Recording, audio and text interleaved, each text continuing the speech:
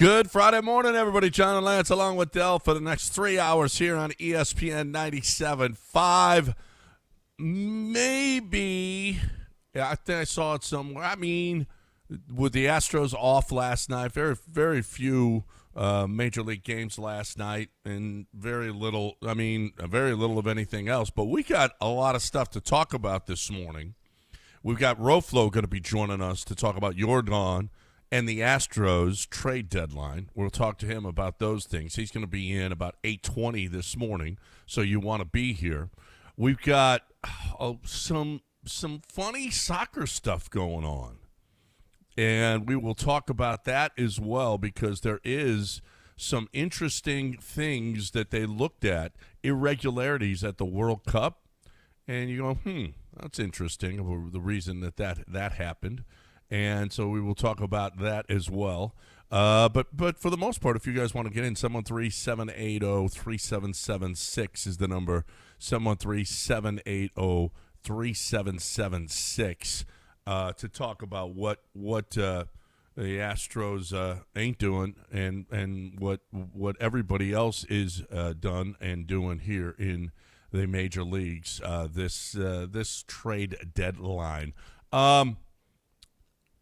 Let's start with the soccer thing, Lance. I don't know if you saw this story, but there is a group, the findings of the group of Copenhagen, and they looked at all of the matches, all the tournament matches, and the betting on all of it, and they came up with some irregularities. Here is the potential. The ones that they marked them yellow card and red card, and they had I think a dozen yellow cards, and they had these three red cards. The red card shown to South Africa's Themba Zwane in the 84th minute of his side's tournament opening game against Mexico. For some reason, this was something that they flagged as that was irregular and quite possibly had something to do with gambling.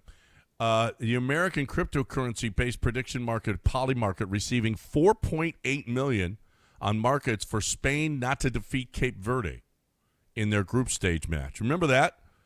How many people bet against Spain or the big money that came out? I don't remember. I remember most people being on Spain.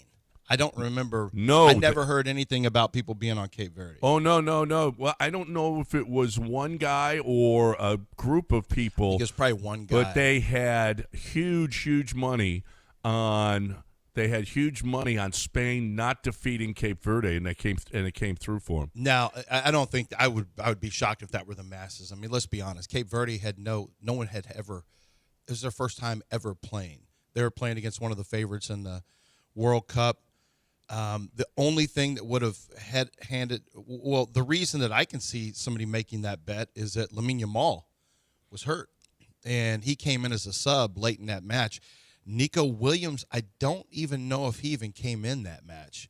So with no Lamine Yamal, maybe somebody took a shot because, they're one of their most dynamic player isn't playing. But, I'd be hard-pressed for anyone to think that Spain, I don't know. I watched the whole thing. Spain just played the way they played, and the goalkeeper had a pretty good game for Cape Verde, as he did most of the time. I don't know. Some of this, all you do is just. I read a lot of it from The Athletic. It's just all it does is just kind of start conspiracy theorists down the rabbit hole of whether or not these games were real. Like, I can see a red card in the 84th minute, which was the South African penalty. Red card. It draws attention because it's so late in the match. But although that was before you even get to PKs, so. You have your extra time, and that's it.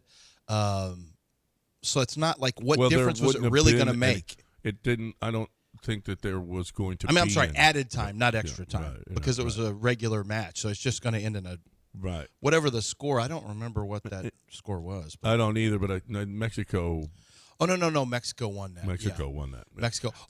Wait, I remember that. And then, but did they also flag the red card for Mexico? They did not. They did not flag that one. Okay, because that was a red card also that Mexico got. There was 3 reds, right? Dale, am I right? Is there 3 reds?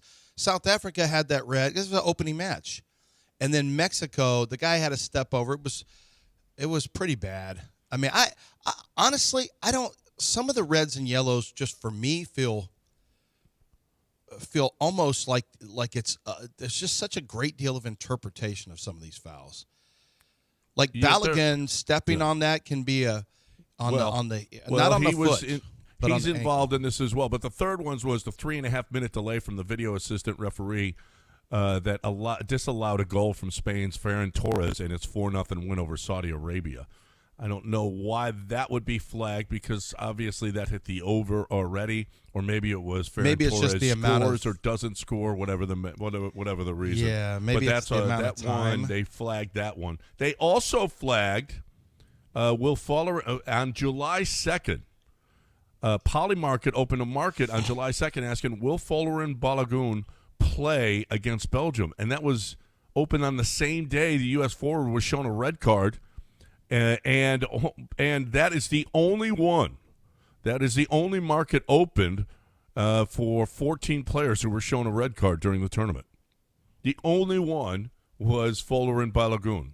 And it turns out that on the day that he got the red card, because there was talk afterwards, but that's interesting. Would he play? They opened up a market of would he play against Belgium, and sure enough, he did, where they didn't open up that market for any other red card. That to me should be a red flag, a huge red flag. Yeah, because that is yeah. I mean, that's the next stage. Will he play?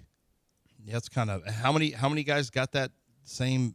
Anyone else have that same? 14 red cards, and no one got that market open. No one had that market open. Yeah, right. Yeah. So that's interesting. That's bizarre. Well, you know what I think these prediction markets have. I think people have.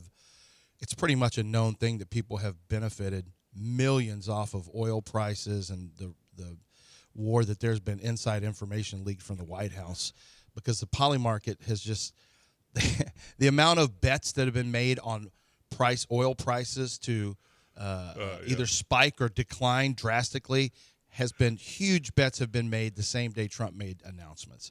So everyone knows. Everyone knows the prediction markets have a lot of insider trading. Right. Well, a tremendous amount. He wears a lot of his thoughts on his sleeve.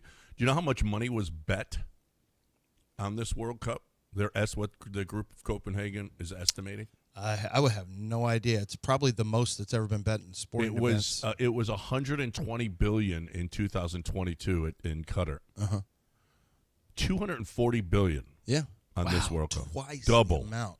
$240 billion. Bet. Well, and the U.S. market is a much heavier betting market than other countries, and it comes to the U.S., and it's in the spotlight more. That makes some sense. You've got prediction markets now are available, which are huge. They're huge multipliers right now.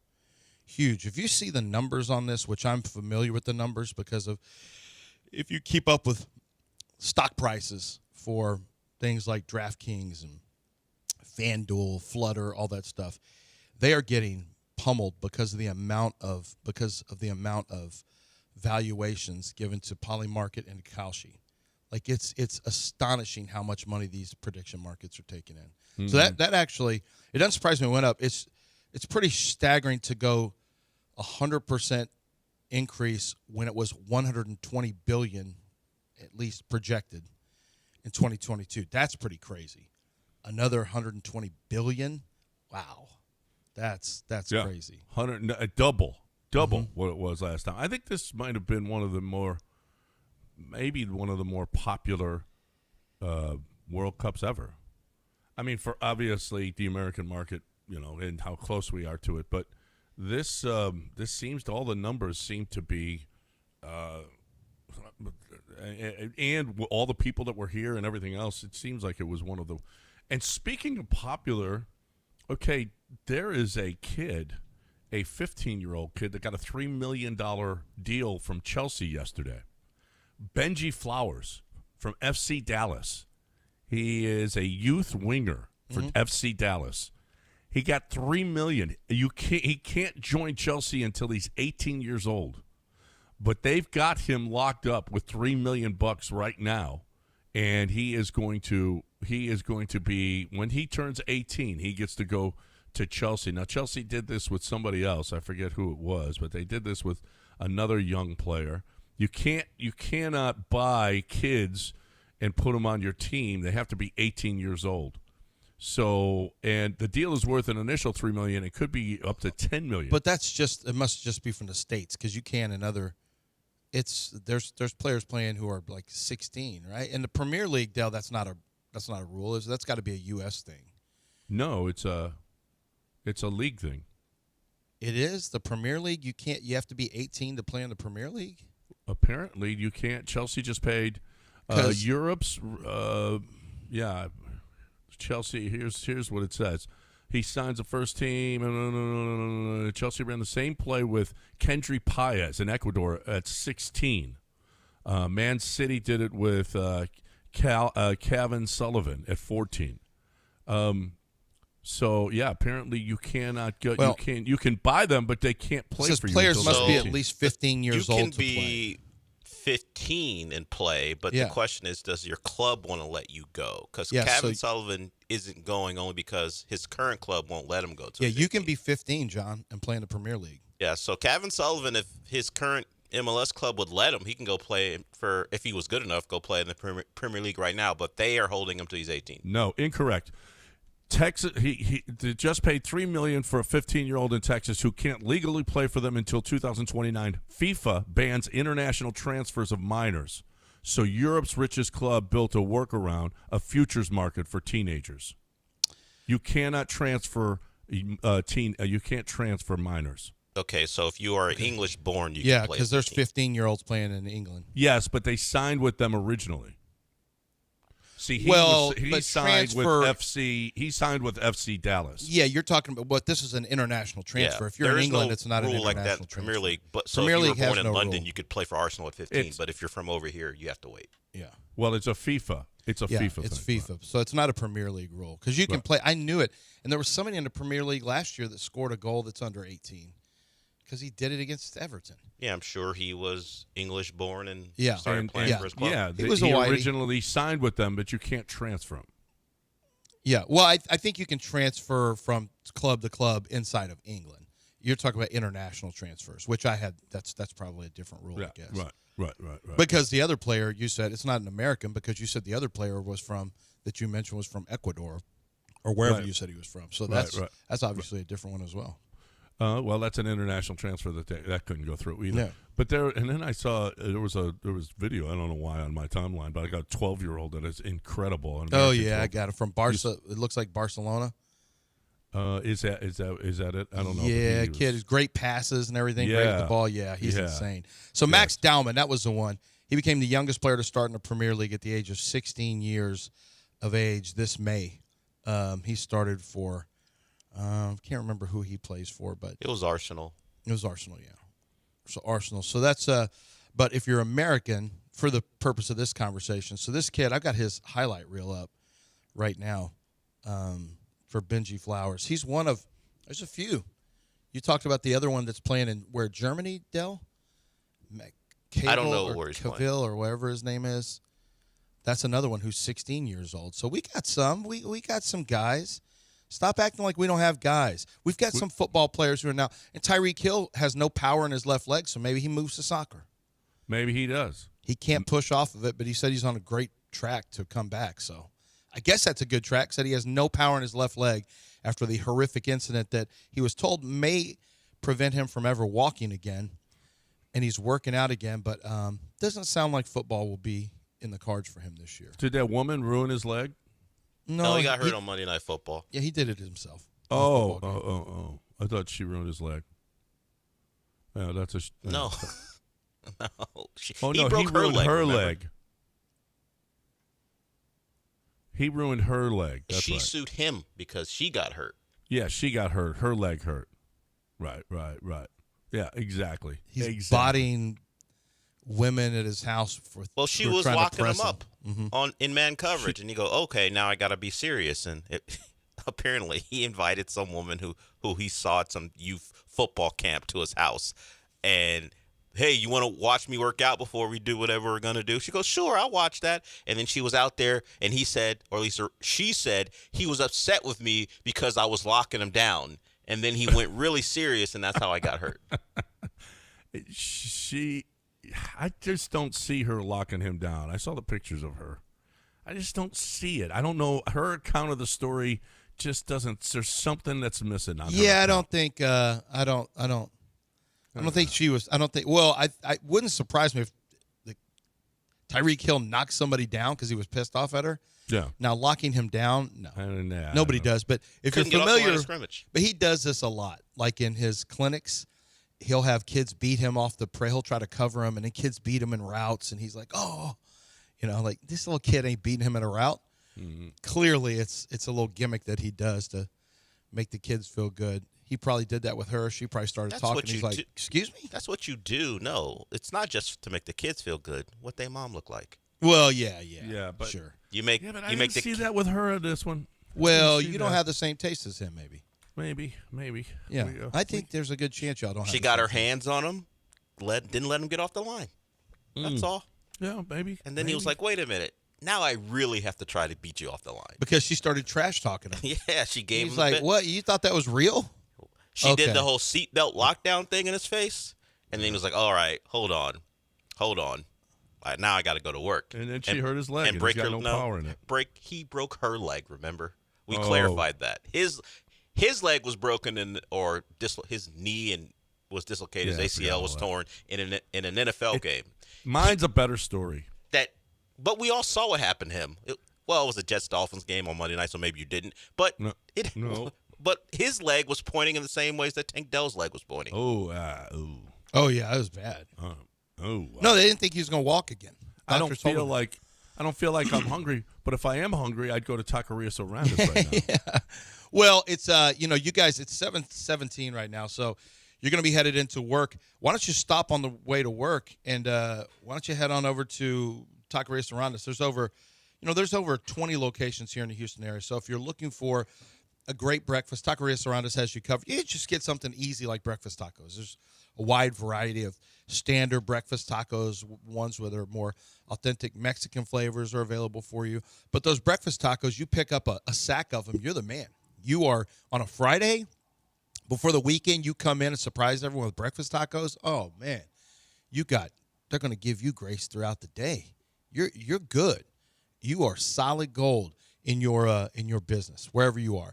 And if it's not that, why don't you and the fellas go out for lunch today to a Taqueria Sorrento's? I promise you this, very reasonably priced, and you're going to find all the authentic Mexican flavors that you have come to know and love from Taqueria Sorrento's. Of course, they've added a couple of Tex-Mex items on their menu as well.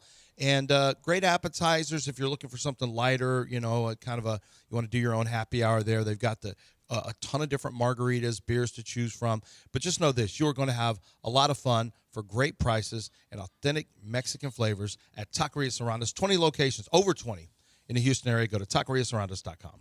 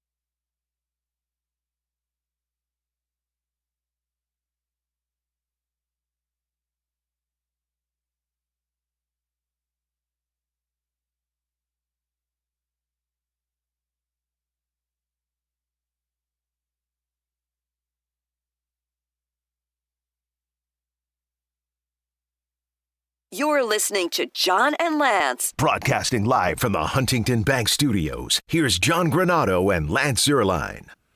Okay, welcome back here on ESPN 97.5, 713-780-3776.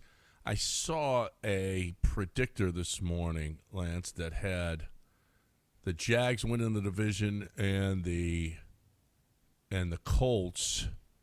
I don't know what I mean. I guess they go through 10 million different, or however many they go through different seasons and different ways, and they had the Texans at 8 and 9. What? Yeah, they had the Texans at 8 and 9. Predictor, right? Yeah. Okay. And not making the playoffs, and they had the Jags winning the division. They had the Bengals at 13 and 4, which I gotta wait on that.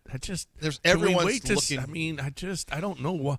I know that they picked up 2 defensive players this offseason, but this Bengals thing is a little out of control. Well, it's because I looked at maybe doing something like that with the Bengals because the Steelers aren't good, the Browns aren't good, and you look at the Ravens and think Ravens feel ripe for a fall off. I mean, we kind of saw signs of that last year.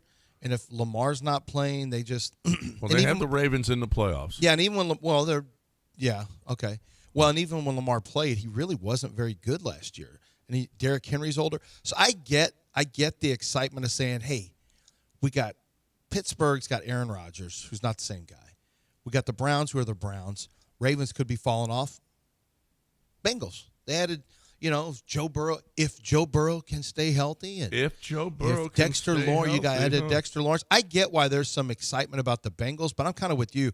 I just can't jump on that train right now. I ended up going Ravens winning the division on my predictions I had to make, and I can't remember how many wins. I think I gave the Bengals 9 wins. Maybe I may have given them 10 wins. I might have given them 10 wins, but this whole if Joe Burrow stays healthy thing.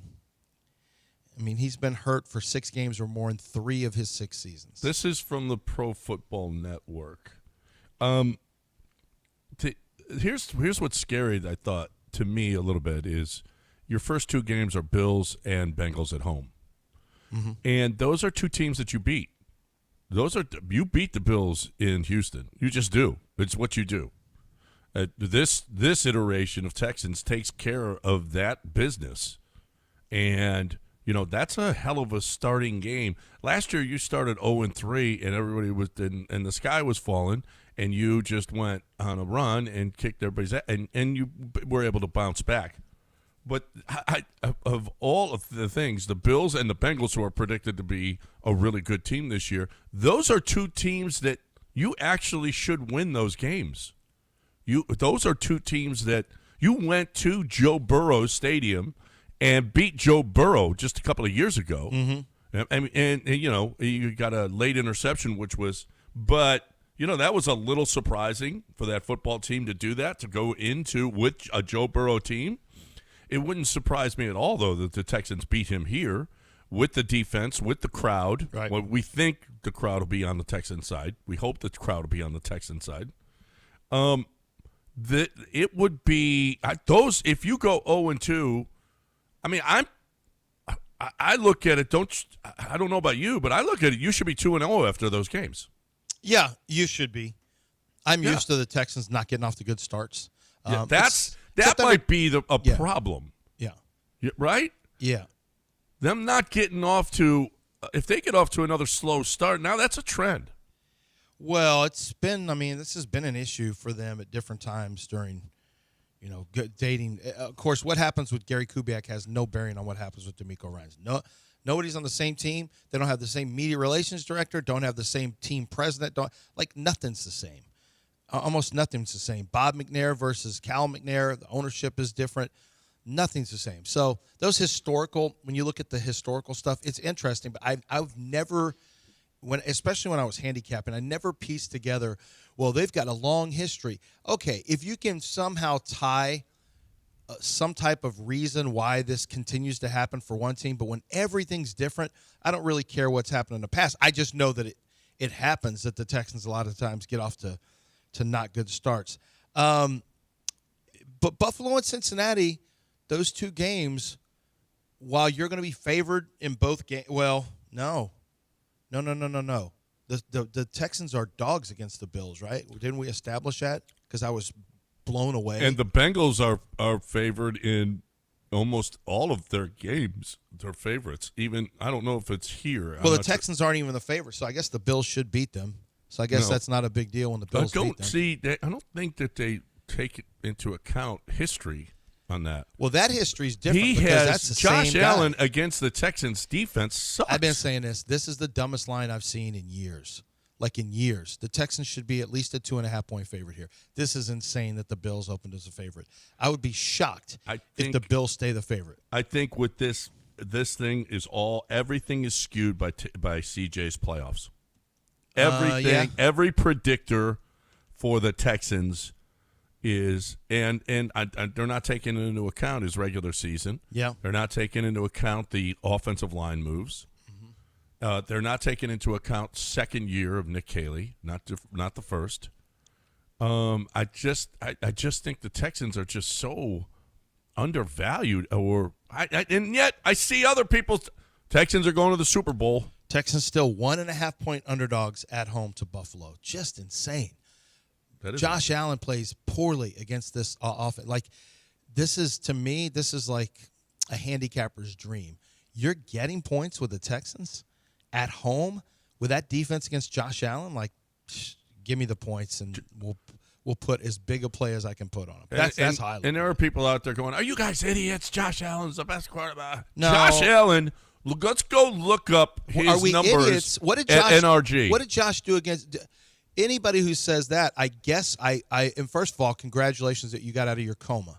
And I think first of all, I'm happy for your family that you are out, that you're awake and you're alive, and that I know it was tough that you missed the last couple years or last 5 years that Josh Allen has played against the Texans defenses. But I do want to let you know that there's a guy named Davis Mills. And I don't know, when you were in your coma, I can't remember I don't know if you had seen Davis Mills play or not.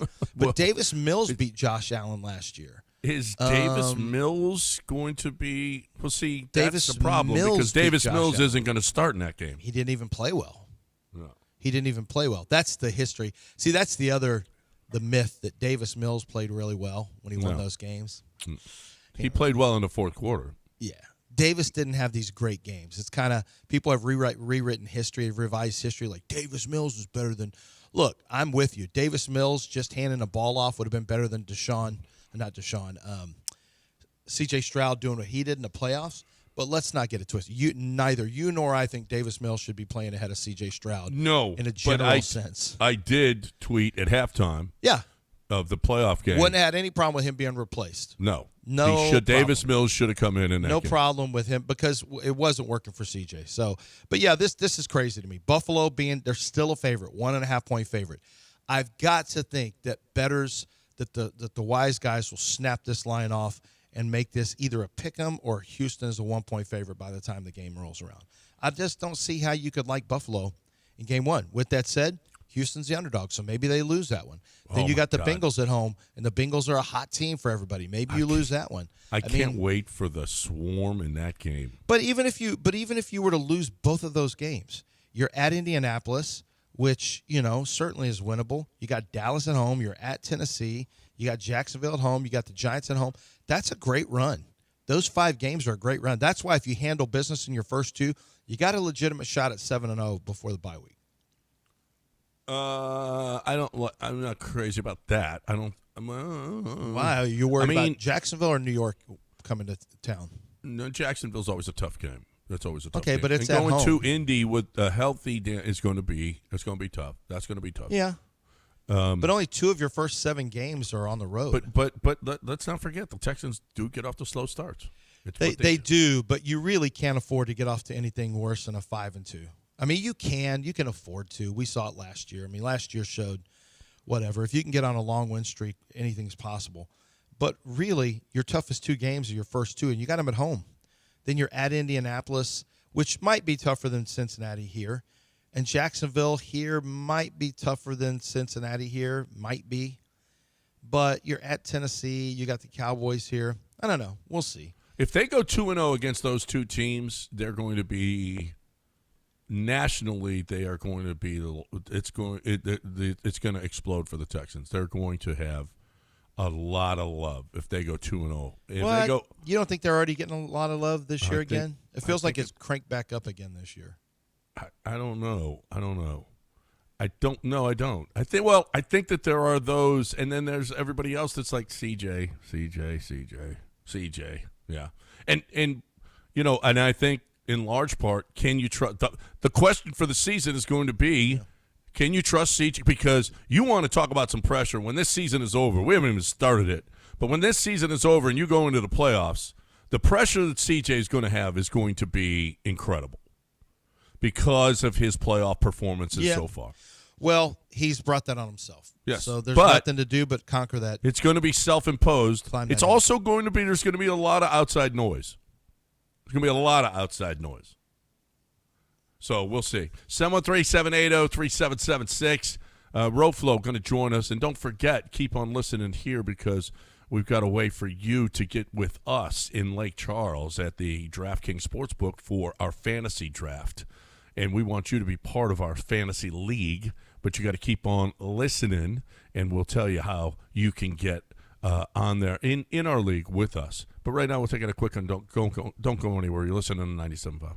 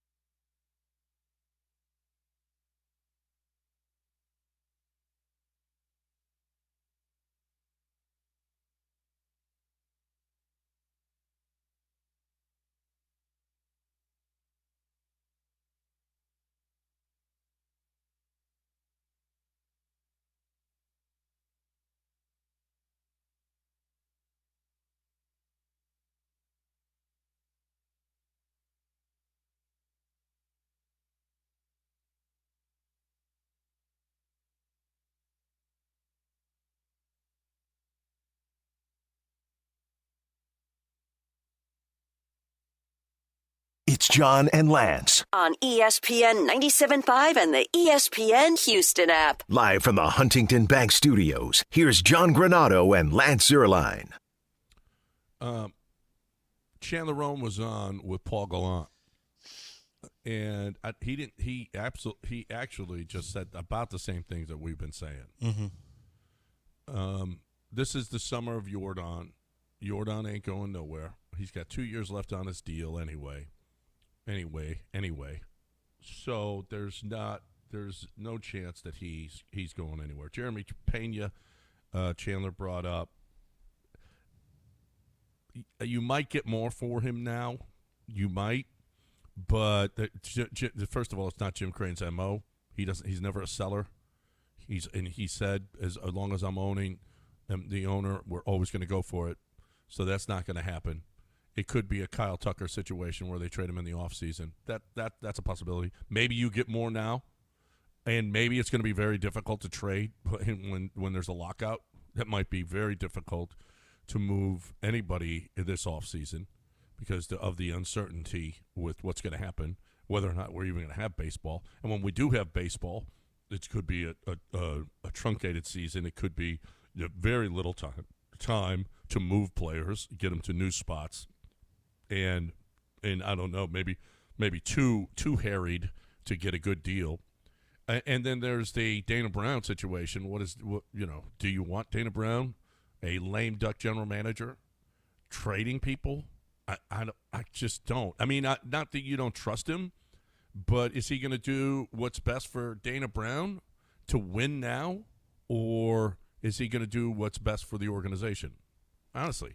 I mean, he and Joe Espada right now are dangling without contract extensions right now. Yeah. This is their last year. Yeah, you can't, this is such a tough call because you got impending, it's almost a lock there is going to be a lockout, no pun intended.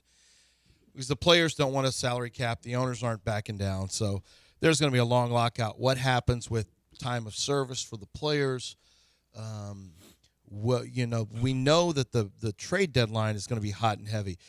Every year, you're right. Buster Olney talked about this. I've seen 3 different baseball analysts say the Astros could be the big winners if they really wanted to go in and attack. And the only 2 they really mentioned, no one's even mentioning Jordan, because we know Jordan would pull your entire minor league system. Like, you'd have to give us everybody you have, and probably make Has good major player league ever players been traded in an MVP season? I don't know. I mean, you would think not, but maybe I'd have to look at that. I don't ever remember anything like that. But I know this: if you traded for him, you gotta give up everything, because he's got, not only you have club control, you have a pretty friendly price tag. So all your base belong to us. Every one of your prospects, your top 4, they're all coming. Whoever you got on a big league level that we want, you got them. We'll throw you another player. And that's what it's going to look like. But Jim Crane won't do that. And that's fine, whatever. I mean, it is true, though. You would replenish immediately. The team that's best suited to do that are the LA Dodgers. Like it or not, they got a ton of minor league prospects. Not only do they have the best roster by far in Major League Baseball, they've got the most top prospects in the top 20, including the top 10, that you have in Major League Baseball. It's not even close. Really good ones. They're all outfielders, too. Most of them. Top 4 outfielders. Their 5th one is a shortstop. But look at this, John. Like, here's the deal. Jeremy Pena, Josh Hader, those are reasonable looks. You could reasonably say, now, would they hurt you this year? Absolutely, they would hurt you if you're the Houston Astros. But those guys would pull some bang in here in terms of what you're looking to, trading. I know Josh Hader has a little bit of a, he's got a higher salary, but somebody would be willing to grab that for a closer who is a good closer. Yeah. And he's having a good year right now. Well, since he came back. I mean, he was injured, but Jeremy Pena, tremendous potential. Big guy with, you'd still have another year left with Jeremy Pena, right? We'd have one more year, 22, 3, 4, 5. Yeah, one more year. Yeah, one more year, 6 and a 7. So Jeremy Pena would pull a lot in.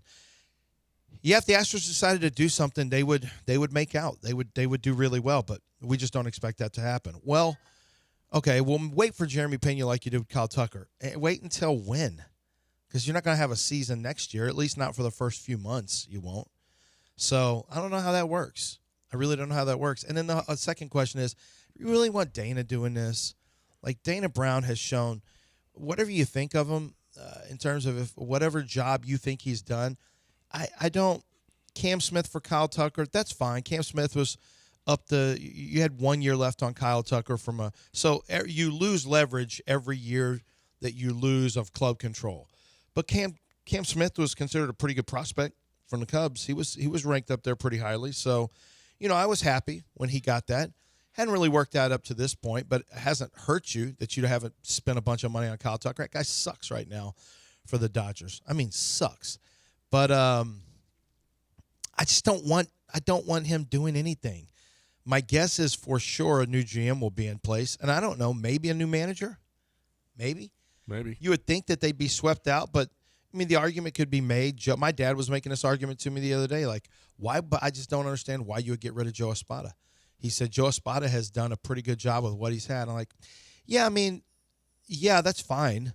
I don't know that this team Joe Espada, I don't feel like – so you feel like Joe Espada is going to be better than anyone else you can get? I never have that feeling. A lot of times when you want to make a switch, you want to hit reset, you change manager and GM same time. Yeah. That's a real when you're going into the last year, Jim Crane just said, you guys got to go prove it. And so far they haven't proven it.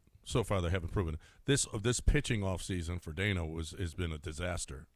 It's been a disaster. Other than Peter Lambert, it's been just unbelievably bad. So, I don't know that the faith is there. Is the faith there when you go into a season and say this is the last year of your deal? You just play it out. Just run it out, and we'll see. And, you could certainly see where that – and we'll see whether or not my predictor is right on the general manager thing.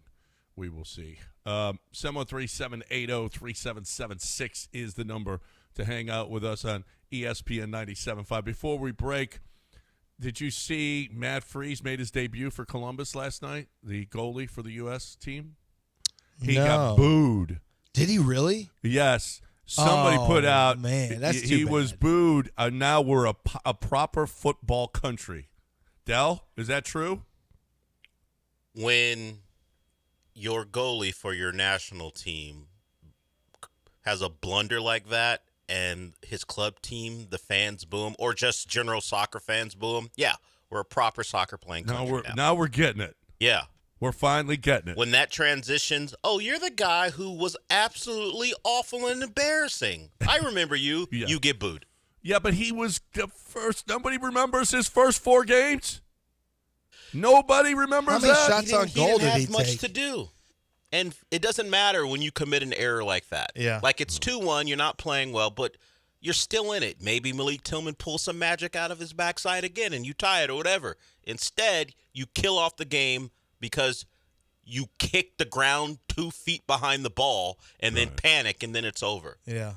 And it's not like you were good anyway. Right. You didn't stop any of the And headers. he wasn't great anyway. You got beat. Yeah, he wasn't good. Yeah. And you weren't challenged. They weren't really challenged up to that So- point. As soon as he was, he stunk. So while I'm not a booer, I feel, Tim Reed, can I don't boo boo Tim Reed either. from here? I feel bad, but we are now at least in the immediate aftermath of the World Cup, a proper soccer playing. That nation. is what happens in other countries. That's Yeah. what- Or worse. absolutely it happens. Or worse. If you pull that missing the ball thing, you're gonna get destroyed. Give up a 4 spot to Belgium. Damn, I mean, yes, you're gonna get killed. And don't try to play it was anywhere, pointed Tim out. It's not only Cam Smith that we got. We got Paredes and we got Wisniewski too. So it's not just Cam Smith that we got for Kyle Tucker.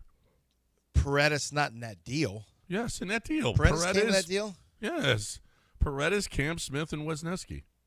Well, I don't care about Wisniewski until I see something else from him. Well, but he can, hopefully after injury we'll see. Maybe he's going to be worth it. But I regret to report that the Brinkman controversy has new life. No, because Tony, our good friend Tony, Concept Mayhem, grabbed something from the stream, and for the first time I hear 2 R's.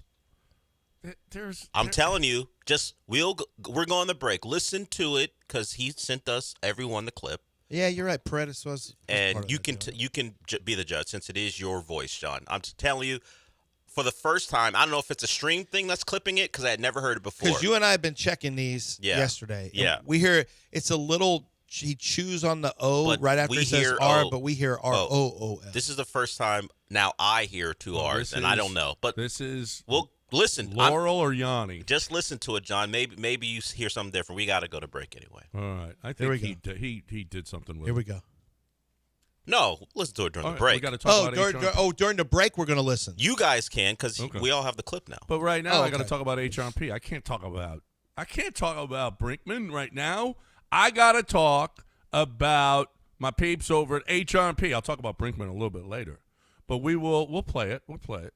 But HRP, okay, if I make a mistake, if I'm an employee and I make a mistake, if it's an honest mistake, then okay.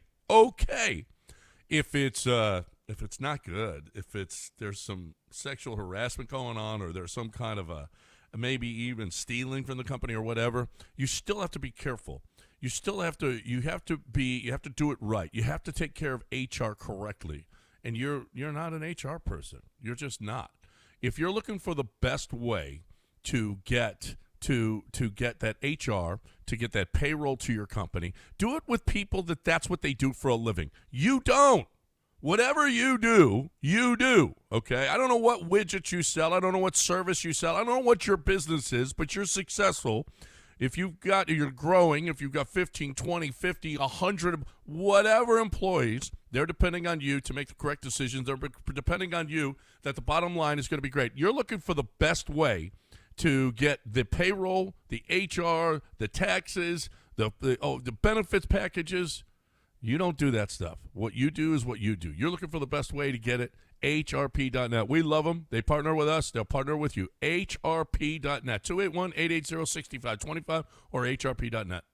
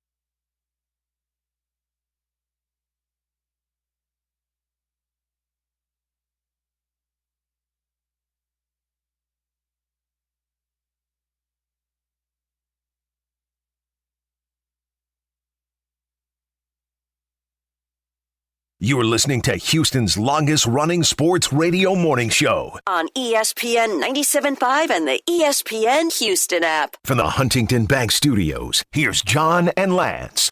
All right, there's definitely controversy, and I'd have to see if that's edited, because that's definitely RROF.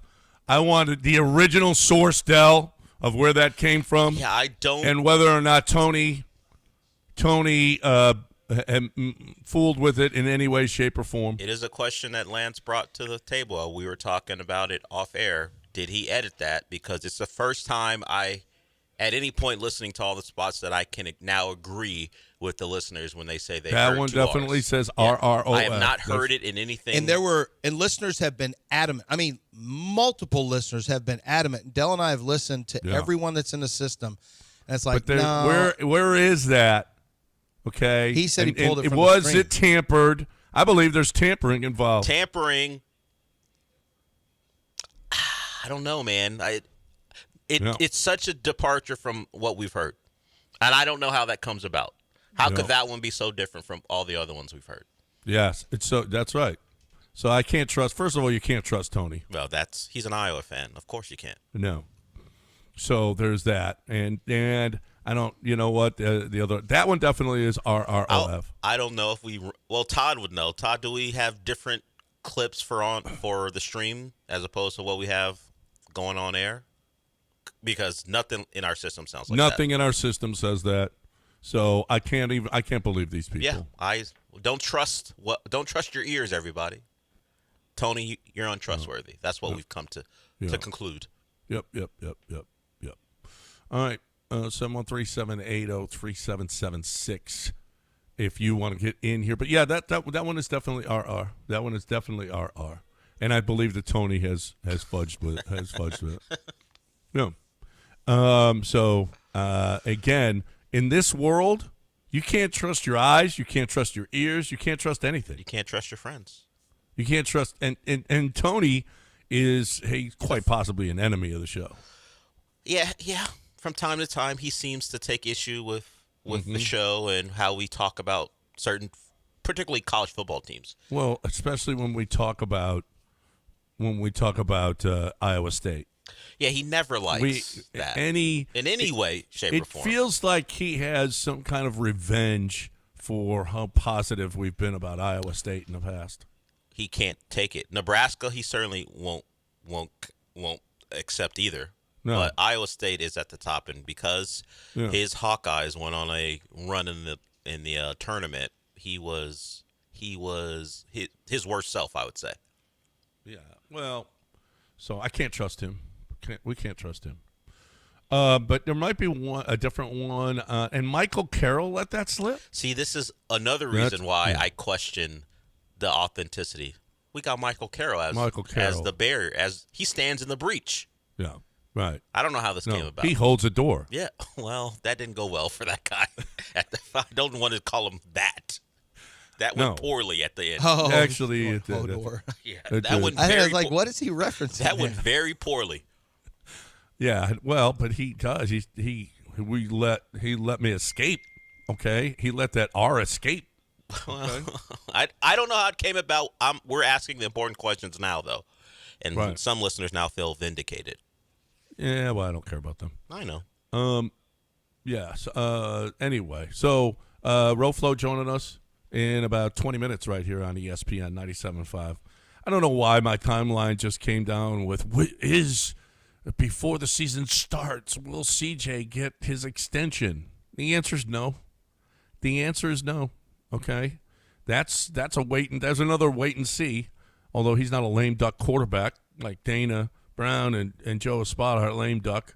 He's not lame duck. But this is, I mean, you want to talk about now. He did an interview with Ian Rappaport, and he said to the effect, I've held up my bargain. He said, which she's supposed to say my end of the bargain. But his quote was, I've held up my bargain. And, so far regular season, I think you could say that. He's not going to be one of the – if you go by his regular season, just forget the playoffs. You can't forget the fact that they make the playoffs and they win a playoff game every year. But if you go by his regular season, CJ is a middle of the pack, upper echelon, He's just an average lower quarterback. No, he's a middle of the pack I quarterback. think he's an average NFL starter. Yeah, for a playoff team. Yeah, that's fine.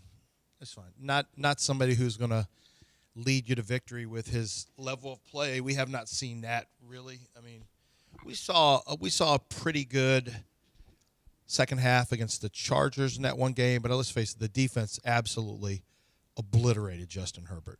So we know. I mean, CJ hasn't to get paid the money that his side is looking for. He has not performed to that level yet. He still has really 2 years, if you really want to be honest. He has this year, then he has a 5th-year option. Then, frankly, he could end up having could have 3 years because the Texans, if he doesn't play great, you could see them put him on a franchise as well. Now, here's why I'm feeling like that's kind of unlikely, even though that might be the best course of action for the Texans if they're not completely all in on this. Every year you wait, the price for quarterbacks goes up. Every single year you wait. But also when people think like that, agents just sit and chirp and yell and scream until they get redone deals. After they've done a deal, they're not going to let the deal go out. If they feel like the number's going up, they want a rework deal.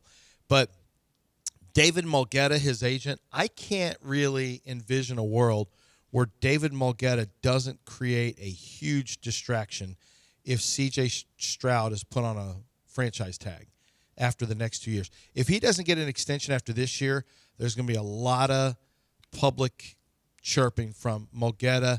And I don't know who Ryan Clark's a Mulgeta client. He's not on ESPN. He may land somewhere else. But I don't know. There will be chirping if C.J. Stroud doesn't get a contract extension after this year, regardless of how he plays. There are just people who just want you to give the bag to CJ, and that's it. They don't really have any there's really no connection there. They just do. If you want him to earn the level of money he's going to demand, $55 to $60 million, the Texans probably want to see a certain level of play, not just team success, which is more heavily weighted towards the defense. They're going to see a certain level of play. And if he doesn't do that, okay, well, that's fine. We got 5th year. We're going to let him play at the 5th year. And then we're either going to get a deal done after the 5th year or we're going to franchise him in the 6th year because we're not going to let him walk. Or they could decide to trade him in the 5th year. But we know that trading C.J. Stroud is highly unlikely because teams just panic. Like you thought it's hard to trade Yordan Alvarez, who would bring you a ton of prospects back. It's really hard for teams to trade a quarterback because they're just terrified of the unknown. If he gets to franchise tag level, John, if he's with the Houston Texans for 3 more years without an extension, 3 seasons, and I'm including this season where he's not getting an extension, oh my gosh. There's just no way Mulgeta is going to be okay with that. There's just no way. Well, I can't trust Mulgeta anyway. Since Deshaun signed his contract, he never played another game. Right, So, but I think that was a. I mean, if you're being honest, I haven't seen that with any other player. That was a Deshaun thing. There's no question. But that was kind of a perfect storm. He did it with I'm really worried that there was. He did it with Jalen Ramsey too. No, he didn't sign a contract. And he had have him leave. He had plenty of contract left when he said, "I ain't playing here no more." Did he have a lot of contract left? Yeah. Okay. I mean, Deshaun's didn't even play on that contract. Not even a down. Deshaun didn't play a down on that contract, but he got all of his signing bonus. It almost felt like a con. I mean, I was worried about was this a con that was set up from the beginning because DeAndre Hopkins was gone. So the argument about DeAndre Hopkins, he didn't have DeAndre Hopkins when he signed his deal and cried on the Zoom because we had COVID, because he was so happy that this moment had happened and his family was happy and he thanked the Texans. But, I couldn't help with after the way that thing went down and he knew DeAndre Hopkins wasn't there anymore. It just really bothered me that it felt like, because he did play that year. But it really did feel like, man, was this was this part of a con that they were always going to take that and he could say, well, I'll get you out of here if things don't go well, and I can get you out of here and we can get a brand new deal somewhere. Like, that's what really bothered me, is that Mulgeta might have done that. I hope that's not what he did, because that's one of the scummiest things that would have ever been perpetrated if you just stole a signing bonus from a team. But because the Texans didn't claw any of it back from what I remember. They didn't get any of the signing bonus back. Because he actually didn't technically not live up to his contract. They didn't have to pay him when he wasn't there, but he came in and was part of a shut-in. Remember that? He'd just show up at practice and then mean mug everyone who tried to have camera, try to take a picture of him or talk to him. Right. 8:03 here. We got to break it right now. It's 8:03 here on ESPN 97.5. When we come back, I do want to get to we need to set up what's going on with the Astros, because this is a big series with the White Sox. I mean, in a way, it's a big series.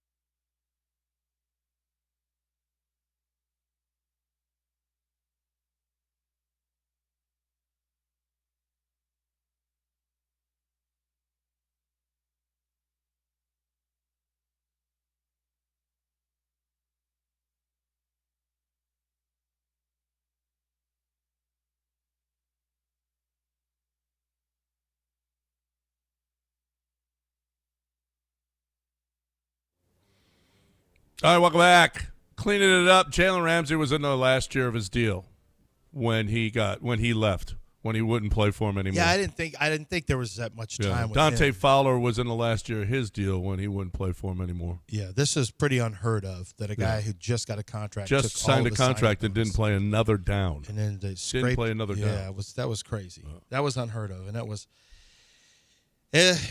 bad at the time. But there was so much negativity toward the Texans that I'd say a strong majority of the fans were like kind of in Deshaun's favor, even though that meant that he would leave.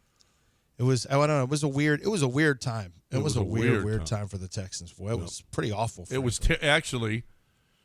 It was, and Cal was in the crosshairs. And I don't know that I've ever seen a flip of popularity like Cal. Yeah. Anything that they posted, the Texans posted, was met with derision and sell the team and For him and for Easterby at first when he was Knowledge is power. all of that. And Hannah turned all that around. Literally, Hannah turned all that around. Yeah, and winning, and D'Amico winning. Yeah. I mean, winning turned well, it around. they finally hired someone that was competent as Getting rid of opposed to the Easterby. previous two. Yeah. You could have been flipping burgers and being a nice guy all you wanted, but if Yeah. you were losing, he'd still be getting cracked in the comment section. That's true. But he has done a 180 on his public relations. That's great. It means they're winning. And, Cal seems like a really nice guy. Just he seemed way over his head dealing with Bill O'Brien and Jack Easterby. Like way in over his head. Those guys were brutal. I mean, you had to really – there was no one in the building that didn't seem like to stand up to those two. And then eventually those two started clashing, and that's when it all fell apart. Mentioned that the Astros are in Chicago, so they've won 4 of their last 10. So the Astros are still 4-6 in their last 10. They just happen to have a sweep of the Miami Marlins. They're coming off that sweep at home, which got them back in the mix. So they're still 4 games behind 500. But you're in Chicago for the next 3. Tonight you've got Spencer Arrighetti. Then tomorrow is going to be on Saturday. You got Hunter Brown. And then Sunday you're going Ronel Blanco. So Blanco is officially in the rotation. So Blanco is going to get that Sunday afternoon start, and that one's on ESPN. So what do you think? You've got Spencer Arrighetti matching up against Davis Martin, who's 9-5 with a 3.31. He's been rock solid the whole year for them. You've got Hunter Brown, who we have seen just poor performances. The last 3 starts have not been good. You got Sean Burke, kind of the same thing. 7-4 with the 3.20. His whip is 113. So pretty damn skippy there. White Sox are a pretty good team. Yeah, they are a pretty good team. And you got Ronel Blanco taking on Eric Fetty, and that's and he's the one that one. If Blanco plays well, you got a real shot to win that one. He's been a pretty average pitcher, and but your pitchers have been pretty average as well. Blanco's making his second full-time start. You got Arrighetti, who hasn't proven that he has gotten past all the funk yet. And then 3 straight suspect starts for Hunter Brown. Something's wrong with Hunter. Yeah, something's up with Hunter. Yep. Something's up with Hunter. More walks and strikeouts in his last 3. That's just unheard of. Yeah. It just is not. I mean, this whole season has been from the start. This whole season has been just an odyssey for him. It's just weird. So he's got to it's time to turn it around. I mean, Amai has shown that he can throw. He's got great stuff sometimes, and then he gets lit up. Arrighetti was great, and then sucked. Lambert's been your he's been your most consistent guy. I'll tell you what, Sean Burke. Looking at Sean Burke, who goes up against Hunter Brown, man, this dude has been on a little bit of a roll. In his last several starts, working backwards, 6 2/3 innings. No earned runs. 7 innings, 1 earned run. 6 innings, 1 earned run. 5 1/3, 2 earned runs. 6 1/3, 1 earned run. 7 1/3, 1 earned run. That's what his last 6 look like. So he took his ERA from a 3.99 down to a 3.20. That's the kind of run he's been on. I don't need that run in my life. Yeah, I know. 2 wins have been against Cleveland, 1 against Toronto, 1 against Baltimore, 1 against the A's, and 1 against the Yankees. We don't need that. Nah, not really. Oh. I don't. Not really. So let's. Well, that's tomorrow. We got today. You got today. We You got Spencer tonight. Getty. You got a fade. Who needs right tomorrow? All right. Let's make it last. Let's find a way. Now. Eric Getty, please. I know you're singing. I know what song that is. You're not sneaking up on me. What are you talking about? We got to know, babe. Why don't you stay? Who is that? Is that Cocker? Joe Cocker? No. Who is it? Bob Seger. Bob Seger. Yeah, I always get those two mixed up. You They're get both Joe famous. Cocker and Bob Seger mixed up. Okay. Against the wind. We're still running against the wind. Joe Cocker, Wonder Years theme. No, Joe Cocker is English, isn't he? He's not the one who has. Who's the guy behind the Wonder Years? Not their theme song, but the song that opens up the Wonder Years. Oh no. I can't remember that song. What is that song? How's the song go? I got That's Now I gotta remember. What Yeah. is? What is love? No, That is it go like that? No, Is that Joe I Cocker? completely off with that from my point of view. With a little help from my friends, who's the No, it's Joe that's right. Cocker. It is. That's Joe yeah, Cocker. Yeah. Yeah. Come on, you made Yeah. me doubt myself. I knew know. I knew I had that one. It used to be the beginning of sitcoms, like the music from there, the theme songs, and they weren't. A lot of times they weren't even songs you hear on the radio. Those songs were bangers. Like you knew about those. Those were true earworms, where you'd hear those songs. I don't know, what would we do, babe? There's a moonlighting theme by. Remember that show Moonlight with Al Yeah. Jarreau sang that. Like the songs for those Gilligan. You can go all the way back to when you were a little kid with Gilligan's Island, the Brady Bunch. You knew all those songs. I used to have a CD that had all of the songs from. It was like sold as a CD where you had all the intro songs for all the different sitcoms and cartoons and things like that. Now I don't know songs to. This is what I know. There's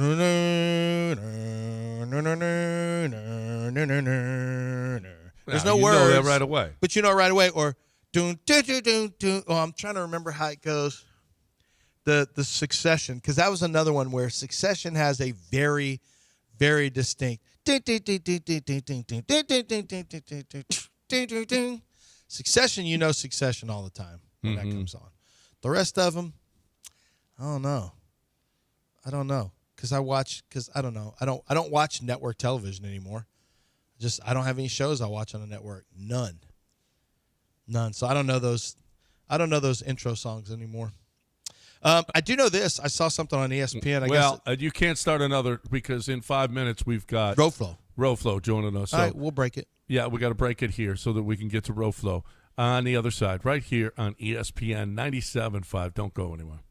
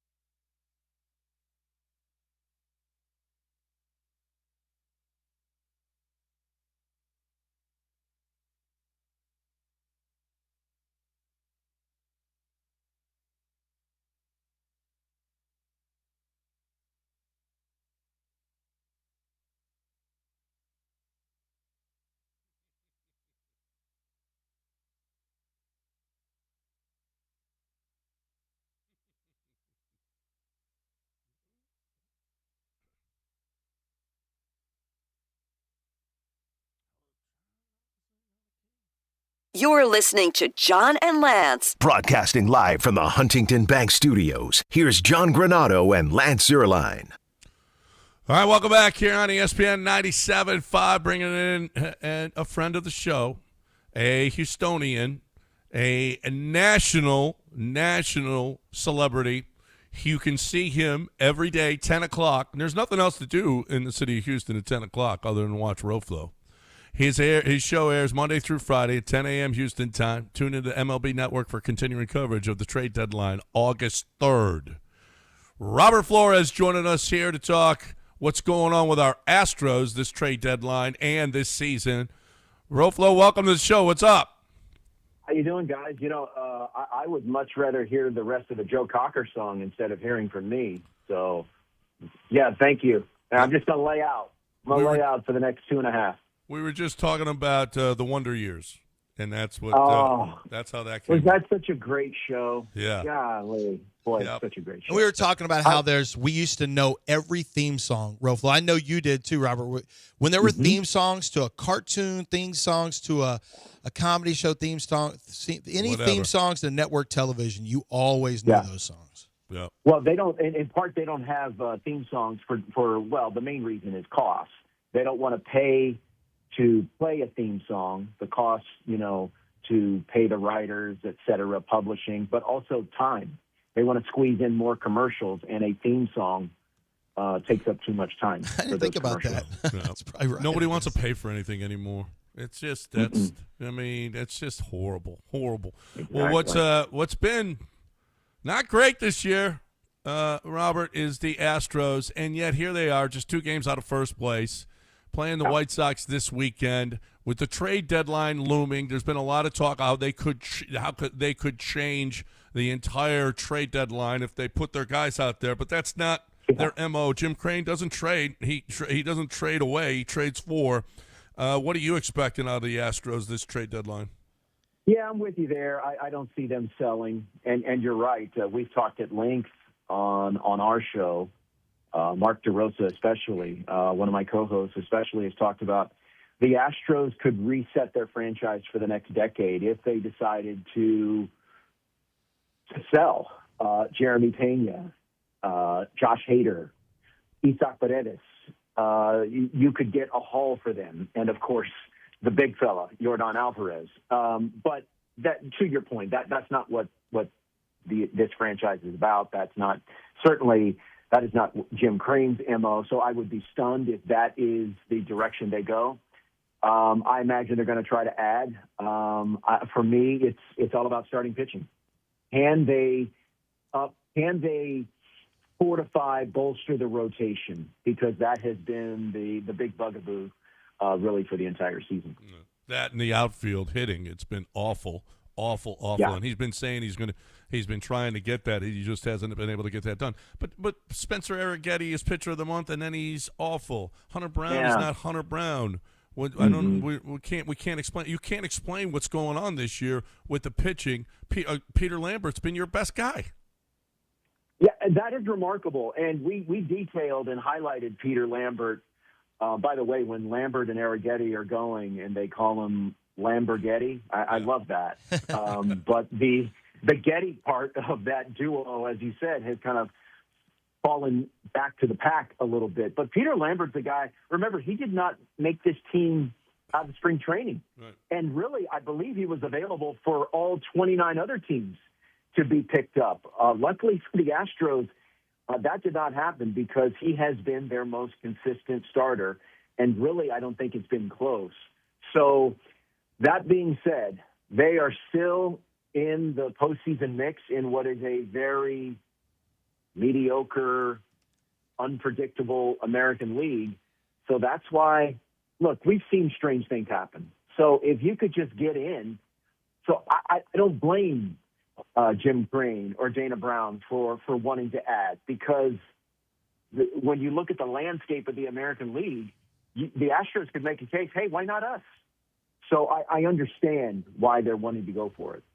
I just worry that there's going to be so much and just the way you positioned it a while ago about how you could reset your your club for a decade. I mean, Yeah. it was so great to have this run with Houston Astros baseball. So great to grow up with the team, along with the team. Mm-hmm. Your fandom grow with that same group of guys, and it's so infectious. I mean, it was so infectious for the city. It was the best. And you've got an opportunity to do that, but it takes some short-term pain. And, of course, your evaluations have to be good. Let's not forget that. You still have to evaluate properly. But we're talking about the level of players we're talking about, Robert.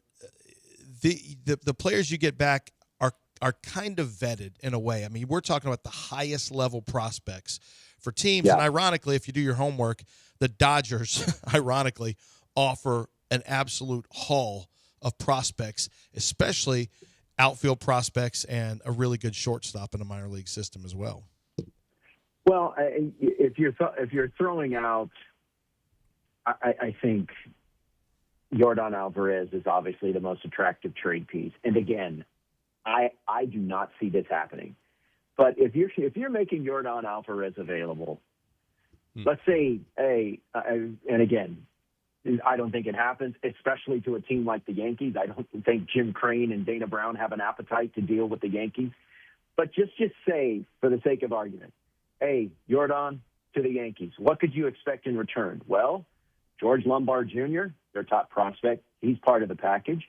Spencer Jones, who of young players who's been billed as the left-handed Aaron Judge, he's part of the package. And that's just part. Maybe someone like Will Warren returns in the package. So, again, you could reset – the Astros could reset this franchise for the next decade and be ready to go. Yes, there's the short-term pain of seeing some all-time greats walk out the door. But, again, that's not the way this franchise works, and that's not the way this owner thinks.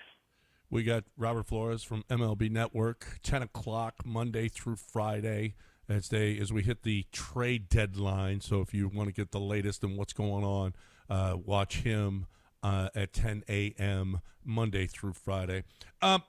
You mentioned Yordan. I saw Mark DeRosa break down Yordan. He says he's a combination of Freddie Freeman, who will go the other way. I want to hit the ball over the shortstop's head every time, and Big Papi.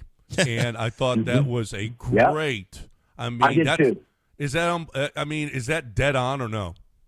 No, I thought it was great. D-Row, I think that's what makes him one of the most unique analysts I've ever worked with. He's got a real feel for breaking down the game in a digestible form for viewers or people that have not played the game at the highest level, or maybe don't even know the game the way the professionals and those within the industry. So he compared Big Papi, the power of Big Papi, with the approach and philosophy of Freddie Freeman. So I thought it was, like you said, I thought it was spot on.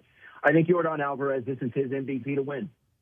Barring something unusual, he's going to win the MVP in the American League. And I don't think it's close right now.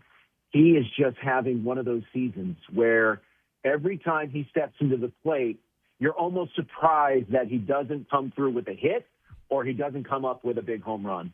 When he hit that home run against Sandy, it was like I wasn't shocked. I still blurted out, "Holy bleep," while I was watching it in my home. But it's just remarkable what he's done. And the other thing that I like about him, I saw recently in an article on MLB.com that Brian McTaggart wrote, that he said, you know what, guys, I'm not talking about the Triple Crown anymore. We got too much baseball left. So I appreciate that about him. In an age where we know everything about everyone and we hear from people all the time, there is that shroud of mystery around Yordan Alvarez. It's part of his mystique, and I think he's one of the most remarkable players in the game right now, and he's going to go down as one of the greatest Astros in the history of the franchise. Why would you pitch to him? Why would McCullough throw to him in the eighth? I know you can't put Pena on second. Yeah. I guess you can't. Well, if Barry Bonds could be walked with the bases loaded, then why would you throw to Yordan in the eighth inning of a tie game? Well, yeah, and look, I understand. I certainly understand that point of view, but I also think that we underestimate how difficult it is two pitch-around players, pitch-around hitters like Jordan.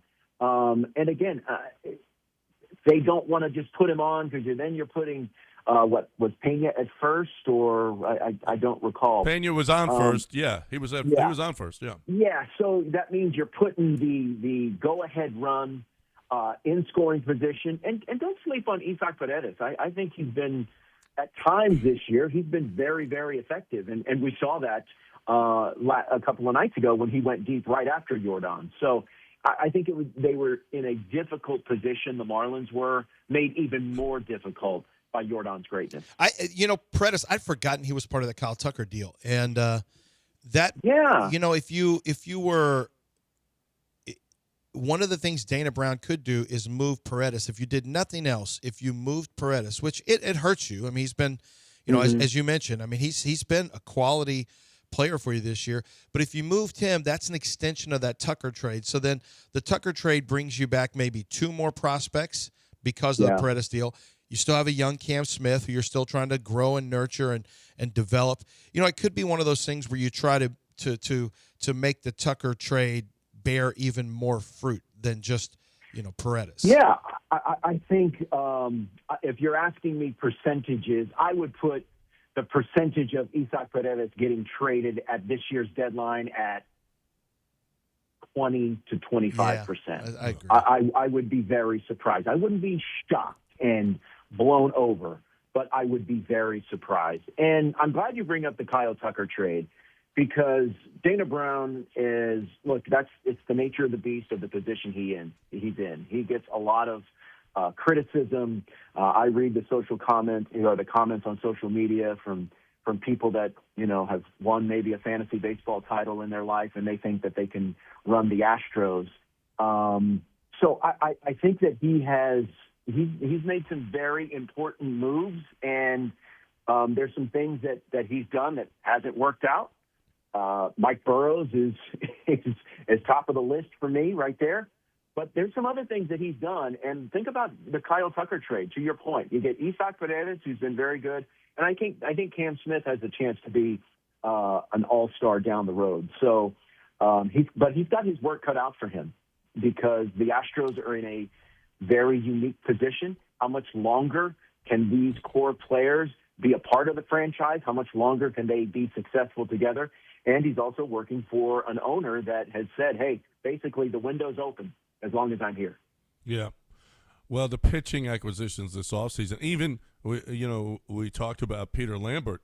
They let him go at 29 other teams. Now, Peter Lambert's resume was terrible with Colorado, and then in Asia was no good either. But so there's a reason that people – but all the other acquisitions that he made this offseason have not worked out at all. He's a lame duck guy. We don't see this too often. He and Joe Espada both lame duck. How do you handle that, a lame duck general manager at trade deadline? Do you let him, because he's worried about one thing. Well, maybe not one thing. Keeping his job, though, has got to be near the top of the list. Yeah, I'm. I don't know Dana Brown very well, but I know him a little bit, and I know him to be a professional, a pro. So he's going to do what's best for this franchise, and I don't think that his personal situation is going to be at the forefront. I think he's going to make the best moves possible. He looks at the standings. He knows what's at stake here. He knows that the American League, as we said, is particularly wide open. There's not a dominant team. Now, am I ready to say here on, what's today's date? Late July here, that the Astros are a World Series contender? No, not right now. But let's say you get Foster Griffin from the Washington Nationals, who's on a one-year deal, who has been fantastic. Let's say you get him in. Let's say Hunter Brown turns it around. Let's say Tatsuya Imai continues to make strides. And then you add someone like Mickey Moniak or J.J. Bleday or Jake McCarthy to help the outfield. And Jordan continues his MVP run. Who's not to say that a couple of moves here or there doesn't get this team over the top in the division? Will that be enough to beat the Dodgers or any other team in the National League? I don't know. But it could be good enough to make a deep run in the American League. I do know that. Yeah. No, I think the American League, as you said, the American League's wide open. It just has not been – it hasn't been – and which is the All-Star game was incredible. The American League has just gotten it handed to them all interleague, and then they beat them 4-0 in the All-Star game, which was crazy. Yeah. Yeah, just weird. But 2 games out of – I mean, what do you guys – are you even talking about the American League West, you guys, because it's so – all the time. It's been so bad. Yeah, I mean, we talk about it. It's good for TV because it seemingly changes on a daily or weekly basis. Right now, the Rangers are the leaders of the division, and they're at 500. The Mariners are a half game back, and they're 1 game below 500. I don't believe in the A's, and I'm certainly not buying the Angels. I think that they're going to be massive sellers at the deadline. The A's are talking about trading Shea Langoliers because he doesn't want to sign an extension. So for me, it's a 3-team race as far as the division title goes.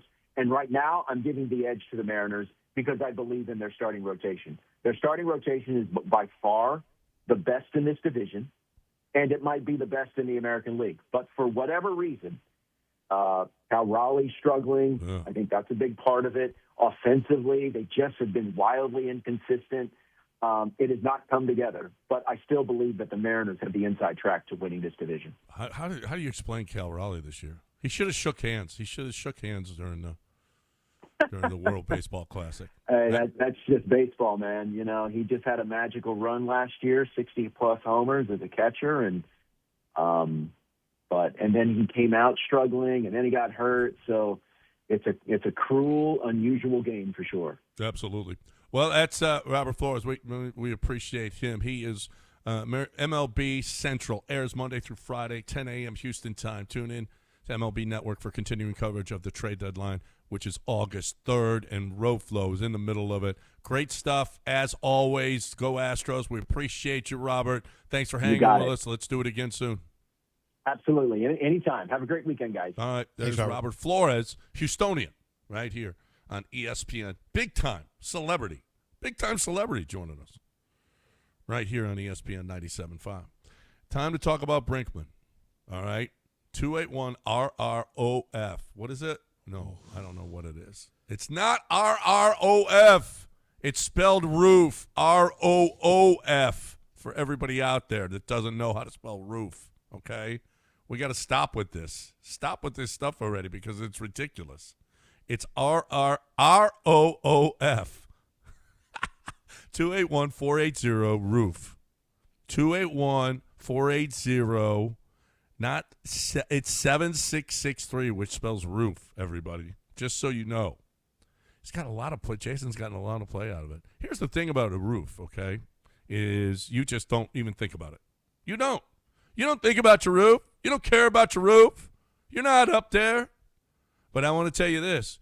Go walk away from your house and see what your roof looks like, okay? Because if it's shiny, you got problems, pal. You got problems. If your black roof is shiny, that means those shingles are old. That means if anything happens, guess what? Insurance company ain't paying you. And oh, by the way, if, your insurance is up, they're going to say, hey, no, we can't insure this roof. You know what you need? You need Brinkman.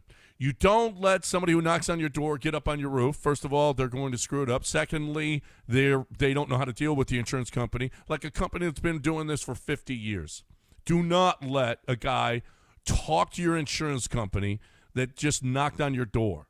And by the way, they won't be around. Jason Brinkman and Brinkman, the Brinkmans are going to be around. They've been around for 50 years, which means they're accountable. All right? They'll be there. If anything is wrong with that roof, they will fix it. Brinkman Quality, all right? BrinkmanQuality.com. You have any kind of roof issue, doesn't matter business or personal, whatever the case may be, BrinkmanQuality.com. 100% financing available and free, no obligation estimates. 281-480-ROOF, 281-480-7663, BrinkmanQuality.com.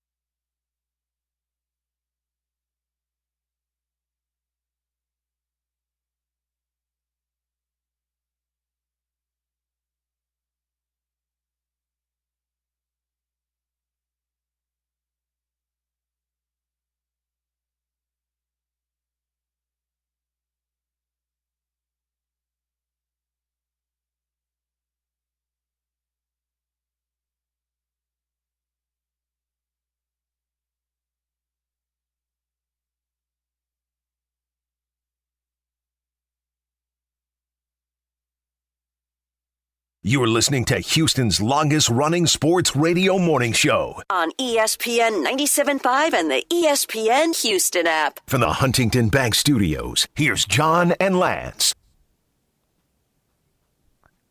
Welcome back here on ESPN 97.5,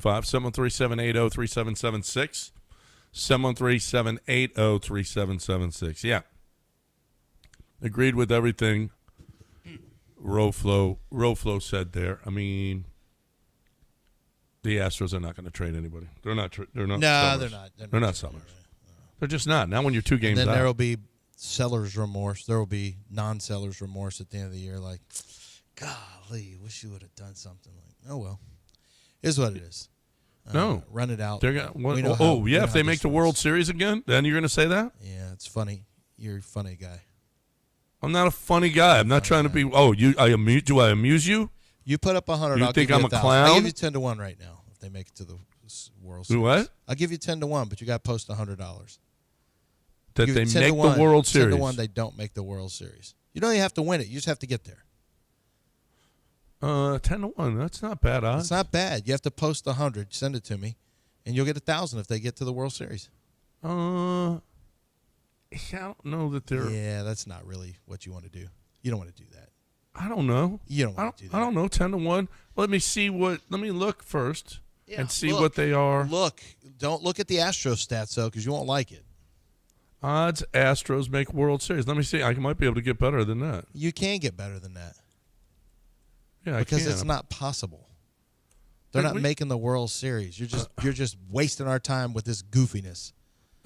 This team can't make a World Series. We're just going to sit there and try to win a division, which that's fine. If that's your goal is to try to win a division and get in the playoffs, that's fine. They've done that they've been in the playoffs, not last year, but previously, and gotten run out of the playoffs. I mean, it's just frustrating to me. I'm frustrated with the Astros like I was frustrated with the Texans, where I saw what was happening under O'Brien and Jack Easterby, and there's nothing I could do about it. Like, I knew what they should do, but they were just going to keep doing terrible, stupid stuff, and there's nothing you could do. It's not that bad with the Astros.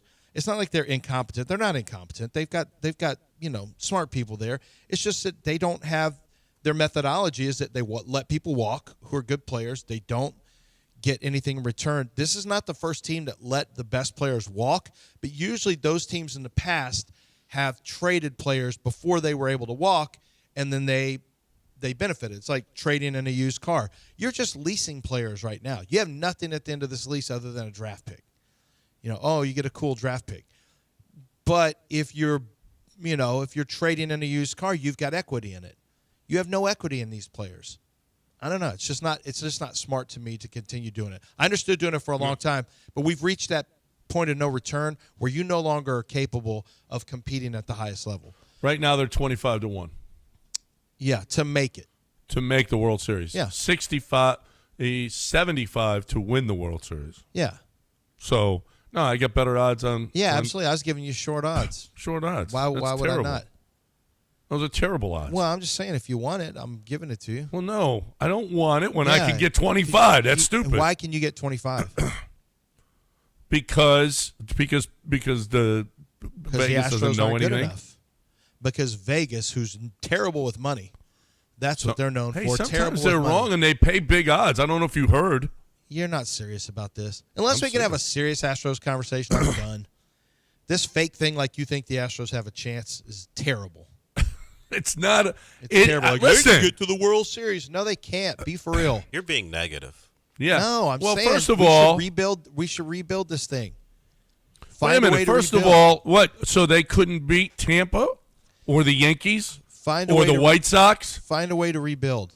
No, wait a minute. Honestly, there I don't know. is You not. couldn't beat the Orioles, The American League is wide open.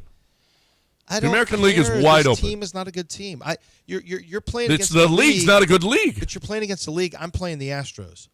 How good are the Astros? The goal is to get the best team you can have, and this is not even remotely close. We've seen what good teams look like. I don't care what's around them. They're not good. They're one of the ones that aren't good. They're still under 500 by 4 games. I mean, they haven't been over 500 in forever. Even when they take a step up, they take big steps back. Like it continues to happen. They've told you who they are over 100 games. Or close. We're not at 100 yet, but we're coming up on it. No, you are. It's 104. Oh, no, yeah, that's right. We're up over 100. We're up over 100 games. I mean, I feel like they've told you who they are.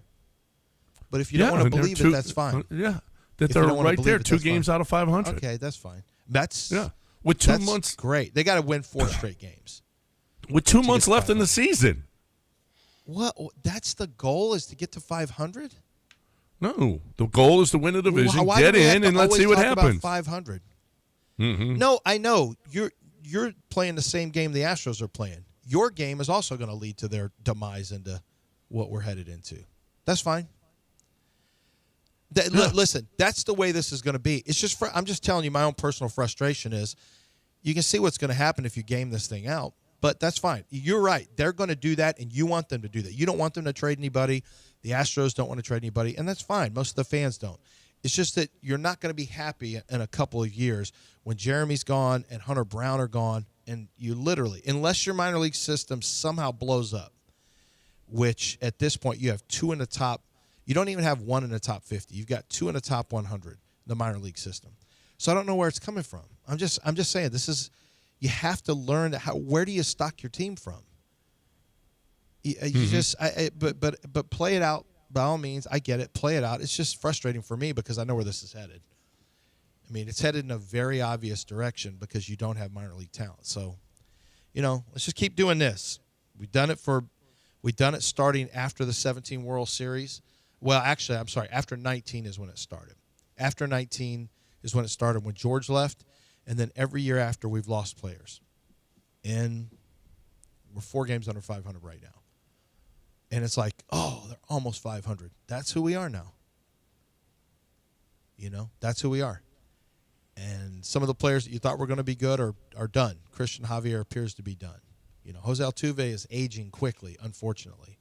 That looks like it may be it looks like it may be a trend and not a blip on the radar, not just a slow. That might end up being a trend based on how long he's played. I hope not, but I don't know. They're not trading anybody. We might as well not talk about it. And if they add a bat, it probably won't be a substantial player, so you won't have to give up a whole lot. So I'm not too worried about that. Like, they're not going to give up top players in their prospects. I mean, top prospects in their system. So I'm not really worried about that. They're not going to do that. But they may add an inconsequential bat, and that's fine. And maybe they even get into the playoffs. Okay. I mean, if they're a really competitive unit, then great. If they can get to the World Series, fantastic. But it would take, I don't know what it would take. It would take Spencer Arrighetti. I guess he's had 2 good months as an Astro during his time. Is that what you found, Del? Was it 2 good months? His entire time as an Astro, he's had 2 good months, right? Yeah. Very good months. Yeah. So if he can somehow become that, if Hunter Brown can get back to whatever he's got going on, I don't know what's going on with him. I hope it's not physical. His last 3 starts have been terrible. This guy hasn't looked like that over a 3-game stretch since you got to go all the way back to when he he found his sinker. Yeah, that's right. It was the sinker. He changed pitches. He changed what he was throwing. It's been all the way since then where Hunter Brown has looked like this. And to be fair, no, it's not good. It's not good. It doesn't make sense for him to have more walks and strikeouts over a 3-game run, ever. That just doesn't make any sense. There's a lot of walks for the Astros this year. Tremendous amount of walks. That's why those whip numbers are so high this year. I mean, they're really high. I don't know. I'm frustrated. I'm frustrated with the Astros. I don't see a way ahead to get better. I don't see this becoming a really good American League team again. If somebody can point me in that direction, that's fine, but I don't see a path forward. We chase the fight. You're such a... You truly are a disgusting person. It was a disgusting performance. All right, 713-780-3776. There is more to life than Astros baseball. What about poor Nick Scarton? The Aggie. Yeah. I mean, first day First day of training camp, carted off with a knee injury. Yeah, people get excited about football, but here's the other side of it. You're just sitting home, and you get an update from your local beat reporter and a player that you were counting on out for the year.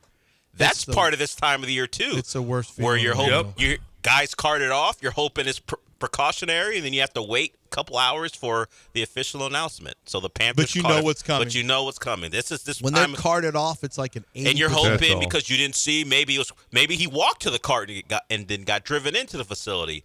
That's part of this time of year. We forget about it, but it's going to happen. We're gonna hear some news and just hope it's not as bad as it sounds. Have y'all seen what's happening with Gabe Hackus with the New England Patriots? They traded draft picks to trade up and get the edge from Illinois, and he still hasn't signed. Albert Breer joined Early Edition and said the Hackus situation is trending in an uncomfortable direction. Quote, rookies generally do show up when they're not signed in the spring. That's normal, and he didn't do that. When you aren't signed and it's the start of training camp and you don't show up, this moves to another stage, and I think you're inching closer to the idea that maybe this winds up being a redshirt year. Now, this is a second-round pick who they traded picks to be able to move up and get their hands on him. For him to miss not just the on-field time but the classroom time in the spring, and now this is still unsettled going into training camp, it would indicate that it's only going to get harder for him to contribute as a rookie. And that's true. But I got to say, one of the issues from what I've read is that they don't want – now, this is a guy with a little bit of an injury background and injury history in college.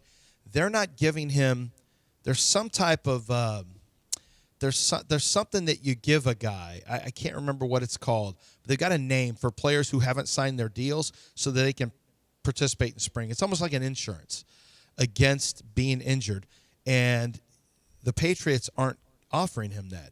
If I'm his agent and you're going to have him practicing in the spring, and if there's language that allows him to be protected while he practices and goes through all that despite not having a deal done, and these deals not getting done, they're slotted. So I don't really know what's going on here. I'm not sure why this is so hard to get a deal done, but it's I'd be a little concerned too if I were his agent and you don't want to give me something, you don't want to give me some type of sign that you're going to protect my player despite the fact that he hasn't been injured. If there's a mechanism in place that you can put out there that would protect him financially in case of an injury like what happened to Nick Skirton, I don't know. I wouldn't be super crazy about my player going out there either. But I do know that if you're not practicing and you're a rookie and you're not in the classroom, you're not taking any mental reps or physical reps, that's highly unlikely that guy's going to factor in this year. Highly unlikely. News out of New York, Malik Neighbors will not be on the PUP list. It's going to be funny to see, and from a fantasy point of view, what do you think about Malik Neighbors? I don't know. He had to have a second surgery. I mean, that's how bad and he was kind of in the OTAs. He was noticeably not 100%. So that's a concern. That's a concern. Now, if I'm drafting, which we do at the end of the preseason, I think we'll have better answers then. But for those who draft right now, and there's a lot of leagues right now who are drafting, and you got to take a shot. He's so talented. Man, I'd take a shot. If he started getting discounted in a league where he dropped a full round, I'm taking Malik Neighbors. If it's a keeper league, for sure. If it's a redraft league, which means you throw everyone in the hopper every year, still, Malik Neighbors. Yeah, but he's not a first rounder anymore. I mean, not with this injury. No, but he's probably a second, I would think. Yeah, I would think. But he's a risk. It's a risk reward. Right though. now, it is. Yeah. Yeah. Right now, it is. You're just assuming he's going to be better. Somebody who's not going to be better is Diego Pavia. Nope. He was waived. That was always a very. He went to the Ravens. They already had 3 quarterbacks on the roster. He was the 4th. I really wondered if his agent just didn't have many offers, because that didn't seem like the best spot for him. But he was waived before they even got into camp. I wonder if he was being a pain in the ass, or if they just thought, man, this guy can't play. He can't. He can't do it. Well, they had to. So they brought in Ethan Posich, who is longtime NFL offensive lineman out of LSU. And so they brought him in, so they needed a spot in the roster. They got rid of fourth quarterback. That makes sense. Yeah. We'll see where he lands, though, because there's not going to be a heavy market for a 5'10" quarterback with attitude. So we'll see where he ends up. Who's going to be Could end up playing for Paraguay. Who's going to be got that wide Paraguay receiver attitude. one? Who's going to be wide receiver one for the Cardinals? These are all Marvin questions. Harrison or Michael Wilson? That's a question that can be answered when we come back from break. When we come We back. got calls, too. That as well. Oh, we got all that. We got all that going on. But right now I got IBEW going on. I got a career for you. I got you driving around right now, maybe in a dead-end job. Maybe you don't have a job. Maybe you just got out of the Army, or you just graduated, or you're graduating, and you don't know what you're going to do. There's no offers out there for you. Maybe you're waiting tables. Maybe you are bartending, whatever. I mean, you can make money, obviously making money doing that. And some places you can get a career doing that. But what do you want to do? If you're looking for a career, a high-paying job, retirement planning, insurance, all of those things, it happens at IBEW. The International Brotherhood of Electrical Workers, Local 66 in Houston, takes care of our electrical grid. It's huge, 4,800 members. 125 years they've been around. Okay, so it's not like this is some fly-by-night. This is they got a plan for you, from people from all walks of life. Well, you don't know anything about the electrical grid? That's okay. They'll teach you, and you get paid while you get taught. If you're looking for a career, you want to do something fulfilling, and you want to have something that you can you can count on in your life. 713-943-0716, IBEW66.com, IBEW66.com, powering careers, powering the future.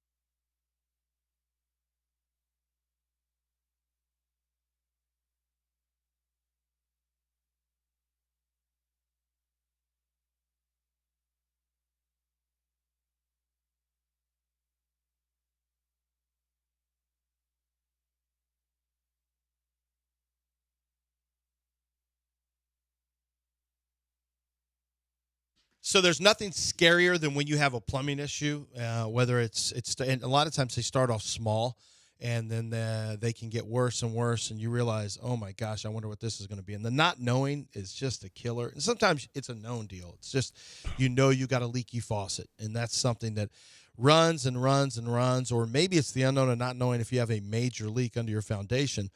So you run that hydrostatic test to find out. I can tell you that Aqueduct Plumbing Company is going to handle all of those issues, big and small. They are the best.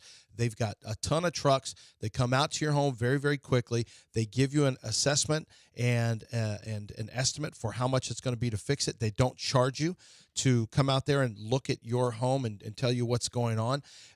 There's no fee for that, and they're just they just do that. And other companies don't do it. So when they do that, you've got full transparency. You get the work done with them. It's done right the first time, and it's a name you can trust. It's Aqueduct Plumbing Company. Whether you got big jobs, small jobs, or anything in between, even jobs like moving gas lines can be done by Aqueduct Plumbing Company. Call 281-488-6238. That's aqueductplumbingcompany.com.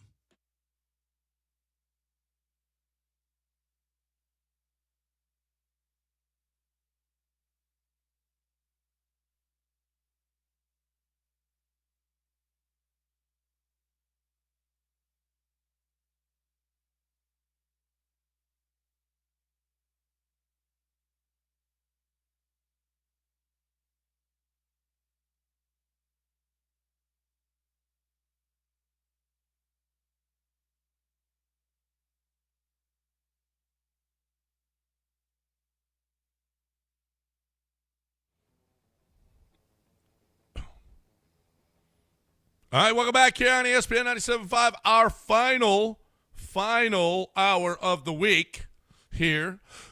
Been a good week, been a pretty good week. So let's finish up strong. We got some calls in here. Anybody else wants to get? We never heard from a Bravo, right? I don't believe we've ever had a Bravo on the show before. So there's one in the Twitch chat. I don't know if it's the same guy. Maybe.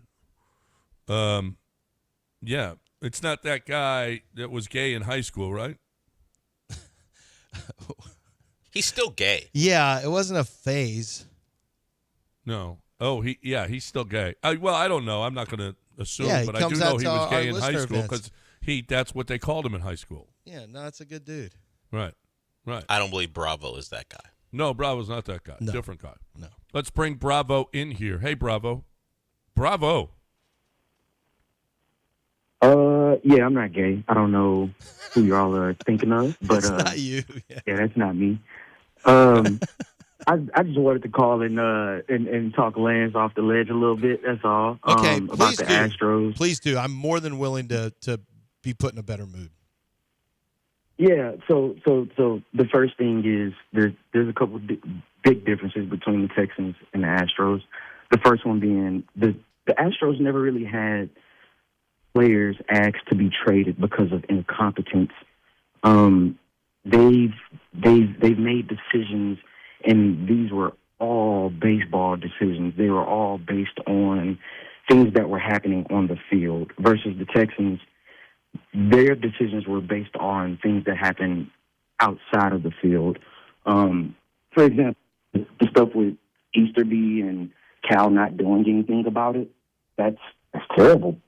Now, you can look at Jim Crane and say he did too much with the Astros by firing Luno, but, I mean, he got another GM, James Click, and they went back to another World Series, so they made it happen again. Why wouldn't we be able to replicate that at some point in time in the future here? Well, so I don't think the two organizations, Bravo, are similar. And I tried to make that clear. I think there's competent people running the Astros. I think the ownership right now at the Astros was stronger than what it was for the Texans when the Texans were being run by some guys who had ill intentions in place, frankly, in my opinion, Bill O'Brien and Jack Easterby. And they were incompetent at player evaluations and especially roster management. My concern is they're going to end up like the Texans it really feels more like the Astros in a 2007, after about 2008, 2009, 2010, that slide when all the players were Biggio gone, Bagwell gone, Berkman and Royo, they traded them maybe a year too late.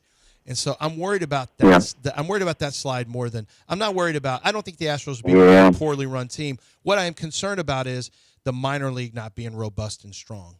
I don't really trust this team from a draft and develop standpoint. Who's the last great player they drafted and developed? That's my big concern. I guess it was Hunter Brown. Maybe Jeremy Pena, but that was 22. Yeah, Jeremy Pena. I got a lot of hope for the Ulola kid, the pitcher. Yeah, he's highly regarded. You're right. You're right. It's not that promising, but I could tell you this: the level of confidence that the Astros have instilled in fans over the years versus the Texans, I think you should give them a little bit more grace. We got banners over there at Dyken Park. Yeah, that's fair. It's fair, and I don't dislike the Astros management or anything like that. I really don't. And Jim Crane, I get what Jim Crane's doing. He's been right way more times than he's been wrong by letting guys walk. It's just that that's fine if you want to follow that model, but it's really a non-starter. You must keep the minor leagues cranked up. You got to have next man up. And if you fail with your draft and develop, then you have to start trading players so you add more stock in to choose from in your minor leagues. That's all I'm saying. And it's a painful thing trying to – it'd be one thing if the Astros were really out of this thing. If they were 10 games back, they were 8 games back. It's a lot easier to make trades when you're out of it. It's a lot harder when you're right there in a bad division. So I don't begrudge them. I'm just frustrated personally because I don't see a way forward as a roster building. When I go through roster building, I don't really see the way forward for the Astros because Altuve, Hunter Brown, Jeremy Pena likely to be non-factors within 3 years for them, either through age for Altuve or on different rosters for the other two guys. So hopefully, there's the young guys, as you mentioned, who are coming up who end up – it wouldn't be the first time that somebody kind of came up out of nowhere. It's in a great example now, but Yainer Diaz was that guy. Remember that, John? Yainer Diaz, no one had talked about Yainer Diaz, and all of a sudden he was better. God, I can't remember the name of the catcher who was a big deal, who they ended up trading because Yainer Diaz ended up being better than the catcher who was drafted at, who was the drafted prospect that was supposed to be really good. Lee, was his last name Lee? Yeah. What was his name? And Yainer Diaz ended up killing it in the minor leagues, and then he killed it as a rookie. And now he's just kind of, unfortunately, slid back a little bit. Yeah, I'm not thanking Dusty for that right now. Yeah, well, maybe Dusty was right on him. No, Dusty said we would thank him later because he didn't develop him as a rookie. But that's not the case. The coin has spoken. Corey Lee, thank you, Bravo. Yeah, and where's Corey? I think that Bravo is from the chat who called in. He's right, Corey Lee. Corey Lee was ahead of – that was supposed to be the guy. And then, Yainer. And Yainer was a great example of – at the time, I was like, boy, this is great. The Astros, you're getting people who just you didn't expect, and look how he's hitting. Corey Lee right now has got 1 home run and 3 RBIs for the White Sox. Could be a revenge game for Corey Lee tonight. Maybe Corey Lee will play tonight. Maybe not. Maybe he will. He's 27 years old, and he's got No, he has not played this. He hasn't played this year. I don't know where Corey Lee is, but clearly he wasn't the guy. No. Yeah. Thanks, Bravo. We appreciate it. Let's get Chris in the Woodlands in here. He wants to talk Astros as well. Hey, Chris. Hey, guys. So I wanted to change what the guy said a minute ago. Lance, you had said earlier that you don't see a way through this with the Astros. And I disagree with you. You actually said the way. You just, I think, are kind of like me, know that Jim Crane and them won't do it. The way is to trade Jordan. I love Jordan. But Juan Soto brought a haul, James Wood, a bunch of other guys. They lost some pitchers back then with Washington. They lost Strasburg. They lost Scherzer. They traded Soto. And now they're above 500 a couple years later. So to your point, is it that we just want to make the playoffs and Crane make a couple of playoff games income, or do we want to think long-term? And I think you do know the way of thinking long-term, but you just know, just like I do, they ain't going to do it. We're just going to sit here and kind of watch it dissipate and then actually spend more time trying to rebuild it. Now, I'll ask this, and this is something I don't know the answer to. we always talk about spending Jim Crane's money. I never want to do that. I know, John, you'll spend his airline gas money, but I don't want to spend his money for the major leagues. So my question is, where does he rank financially to other owners or like the team? We always say we let players walk. And is that just because of his philosophy, or do we actually have the money to spend? It's just his philosophy. I don't think I've ever asked that or maybe heard the answer. Like, do we have the money to pay these guys and we're just middle fingering saying this just isn't our philosophy? Well, first of all, okay, hold on a second.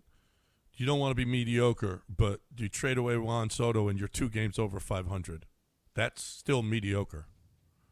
Yeah, but you got 2 great players, and there's no. And yeah, Juan but that's Soto great. is You're still 2 games all right, over 500. Go tell me where Juan Soto's team is, if we're going to do that. Well, but that's one of the worst fine. teams Look where in Kyle baseball. Tucker is. Kyle Tucker sucks, and you picked up 3 guys for him. I know, but you're making a point about one player. That player, look where he is now. He's with the Mets. They stink. So it's not like just because you have Juan Soto, you're going to be the truth. No. I'm not saying that, but his point was, look what the haul they got, and they're 2 games over 500. Well, So, but you still got good value. That's for him. you're in about the same place as they are. No, but and they but picked that's up not all because these of great that, though, young John. players. You're equating that. They actually did a good job on that trade. They actually did do a good They job, did a and they're great job. still 2 games over Because 500. one trade doesn't do it. A GM's job is more than a trade. You still have to build and develop pitching staffs and all that. I mean, there's a lot more that goes into it than one trade. Absolutely. That's not fair to equate Juan Soto and trade. one trade for Jordan doesn't mean that you're going to be good in the future. It gives you more options, though. Well, obviously, it gives you more options, but you're still you're a baseball. That's not. You're not the Washington Nationals. You're not. No, you're actually you've been worse one right of now. the best. You had the best run in baseball over a 10-year span. This Right. century. But what does it have to do with right now? Well, because you're not a seller. You're just not. You're I just know, not. but what does being good for a decade have to do with where they are currently on their roster, where they are as a team? Well, They're not a very talented Jim roster. Crane told you, as an owner, I am not going to give up trying. No, I'm not. I get that. I'm analyzing the roster. The roster's not very good. You told me before the season that they had the worst baseball. They had the worst outfield in all of baseball. You're never a good baseball team if your entire outfield is the worst in baseball, and it's probably is true. You got one of the worst starting pitching staffs over the course of the year. It's in the bottom. It's in the bottom third. Like, what about this? I don't care how good they were. I care about right now. And Jordan, you don't usually trade, and Jordan doesn't cost. He doesn't cost an arm and a leg either. Let's be honest. Can we not talk about that? They're not trading Jordan. They're not trading Jordan. Yes, that's the way. That's the way to give you the best shot quickly, is moving Jordan and Jeremy Pena. I mean, you could end up getting loaded with tremendous young talent. You could end up making a run. Robert Flores said, who is that? Mark DeRosa said that. They could be set for a long time if they did it. But that's just not Jim Crane's MO. But Jim Crane also, to be fair to Jim Crane, he doesn't want to give – look at what the Mets have. Francisco Lindor has a 10-year deal for $341 million. They've got Juan Soto on a $750 million deal. Some crazy-ass deal for Juan Soto for 14, 15 years. Look at that. That's not what you want. 15 years, $765 million. Yeah. Lindor, 10 years, $341 million. Well, and what is that getting them? Nothing. Well, and you look at the I just saw yesterday the Dodgers are paying $119 million in salary tax fees. Okay, the Mets are even more. Okay, Yeah. So one team's winning, and one team's he asked, not. "Is Jim Crane?" Jim Crane's not stupid like that. He doesn't want to give away not dumb doing deals. That. He's just not doing that. You got to give dumb deals, and Jim Crane is just – what sucks is that Jim Crane as a businessman is being smart. As a baseball owner for his team and for his city, he's making it hard on his fans to stay connected, because the method that he's using, if baseball had a salary cap or had a length of service contract where they said your contracts can't go any longer than this, which I think makes sense. I mean, basketball and football, they love shorter contracts. That said, he's been the best owner this city's ever had. Yeah, I agree with that. Yeah. mean, I agree with that. And I don't know that it's even close. Yeah. I mean, it's hard to last more than 10 years at the top. It's not. But This is a they're- tough one. It's a and really they're- tough And they're one. trying. Because Jim Crane, I'm pissed off that all the players keep leaving, and yet, objectively speaking, he'd be stupid to give out some of the contracts that market value. Now, I do wonder, John, if he's involved long enough, because based on some things you've said to me in the past and to this show, is he actively a participant when a guy hits the open market? It's almost like he just calls it quits. Is he an aggressive suitor when a guy hits the open market? Because some of these guys like Alex Bregman, Bregman didn't get the deal that he was expecting to get right out of the gate. Carlos Correa didn't get the deal he was expecting to we've get. We've seen him make offers that aren't competitive. Yeah, we've seen it. You are or aren't? But you know what? That's that limit he'll go to. Yeah. The 6 years, 150. That was it. That was all. I mean, and you don't want that? Okay, well then, bye. And that wasn't going to be competitive with the market. That's fine. But that's what I'll pay, and that's it. And you know what? In a lot of cases, he's right. Has Bregman been worth all of that money? No. Has Kyle Tucker been worth all the money that they paid him? Was Carlos worth all the money that they paid him? No. And that's what most of the times he's been right on that. He's been right. Yeah. All right, we got a break. We're up against it. We got to talk about fantasy, okay? Your fantasy draft at the DraftKings Sportsbook. It's where we're going to have our fantasy draft. Keep on listening, and you can be part of our league. They've got draft packages available, including buckets of beer, pizzas, wings, food credits. All right, it's awesome, awesome, awesome. You do your draft on the big screen, right?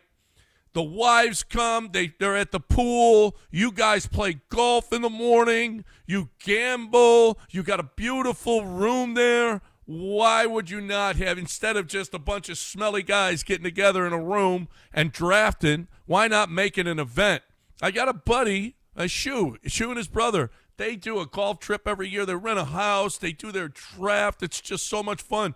Nothing against the way they do it, but the DraftKings Sportsbook and the Golden Nugget Lake Charles sounds a lot better to me. Plus, you got the golf course right there, too. Look, tomorrow, Drew Baldridge is there. You like Drew Baldridge? Let's go. Next weekend is Jamie Johnson. Pat Green is coming up. Melissa Etheridge. They got everything you could possibly need, and the DraftKings Sportsbook is unbelievable. You're looking for a great place to have your fantasy draft? Let's go. Get on over to goldennugget.com/Lake Charles. goldennugget.com/Lake Charles.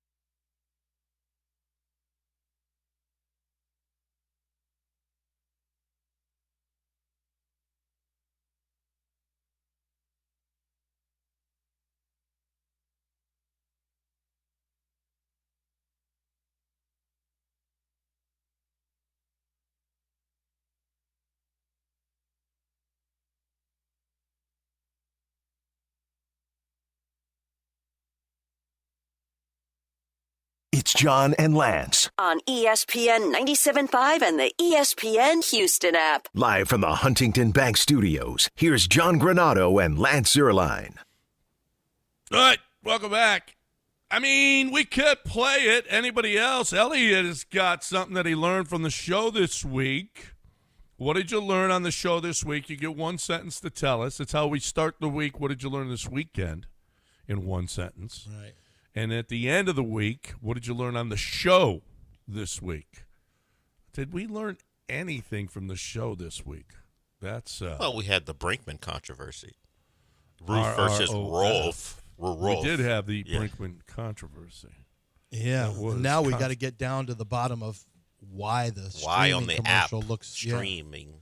Why on the app? Maybe that one was thrown out, and yet it hit the stream. Perhaps. Did our former social media director Sam do something, some shady business on the way out? Did she sabotage us?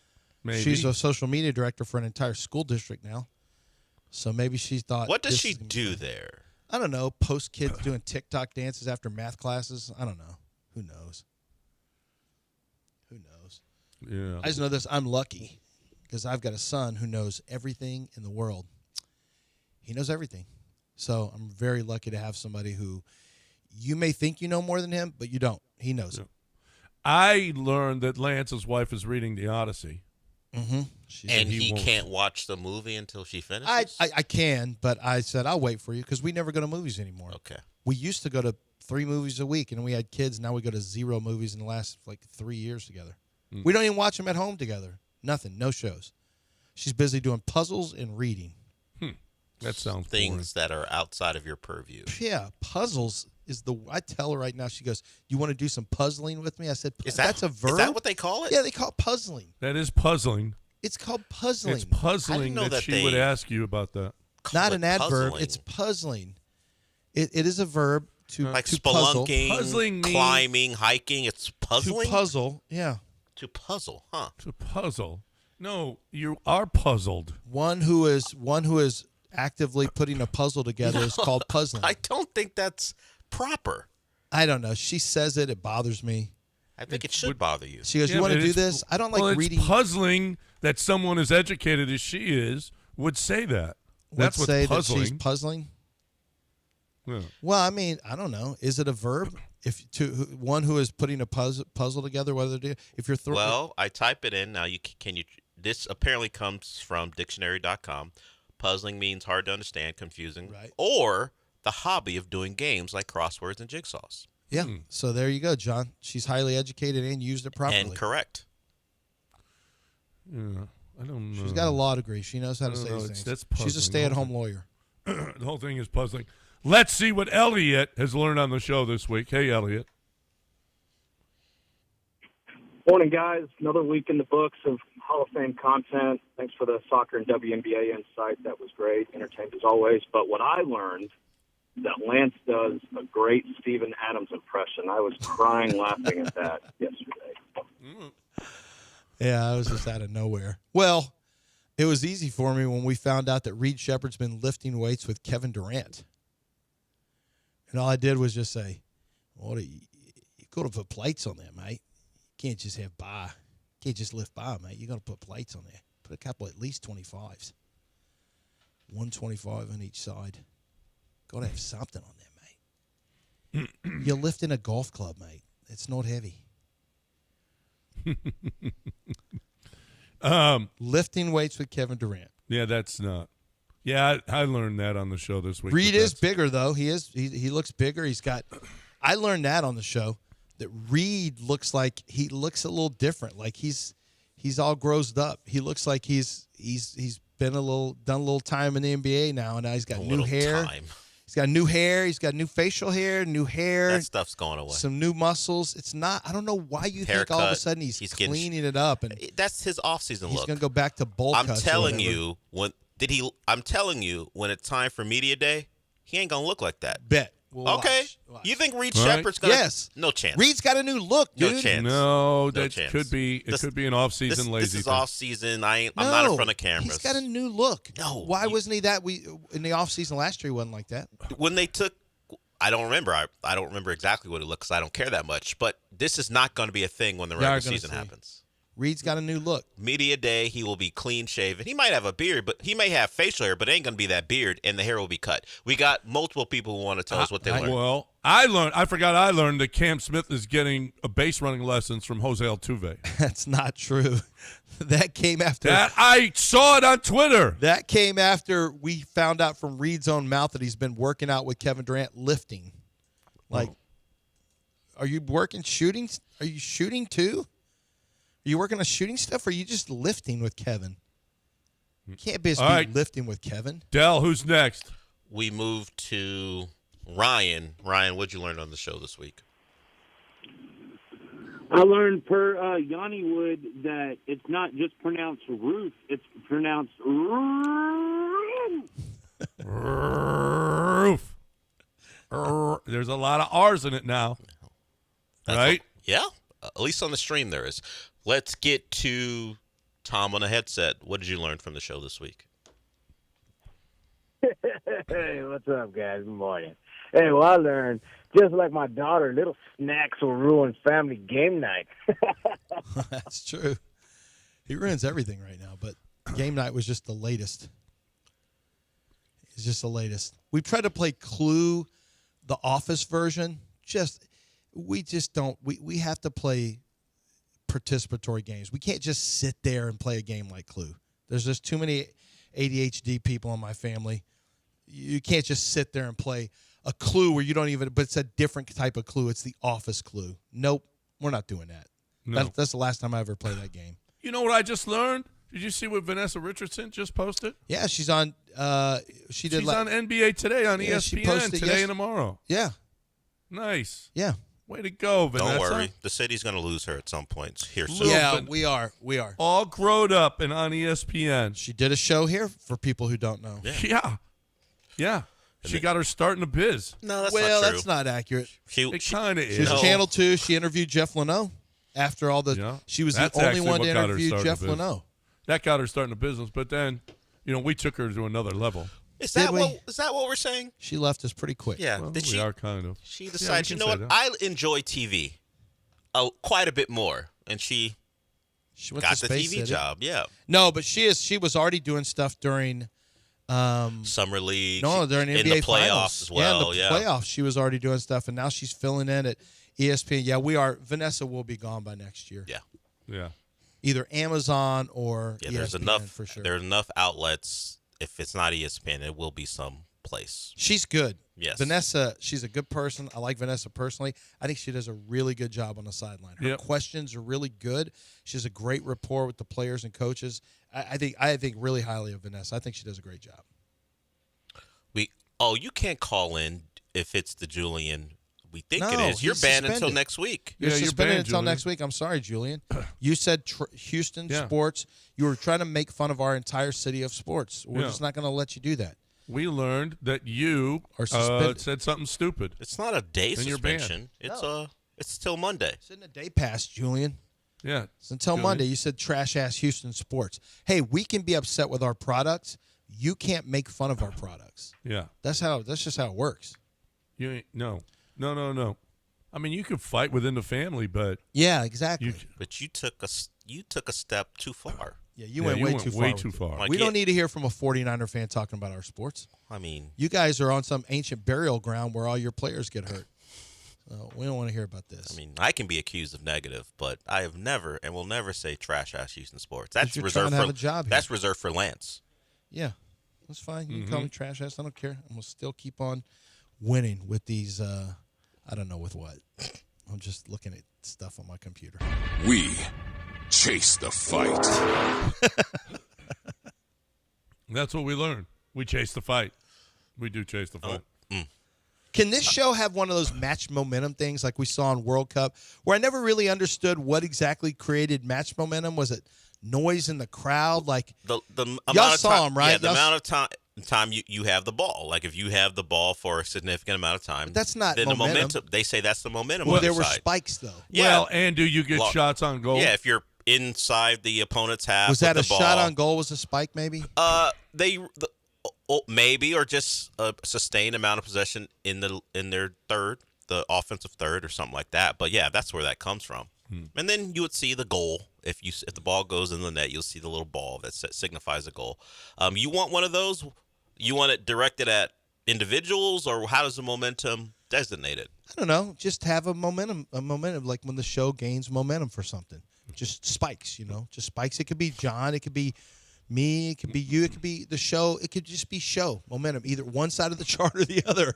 The other side. This is at the highest peak is where Doc Kaplan wants you to talk about him. Well, so Dr. Michael Kaplan, I'm very glad I met him. He has a lot of commercials on television when you watch baseball.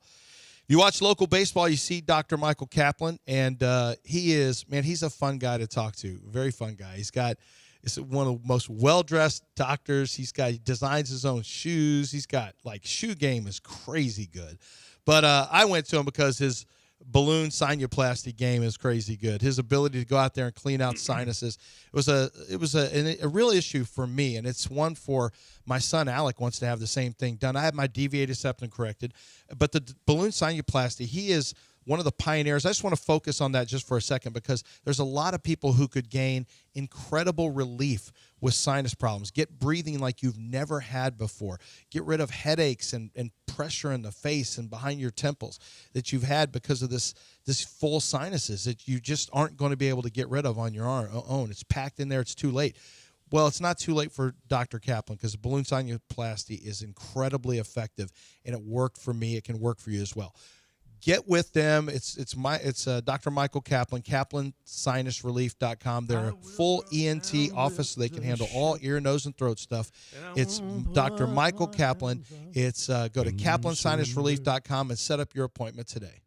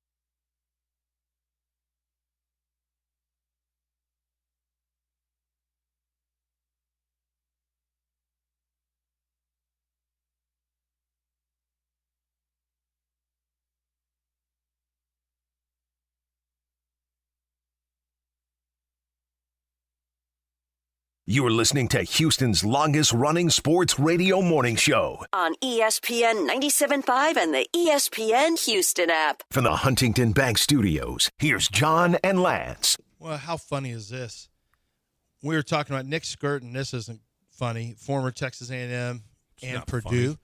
edge rusher, was drafted by Carolina Panthers a couple years ago in the second round. He suffered an ACL tear. I'm getting a second opinion, but that's what it's going to be. Suffered an ACL tear and will be out for the year for the Carolina Panthers. So not great news. And we talked about how much it sucks to hear that news coming out of camp, because you always get these. There'll be one or two injuries in camp, and then it starts up why are the players, or if there's an injury in a preseason game, players should not be playing in preseason games. Players should not be doing any camp stuff. If you're going to have an injury, you're going to have an injury. Whatever, it happens. Well, Concept Mayhem says, now he's notoriously an Iowa fan. He says you can't get upsetting injury reports from your college football beat writers if they've already blocked you. And I said, I said, well, I said, you want to tell me what this is about? He said, both of Iowa's beat writers blocked me when I manufactured a beef between them. One of them missed a game, and I tweeted at him that the other one is reporting you missed the game due to Tommy John surgery because of excessive pom-pom waving. He said something that pissed off both beat writers in one sentence. So they both blocked him. You have to wave pom-poms in a college town.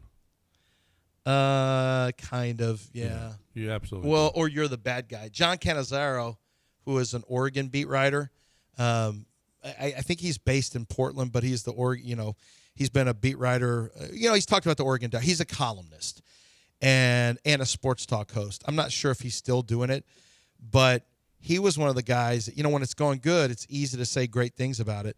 And then when he tried to say anything that was contrary, if you try to point out and be objective, you get mauled. Mm-hmm.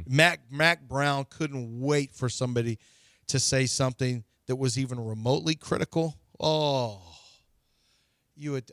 guess we're the worst team in college football.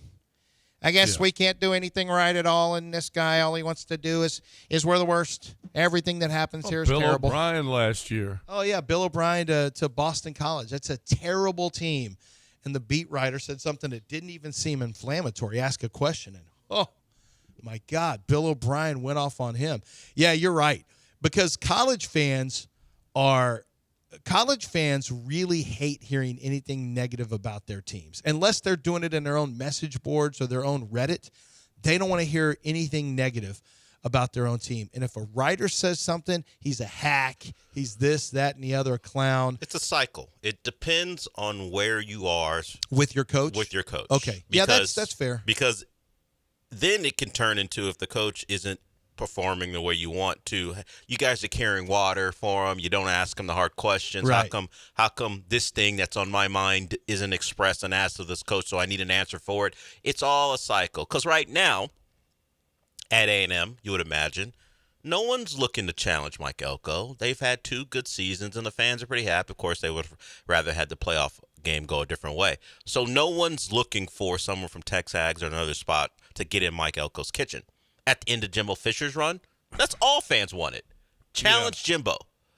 Yeah. Mike Elko's at a point where no one's asking for that right now. It's same at LSU. If the fan base is done with them, then you have to attack if you're in the media. If the fan base is done, then you got to attack. But it's free. It's for free reign.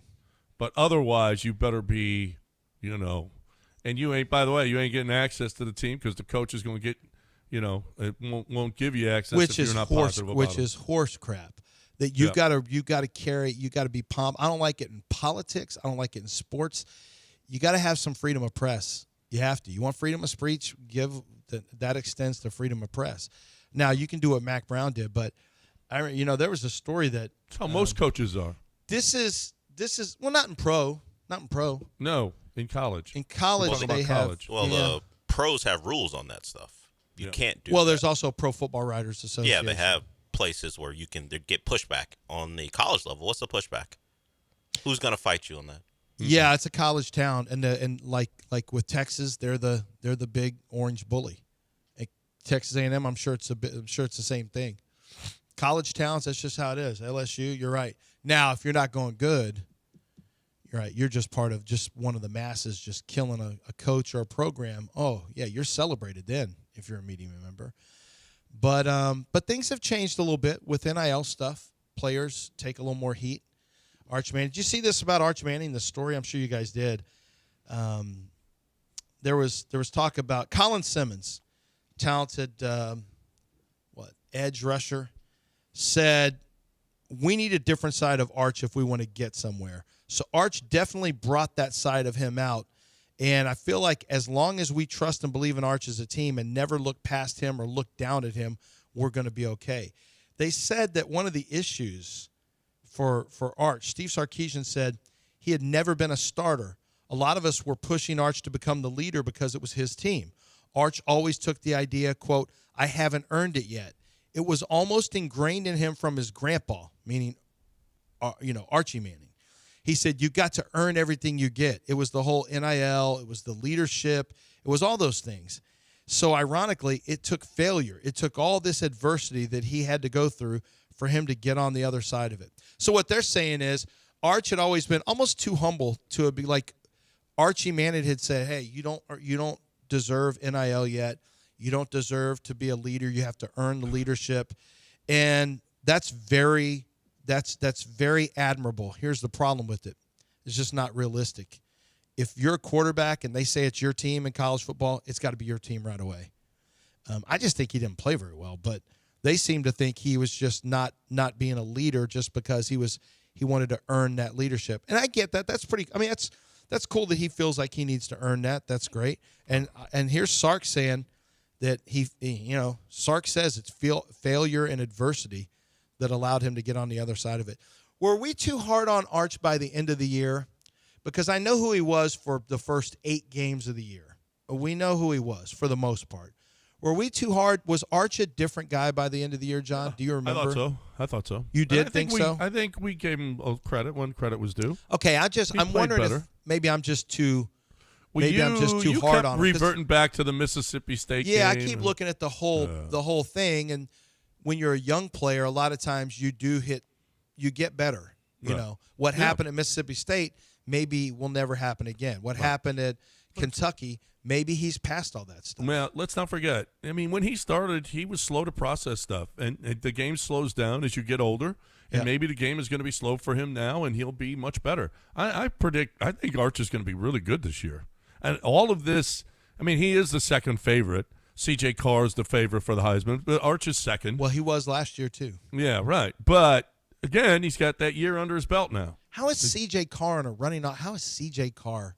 That's kind of wild. Just saw it this morning. He's a quarterback at Notre Dame. I know. That's kind of well, and it's a pro. He's going to be a pro style, and I don't know. We'll see. Arch, mate. Yeah, I'm very interested to see Arch. He's a big guy. He's athletic. He's not.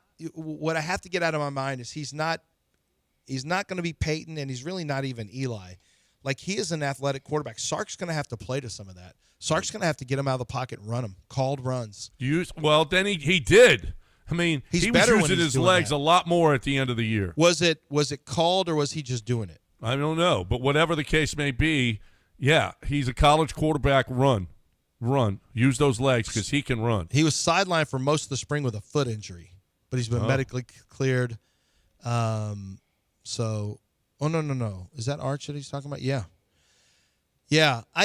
I don't think I just want to see a better passer. I don't think Arch is as good as I thought he was going to be as a passer. That's funny because I didn't see that his foot injury when we were vacationing together in Cabo. You didn't see that? I didn't see it. Did he have a boot on? He didn't have a boot on? He didn't have a boot on. Did not have a boot on. No, he was doing everything. You weren't able to detect anything? I didn't detect anything. Nothing. It's good. That's good for Texas people to know. As Arch was walking around in Cabo, John Granado. What were you doing with him, by the way? What was he doing? He was at the same resort. They were both in the same place at the same time, but they didn't travel together. Yeah. But there's a connection there. Who's the one who You don't know we didn't travel together. No, you told us before when you told the story. Yeah, you've already had it. Yeah, sorry. Who's the one who either who interrupted Arch getting a dessert? Was that you or Lance? Like, there was a dessert going Arch's way, and somehow you got a hold of it? Well, me. Like, because there's that does that was familiar. me. Yeah, that was right. me. So Frankie's fiance, his mom is Arch's godmother. That's There's two Arch Manning things you've had, Yeah, right? Right. I had some of his cake. She makes an unbelievable cake that Arch loves, so she sent it with him. He stopped at our house on the way, and I got some of the cake. The fiance stopped at your house on the way. Yeah. And you ate some of Arch's cake before it got to Arch. That's right.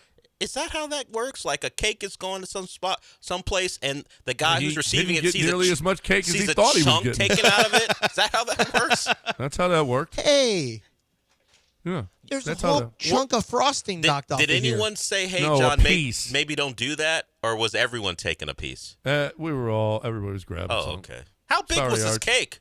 He didn't need all that. I don't want him to get fat. What do you care? He doesn't play for your school. Are you? Nobody loves Texas more than I do. Clearly.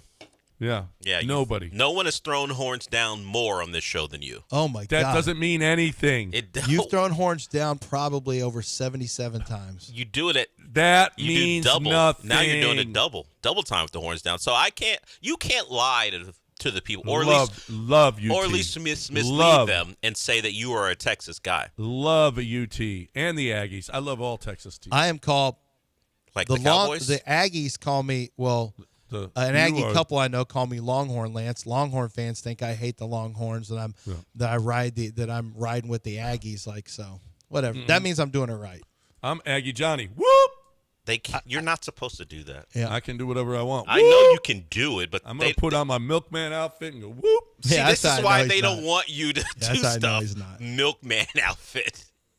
What do you I'm feel? gonna first I'm going to talk about Robin over Houston Powder Coat.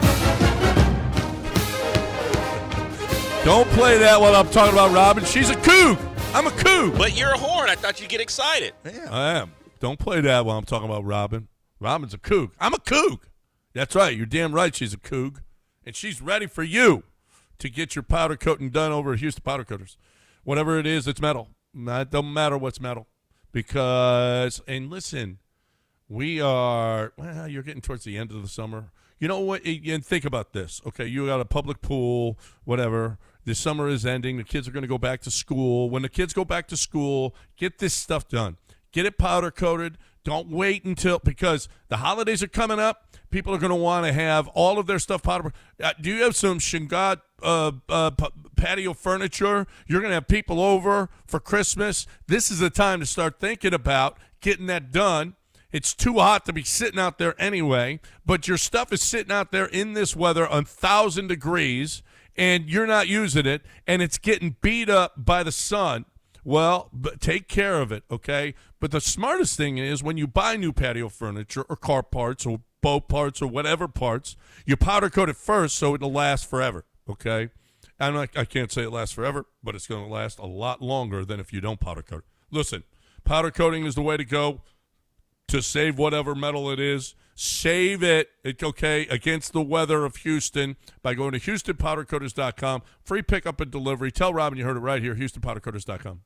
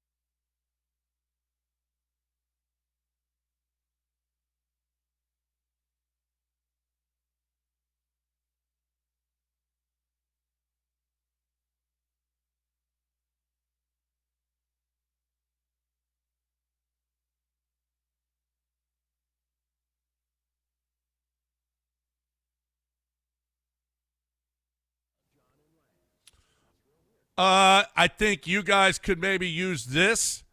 Japan has built a human refrigerator. It looks exactly like a human vending machine.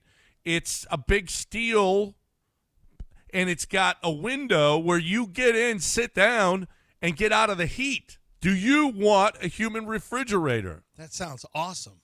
Although I just call that air conditioning, but right. But if in the middle of a warehouse or something, they've got a human. You ever been in a Costco and gone into the probably cooler? Sam's? You gone into where they have the produce or the milk. Feels good for about 1 second, and then it's freezing cold quick. Yeah, but that's great. I don't know if I want to be in a. I don't know if I want to be in a refrigerator. Actually, now that I think about it.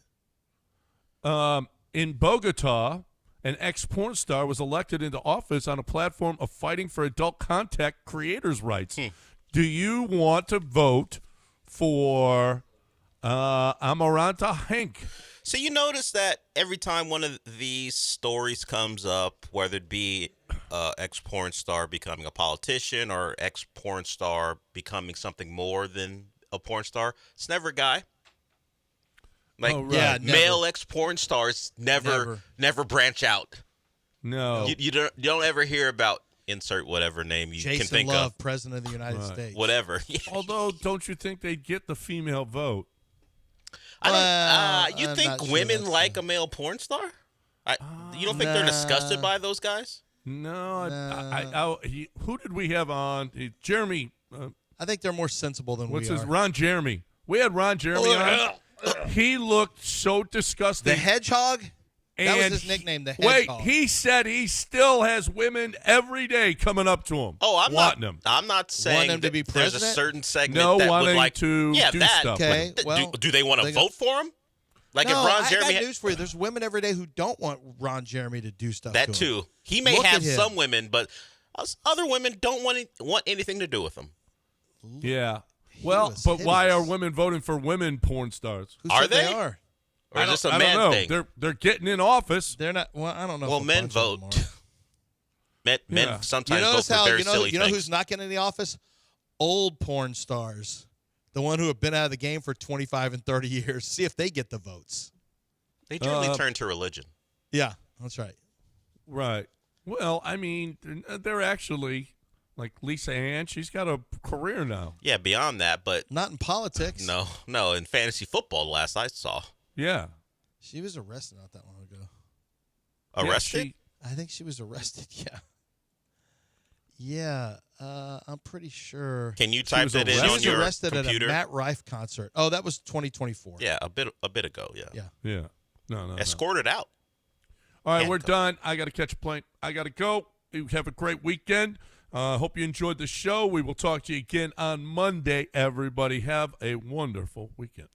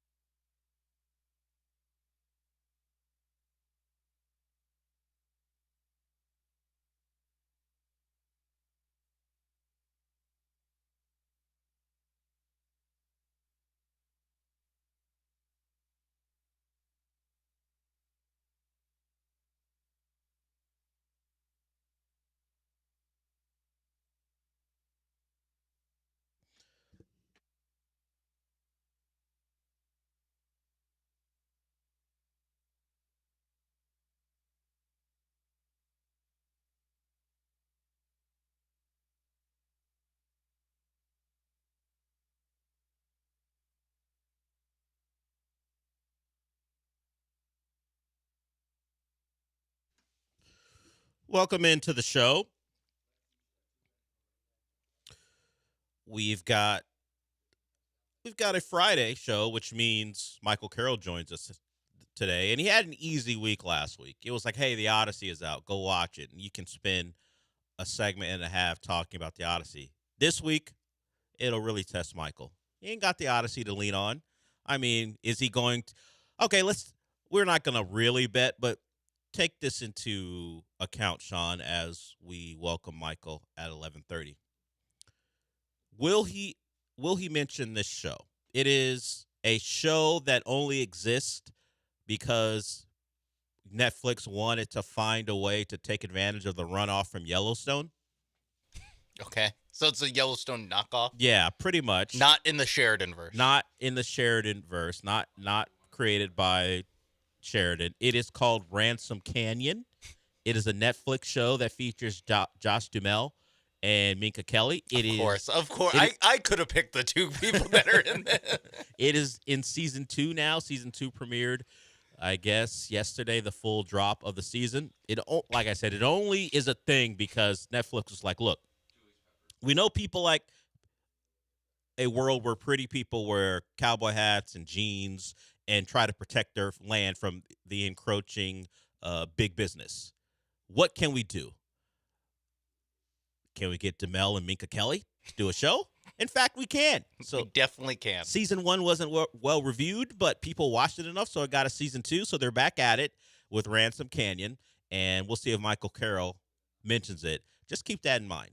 Yeah. And see if he gets to it. Michael's gonna have to earn the money we don't pay him to do this. I'm saying it's a tough one this week. He's got Spider-Man next week, so it'll be an easy week next week. But this week in the middle, between the Odyssey and Spider-Man, he's going to have to earn, as you said, what we don't pay him. So we'll see if he mentions some shows off the beaten path. Who knows? But for us, before then, we got plenty to get to. And as football gets ever and ever closer, people are using the approaching training camps for some teams to just bring up stats, like the stat we were discussing, or the stats we were discussing before the show began, is the history of Texans running backs. If you are not locked in on Texans history, shame on you. Why wouldn't you? It's our team. But if you aren't, I will tell you the history of Texans running backs. I won't use the word bleak, but it's not great. It's thin. It's a thin history where guys like Ben Tate are prominently in or on the leaderboard for Texan rushing excellence. Of course, Arian Foster's the top of the heap. Yeah. And he wasn't someone that came in with any acclaim. If we remember the story, he was like an undrafted free agent and was on the practice squad before he got called up late in the season, and then the rest is history. And, even his run it burned bright, but didn't burn for that long before his time with the Texans and his time as an elite running back was over. But, of course, he is your franchise rushing leader. Who's number 2, Sean? Dominic Williams. At least for me, most prominently known for changing his name at one point, his last name, and also catching a lot of checkdowns. Because he wasn't originally Dominic Williams. Yeah, it was Davis. Right? It was Davis. Yeah. So he is your second leading rusher in Texans history. And third is Lamar Miller, which is even crazier. Lamar Miller, who most people remember as a Dolphin because he went to school in Miami and then was drafted by the Dolphins. Yes, Lamar Miller spent some time here. That was the Deshaun Watson era of Texans football, right? You got big free agent acquisition. You got some Steve. Yeah, people were excited. You got some Steve Slayton in there. Oh yeah, and you brought up a point that partly this has to do with the fact that the Texans never really invested at that spot. There's no pick in the first round that some people would take issue with now, certainly about with the value of running backs being up for debate. They've never really thrown a lot at the position. Even their best contributors for a single season, like as I mentioned, Arian Foster, and then even Joe Mixon. They traded for an established back who was a 7th, and then what did they do? Give up a 7th rounder for him because the Bengals were done with him, and he had a great year. I told you did I tell the show yesterday or tell people listening yesterday that it came out that Joe Mixon is telling people, or maybe that happened after the show. Yeah, I forgot. Or whenever that news broke that Joe Mixon is I think I said it on the show. Joe Mixon's telling teammates that he's done with football. He thinks he's done. And yeah, we discussed the injury still a mystery. So Joe Mixon didn't invest a lot. David Montgomery's the next on the list. And beyond the lack of investment in the running backs, it's mostly a clear indication that they have had about a quarter century of average to below average offensive line play. Because even average backs can go get yards if your offensive line is decent. And the Texans haven't had decent offensive line play for the majority of their history. They hope for that to change, and they hope David Montgomery can provide a Joe Mixon type impact. So football is here, and get ready for it. Yeah. I could just stare at the Texans all-time leaders. It's always a trip. Because it is like 2 maybe in the case of running backs. 1, like, hey, this is like perfectly fine to be at the top of like most franchises, or towards the top of most franchises leaderboards. And then you get like normally to like number 3 or 4, and it's just naming some dudes. It's just like, yeah, I remember that guy. I remember Ron Dane. I didn't think he would be 8th all time in Texans rushing, but I remember him. And just some more underlining of a lack of production from that spot. Only two Texans running backs have made a Pro Bowl.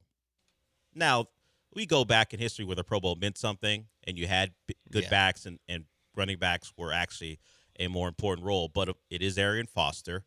He made it 4 times.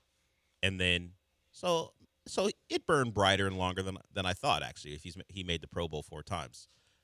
And then Joe Mixon in 2025. Those are your Texans running backs to make the Pro Bowl. Not great. No. Maybe Dave Montgomery will be next, but it's now the Pro Bowl game, so it means less. Whatever. He'd be wearing a bucket hat and playing dodgeball. Yeah. It does not mean more. I was even going to try to spin it and go, well, that is 5 Pro Bowl selections in 25 years. 24 years. That's, if you want to do it that way. It's not better. It's not really better. 1 every 5 years they get a Pro Bowl. And I'm sure if you go look at 25 years of any team's history, there's going to be a position or two that doesn't make you feel great about what they've done. And this is like the week, like, I guess quarterback too, but receiver, it's like, okay, there's like real people in the receiver all-time leader. Yeah, DeAndre, Nikov is the next in line.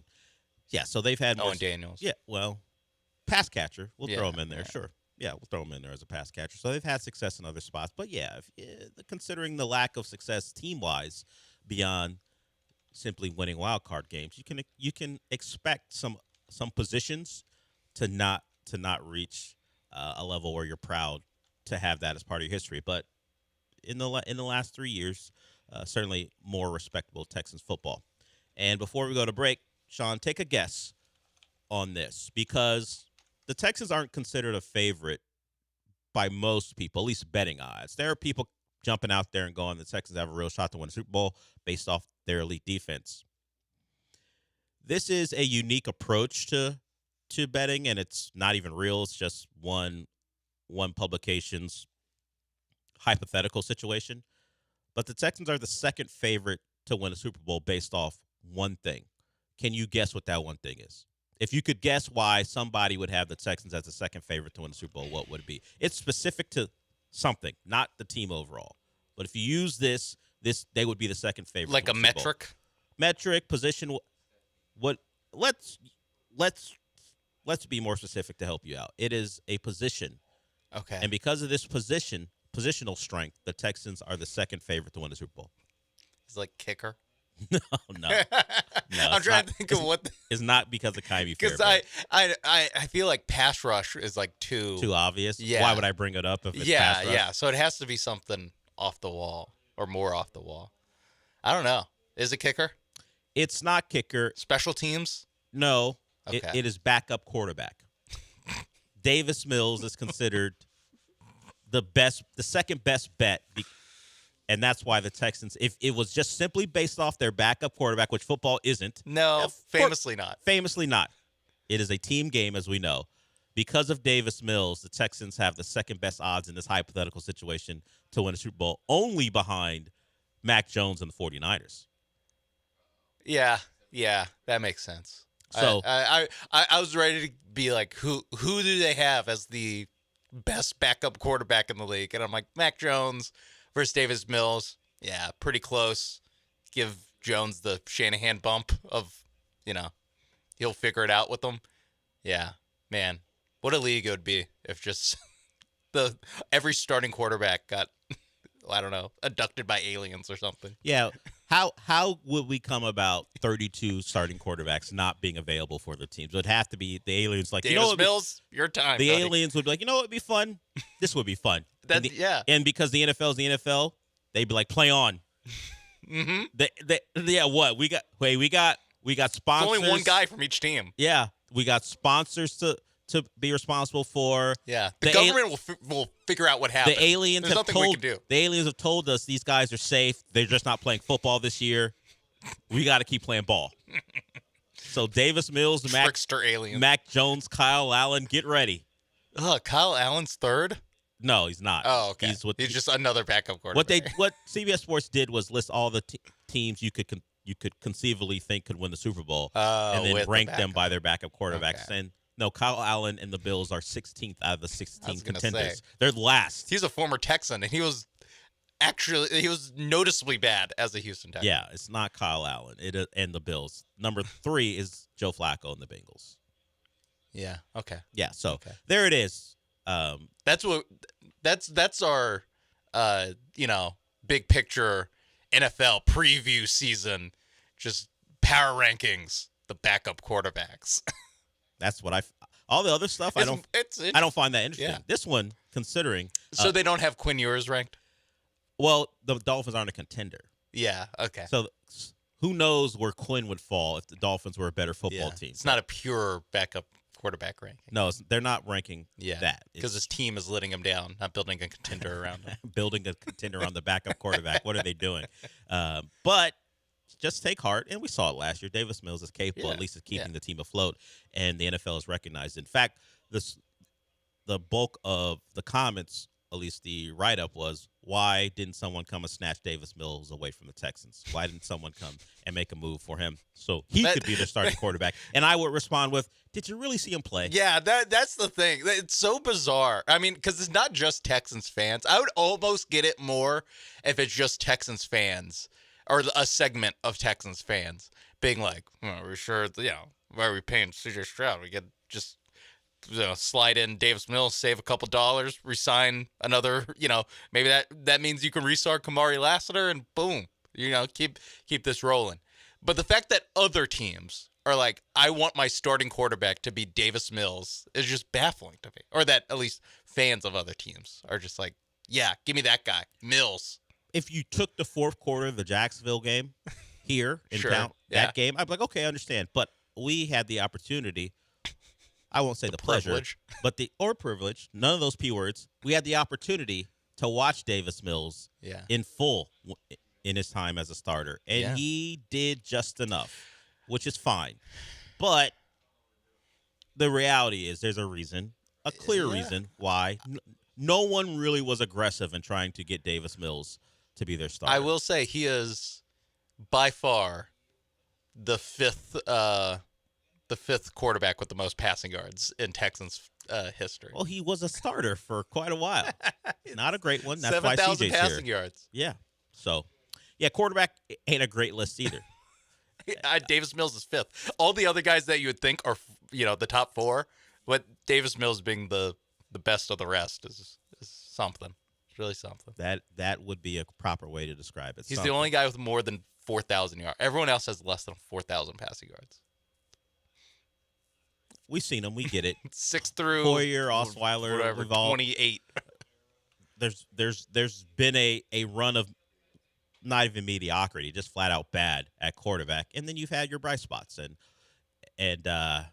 we certainly believe, at least early on, that CJ was going to be a clear bright spot, and we hope for that to to continue. At least we hope for that to trend back in the direction we thought it was back in 2023. Yeah.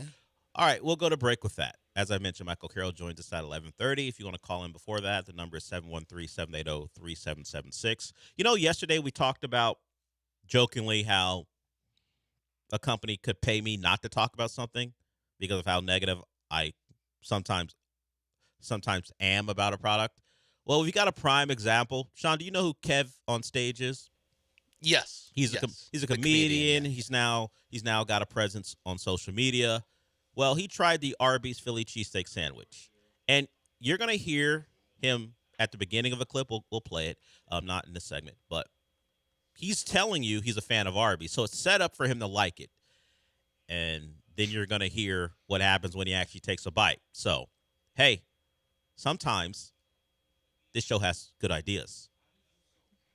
Arby's would have done themselves a great service paying Kev on stage not to talk or eat their product on the video because he's got a large following and all people are doing is going, all right, I'm off of Arby's, at least that sandwich. So we'll get to that here on the show. And we'll get some more too as well. We will be back.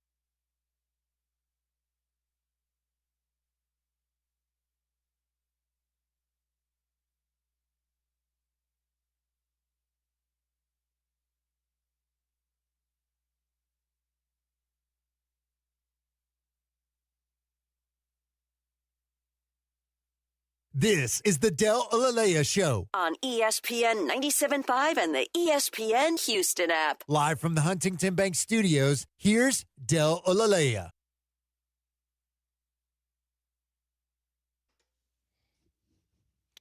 Astros had the day off yesterday. They'll be back at it, playing a good team. They played some mediocre teams coming out of the break. Well, the Marlins, record-wise, had a pretty decent record up until this long losing streak they're in the midst of, helped by the Astros sweeping them. But they go to Chicago, a place they haven't always been successful, even when the White Sox were bad. But now the White Sox are pretty good. It'll be Arrighetti back on the bump against Davis Martin. So we'll see if Spencer Arrighetti, who has struggled, we'll see if he's got a performance in him to help the Astros continue winning games. In his most recent starts, dating back to June 20th, the Astros have lost every start. He hasn't been awful in all of them. Like against Baltimore, he wasn't terrible. That went to extra innings and he lost.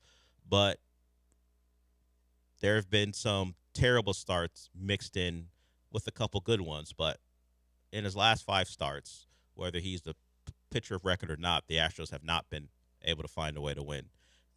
That's not great. Not since June 8th, because he lost the start I didn't even see against KC on June 14th. So the Astros have not won a game that Spencer Arrighetti started since June 8th.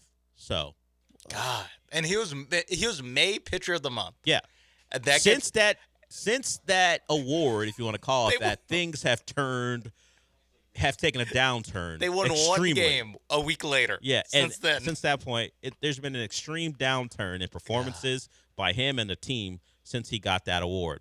Man, he heard that rat poison will get to you. Yeah, it will. It will. That May Pitcher of the AL Pitcher of the Month. Rat Man, poison. Spencer, you've changed. One month Pitcher of the Month award. You really changed, man. Yeah. What happened to you? Yeah, it's amazing. Lambeau has been able to keep his head on straight. Well, yeah, has he won Pitcher of the Month I guess yet? not. I yeah, guess not. so we'll see if he's got something to prove. We'll see if Peter Lambert, if he ever gets one chip. of those, allows the rat poison to get to him like it got to Arrighetti. I think if we just start calling him a Lambo enough, he'll be like, "Yeah, I am a badass." You think is anyone in the clubhouse calling him Lambo? I'm sure. I think, with how baseball nicknames go, yeah. Have we heard Jeff Blum call him that? Because then it catches on. If Jeff Blum does it, we got a real chance for it to catch on. I can hear him go, there you go, Lambo. Yeah, this is my point. I think it would be easy. Like me, I have some hesitation. Jeff Blum wouldn't have the hesitation. No. So if he does it, if he was like a batter that is having the equivalent season that he's having as a pitcher, and he hits a home run, like Lambo would be the like rev up the Lambo. I think so. Would be the Jeff Blum. Maybe it takes a little more for a pitcher before Jeff. Yeah, and there's just less of the like, you get to trot around the bases, and Jeff Blum has something to say. There is just like you just kind of keep going with the pitch clock, especially. Can't really drink it in. There's less downtime. Big strikeout when Lambo's out there dealing. Because it's he's in a jam, strikeout to end the inning. You just kind of go to commercial break after 5 seconds. There's not like a long time to bask in it. So yeah, I don't know. Sorry, I was being overwhelmed with how underwhelming Arrighetti's been since May. Did you caught another glance? Yeah, the month of June. I like how you have Arrighetti stats up. I still have Texans all-time records. This is what gets you in the football. It really is. The ineptitude of the hometown team. Knowing that Dalton Schultz, the next 2 names that Dalton Schultz passes on receiving yards is going to be Corey Bradford and Jabbar Gaffney. Corey Bradford. Wow. He's 10th. You know what? There have been some moments in Texans history that we want to forget that we can't. But the thought that Corey Bradford's 10th in all-time receiving yards, and I know shorter history, he was around from the jump. Not 10 names have been able to overtake Corey Bradford. I know. Only 64 games, too. It's not like he was Here for a long time. And I remember Corey Bradford. He was catching a lot of passes from David Carr. There was not a lot of production there. Still 10th all time. But yeah. Look, Noel, Dell, Higgins, whoever it is, that has to. One of you guys before it's over has to surpass Corey Bradford. Decent year from Dell gets him. Yeah, Dell's about 600 yards behind. Stay healthy. He'll get there. I've been distracted. I'm which sorry. Is good. I mean, I've been distracted the entire commercial break. Yeah, I've seen you looking at that computer. I can't look away. Yeah, so Kiki QT is 20th. The names, please stop. I remember them all, and not most of them not fondly. As far as they're sure they're good guys, but as far as on the field, not great. So the month of June, terrible. The ERA of 9, the 25 earned runs given up in 25 innings pitched. If you don't know, that's not great. In fact, it's terrible. And then the month of July, a little better, but not much, with the ERA of 6. So it's time for Spencer Arrighetti with his team firmly in the playoff chase to get right. He's pitched poorly enough that if there was an option, he get taken out of the rotation. But there are no real options to replace him, so he keeps going, and let's hope that he figures it out against a White Sox team who is firmly and certainly better than the Astros, as it stands now. So we'll see what happens over the weekend. All right, let's hear from Chandler Rome, because by the time we come back, we'll be less than a week away. Once this weekend series is done, we'll be less than a week away from the trade deadline. So what are the Astros' plans? Chandler joined Paul Gallant to discuss that, and a lot of it is what you expect, but he does reveal if someone's going to move, it'll be Jeremy Pena. Here is Chandler Rome. Jeremy Pena is the best trade chip. They're not trading Alvarez. They're not trading Jordan. They have told him. I have a difficult time seeing any scenario in which they trade Hunter Brown. Now, if they come out of the All-Star break and go 3-15 and are completely out of it, then maybe they have a different conversation. But Jeremy Pena is probably going to get traded this offseason, or at least he's going to be very, very much a logical trade candidate this offseason, because he's in the same position Kyle Tucker was in 2 years ago, where they tried to extend him, they failed, and he's going to be entering his last offseason before free agency coming up. They traded Kyle Tucker in that situation. I can see a scenario where they trade Jeremy Pena in that conversation. You could make the argument that if you're going to trade him this offseason, why not just trade him now? Teams are probably a lot more desperate. Teams will give you a lot more back for him if they're trying to win. But this is a general manager in the last year of his contract that knows he has to make the playoffs to have a shot at getting another one. And this team ain't making the playoffs without Jeremy Pena. So I don't think that's realistic. So not 3-15. They're 3-3 so far. Is it even possible for them to go 3-15? Out of the All-Star break? August 3rd. Before the deadline? August 3rd is the deadline. I think so, yeah. Wait, 15? Yeah, 3-15. No. So it's a little hyperbole, but you get the point. They'd have to be really bad. So Pena, he says, is likely, if he is going to be traded, to go in the offseason. But as we were listening to one Chandler Rome with Paul Gallant, we got some breaking news. Not regarding the Houston Texans, Astros, or Rockets. It does involve the second best player in most people's eyes in basketball. And he has chosen what most people thought was the most unlikely of scenarios. LeBron James is going to sign a 2-year, $8 million deal with the player option with the Philadelphia 76ers. So no return to Cleveland, no return to Miami, no playing with Steph.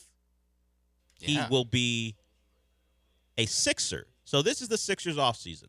They trade Paul George for Jaylen Brown, and they acquire the second best player of all time. Or first. Depending on how you feel. We'll take your calls. Okay. Who's better, LeBron or Jordan? So LeBron James, a Sixer. Did anyone – I know they were in the mix, but did anyone think this was going to be the final spot? Is he going to retire a Sixer? Yeah. Seeing him in the, Photoshop Shams thing.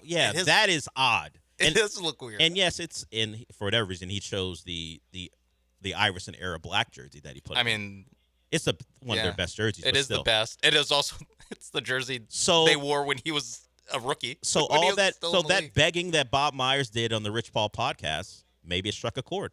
So Yeah, there it is. You learned something. LeBron James, a Sixer. It's a Wow. bit of a weird fit. They have multiple ball dominant players with Maxey, with Jaylen Brown.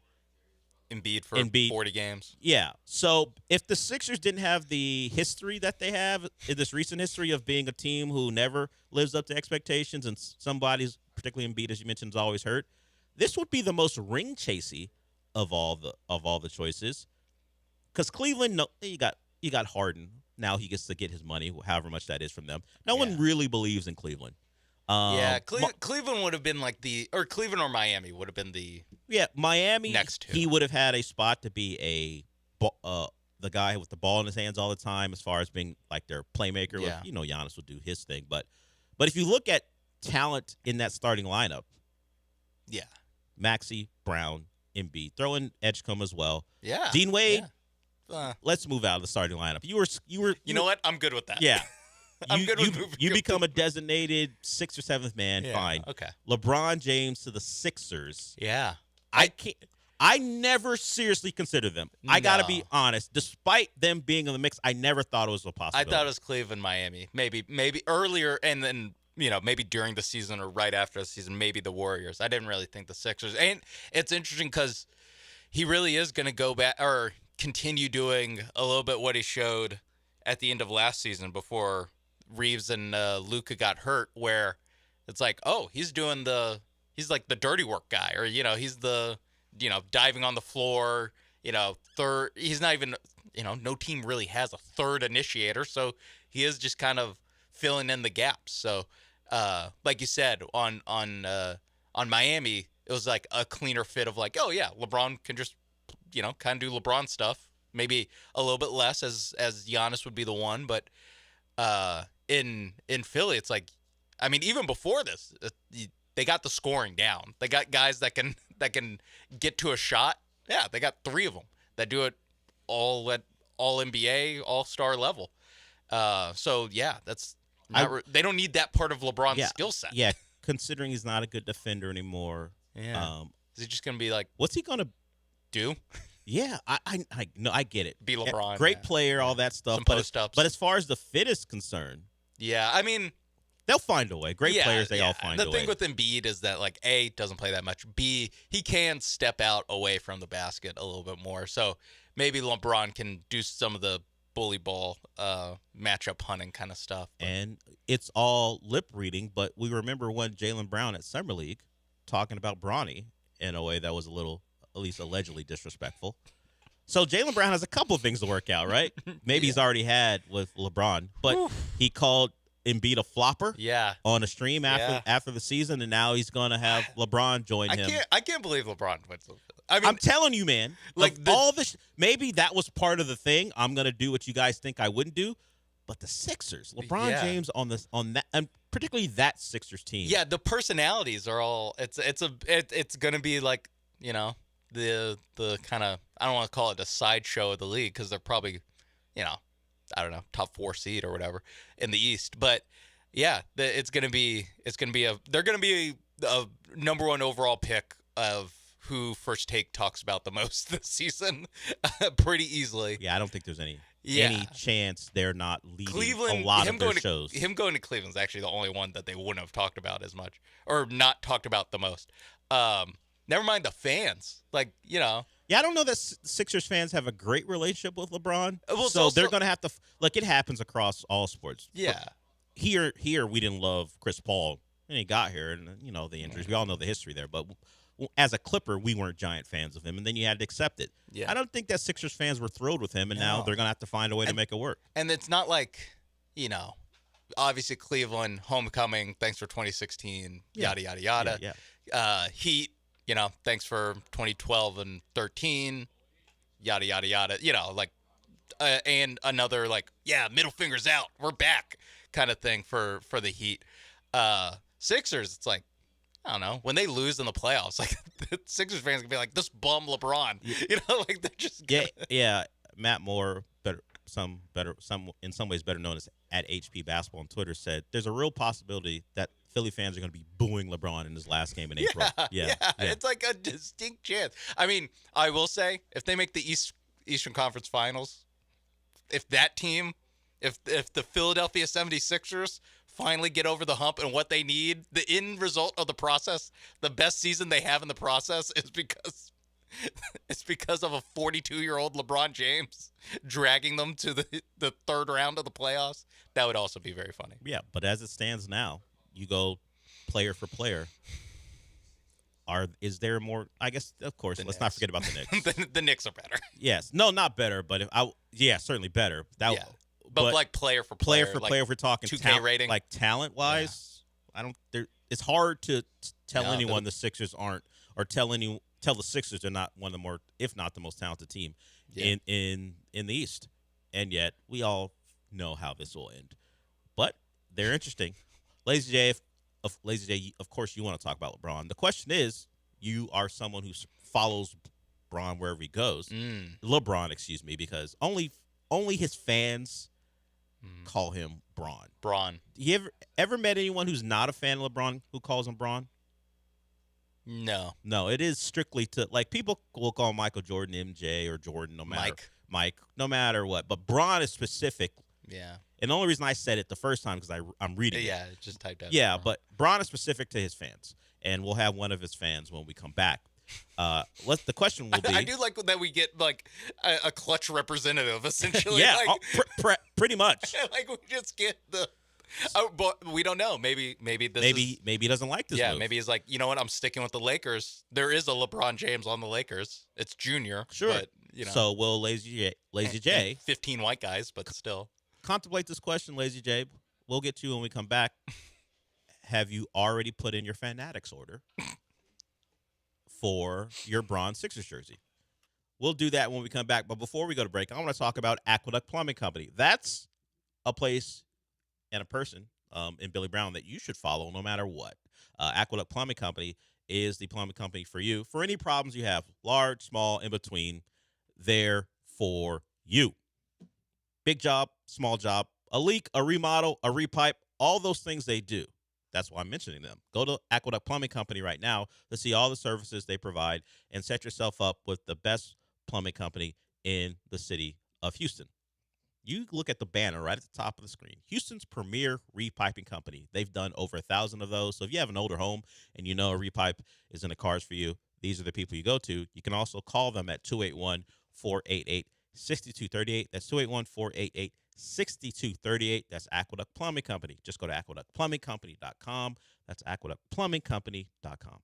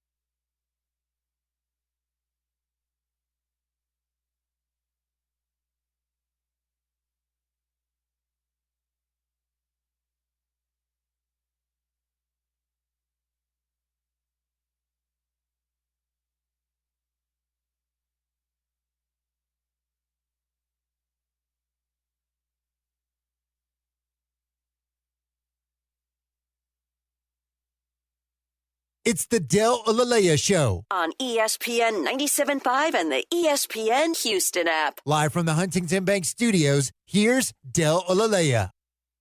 So the breaking news is LeBron James has made his decision, and he chose the Sixers. I've seen the mock-up from Shams in this tweet. I know it's real because Shams told us. And the debate, how would this be announced? Would it come on a podcast from LeBron himself, or would he go and talk to Rich Paul about it, make an announcement? He went with the way most of these things go. Shams gets it first. And we know Shams and Clutch, I won't say they work hand in hand, but he did mention Rich Paul and Clutch in the tweet because that's what Shams does. I think now. Shams is repped by Clutch. Is that true? Yeah. Okay. Then it makes sense for one client to help the other. And in this case, it is LeBron to Philly. Speaking of Clutch, that's who represents Tyrese Maxey as well. So there's a lot going on there as Clutch and LeBron make their decision. And Lazy J. Is he a Clutch rep or simply a surrogate? Yeah, where they send him out to talk to media about the decision. Lazy J wants to talk about LeBron. What's up, Lazy J? Hey, Dale. What's up, brother? Good morning. Good morning. Yeah, I wanted to get in and talk about my boy Ramon James, not Braun, Ramon. You know, I think he got a little Hispanic in his blood. You know, I don't know if he go back to the 23 and me or whatever. Ramon, you know, that's a little Hispanic, like Dominican or something like that. But yeah, like I think he's going back to his 11th finals. I see him as a third option. I'm glad he didn't go to Miami. You know. I really wanted him to go back to Cleveland. I hated the Lakers. I never liked the Lakers anyways. I hated Kobe. Like I say this, nobody liked Kobe until he died. So, the greatest player alive, LeBron Ramon James, goes to Philly, about to win his 5th ring. Y'all call them ring chasers. Might as well go ahead and chase him then. His second favorite player growing up was Allen Iverson. I mean, he did drop some shoes and a shirt a couple months back called Dreams and Nightmares. So I guess he was hinting that back then. So, that came into fruition. So shout out LeBron, bro. Love the show. Appreciate it. LeBron Ramon is actually his middle name, James. It's not Ramon, but Ramon is there. So close enough. So there it is. Third option, you think about it, he's probably fourth. You think Jaylen Brown's going to acquiesce, considering what we found out about Jaylen Brown? He's in his want to be a featured part of a team. He'll be third option plenty of nights because Embiid won't be there. Yeah, but honestly, at full health, do you just like Roger Clemens, Joel Embiid? Just like, hey, we'll cover. You can make your debut on Christmas because I'm sure now they'll have a Christmas game against the Knicks. Definitely. Right, probably Knicks, Sixers. You don't. So do you think that or opening night because they might want to have Christmas Knicks Spurs? Oh yeah, they could do finals rematch. Yeah, I could see because opening night this past season they'll play on Christmas. Philly will play on Christmas. Was Rockets Thunder? Yeah, to open the night. Western Conference Finals preview. Yeah, that worked out. So you would want a contender in that conference versus the champion. That makes sense. So I could see Sixers Knicks in the Garden or Knicks Heat. So you can run the Jeff Van Gundy play. You can run the. Isn't that old hat? Yeah. People still want to see that? No. No, I don't think so. No. So there it is. The schedule can now be made, and the Sixers will be featured prominently, and they've done enough since you mentioned it for Embiid to maybe not go full on Roger Clemens, but keep him at 45 to 50 games. You have enough on that roster where it won't be a complete disaster. You will still win plenty of games without him. It is funny that the 42-year-old, or 41, I think, and then will turn 42 this season, signs with the team, and I'm like, the other guy should be the Roger Clemens of this. Like, LeBron should obviously be, age-wise, just come in again around Christmas and play every other night, and we the rest of these guys, because they are so, like, I don't know, there's just so much overlap with what these guys can do that it is a little crazy that they're all going to, like, if they were to all be on the same court at the same time, it would be like, it's not a clean fit. And credit to Lazy J for reading the tea leaves, because LeBron on Instagram with his announcement does have Dreams and Nightmares playing, which is synonymous with Philly and certainly Meek Mill. And that's what the Eagles played when they beat the Patriots. Yeah. About a decade ago now. That was a song they ran out to for that Super Bowl appearance, I believe, in Minnesota. So there it is. I keep saying it because I can't believe it, honestly.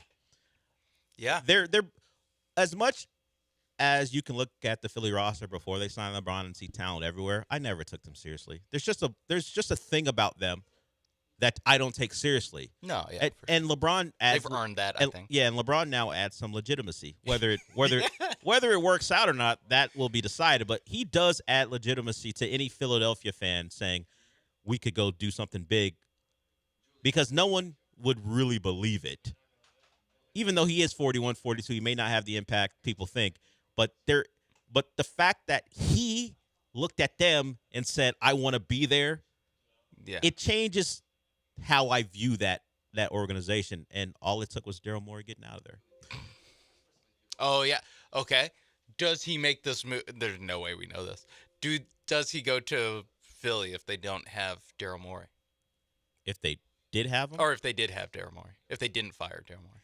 Yeah, I don't know their relationship. I don't know that Mike Gansey, who is their closer, who got it done. I don't know who got it done. I guess first two moves Gansey made, two of the first three moves that Gansey makes: LeBron, Jaylen Brown, also Dean Wade mixed in there. Yeah. Well, LeBron, D Wade, he's done well with the D Wade on his team before. I will say that. If we go back to that Cleveland stint, other time, Kobe Altman was like, "Hey, you want D Wade back?" They made the finals that year. Not with D Wade. They had traded him away. He got a farewell tour. Yeah, Kobe Altman called the Heat and go, "Hey, you want D Wade back? D Wade back?" And they're like, "Yeah, you know what? Sure, bring him back." Whatever. And then because Cleveland was in the East with LeBron, of course they made the finals. That's no accomplishment, Sean. They made the finals. That's all they did was D-Wade. make the finals. So 5 times. LeBron's been on a team with D Wade 5 times.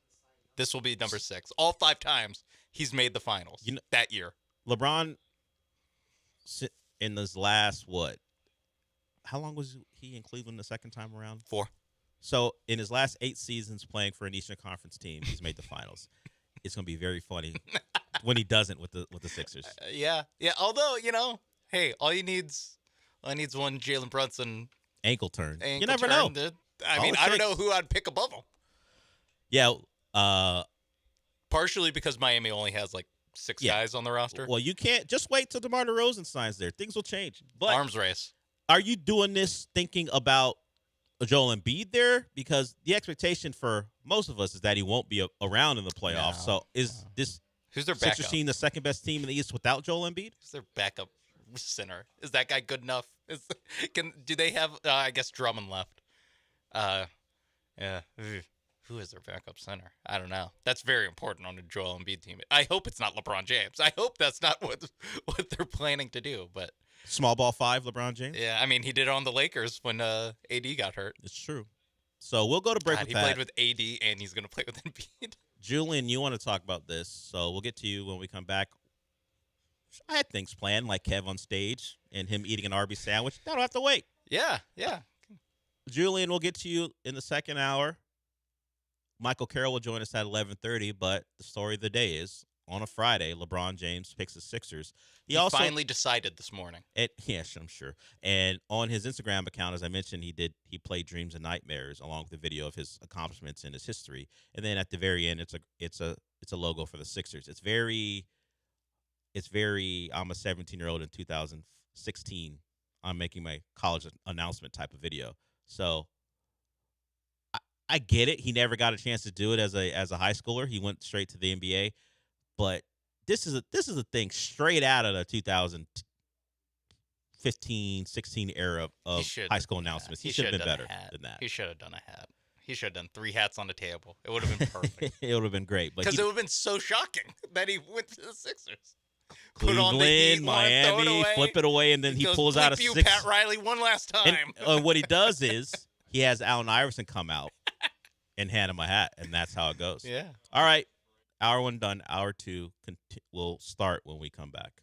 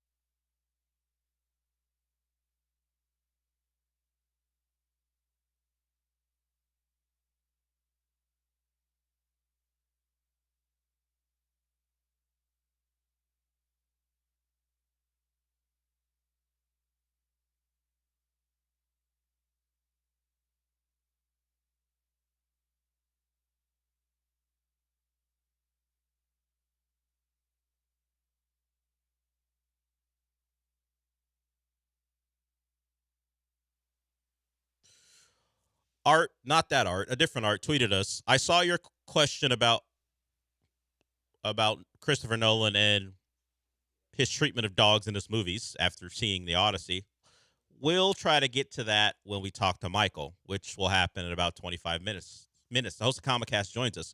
But before that, we're still taking calls on other topics. And with the news that LeBron James has chosen the Sixers, 2 years, $8 million deal, player option for the second year. So we get a call from Julian. By the way, LeBron has tweeted he's using multiple social media platforms to tell his story, from the video announcing his decision to the tweets about how it's set up for him to finish his career in Philly. He's getting his message out, letting everyone know why he will be a Sixer, at least for next year. We'll see if he exercises that player option. But let's get to Julian here. He wants to talk about this. What's up, Julian? What's going on, gentlemen?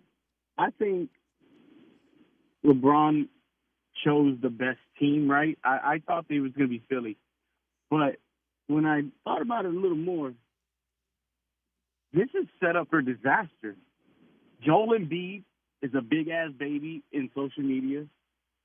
Jaylen Brown is too smart for his own good, and he's not going to like the whole I control the narrative by LeBron. If there's anything that goes wrong, I think this is just going to be such trauma. And I feel like LeBron doing all this, announcing on social media, different platforms. I mean, goddamn, bro, are we like 21? How much attention do you need? You're considered one of the, if not the greatest, the second greatest of all time. I think he's the second greatest of all time. There's nothing wrong with that. But it's just wild to me, man. He's almost 45 years old, and he still carries himself like he just got out of high school with this, let's do a commitment post.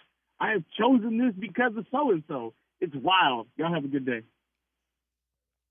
Yeah, that is part of the complaint some have for him. And when he joins your team, it's less about your team and about him through his own maneuvering and his agency. So the Sixers will be a giant story for some legitimate basketball reasons.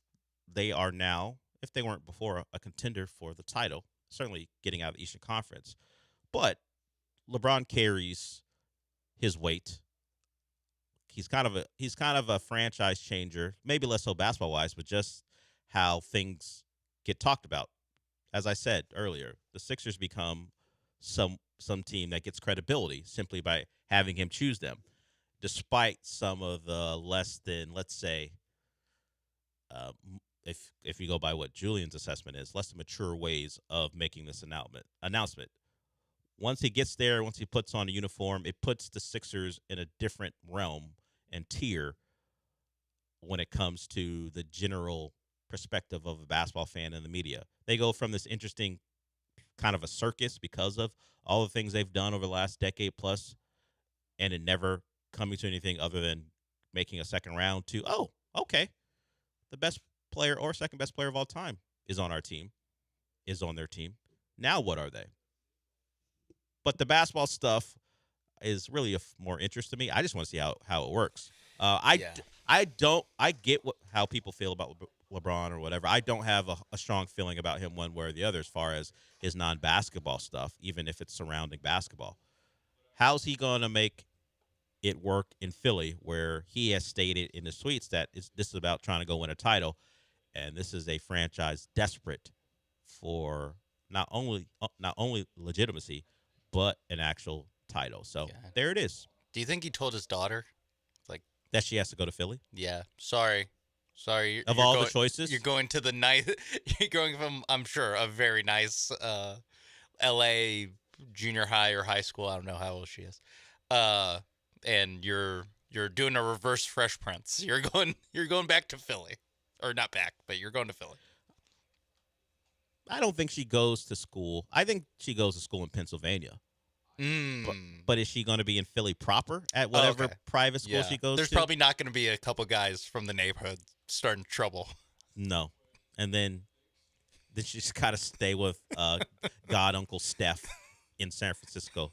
I don't think. I don't think. I don't know. Is her name Zuri? Is that her name? I don't know. I think so. Which daughter? If it's, I think it's a one daughter, right? He has one. Yeah, daughter. yeah, it's one. I don't know.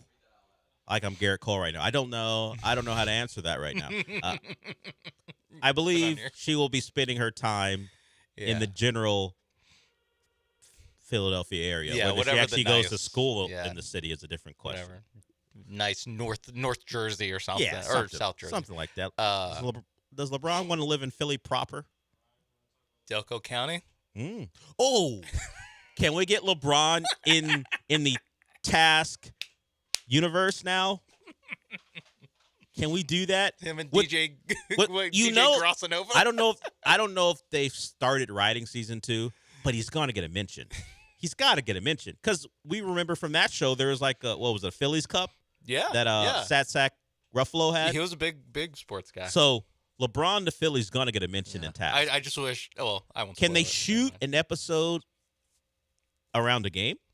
Like, because we've seen that in some shows. Like it's The Town? Like it's HBO, and HBO had the Entourage. They would film stuff at actual games. Yeah. Can Mark Ruffalo take his complicated family on a night out to a Sixers game? I just need It's Ruffalo. He's an FBI agent, so he's not sitting in the front row. No. But he could be sitting someplace, and a game could be actually going on. Yeah. The Pendergrass boys would love LeBron. Actually, they would probably be conflicted. The bikers would hate him. No chance they like LeBron. No chance. Or Jaylen Brown. Now they think about it. Not a great offseason. I need Kate Winslet. Probably more Eagles guy. I need Kate Winslet or Mayor of Easttown to be at a Sixers game, chopping it up with Mark Ruffalo's Task agent character, and LeBron is taking free throws, and Embiid's in plain clothes because he's not playing. Street clothes Embiid. I use plain clothes because we're talking about cops. Yeah. But there it is. I keep saying it because I can't believe it. It really is. It is surprising. I gotta get out of saying that because it's just my transition away from what the hell. Because I want to just say what the hell. Yeah. And I'm trying to find a way to not say that. Thank God he didn't go to Cleveland. I'll say that. Cleveland would have been the most. Now that I'm thinking about it, Cleveland would have been the most boring. At least like this is at least funny. Yeah, to happen in the middle of our show, him going back to Cleveland's like, would have been whatever. He's already kind of done that. Yeah. Yeah. This is the funny. Miami also would just like, basketball wise, he's their point guard, yada yada yada. They actually there's some basketball reasons. Need good players on that team. Yeah, like, and he would around fit the a two role guys. they really need. Yeah, but this one, I don't. It does feel like if people want to say he's ring chasing, they can do that. Yeah, going to Philly didn't feel like a serious option. It's all the things a content farm would need. Yeah, and LeBron provided it for him. You can have the Jaylen Brown conversation. Jaylen Brown, whatever, a month ago, wanted his own team. Now look at him. Brad Stevens, he's not even the 40 chess. He would be at this point the third most trusted ball handler on his own team. He would have been better off in Boston. Yeah. As far as responsibility is concerned. Mm-hmm. And now look at you. Whatever. Ryan, you want to talk about this? We'll get to that when we come back. Anyone else want to join us before we get into our regularly scheduled programming, which is Michael Carroll at 11:30? You can. 713-780-3776 is the number. We will be back.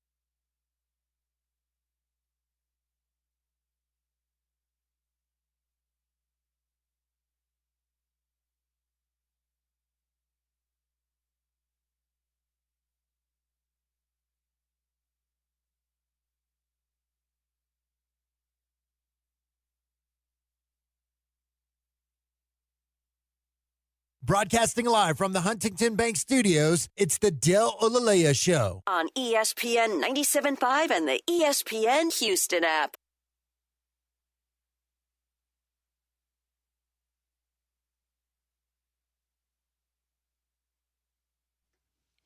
I wonder how many of these conversations regarding this decision will acknowledge that we should not include Joel Embiid in any real conversation regarding what a playoff team in Philly is going to look like. Because as we've talked about it already, how if you just look at the roster and you turn the injury slider off, you get why a 42-year-old player who's still looking to try to win would join Philly. But no matter what anyone says, when they stack this roster together, I think to myself, yeah, but this guy ain't going to be playing in a playoff series for them. How could you seriously consider it until you see it? We've just got a long history of him either missing time, Joel Embiid, in the playoffs or not being right because he's fighting through something. Yeah, you do kind of have to assume that in at least a handful of games in any 2-round playoff run with the Sixers, and this year at least, there's going to be some Ariel Hukporty or Arden Bona playing big center minutes. So while we kid, there is a real chance, considering the roster composition, that LeBron is playing some small ball 5 for that team at points. Not extensively, but at points. Yeah, because I forgot they had Anthony Simons this year. Yeah. And they drafted Phylon out of Alabama. So they got a lot of guards. So now the question is, can the Wizards extract a lot to give LeBron his preferred big man and take on Embiid? Are we done making moves? Speaking of guys who don't play. Yeah, I'm not sure Philly would feel great about having a different guy. At least Joel is their own guy. Yeah. He's the process, baby. Yeah. Let's get process still rolling. Let's get well, sure. And LeBron did mention the process in one of his podcasts, and people are like, hey, don't take that seriously. I think Rich Paul said that. And it turns out maybe breadcrumbs. Maybe we should have known. Oh maybe we should have known. Let's get to Ryan, then we'll get to David. What's up, Ryan? Hey, what's up, Deli Jelly? Hey, what's going on, Vacay Mate?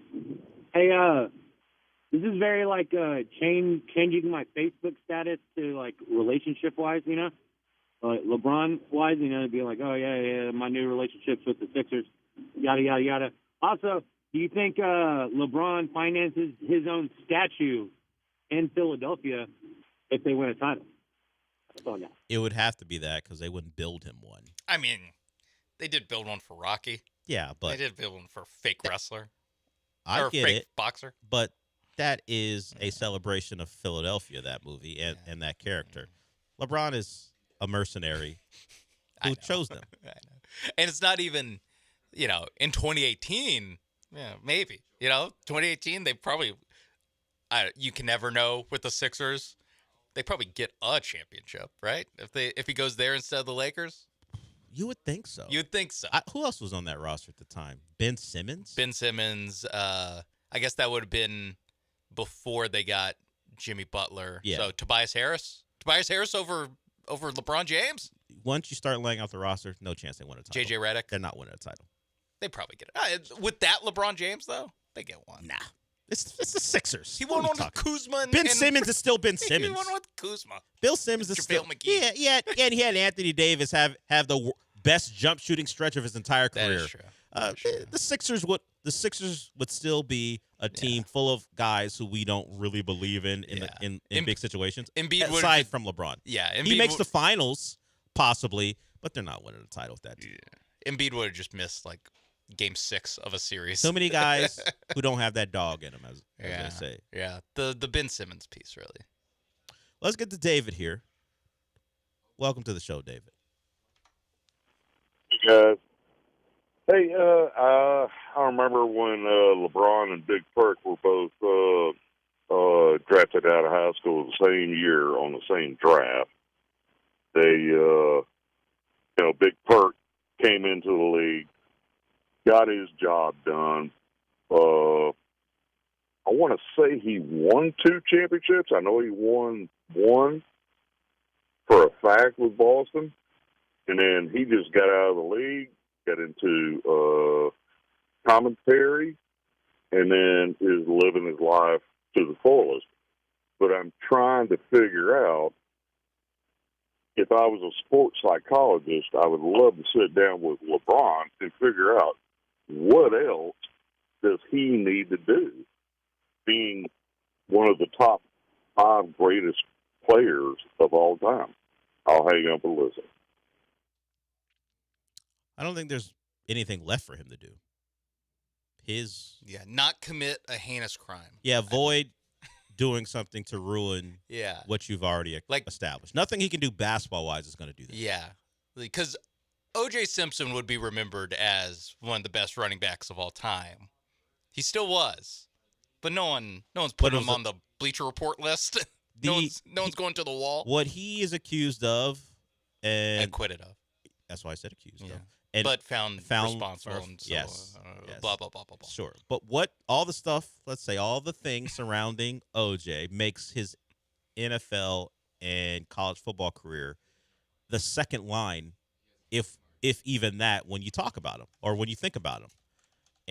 That's a great player who was accused of doing something awful. And also he went to prison for other stuff. So LeBron would have to do something heinous to change the perception of him because of what he's done as a player. Nothing basketball-wise is going to do it. Everyone's kind of set in stone with what they feel about him. Winning a 5th title with the Sixers isn't going to change that. He could win 2. He can go 2 for 2 and then retire a champion. And how people feel about him will remain the same. I've had this conversation, or at least the mention of this particular conversation several times. You've never been able to swing someone to your side in who's the better player debate. If you have, you're one of few. Think about it in your entire life.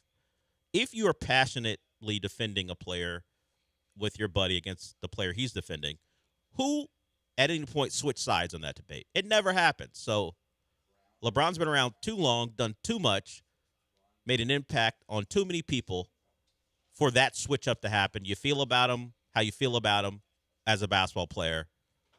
Ain't nothing that he does in Philly going to change that. Yeah.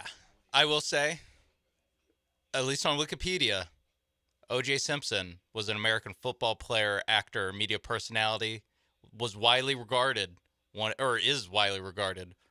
of the greatest running backs of all time. Next sentence. His success is widely considered to be overshadowed by his 2 criminal charges, blah, blah, blah, blah. So Wikipedia proves me wrong. They do say it's overshadowed, so it's a little of murky. both. They mention the football stuff first, only to set up. One of the greatest running backs. Only to set up what has become. Can tote the rock, let me tell you. What has become the thing everyone thinks about when they think about OJ. Takes a while to get to Naked Gun, I will say that. Well, he was great in that. What about the Hertz commercials? Couple things before we go. Jackie says, this has to be the only example of a third option announcing their choice on their new team this publicly. Bron is such a pick-me-ass person. Definitely stunted his emotional maturity at like 18 years old. I can't speak to that, but to your other points,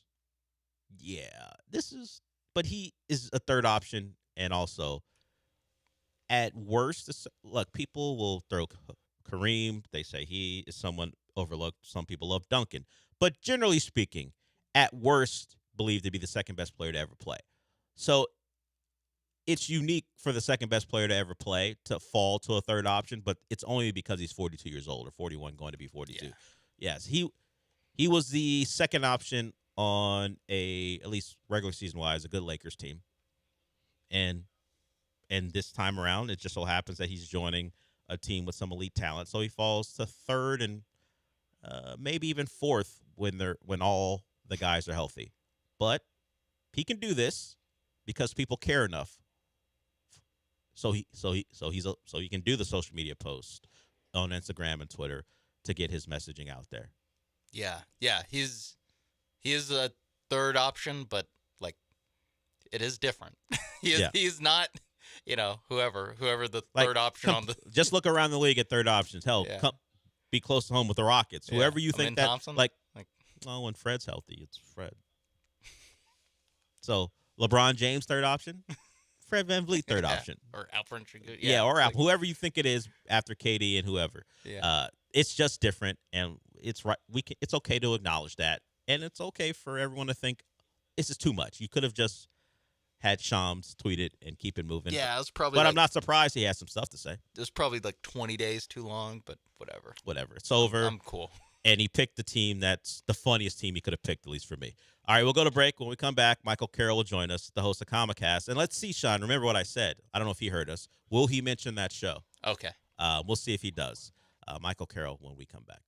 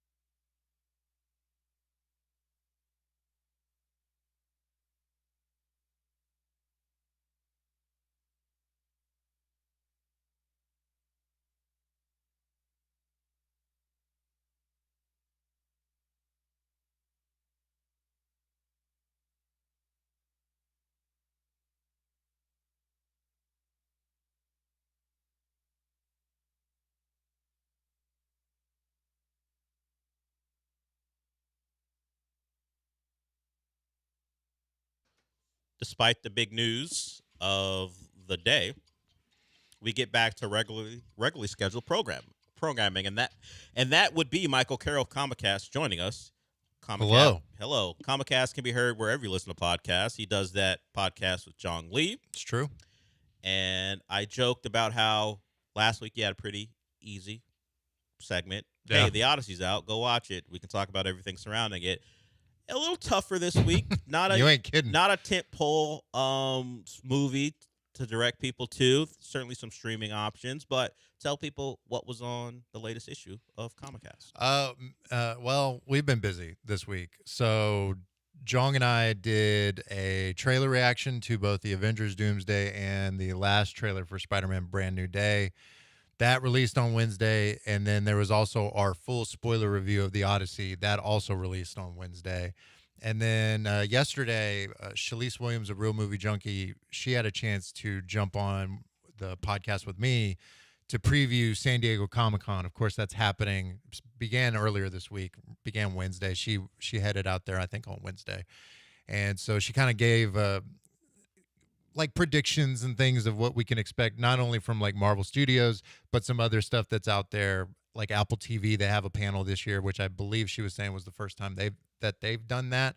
So we were talking about what they could be showing off, some of the shows, as well as the series Dungeon Crawler Carl. That's going to be out there, and that's been announced that it's going to be adapted into something. I think Seth MacFarlane's working on that. So maybe there's something bigger that's announced, maybe casting or things like that. So a lot of previewing San Diego Comic-Con. And then plus her and I talked about the Avengers Doomsday trailer, because she has a whole series, video series on social media counting down to the release of the film. So that trailer came out, and I wouldn't even say I was lukewarm on Avengers Doomsday before the trailer. I hadn't really given it much thought. It's just, it's out there. Mm-hmm. I'll eventually watch it when it comes out. It's just how I felt. Depending on who you talk to, if maybe a general film critic who watches all these movies, whether it be a Doomsday or a smaller movie and makes their determination, they felt a certain way about it. I don't know. With Thor, that narration, seeing some of the old X-Men, right? The old feeling was back, Michael, at least for me. I watched that trailer going, I don't know if we're back, but I feel like we might be back. And AJ Russ, who certainly produces quite a bit for the show when Sean is on vacation or having to work in a different spot in the day part, he's the one who texted me going, Avengers Doomsday trailer. And I was like, what? It's out? So he has the feeling of it being back. What about you? Well, kind of going off of that, the first text I got that day, AJ. Yeah. Sean, not that you trailer, though, huh? fire. I'm now starting to take it personally. You didn't get a text? You didn't get a text? No, I didn't get a text from AJ about Avenger. I don't know the last time I got a text from AJ. I couched it because Sean expressed that at the time. I go, well, you were out. We had been working together for the last couple of days. We exchanged some texts recently, so maybe that was it. But I didn't know he texted Michael, too. Well, June 23rd. That's the last text I got from AJ. Hey, man. Hey, it was work related. Wow, I talked to him like the other I know. day, I know. Wow. Well, maybe he just latched on to like, it's not Fast and Furious related, so maybe he doesn't care. He knows you have a certain thing you like quite a bit. And we mentioned it on Monday where, I'm still seeing Dune first. Like we had a back and forth about AJ knew what we would see first. Yeah. You are a Doomsday person. Emphasis on Dune. Yeah, I'm a Dune person. Yeah. It's Doomsday. Wow. It's Doomsday and then Dune. It's Dune then Doomsday for Sean. See, this is why AJ didn't text me. I know. I get it. I mean, I do take it a little personally. I mean, there's been a recent. He didn't. Yeah, to the point. He didn't text him when Dune had a trailer that came out. No. So even if he did know that, that's true. He didn't text him. So maybe he knows. He knows that I'm like, I am still a kind of lukewarm. Not lukewarm, just like, I don't know. Like why do you hate fun? There's some good stuff, and there's some stuff where I'm like, all right, sure. I mean, I've told you this. All right, Gambit, sure, whatever. Well, that's funny. Well, you were asking for Taylor Kitsch. My Gambit.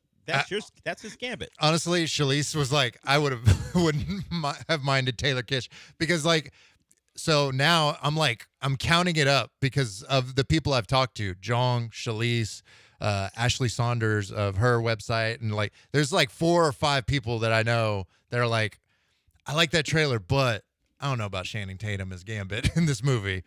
It's like, is he gonna do the full thing they did in Deadpool and Wolverine? Yeah. Who's your dialect coach? Like, is he gonna do the full thing? Because that feels awkward in this movie. Yeah. Like, it's one thing to do it in Deadpool and Wolverine. It's another to do it in Avengers Doomsday when there's people possibly dying and all this multiverse collapsing and whatnot. Patrick Stewart's in this movie. You can't be doing this. They can't kill him again. They can't. Who says? Watch. No. Well, Jong says. Jong says like they're gonna die. Is there a couchy market on that? Like, who says they can't kill him again? We've seen it so many times. But you've never seen it in an Avengers movie. Patrick True. Stewart. Patrick Stewart. I got one more in me. I got one more death in me. I mean, Gets the script. Where am I dying this time? Over in this wheelchair one last that time. man has decided. Oh, you think Sean Bean can die? Yeah. In the movie? Yeah. Oh, I can die in this. Sean Bean does it over the course of different series or movies. I'll do it in the same movie franchise over and over again. I'll do it as the same character over and over. Remarkably, Professor X lives again and dies again. Yeah. Somehow, Professor X dies again. and returns and dies again over and over again. Grand close. Brutal. So it does appear he's in imminent peril in the trailer, as always. Well, His it good, happens. His good friend Magneto's there with them, and now they didn't do this because of this, but in the recent run of X-Men '97, there's some things going on there with Magneto and Professor X. So that was the trailer that got me feeling good about Marvel. I probably will have to avoid all conversations because then I'll just start to feel bad about Marvel again. So the trailer got me there. It's a good trailer. Yeah, it's a good trailer. Just didn't completely move the needle for me. Okay, that's fine. Just remember, Dune guy over here. Remember the next time you don't get a text. Oh man, this attitude is why you don't get them. Yeah. Seeing the Dune trailer in IMAX. Oof. Oof. You don't like fun. Yeah. Why are you hating fun? Oh, Atreides knows the whole his history, the past. It's hard to fool him. Yeah, I get it, Villeneuve. Pattinson's trying another coup. Let's see how it goes for him. Who does he call a beggar in that movie? Yeah, it's true. I don't know yet. I'm waiting for. I'll report back. That's a great clip. You tell me why Shang-Chi and Channing Tatum are fighting. That's why you have to watch the movie, Sean. Yeah. No, I'll tell you what Pattinson's up to. You tell me what I Channing know. Tatum's I up know to. what he's up to. There's a book. I don't need to be told. There's literary evidence of what he's up to. That is true. Thank That you. is true. This, no one really knows what Doomsday is about. We can kind of guess, but we're not really sure. Yeah, they go off book. So we're a little surprised. It'll be a bit of a surprise. All right, that's longer than I thought we'd go on that. There's but not a so lot be to it. talk about this week.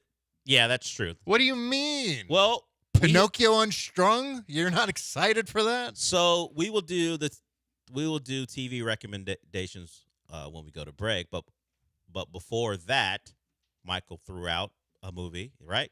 Yeah. There's a few of note. It's really, I figured it was going to be dead because who's going to release the week in between the Odyssey and Spider-Man: Brand New Day? It would be foolhardy. Pinocchio Unstrung. Pinocchio Unstrung. That's already Unstrung is doing it. It sounds like this version of movie that's come out recently where we treat a character to a horror experience. Yes. Is that what this is? It's from the same director that did the Winnie the Pooh movies. Okay. Yeah, exactly. Surprisingly, though, it's getting decent reviews, 87%, but it's only like 15 critics. Like, let's calm down. But it is a chilling reimagining of the familiar fable.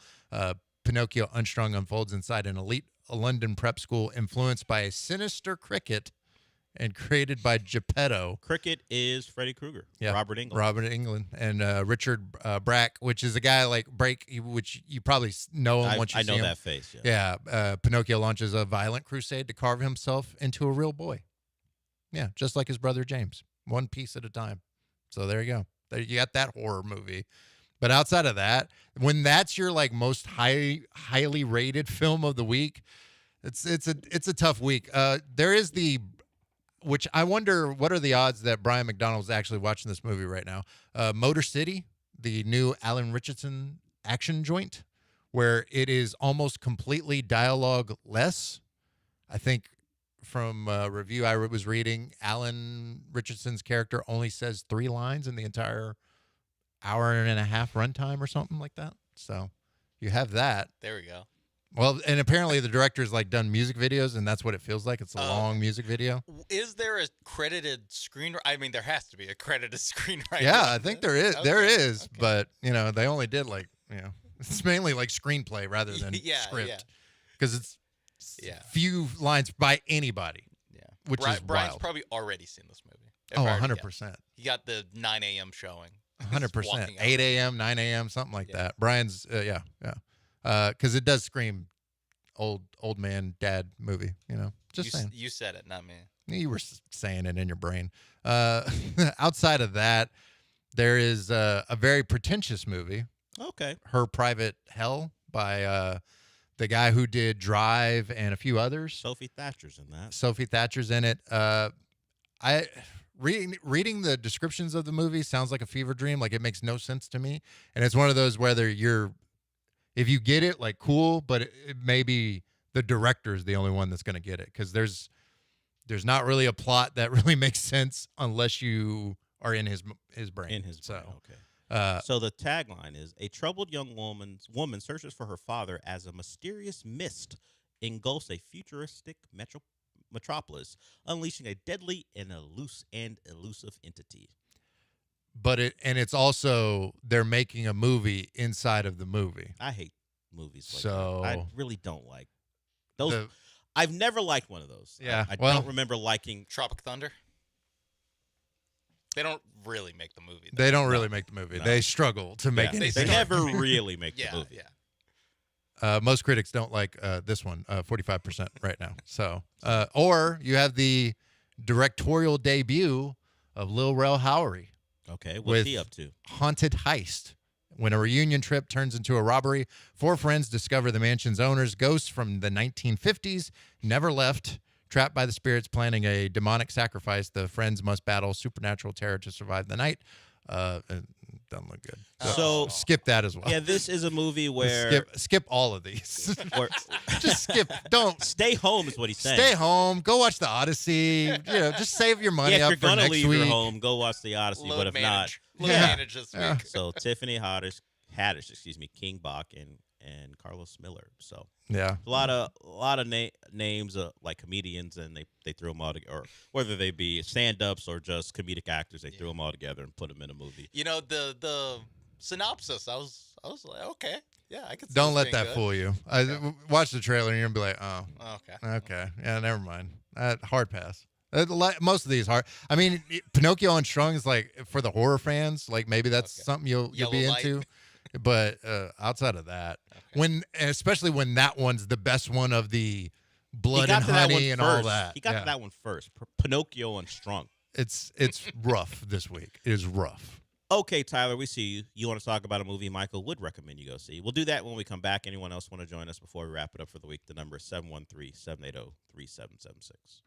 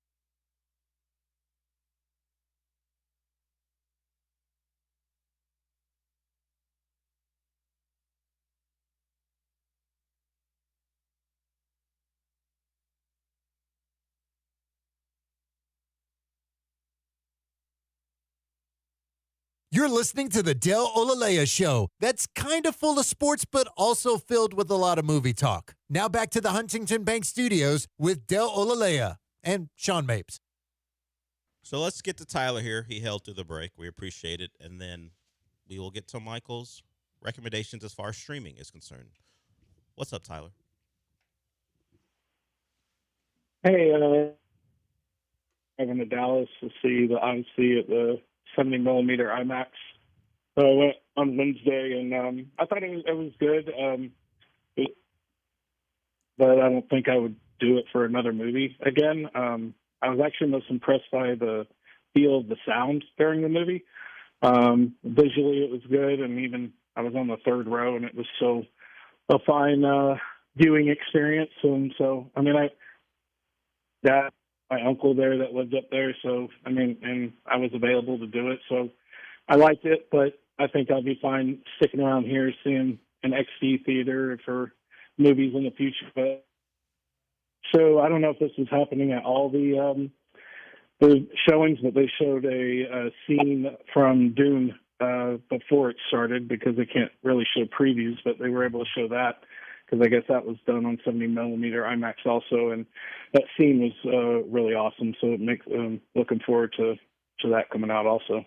Appreciate it, Tyler. Tyler called in last week and said he'd give us his review of his experience. We appreciate it. So he liked it, but the drive to Dallas, he decided, Yeah.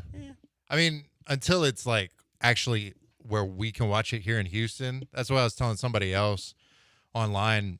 Like the only ones that are in our state are in Dallas and San Antonio. And the San Antonio one had an issue. I think I was talking to Nicholas yesterday, Mhm. who also made the trip to Dallas. But the San Antonio one had a problem. So at the moment right now, unless that's been fixed, Dallas is the only place you can go watch it in what the director wanted you to watch it on.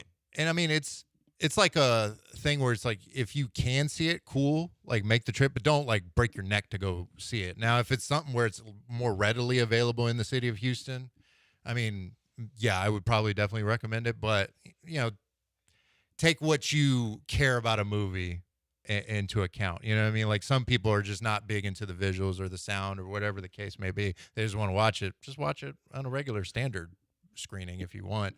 But if you can get the full gist of it, definitely recommend it. So we'll get to Art here, because I said I would get to his question. Mhm. He asked us, because we've both seen the Odyssey, do you and I share the same concern which is Nolan's hatred of dogs? Because there's a scene where John Leguizamo's not treating dogs very well. Yeah, the puppy doesn't do well. I don't know, and Sean and I kind of discussed it. I don't know that Nolan has a history of dogs not being treated well in his movies. That's reserved for women. They're treated fine. They're just not. They're dead. Yeah. They die. Yeah. Yeah. They don't get treated poorly per se. It's just that they happen to die. They barely exist in the movie. Either they were already dead, or they die in the movie, or the parts they have aren't great. Yeah. But dogs, not so much. Oh, okay. We are not talking. Okay, well now we're back to dogs. Yeah, back to dogs. Okay. Just to be clear, I don't think he hates dogs. I didn't notice a trend. I in will his say movies.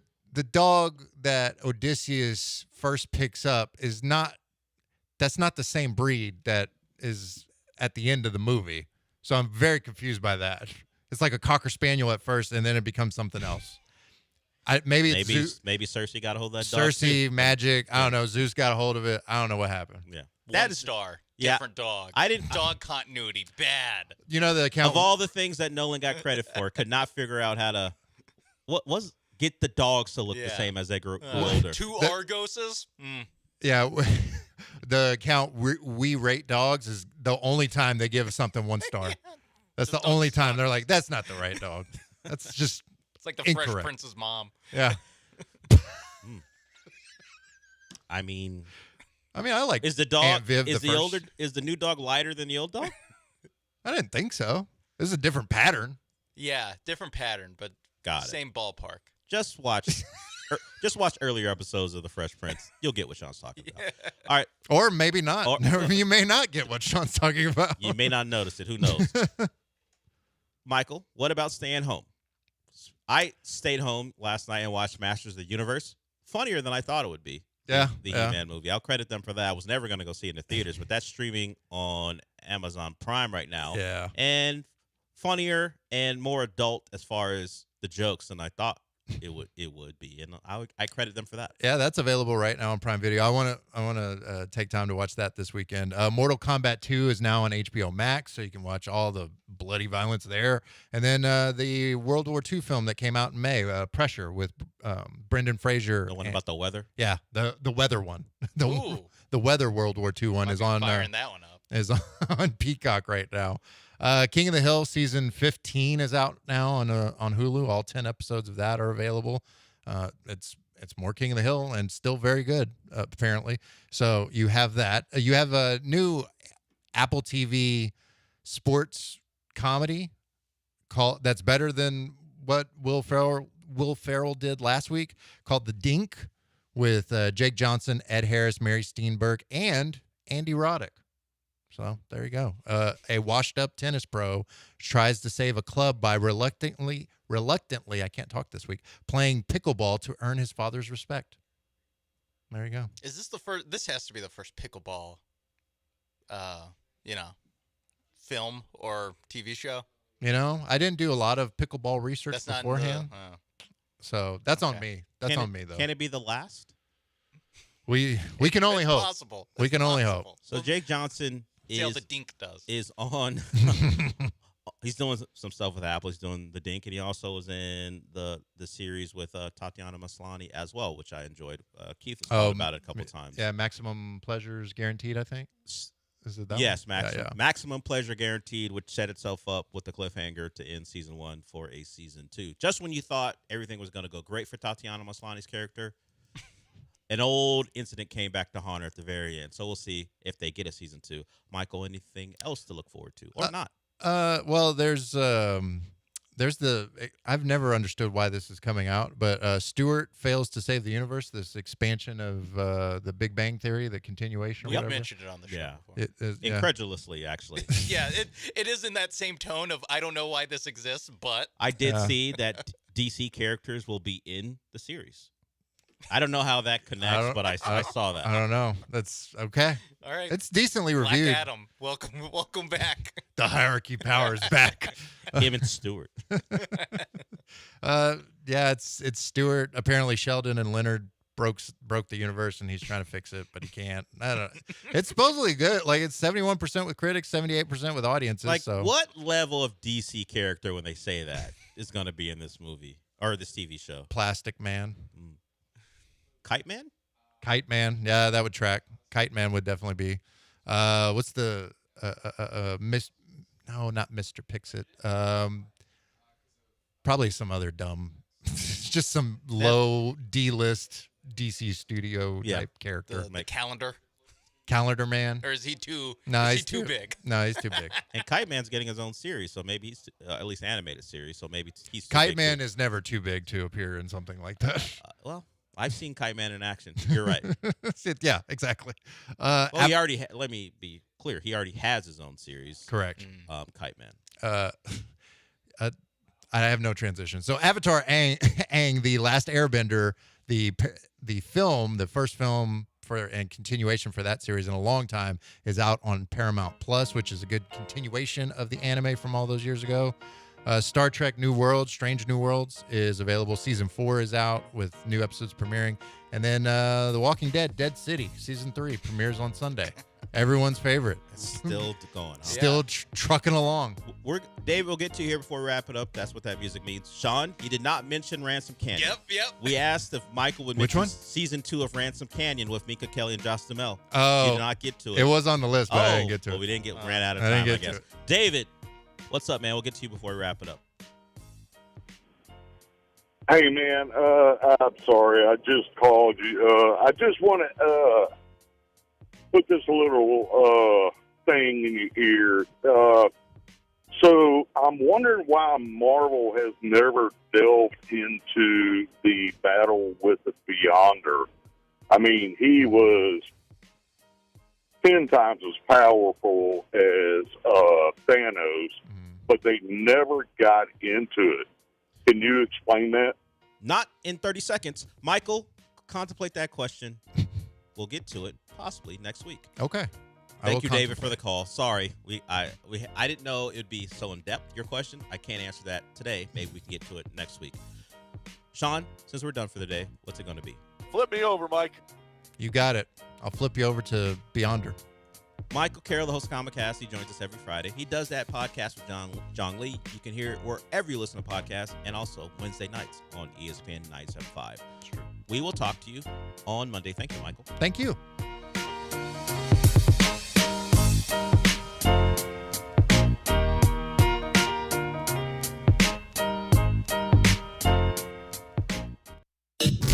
You're listening to ESPN 97.5.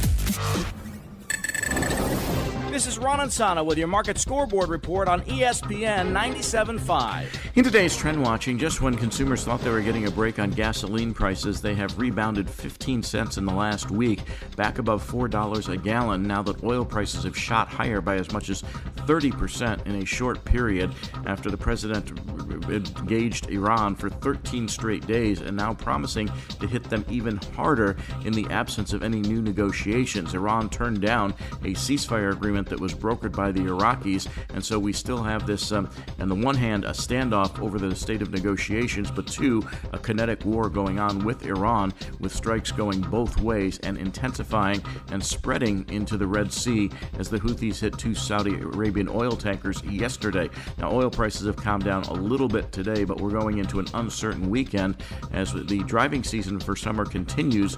Gasoline prices are holding at $4 a gallon or higher around the country, something that may curb further vacation activity as we wind out the summer. Is your money just lying around? Switch to Huntington Bank, and your money's always doing something. Like auto saving for special events, tracking your teen spending, and helping protect your parents from fraud. Let's get more from money. Switch to Huntington Bank. Welcome. Eligibility requirements apply. Some features may require enrollment. Looking for a career that offers real opportunity? IBEW Local 66 is opening the door. With more than 4,800 members, their apprenticeship programs combine classroom instruction with paid, hands-on training so you can earn while you learn and build a nationally recognized career in electrical, construction, or line work. Whether you're just starting out or ready for a new direction, they're ready to help. Visit IBEW66.com. Powering careers, powering the future, IBEW66.com. Keep listening for details on how to get up to $300 airline credit. Sky Holidays introduces a one-of-a-kind air credit program. Our buying team got a little too aggressive in getting hotel and air deals, so now we have to liquidate our prices. Here's how. Whether you want to go to Paris, Las Vegas, London, Atlanta, Hawaii, or anywhere else in the world, we have amazing deals. Book a selected hotel and we'll give you up to $300 airline credit. Now you can book your vacation and get a free credit to use towards airline travel. We'll book both, airline and hotel, with one simple phone call. We have access to most airlines and deals on thousands and thousands of places to stay. Call right now, book your hotel rooms, claim your airline credit. You can change or modify it at any time. 800-245-1697, 800-245-1697. That's 800-245-1697. Looking for a great way to listen to ESPN 97.5 whenever and wherever you are? Then download the ESPN Houston app. Just search ESPN Houston in your app store and download today. The ESPN Houston app is brought to you by Aqueduct Plumbing Company. Danny, why are there several dozen swords in our living room? Those are samurai swords. They look really old. The oldest was forged in the 1200s, but most of them were forged between 1400 and 1700. But I thought that collectors' firearms sold firearms. Samurai swords were sort of the firearms of Japan during the centuries when Japan was ruled by the samurai. When was that? From 1185 to 1868. So the samurai ruled Japan from about the time of the Magna Carta up until the end of the American Civil War? Yes, almost exactly. Are you going to sell them all? I sure hope so. Can I keep this one? Of course you can. The best gun shops in America are in Texas, of course. Collector's Firearms. Right on the corner at Westheimer in Voss and Houston on Alpha Road in Dallas. One block east of the tollway. Collector's Firearms. Can you dig it? The Hall of Fame with Booker T and Brad Gilmore is on ESPN 97.5. ESPN 97.5, presented by Zadok Jewelers. There are jewelry stores, then there's Zadok's. KFNC, Mont Bellevue, Houston. This is the Rich Eisen Show. Hey, everybody. Can't get enough of the Rich Eisen Show? You're in luck. You can find us everywhere. Watch us weekdays on Disney Plus from noon to 3 Eastern. Miss the show? We've got a podcast so you can listen anytime. But here's the best part. Our YouTube channel. Subscribe at youtube.com/Rich Eisen Show and you'll never miss a moment. Now, on with the show. We're on Aaron Donald Watch. This is the Rich Eisen Show with guest host Seth Rollins.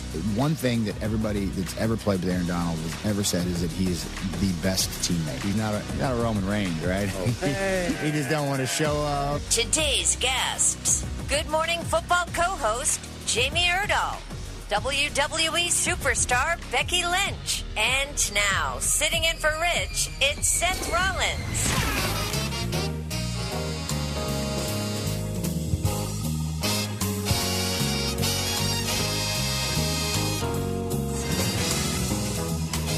Hell. My goodness. Boys. It is chaos here this morning on the Rich Eisen Show. I am Seth freaking Rollins. Whoa. Yeah, sing it. Whoa. Sing it. Yeah, that soothes me a little bit. That puts me in my comfort zone, right? I like that. Yeah, keep that going. There you go. We're here, and it is a Friday morning, July the 24th. Woo. We're live. We are live. And we are live on Disney Plus, live on the ESPN app, live ESPN Radio with Sirius XM channel 80. And we have some big news.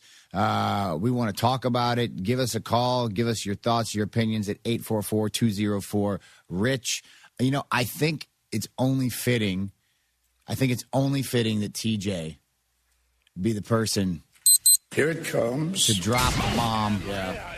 Let us know. What are we going to talk about right out of the gate? TJ, do Rip it, the TJ. honors. Do it. There's a little signing that Do just it. happened Mm. in the National Basketball Association. And basically, guys, LeBron James is coming to the Philadelphia 76ers. Let's go. I tried to tell y'all. Oh, okay. man. Elton Brand jersey? It's an Elton Brand jersey. I thought he was going to whip out like he had a pre-made Sixers jersey. No, it's not a game, Seth. It's not a game. I said this was my first blush reaction. I'm like, he should come to Philly. But then I was like, no, because he probably wants to stay in the West Coast or he wants to finish in Cleveland. And even though I said it, sometimes we don't always say things we truly think are going to happen. But like Penny Lane and Almost Famous, it's all happening. Yeah, so the actual news. Yeah, give us the LeBron James is signing a 2-year, $8 million deal, player option for the second year with the Philadelphia 76ers. LeBron watch is officially over. Over. Oh, done. He's going to Philly. Wow. Unbelievable. I couldn't give the professional take, Chris. I had to go the fan. Right? Yeah, we know TJ. That's why I gave it to you, because we wanted the genuine, the real joy, the elation that comes with being a fan, because that's what sports is all about, is fandom. And you are, look at that. It's Dr. J. That's beautiful. And LeBron's got a chance to do something that Dr. J did a long time ago. And it's bring a ring to the year you were born? Ooh, baby. No, I'm a little older than 83. I got to be honest. I'm a little older than 83. But yeah, this is amazing, man. And it's Nick Nurse's birthday today. What a present. Oh, all right, more birthday. I'm just looking at the Sixers Twitter page. No update on the LeBron news, but 3 hours ago, a happy birthday, coach. Well, they're probably still too busy partying. They're like me, Chris. I could barely get the words out. My goodness. 2 years, $8 million is insane. Well, it's he said it's not about money. LeBron, actually, I don't know if we've got it, Mike, but LeBron did post a pretty long little thread on Twitter this morning and all the other socials.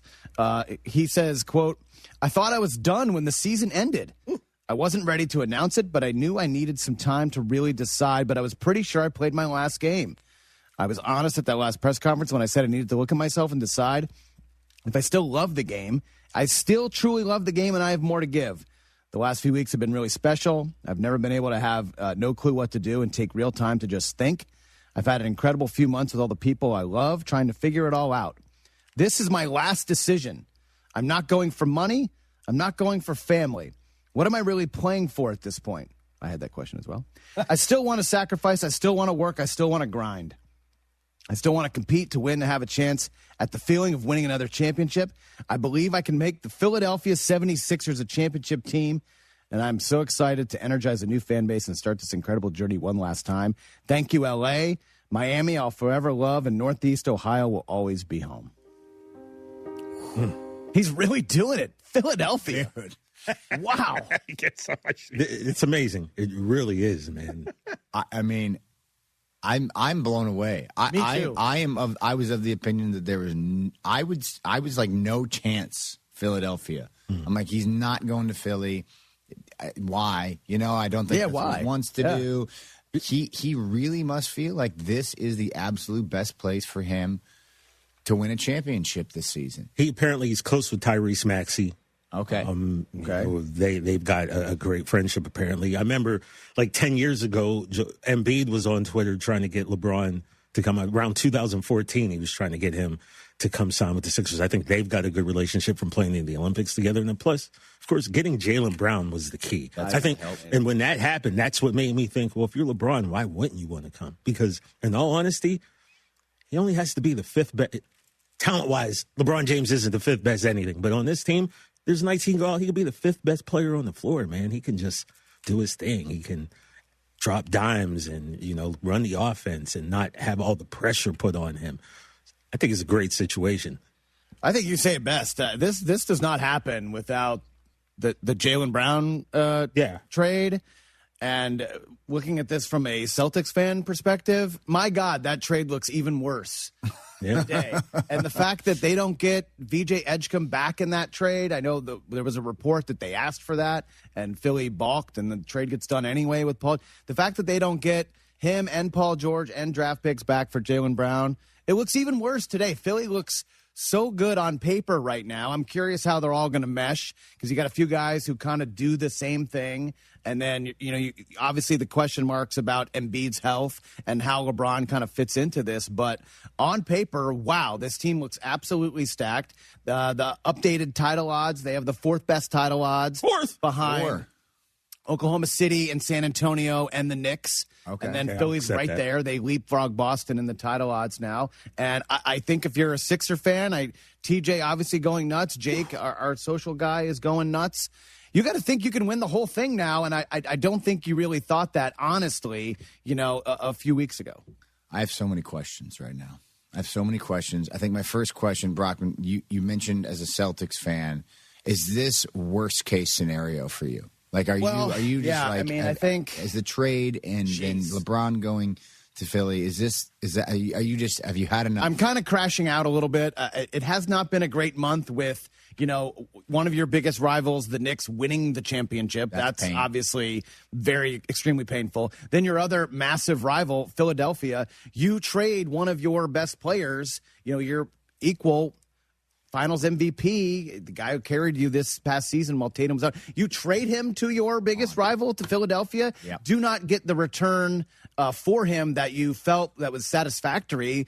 An older player and Paul George and some draft picks. You're like, that is not on par with what we thought Jaylen Brown was worth if you were going to deal him to this team. Yep. And then now, maybe the final puzzle piece of a potential Philly title run here over the next couple of seasons now signs with them. It's absolute worst case scenario. The only thing that's saving me is that you're wearing a green jacket. But I am not in a good spot right now. Hey, the Sox are good. You got that going. Yeah, you got Sox are good. Look, it's going to be an awesome football season. I'm trying to be glass half full right now. There you go. Super excited. Drake made. I saw a picture of AJ Brown reporting today. That looked great. It got me pretty excited. But this news has me a little. Spiraling. Yeah, I can see that. Yeah. That's that. You know what? I like that for a Boston fan. I do. I get it. You need that. We got to bring you guys back down to earth sometime. You know what I'm saying? You can't have everything. Sure. You can't have it all. You spoke about how it's going to fit in. You're talking about LeBron James, who may have the highest IQ of any basketball player ever. Sure. Like the intellect of the man is one of the few athletes that's on par with the physical capabilities. So he's going to be able to make sure he fits. Sometimes there's a square peg, round hole. It's not going to be the case. LeBron's going to find his way into, making sure that all of these guys reach their potential. Maxi's still young, and he's got loads of potential. VJ the same way. He's going to elevate their game, and he's going to take pressure off Embiid. And I think LeBron's smart enough to know, Chris, that you just kind of let Jalen shine. I think it's kind of Jaylen Brown's team, and LeBron and everyone else is going to be here to help elevate him. And I'm excited to see how. I bet you are. I bet you are. That's what I was going to ask, the Embiid question. You said it takes pressure off Embiid because, theoretically LeBron's in there. He can kind of pick up some of the slack. But I was wondering, actually, if it put more pressure on Embiid and this team to win now, because obviously the knock on Joel Embiid over the last, most of his career is, can he stay healthy? But it's also, can he take this team to the next level? And so I go, if not now, then when for Joel Embiid? It's an excellent point you make, but I think we're at the spot now where all that doesn't have to be put on him, and that's what I'm saying, like taking the pressure off. You think that's better for him? He'll be able to play more free? Well, I love Embiid, and I'm on record here saying a healthy Joel Embiid is one of the maybe 15 greatest basketball players of all time. Wow. Unfortunately, his skill set is incredible for a man of his size, like to be 7 feet, 280, 290 pounds, be able to handle the rock, shoot jumpers, and then, get busy down low. His skill set is tremendous. His body has betrayed him all these years. So we have, going back to the John Cena point, data. There's data that suggests that if he were healthy, he could do this, this, and this, but he hasn't been healthy. And that's always the naysayers come back to Embiid, right, Chris? It's like, can he stay healthy and can he do it in the playoffs? And now a little bit of that pressure. Yeah, last year, it seemed like, just like a month ago, he played a couple of games against Boston, was awesome, probably the decider in flipping that series your guys' way, and then doesn't play, and Philly gets swept by the Knicks. It's like, man, it's just, being an Embiid fan, it's got to be pretty frustrating for you because, you've seen what the highest of high and the peak can look like. He's the best player in the league. He's the MVP. And then just, for whatever reason, his body just doesn't want to cooperate. The gods just didn't bless him in that department. And you're just like, it's so frustrating. And now maybe this does take some of the pressure off of him where he can play kind of half the season, maybe play once a week, kind of in the early months of the year, and then kind of ramp up a little bit before the playoffs and hope that he can sustain it for, a 2.5 month run to the finals. Because if he can, you got to think that Philly is going to be in there. We're going to get a Philly Knicks Eastern Conference Finals, and then the winner of that takes on, OKC, Spurs, San Antonio, whoever comes out of that battle. Yeah, that was my next question. I'm like, does LeBron moving over to the East, does that tip the balance of power in any way? Because we talked about the West has been kind of the dominant conference for a good chunk of the last few years. I go, do we now have a huge superpower in Philly to go with New York and Boston if Boston is still a superpower? I don't know how you feel about that one, Brockman. But that was my question. I was like, does this tip the balance to it? Now we feel a little bit even, like any team of these kind of major squads out of each conference has a shot to win the title next year? You got to still give respect to the Knicks, right? They're defending champions. And Yeah, they've got what the Sixers don't have right now on July 24th is they've got chemistry. Right? And we see how far chemistry can take you and help take them to a championship. Sixers got to work on that. That's something little that is going to be a big factor in how this team does. So, I don't want to disrespect. I got on that Knicks. I rode that bandwagon of just we cool if New York wins. The sports are better when New York's a winner. 50 years is a long time for a title. So I can't disrespect them. I won't disrespect them. They're the champions, and they're who we and everyone else has got to beat. And I don't think they're going to give up that crown very easily. So 2 years, $8 million, that's the bargain of the century. Yeah, the vet man, he said he had said it wasn't about money. There was a report that that wasn't a factor. He wants the best basketball fit. He wants the best chance to win a title, and he's seemingly true to his word on that. Yeah, the cool thing about LeBron James that I found, he's one of the most accessible star athletes on the planet. He's very open about, that that statement you read from Twitter, like that's him. You know what I mean? Like you get all of it, all the spelling errors and everything. It's just that he put that out there himself. He also has a knack for kind of going on podcasts or wherever he wants to and explaining these decisions he makes. So I'm fascinated to hear what like his train of thought was after the season, aside from just, I was ready to hang it up and I talked to my family. Like, what was he thinking when he looked at all these rosters and who was coming after him and like what the process was that he trusted to get to Philadelphia and for 2 years? Do we think he's going to play both years? Do we feel like he's just going to hit it at an even 25 and call it a day? Because he said this is it. This is his last decision. So he's saying basically, Philly or I'm done. He's ending his career in Philadelphia. Yeah, he's not going to end year 24. You don't think? Even if they win a title, you don't think he goes? That could be the thing that sways it. But I think, of course, not knowing LeBron James, year 25, like that's special. That's never been done. I would assume with the 2 years that's what he's looking at. If they were to win it, I'm not going to get ahead of myself. Of course, I don't want to talk about championships. I mean, if you want to jump ahead a year, best case scenario, Sixers win the title, confetti, blah, blah, blah, blah, blah. You know, that puts him at 5. So now he wants to come in. Well, it ties him with Kobe. He's one behind Mike. You run it back one more year to try to get the back-to-back. Then you go back-to-back. Stay one more year to try to get 7. But that's how it always is. So we were going to get LeBron James year 30 is basically. You're always. I don't know. And then they draft Bryce or something. You know what I mean? Like. When is enough? I don't know. You know what I mean? Like he's got all the records. Come on, bro. You can't ask that question. You're a man who wants to you want to claim championship gold, right? How many championships have you held in your career? Multiple. Yeah, there's going to be multiple more. If someone said to you, how much is enough? You'd be like, could never be enough. Tom Brady's answer, what's your favorite ring? The next one. Yeah. When's your favorite world championship, Seth Rollins? That's true. Next one. That's true.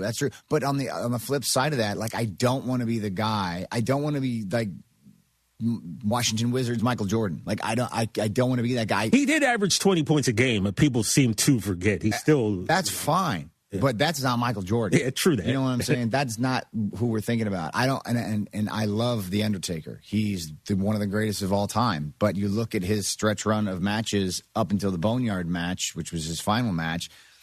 It didn't go well for him, and I don't want to be that guy. We had AJ Styles, who's a Hall of Famer, recently retire at the top of his game. Yep. John Cena, same thing. You know, Derek Jeter kind of, had his final year on his way out. Like, to me, that's what you want to be. And I'm not saying LeBron is in the Undertaker category yet, but if we start hanging on for the one more ring, I got to get 6, then I got to get 7 to get past Michael, then I got to wait for my other kid to get drafted. Like when is it like, okay, I'm good? In a weird way, happy with your isn't legacy. this kind of the Aaron Donald conversation too? He retired at the peak of his powers, and now takes 2 years off, and now we're all geeked out about him coming back, but. Coming back, why? What is he going to look like? You don't want to kind of tarnish what your earlier legacy was? Yeah, there's always that question, too. Especially when you say, I'm out, and then you like Ric Flair yourself, and you come right back. But we also we came to the conclusion that Aaron Donald would not be that player based upon everything we know. Well, that's what we assume. We assume, but you never know. You show up like Conor McGregor, and boom, there goes your knee. So anything is possible. This news is exciting. TJ, I'm very happy for you. Yeah. Thank you. I deserve it. I really do. You do. You deserve it. I take a lot of slack here, man. As a loyal fan of the Philadelphia 76ers for a long, long time, you've seen a lot of bad basketball. I've made lists about it. And now here we are, and you've got the greatest player, arguably, of all time on your roster, and he says this is his final stop. Wow. This still doesn't make up for trading Moses Malone, but, And I want to hear from Cavs fans today. Can some Cleveland fans call me? Because I had a few in my life dead convinced that LeBron was going there. They were trading for Kyrie and maybe AD, and it was going to be, their coming home party. So but what? The Cavs fans got the ring, right? He did what he was supposed to do. He brought them the ring. My team hasn't had a ring since the early 80s. Like, you've had rings, but many teams haven't. He gave them what he, I don't want to say owed them, but... Yeah, but everyone thought the book, he's going to bookend the story. Well, there's a new story. He didn't, Philly, but you're right, Brockman. I would love to hear from somebody. If you got some Cleveland fans out there, give us a call, 844-204-RICH. We'll take your calls. But up next, guys, we have one of my favorite people on the planet. Yeah. She's the host, Good Morning Football, Jamie freaking Erdahl. Yes, in studio. Let's go.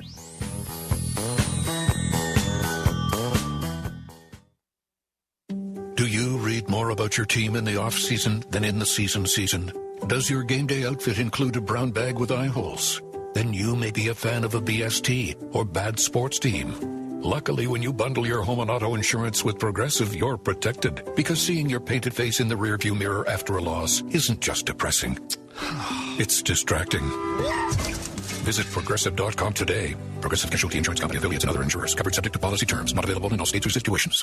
Rich Eisen here. We talk a lot about battles in sports. Teams battling through adversity. Athletes fighting for every yard. The toughest warriors I've ever seen, though, aren't on the field. They're kids fighting cancer. Their families standing beside them. Doctors, nurses, caregivers. That's why I'm proud to support Hyundai Hope on Wheels. For over 28 years, they've helped fund pediatric cancer research, raising more than $303 million and supporting over 40,000 children. Learn more and donate at HyundaiUSA.com/Hope on Wheels.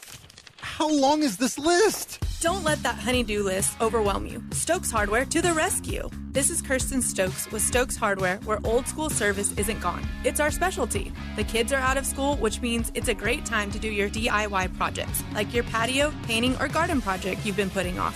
Skip the big box runaround. Shop local, shop smart, shop Stokes Hardware. Find us on Instagram, Facebook, and online at StokesHardware.com. Stokes Hardware, real help, real expertise. John Granado here. Brinkman Quality Roofing is a local family-owned business and are the roof experts in shingle roofs, tile roofs, solar shingle roofs, metal roofing, and commercial roofing products. Brinkman has 100% financing available and free, no-obligation estimates. If your roof is starting to look bad, Brinkman's proprietary solution can make it look new again until you're ready to replace. Brinkman Quality Roofing is the one to call at 281-480-ROOF. That's 281-480-ROOF. Or go to brinkmanquality.com. You bought an RV, and you got an automatic discount from Progressive by bundling it with your home or auto insurance. That's great, but a serious word of warning every RVer should heed. You don't need to talk about things like dry weight or dump stations. And you don't need one of those expensive water filter straws either. Because the most extreme thing most RVers encounter is a campsite without hookups. So just enjoy yourself. And Progressive's automatic discount when you bundle your RV, boat, or motorcycle with your home or auto insurance. Progressive Casualty Insurance Company and affiliates. Not available in all states or situations.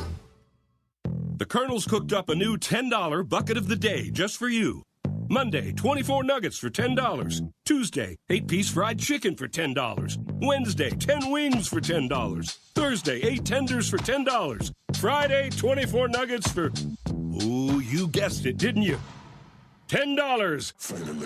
The $10 bucket of the day deal. Every weekday. Only at KFC. It's finger-licking good. Prices and participation vary while supplies last. Not available on third-party ordering platforms. Tax extra. John Granado here with Robin Orlando from Houston Powder Coaters. You guys have been so busy. You guys are just swamped, huh? Houston came through. They listened to get everything done prior to the soccer parties, but now we're still doing stuff for the pool season. Let's talk about pool season. What do we need to get done? We still have 4th of July coming up. We have Labor Day and all those 100-degree days. We need to get your patio furniture in, get those slings, get those straps, make it look new again. What about those grills and smokers? Before you know it, it's going to be football season. Let's go ahead and get ahead of the game. Let's get those barbecue smokers. Let's go ahead and get those trailers in. Be ready for all those big football games in the fall. And how cool is it when you got your tailgate chairs looking like your football team? You're going to be the envy of everyone's hearts. And it doesn't matter what it is. Whatever you have that's metal, powder coated first. Antiques, patio furniture, trailers. We got you. ESPN listeners are saying it all the time. They're calling. They're loving Houston Powder Coaters. HoustonPowderCoaters.com. HoustonPowderCoaters.com. Ask for Robin, even though she might be busy. I got you. Are you trapped in a solar contract that you regret? Millions of homeowners were misled by solar companies, promising energy savings that never materialized. If your solar contract feels like a heavy burden, we're going to help you break free, legally and permanently. Our licensed attorneys understand the complex fine print of these agreements, and we provide a simple and affordable process with a one-time fixed fee and an A+ BBB rated company. You can trust us to handle your solar cancellation case with integrity and potentially even recover some of your costs. Take back control of your home and your financial future right now. This is a free call, so why not call and see if we can help you cancel your solar system? 800-948-4155. 800-948-4155. 800-948-4155. That's 800-948-4155. I'm in my late 60s. My husband died a few years ago. He did all of our taxes. I sold a piece of property last year, and I forgot to claim the proceeds of the sale. Next thing I know, I got a letter from the IRS telling me that I owe over $50,000. Now I have a huge tax problem. I don't have that kind of money. I wish I knew who to call. If you sold property in the last calendar year or didn't claim all of your part-time or even retirement income, you could be in big trouble with the IRS. Call first before they send you a letter. If you've already got a letter, call. We'll help you file years of past tax returns and save you time and money. So call the tax doctor. The call is confidential and free. 800-240-4587. 800-240-4587. 800-240-4587. That's 800-240-4587.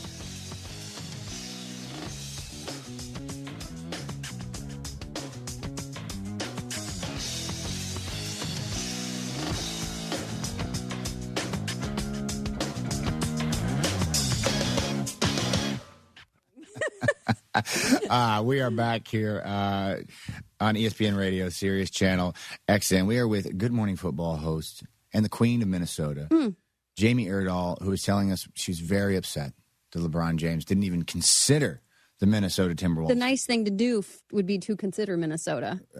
But instead, he goes to Philly. My mom's from Philly, though, so I guess I can hang. I got a lot of happy cousins in Philly. Okay, so you got roots all over the place. I do. It's those two places, Minnesota and Philly. All right. Which is like a good combo for me because Minnesotans are super nice. Yep. But then Philly women cannot be so nice sometimes. So I got a mixed bag. It depends on like how I'm feeling that day. Okay. Yeah. Okay. So was the LeBron to the Wolves, was that like, you're just like, that would be really cool? Or did you think that was the best fit for him? Oh, I'm not in the game of like making NBA best fits. Let me be clear. Okay. I just think it's fun when Minnesotans can be hopeful to feel something that resembles championship winning teams. Yeah. And so that would have been great. And I love Anthony Edwards, and I think it's been a fun team to watch. And then when Giannis left to go to Miami, and like I just said, something's got to shake out. I feel like Ant needs something. I'm acting like I watch a lot of NBA. I watch the playoffs. Touche. It's a long season. It's a long season. 82 games is a long. It's a long playoffs. It is. It's a lot. It's a lot. But we did get the news of all news today, so that was very cool. So how's this going for you? This? Yeah. I don't know, guys. How is this going for me? For Seth. How am I doing? Great at it. Oh, you're dominant. I feel oddly proud of him. Yeah, for sure. Like I don't even want to I don't want to say I'm your big sister, little sister. I'm like your twin sister in this. Oh, like okay. we're peers. Yeah. And I'm like, I'm very happy, very proud of you right now. First of all, we are not peers. You are so much better. Although I got you today. At this gig. Did you get me today? Twice. Oh. Okay, so ready? Tell him about it. We, unlike the Rich Eisen show, we do have some prompter reading that we have to do. Yes. And we had somebody on, and I asked my question, and then I just blew through the prompter and asked Seth's question, even though I had asked Seth's question. So then we were chuckling about that, and I apologize, Seth. So sorry that happened. And then the next hour, it happened to him again. Our guy, Jaleel Adai, asked Seth's question for him, and I reached over and grabbed Seth's arm like, oh, my gosh, it happened to you again. Honestly, what are you even doing here at this point? Like, you don't even have to work. And I like to call him, you let out a church giggle. I lost it. And we couldn't look at each other for the next 7 minutes because the giggles were happening. It was bad. So yeah, it was the first time on the show where I just did the old like... Yeah, it was like audible in the mic. It was.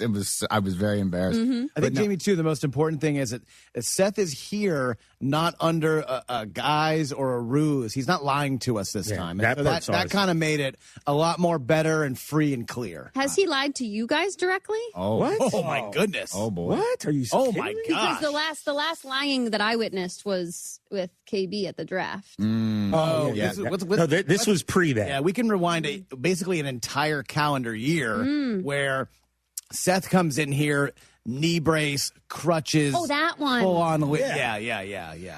Oh, that one. That Jamie. I was so convinced. Me being probably the biggest wrestling fan here.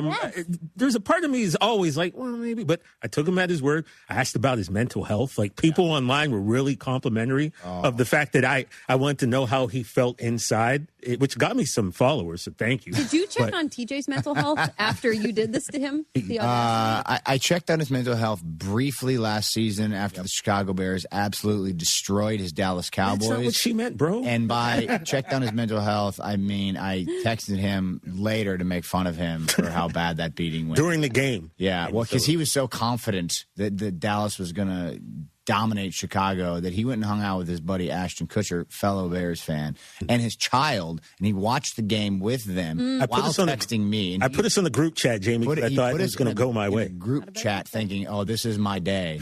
And it went south. It went south so bad, Ashton's child was just admonishing him in video form. Wow. It was fantastic. Ashton's an Iowa guy, though, right? He is an Iowa guy. Yeah. It got so bad, Jamie, that next time Seth came on, we renamed the show the Liar Pants on Fire. Nice. Did you also put him through like an MRI before he came on to make sure everything was we had the lie detector test. We had it all going full on. Yeah, full steam. I love that graphic. We're on the up and up. You know, I think I've lied so much that I would pass a lie detector test. I think because I wouldn't even know what was true and what was a lie anymore. Like that was my favorite. Like you're like, oh, the last time he lied was the Kyle Brandt incident at the draft. And it's like the time before that. I feel like we're in like some very emotionally abusive relationship. Also, Jamie, to give him like, are we friends? Are we having a good time? I don't even know. To give him credit too, Jamie. Yesterday and today, I told him I don't think he really looked at it like this. He hosted and is hosting 5 hours of live television. That in a day, like that doesn't happen. Like people aren't on air live that many hours in a day. I don't know why anybody wants to hear me talk for 5 straight hours. That's bonkers. That's actually bonkers. You have a high Q rating, Seth Rollins. Oh, okay. Yeah. I don't know what that means, but you're likable. I like that. Oh, okay. You're approachable. Okay. You're a man of the people. All right.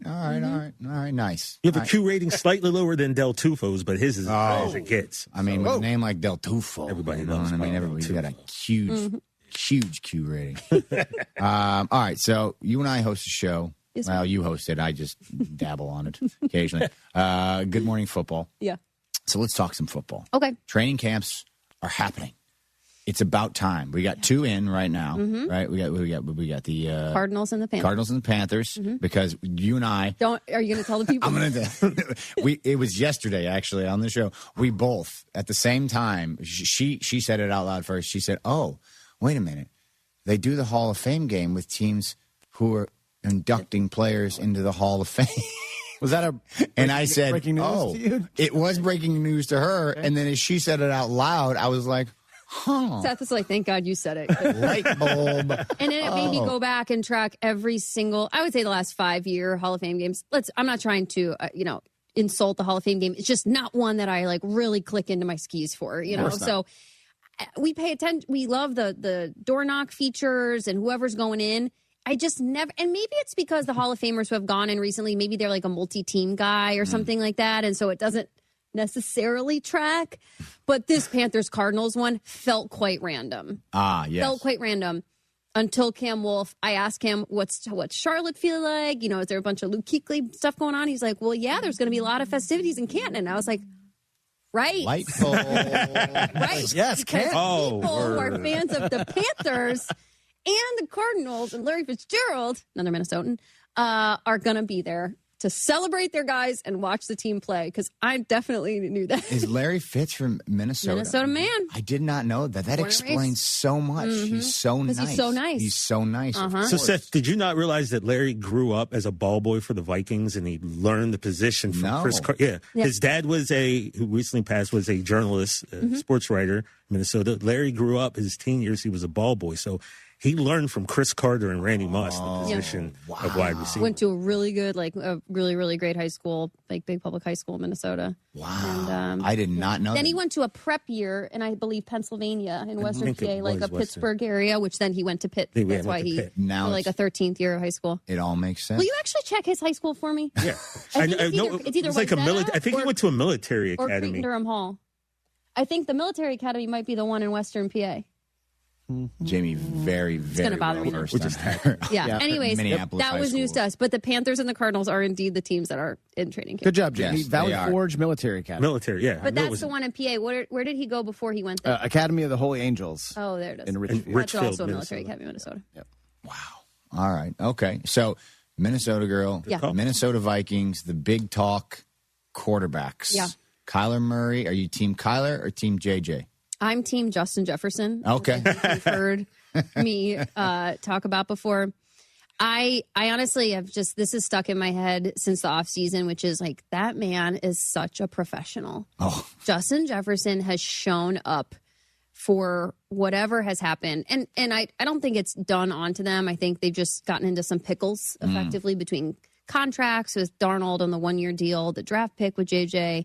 They just they back themselves into this parking spot essentially. Yeah. But like, I think you're at the end of the rope with Justin. Essentially, like, if he were to throw a fit, which I know he wouldn't because he is a professional, like, I would be like, yeah, that tracks. Like, I would be infuriated if I was as talented as him and as much of just like, you are the brand, you are the Vikings. This is a team with like a beautifully historic list of names at the wide receiver position, and all he's trying to do is continue that. Yes. Just give him a guy. I don't care who the guy is. I really don't. Just find the give one. Him the guy. I thought we had the guy. Then he went and did what he did. So, track back 2 years ago to the Sam Darnold 14-3 season. Mm-hmm. They lose in the playoffs. Mm-hmm. He goes to Seattle. Are you like, as a Vikings fan, are you like, no, we should have kept him? Or are you like, it's still this old Sam Darnold. Like, that's fine, let him go and let's move on. No, I think we should have kept him. I'm not going to brag. Like, I knew that the Vikings, in terms of cap space and all that stuff, I'm not going to say, like, I knew they could have afforded I think it was 3-year, $100 million deal that he got. But I just don't think you saw enough from what you had to really just say, like, because they have such a team. Like, their defense is unbelievable. You have offensive weapons all over the place. And the fact that is your one missing thing, and you had the guy in the building. Right there. And I think Sam, up until being cast aside, I think he liked being in Minnesota. I think guys like playing for Kevin O'Connell. Again, you have one of the best, if not the best wide receiver in the league right now at your disposal. You don't think he could have stayed, even if it was not for the same, but if you had just shown him like some love. But then again, now they've moved on from the GM that was there then. I don't know who, and I'm not like one to play the blame game. I just want to figure it out. Because it's like, I know it's a big piece, but you're one piece away. And everyone's getting better. That division is legit. Because the Bears, we could have just kind of dealt with them, but now they're better. They're better. Yep. Packers are the Packers. The Packers are Lions still have Dan Campbell and Goff and Amon-Ra and Jameer Gibbs. And then that's just that division. The NFC as a whole is a nightmare. Yes. We can't stop talking about the NFC on GMFB. Do you have a favorite in the NFC? The Rams? I am not. I really like to play devil's advocate. I just hate going chalk. I don't like being Captain Obvious. I feel like I don't want to pick the Rams. Okay. Not because I don't like them. I respect the hell out of what they're doing, and I think they're wildly talented. I don't want to know this early. That's what it is. I don't want it to be so obvious. Yeah. Because then I get annoyed of it. I want it to be fun and a surprise. Like what the Seahawks did last season, they were like the come running team. Yeah, they were and fun. That was fun to watch because it was a slow burn, if you will. Yes. I don't need it to be just like, that's it, the Rams, and we're done. Why even play? So are there any slow burners in the NFC this season? Are the Vikings a slow burner? Do we have any? Is there anybody in the South that's going to win a playoff game? Like, they might win it, but the slow burn team. Do you feel like there's any maybes? I kind of like what you said on the show earlier today, that I think we haven't paid enough mind to the Lions again. Lions are good. Come full circle. Mm-hmm. I think, honestly, I think Pacheco is going to be helpful to them. I think Aiden Hutchinson, their secondary's got to get right, obviously, but there's just so many to pick from.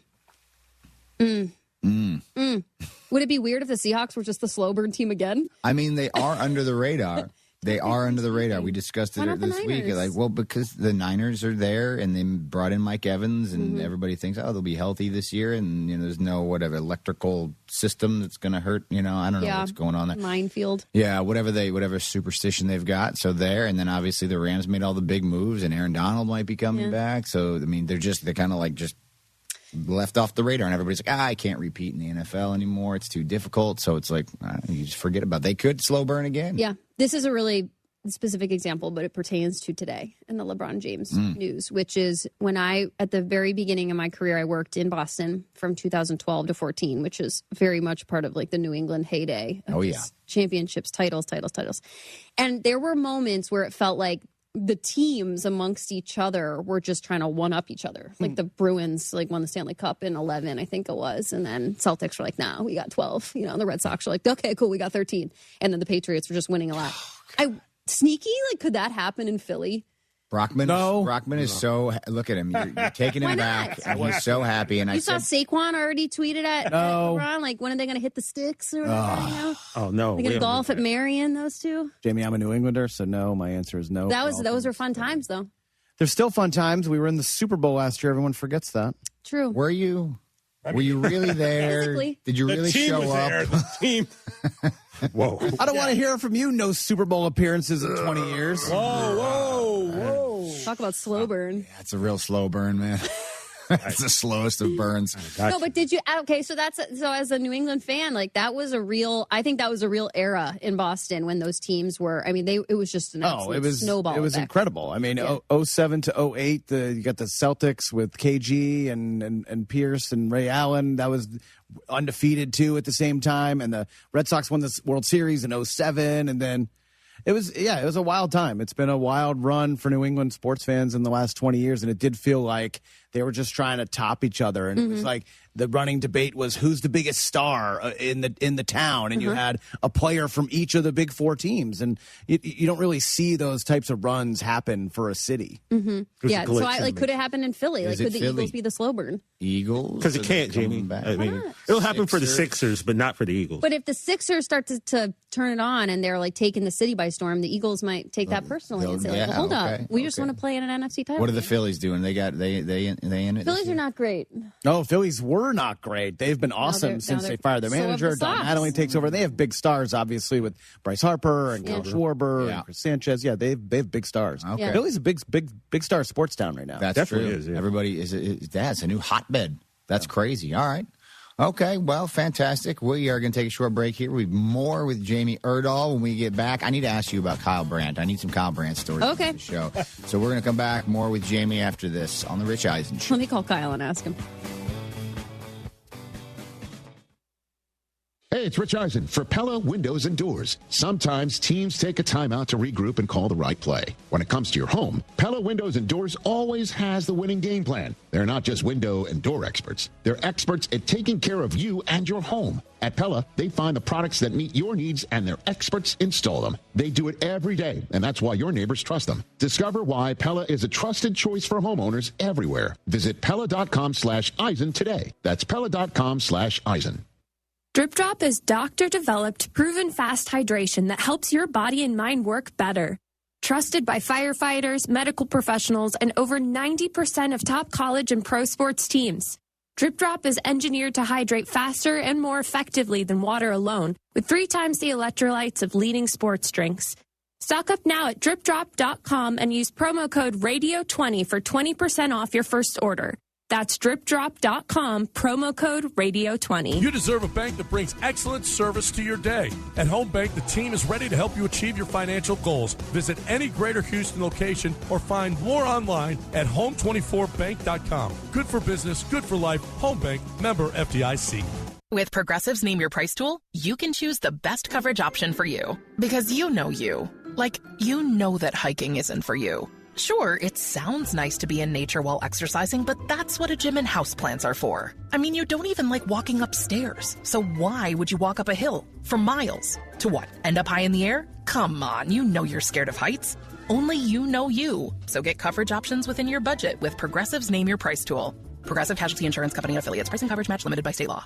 Finding great candidates to hire can be like, well, trying to find a needle in a haystack, but not with ZipRecruiter. Its powerful technology actively finds and invites qualified candidates to apply to your job. So while other companies might deliver a lot of hay, ZipRecruiter finds you the needle in the haystack. See why 4 out of 5 employers who post a job on ZipRecruiter get a quality candidate within the first day. Try ZipRecruiter for free at ZipRecruiter.com/free. That's ZipRecruiter.com/free. ZipRecruiter. Spring is calling at Two Creeks Crossing Resort, just 90 minutes north of Houston. Spend the day relaxing by the water, then stick around for live music, great food, and can't-miss events happening all season long. From cook-offs and holiday celebrations to outdoor adventures and family-friendly fun. Whether you're rolling in with the RV, booking a waterfront cabin, or planning a glamping getaway, there's a perfect spot waiting for you. See everything coming up and reserve your stay now at twocreekscrossingresort.com. Hey, soccer fans, Glenn Davis here. Thank you for supporting Soccer Matters on ESPN 97.5, brought to you by presenting sponsor, the Daspit Law Firm. Don't forget, join me for the best in soccer talk and football talk weekly on ESPN 97.5. Finding great candidates to hire can be like, well, trying to find a needle in a haystack. Sure, you can post your job to some job board, but then all you can do is hope the right person comes along. Which is why you should try ZipRecruiter for free at ZipRecruiter.com/free. ZipRecruiter doesn't depend on candidates finding you. It finds them for you. Its powerful technology identifies people with the right experience and actively invites them to apply to your job. You get qualified candidates fast. So while other companies might deliver a lot of hay, ZipRecruiter finds you what you're looking for. The needle in the haystack. See why 4 out of 5 employers who post a job on ZipRecruiter get a quality candidate within the first day. ZipRecruiter, the smartest way to hire. And right now, you can try ZipRecruiter for free. That's right, free at ZipRecruiter.com/free. That's ZipRecruiter.com/free. ZipRecruiter.com/free. ZipRecruiter. Every 40 seconds, a child disappears. That's 2,000 children every single day. Find the Children is a nonprofit organization fighting to bring them home, but we can't do it without you. Your unwanted car, running or not, can help find missing kids, reunite families, and support the search and rescue efforts that protect children every day. We'll pick it up fast and free with a 24-hour response, and your donation may qualify for a tax deduction. Find the Children provides crucial resources to help locate missing children and educational programs that teach kids how to recognize and avoid predators before it's too late. Together, we can give families hope and bring children home where they belong. Donate your car today and help bring a child home. Find the Children, because every child deserves to come home. 800-757-1340. 800-757-1340. That's 800-757-1340. This advertisement was paid for in partnership with Cars R Us and Find the Children.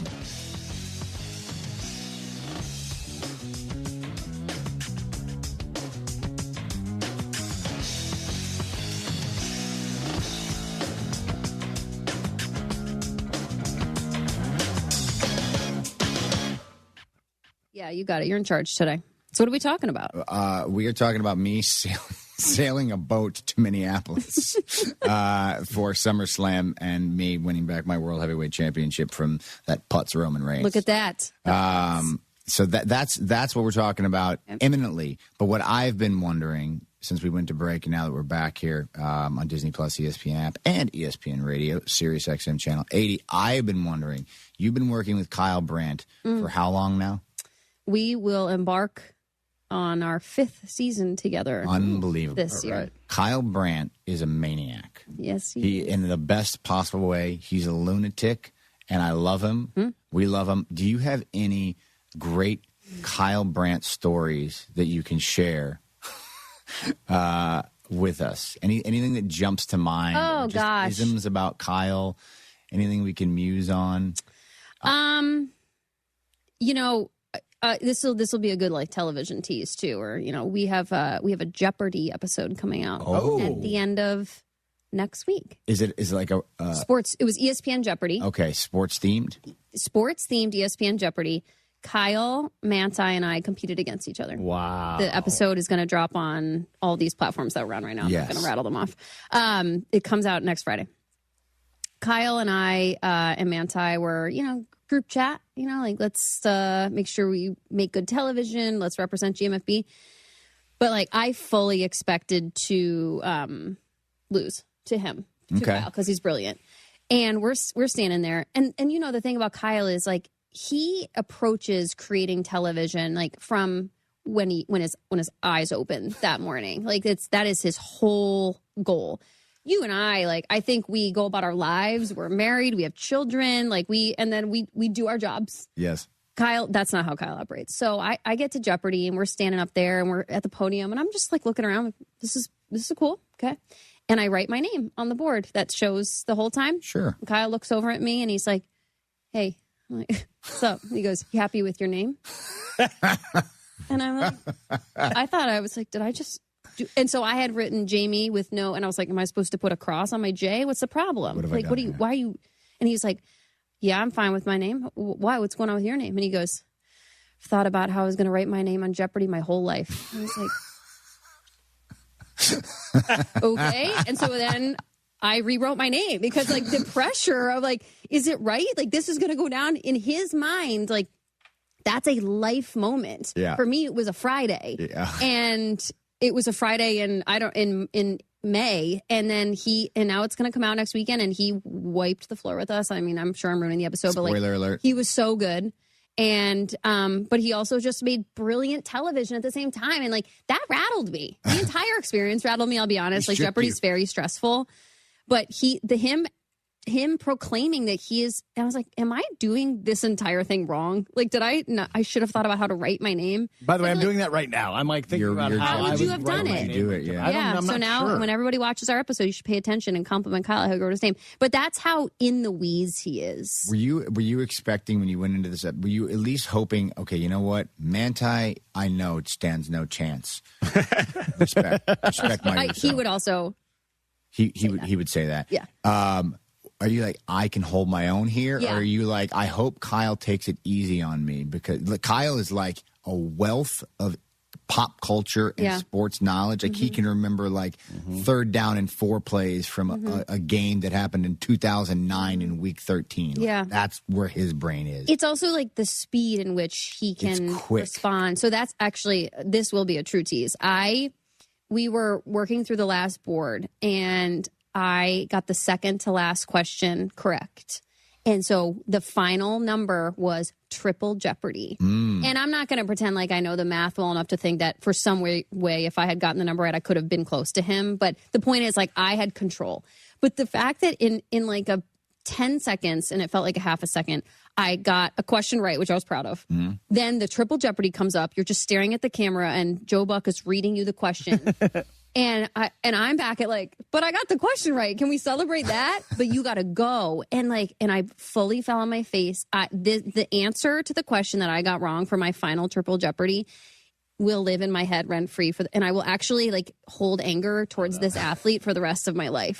Oh no. So watch the episode. It drops on July 31st. I'm very excited. And so but like it all from start to finish, he was just buttoned up. And I'm just like, this is, you're so intense and I respect it so much, but it's like a wave over you. Like you can get bowled over by it sometimes. Yeah. We talked previously in the last segment about, when was the last time Seth lied to you?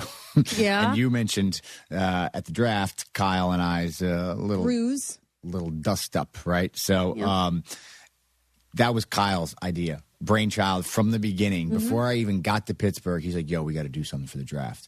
And in my head, I'm like, yeah, dude, it's my first draft. Like I'm just trying to learn about all these kids and like have good conversations. Well, I admittedly, I don't really follow college football as much. Sure. So when it's draft time, I start to learn up on them and I want to give them their day in the sun and talk about them all. And Kyle's just like, no, we got to make great TV. No. We got to figure out how to do something to stand out. What if we had a fight? I can't. What if we got into it? How would that work? What would that look like? And then he leaned on me to bring in the pro wrestling of it all. But he was so excited to just pitch this fight. And he didn't want to tell anybody. He's like, no, we can't tell anybody. It's got to be like nobody can know. And like, you got to walk off and like, I don't tell anybody. And I was very concerned. I'm like, can you at least smarten up? Because Jamie and Manti were in LA. And I'm like, can you at least smarten them up so that at least Jamie, please, like tell somebody. And he's like, I'll tell the right people when I need to. Yeah. A complete lunatic. Yeah. Absolute lunatic. But then like they are brilliant ideas. This man has brilliant ideas. And so then you feel, at least this is how I feel, like honored when he like taps you on the stick of like, you shall play it. You shall be in on this with me. Yes. So for example, another one that comes to mind is like, he loves metal. you know, and like he always plays Pantera before he does Angry Runs in the studio. And so let's just say I'm not well versed in metal, but like then he got me a Pantera CD for. In a world parched for excitement, one drink will emerge. Twisted Tea, the refreshing thrill ride of flavor. Recreating its classic role as the hard iced tea that goes down smooth. Twisted Tea doesn't just taste like real iced tea, it's made with real brewed tea and a 5% kick of alcohol.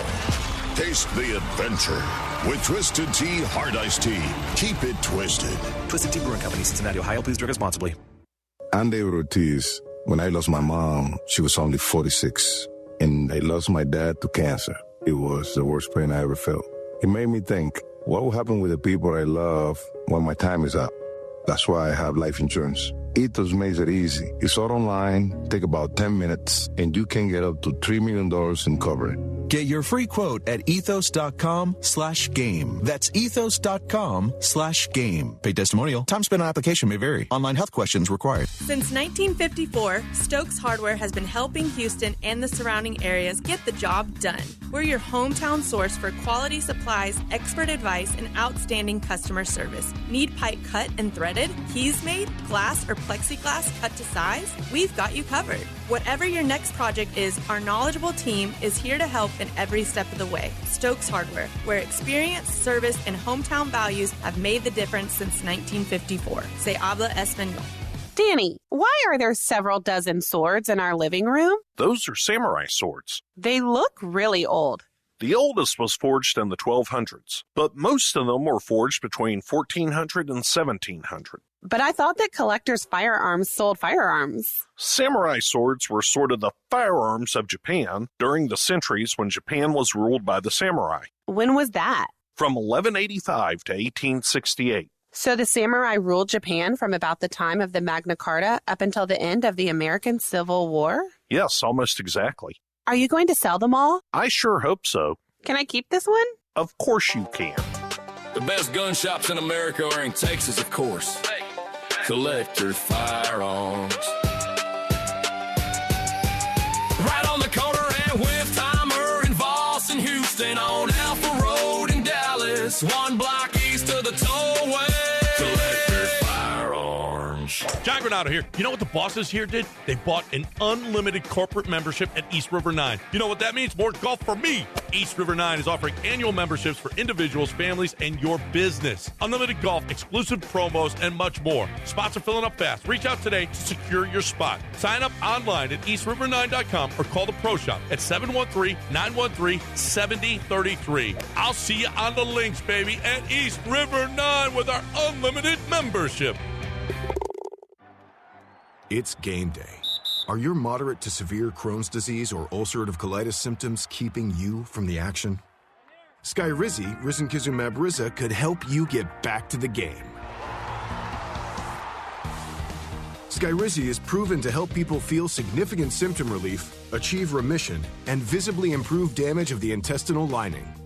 Skyrizi is a prescription injection medicine for adults. Don't use if allergic to Skyrizi. Serious allergic reactions, increased infections, or lower ability to fight them may occur.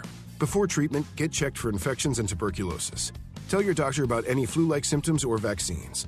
Liver problems leading to hospitalization may occur when treated for Crohn's or ulcerative colitis. Ask your doctor about Skyrizi, the #1 prescribed biologic in Crohn's and ulcerative colitis combined. Learn more at skyrizi.com or 1-866-SKYRIZI. I'm in my late 60s. My husband died a few years ago. He did all of our taxes. I sold a piece of property last year, and I forgot to claim the proceeds of the sale. Next thing I know, I got a letter from the IRS telling me that I owe over $50,000. Now I have a huge tax problem. I don't have that kind of money. I wish I knew who to call. If you sold property in the last calendar year or didn't claim all of your part-time or even retirement income, you could be in big trouble with the IRS. Call first before they send you a letter. If you've already got a letter, call. We'll help you file years of past tax returns and save you time and money. So call the Tax Doctor. The call is confidential and free. 800-240-4587. 800-240-4587. 800-240-4587. That's 800-240-4587. State your correct name for the record. ESPN 97.5. Presented by Zadok Jewelers. KFNC Mont Bellevue, Houston. This is the Rich Eisen Show. Hey, everybody. Can't get enough of the Rich Eisen Show? You're in luck. You can find us everywhere. Watch us weekdays on Disney Plus from noon to 3 Eastern. Miss the show? We've got a podcast so you can listen anytime. But here's the best part. Our YouTube channel. Subscribe at youtube.com/Rich Eisen Show and you'll never miss a moment. Now, on with the show. We're on Aaron Donald Watch. This is the Rich Eisen Show with guest host Seth Rollins. One thing that everybody that's ever played with Aaron Donald has ever said is that he is the best teammate. He's not a Roman Reigns, right? Oh. He just don't want to show up. Earlier on the show, Good Morning Football co-host Jamie Erdahl. Coming up, WWE superstar Becky Lynch. And now, sitting in for Rich, it's Seth Rollins.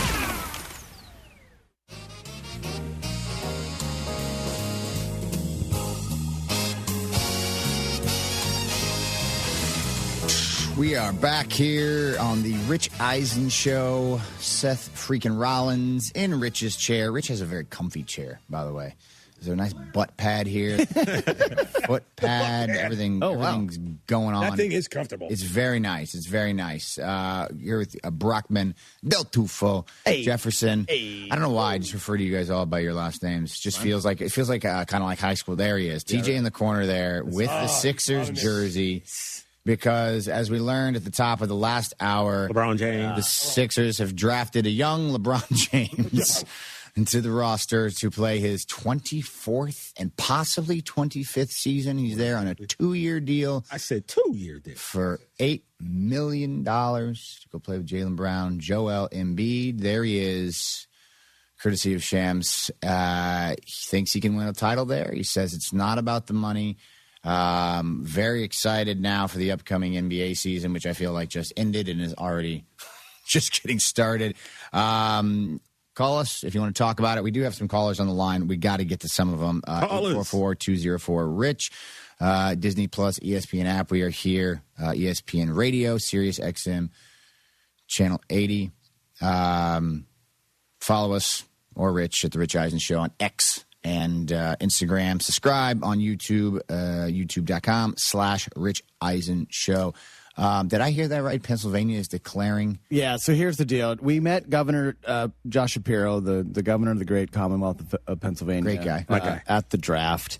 He is excited, obviously, TJ. He's he likes the Philly teams. Yes, he has declared today LeBron James Day. Wow. Tweeting out, LeBron is coming to Philly by the power vested in me as the governor of the great Commonwealth of Pennsylvania, a diehard Sixers fan. I hereby proclaim today to be LeBron James Day. Welcome to the city of brotherly love, King James. He did it. Look, it is official. Full-on proclamation by the governor. Put the stamp on it. This is crazy. Like, whereas, born in Akron, Ohio, and raised by his mother, Gloria. Whereas, LeBron attended St. Vincent St. Mary. Whereas, throughout his record-breaking career. Whereas, Pennsylvania is honored to welcome LeBron to our Commonwealth.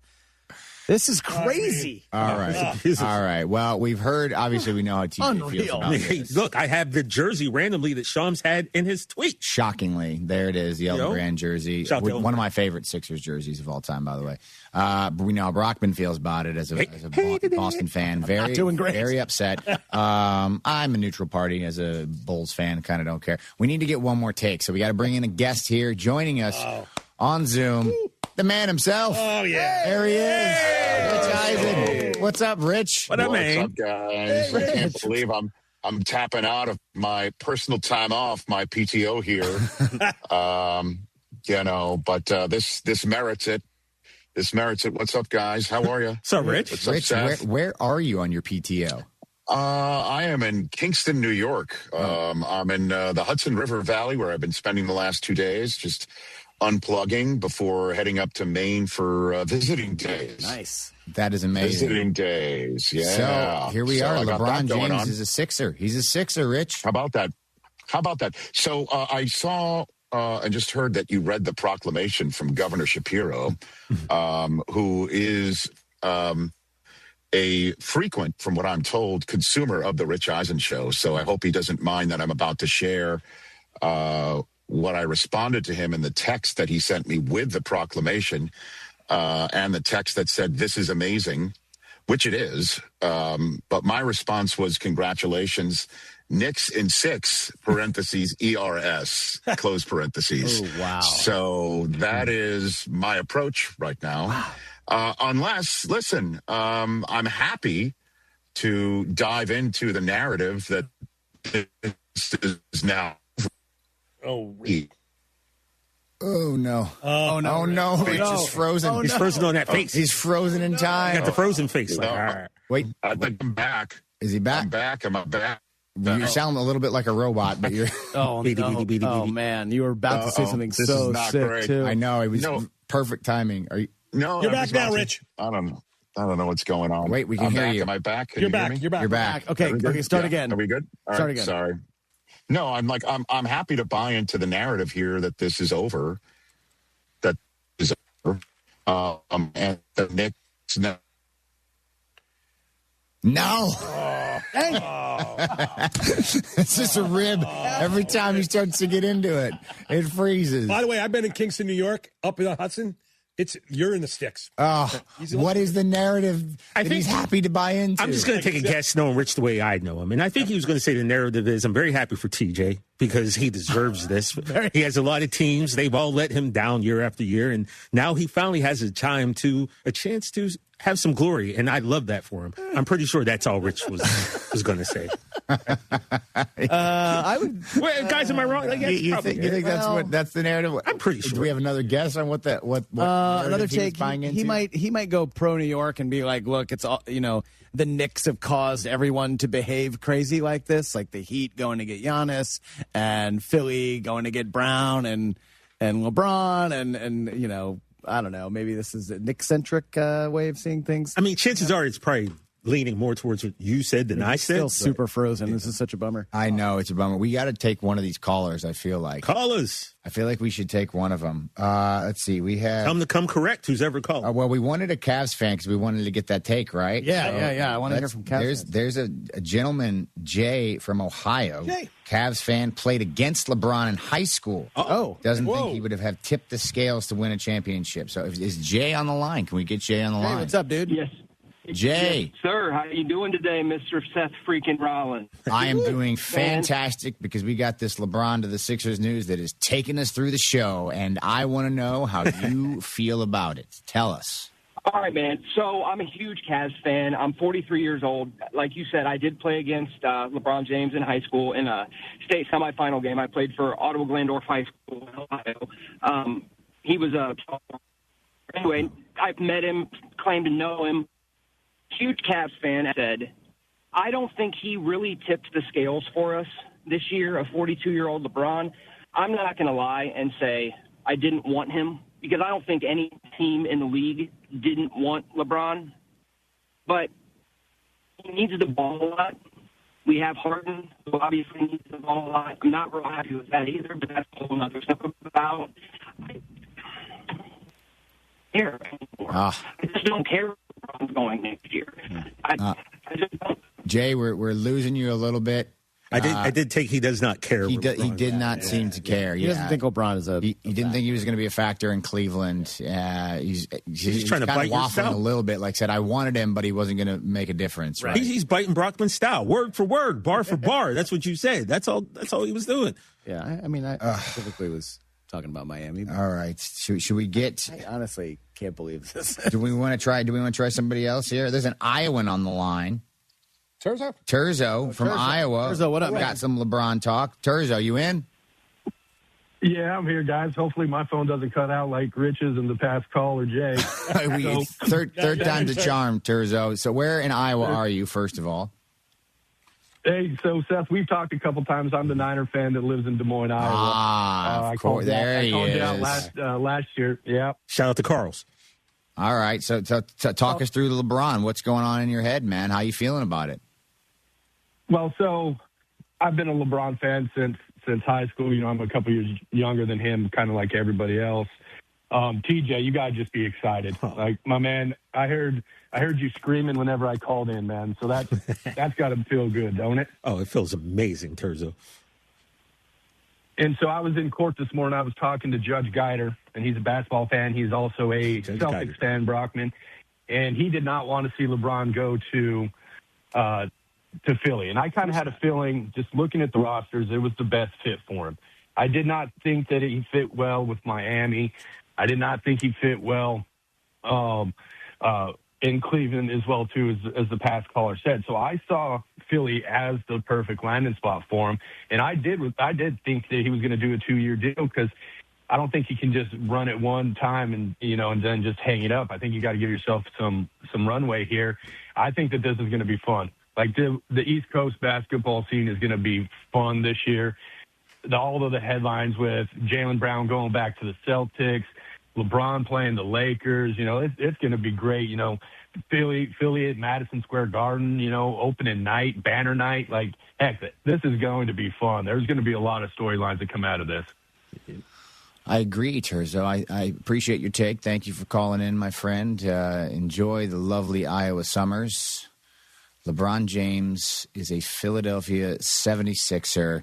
I don't know. If I'm a Cavs fan, I got to be a little bummed, guys. I think so, too. I mean, I know Jay, who we lost previously in the call, said, I don't care. But I feel like that's because he backed it up with, like, I'm not going to pretend like I didn't want it. But I don't really care. You know what I mean? It's like you're hitting on the girl, and you're like, she says no and breaks it. And you're like, I didn't really want to go out with her anyway. She's ugly anyway. Yeah. No. Come on now. You were hoping he came back to Cleveland, right? Let's put ourselves in a Cleveland Cavalier fans' shoes. I know it's difficult for you guys, but for me, I can do it. And I say, I thought, yes, bring him back, finish your career in Cleveland, close the loop.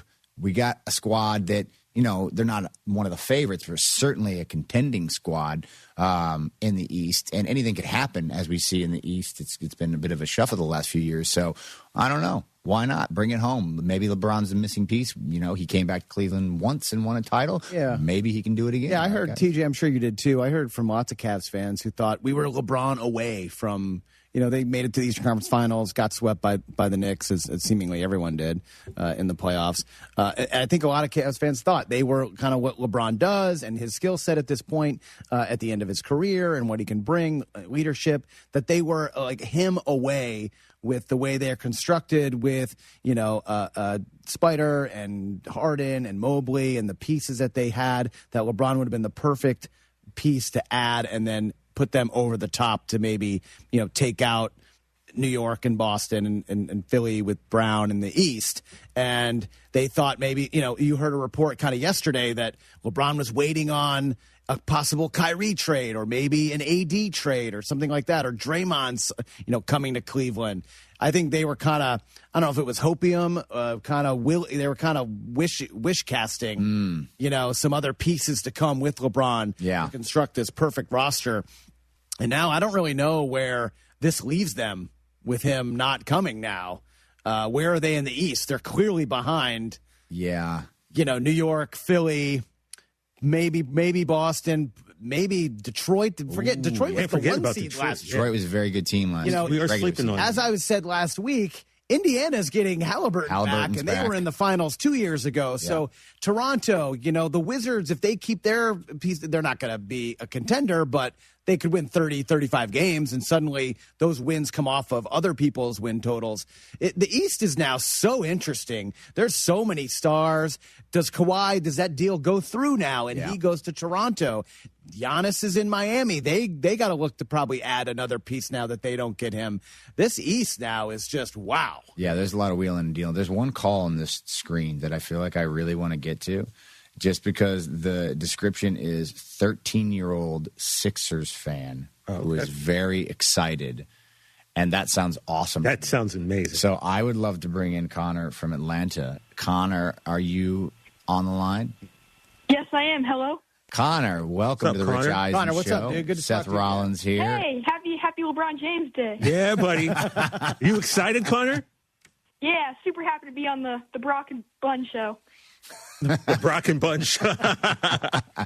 Well, we're excited to have you. You a big LeBron James fan, or is that just now that he's a 76er? I wasn't a huge fan of his, but now that he's on the Sixers, yeah, it's awesome. My dad's been a huge LeBron James fan since day one, and he's psyched to have him. Do you think this is the piece that puts the Sixers over the top? Are they going to win the championship this year? Are you on the T.J. Jefferson bandwagon over here? Yes, this is the best starting five in the league right now. Wow, the best starting five in the league from Connor himself. That's incredible. Have you pushed your father yet to order the LeBron James jersey from the Philadelphia 76ers? He wants one. He definitely wants one. Yeah, he's been saying if he comes, he'll get one. What number do we think LeBron's wearing? Do you have a guess on what number he's got in Philly? I don't know. 23? Did anyone wear... Keep the 23, right? Yeah, is there a famous 23 for Philly, TJ? I don't really think there is, right? Tired Sixer jersey. So That's only not the 6 for Dr. J. Well, that's obvious, Connor. Yeah. We can't. What if he asks Dr. J and No way. and the doctor gives his blessing? It's possible because LeBron is he's a basketball historian. He is a Dr. J fan, but because of that, I think he won't. The respect, right? For him, yeah. Yeah. But Connor, at 13, brother, let me explain something to you. You are a Sixers fan, right? Yes. Okay. Very much so. At the end of the season, we lost by 30 points to the Knicks in the playoffs. And it was at that moment I looked at the Sixers team. I looked at the franchise. I looked at poor moves that were made decades before you were born, brother. And I literally thought, like, I don't know how long I can keep supporting this. We owe Joel Embiid almost $200 million. I was like, we're not going to be able to compete with this contract. And then somehow the basketball gods smiled upon us. It got us Jaylen Brown, and now it got us LeBron James. I just want to say at 13 years old, the entire trajectory of your sports fandom just changed today, my man. And I want you to know that because it was going to a dark path. LeBron is lifting the curse for sure. Yeah, and now it's different. I'm not saying we're going to win a championship, but we're going to be a factor. And so, yeah, your sports fandom has changed today. So when you're 40 years old, you can look back on this day and say, this was the day that changed everything for you. Yeah, so I'm excited for definitely. you. I'm excited for you as well, Connor. Thank you for coming on the show and sharing your excitement with us. You the man, dude. We are going to come back with a guest who's going to walk us through this whole thing. Vincent Goodwill will be with us next on The Rich Eisen Show with Seth freaking Rollins.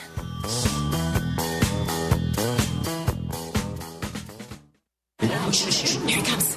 Surprise! There's an avocado shortage! Now half your food truck menu is costing more than it's making you! Also, you're out of napkins! Those aren't cheap! Progressive knows small business owners usually don't like surprises because they cost you money. But a good surprise, saving 10% or more on commercial auto insurance when you pay in full. Also, an ice cream truck stole your parking spot! Looks like you're in a turf war! Surprise yourself. See if you can save in as little as 8 minutes at ProgressiveCommercial.com. Progressive Casualty Insurance Company and affiliates. Discounts not available in all states or situations. Rich Eisen here. Running a small business means every hire matters. A bad hire costs time and money, but the right one helps your business grow. The challenge? Finding that person without sorting through resumes. That's where LinkedIn Hiring Pro comes in. It screens candidates so you can focus on conversations with qualified talent. With Hiring Pro, you can hire with confidence and build the team you need. Join the 2.7 million small businesses using LinkedIn to hire. Get started by posting your job for free at linkedin.com/Eisen. Terms and conditions apply. If you want a career with stability, purpose, and room to grow, the International Brotherhood of Electrical Workers, Local 66 in Houston, is ready to meet you.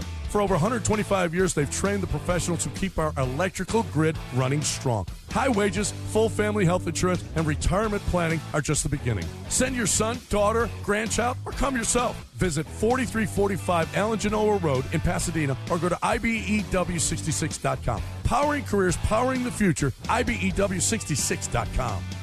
I know that hiring can be challenging. You sort through tons of resumes and you get too many so-so applicants. You're just waiting for someone to match your role perfectly. Well, now, there's a place where you can meet them fast. ZipRecruiter.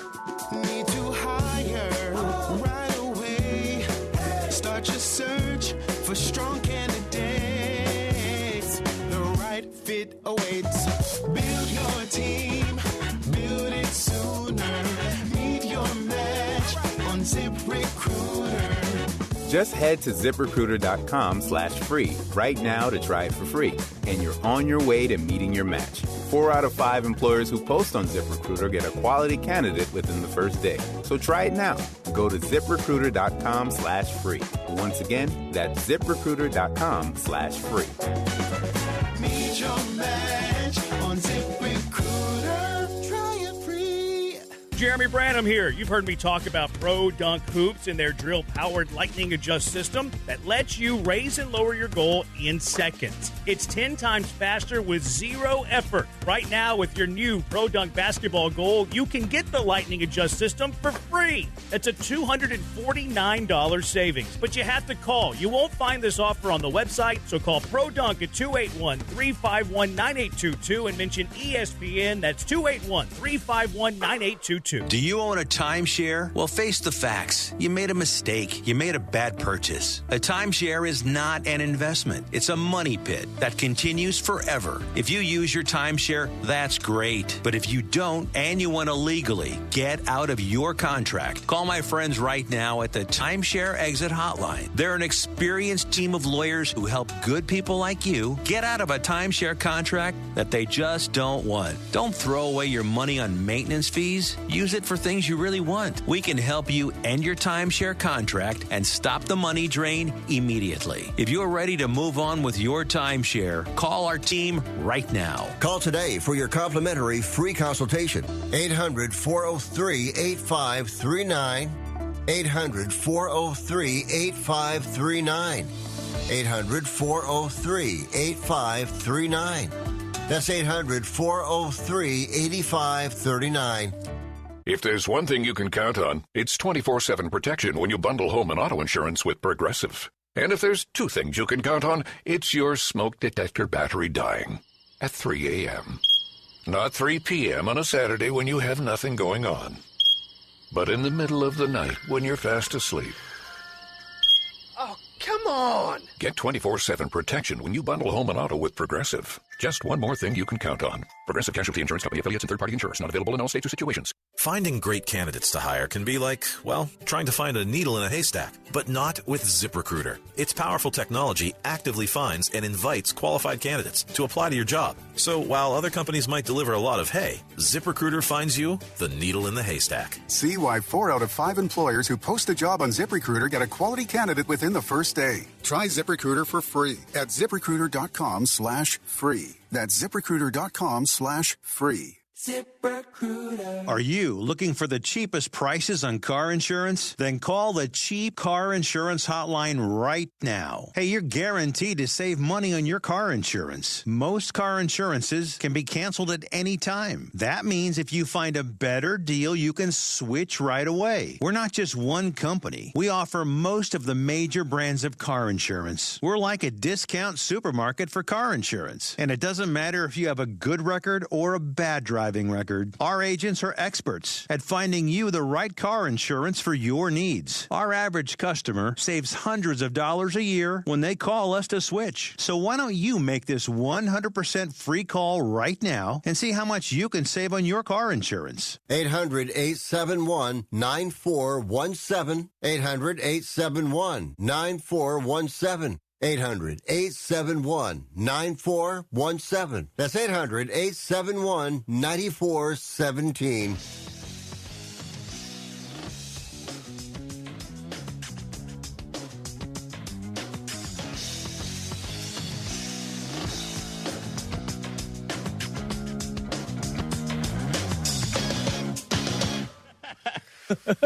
Well, we are back. Look, both of you know about being misquoted, and both of you know about being a little misquoted and having the internet get on you. Yeah, So we need to bond over this. Oh. We were both taken out of context to the nth degree by social media and the aggregators.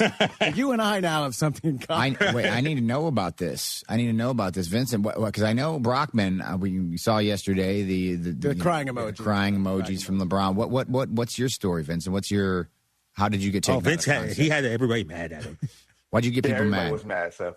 It was one of those things that got clipped in social media, and somehow Knick fans thought that I called their championship a participation trophy, which I didn't. And they have clearly forgiven me, considering when we're talking about LeBron, I'm not going to say that the Philadelphia 76ers are above the Knicks right now, even with LeBron. So that should put me in better graces with Knick fans. All right. So now your graces in my book are a little down, but that's fine. I get it. We They're had the champs. We had Rich on momentarily from his car.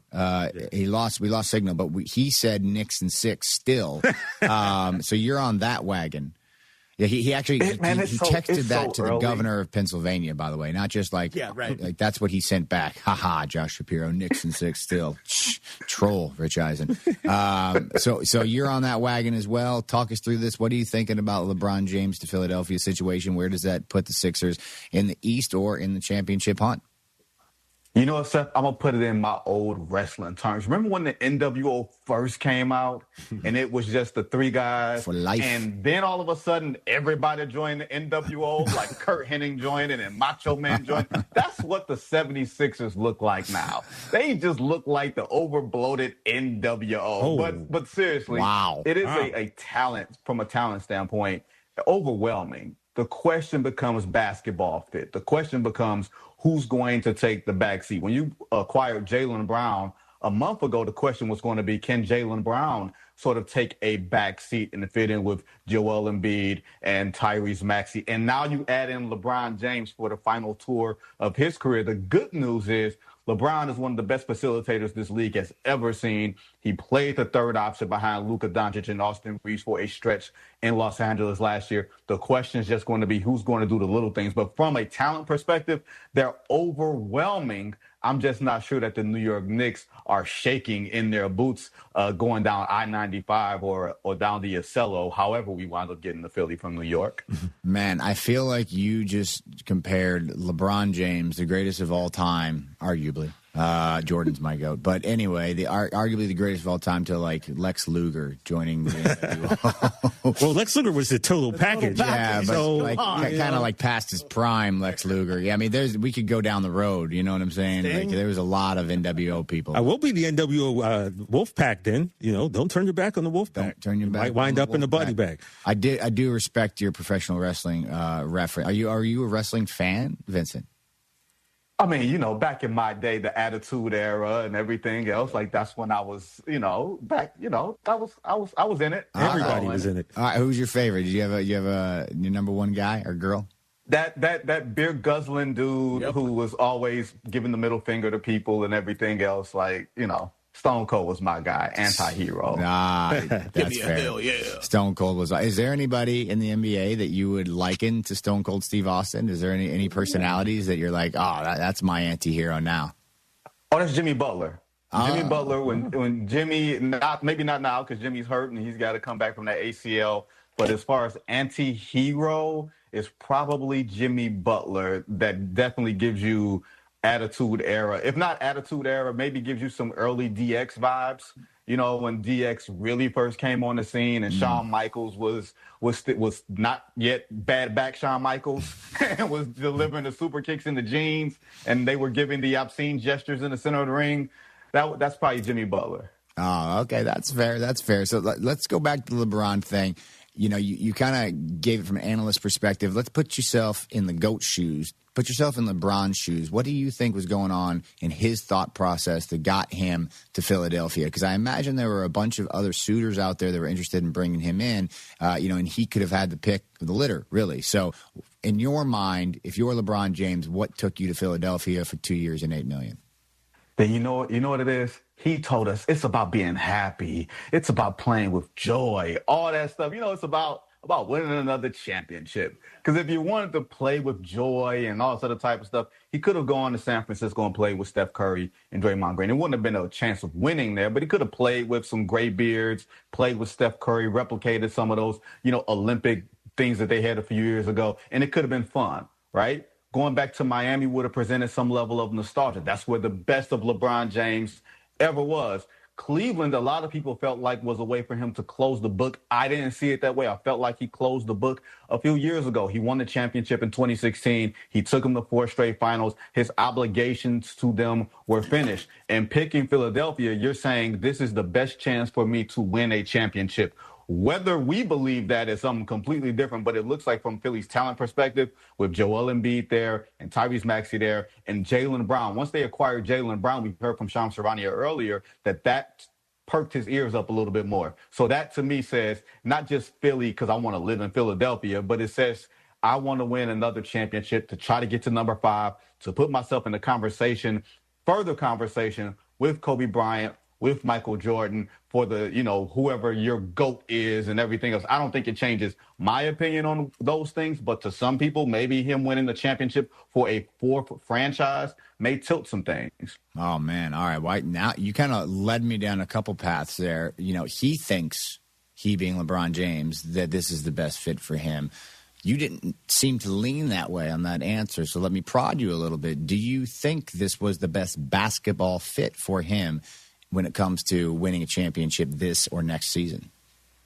I mean, LeBron's a basketball savant, so far be it for me to disagree with him. I thought Miami was the better basketball option from the standpoint of having Giannis, having Bam, like having that organizational know-how of a franchise that knows how to coach, how to build, how to find players on the edges, and how to probably maximize where LeBron is at this point in his career and in his life, where he won't have to do all the heavy lifting. Maybe that's the case in Philly because there's so much talent where he only has to do so much heavy lifting, but there's so many questions about how the talent fits with Joel Embiid. How healthy is he going to be? How is Jaylen Brown going to go from being and wanting to be the first option in Boston to maybe being number 3, number 4, like whatever it's going to be. And Philly, there's a lot of questions, but maybe he's looking at this, Seth, and saying, I'm signing a 2-year deal with them. This is a 2-year process. Maybe we work the kinks out in year 1, and I'll be ready to rock and go for a championship in my 25th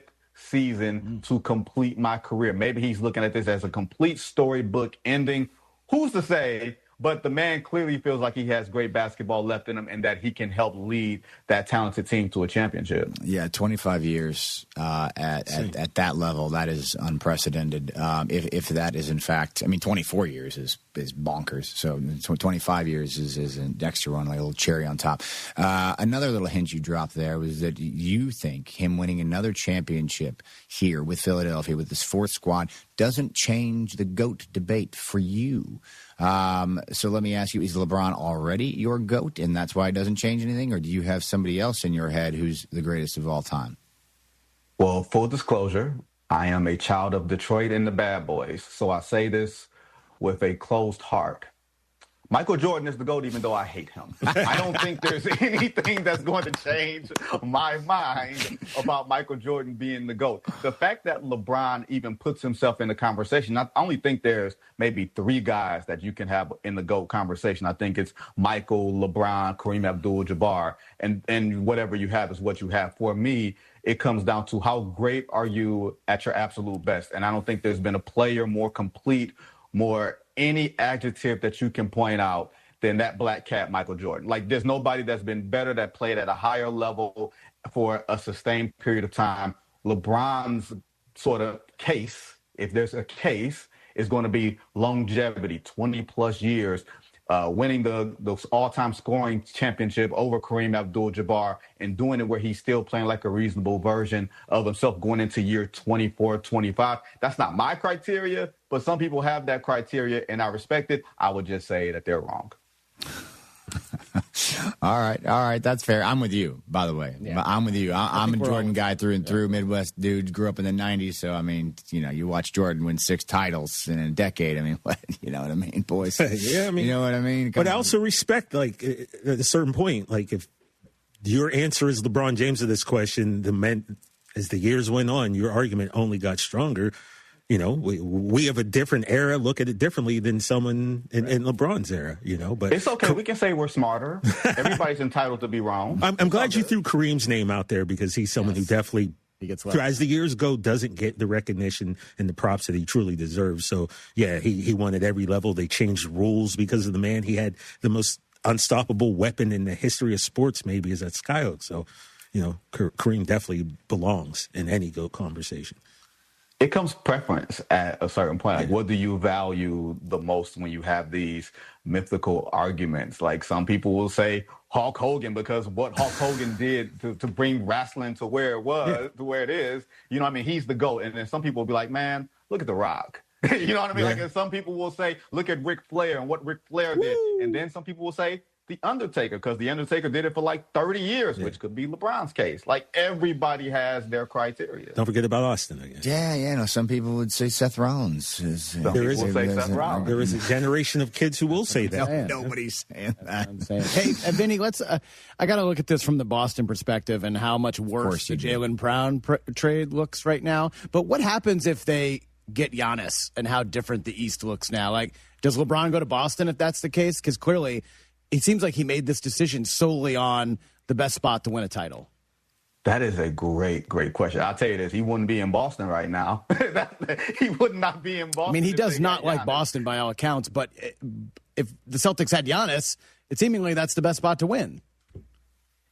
Yeah, but I don't think he necessarily had the relationships there. Like, his agent, Rich Paul, is Tyrese Maxey's agent. Like, clearly he has a relationship with Bob Myers, who heads up the entire operations for the 76ers. There were other tentacles and relationships. And at this point, when you're making these type of decisions, it's relationships more than it is just looking down the checklist of pros and cons of, can I win a championship here? But you raise a valid point. What happens if the Celtics don't send Jaylen Brown to Philly? Is Philly the choice? Is Miami the choice? Does Miami have more tentacles there to go make another move, to go grab another superstar to make it more palatable? It's an interesting what if for which we don't have the answer, and we have like another 2.5 months before we even see these guys reconvene again, before I even have to start thinking about going up and down I-95 to go see the 76ers every other night. The point is moot because he didn't do none of that. Okay. No, it's true. He's with us. And the other thing, too, Vinny, Adam Silver was like, hey, can you hurry up and make a decision because we need to finish the schedule. So if you're the league, where do you put Celtics Sixers or Celtics Knicks? Do you put it on opening night? Do you put it on Christmas? Like, how does this now affect things in terms of the broadcast? 4 times you can play them on national TV, no matter where it is. You can do it on Christmas Day. You can do it on Valentine's Day. You can do it on Groundhog Day.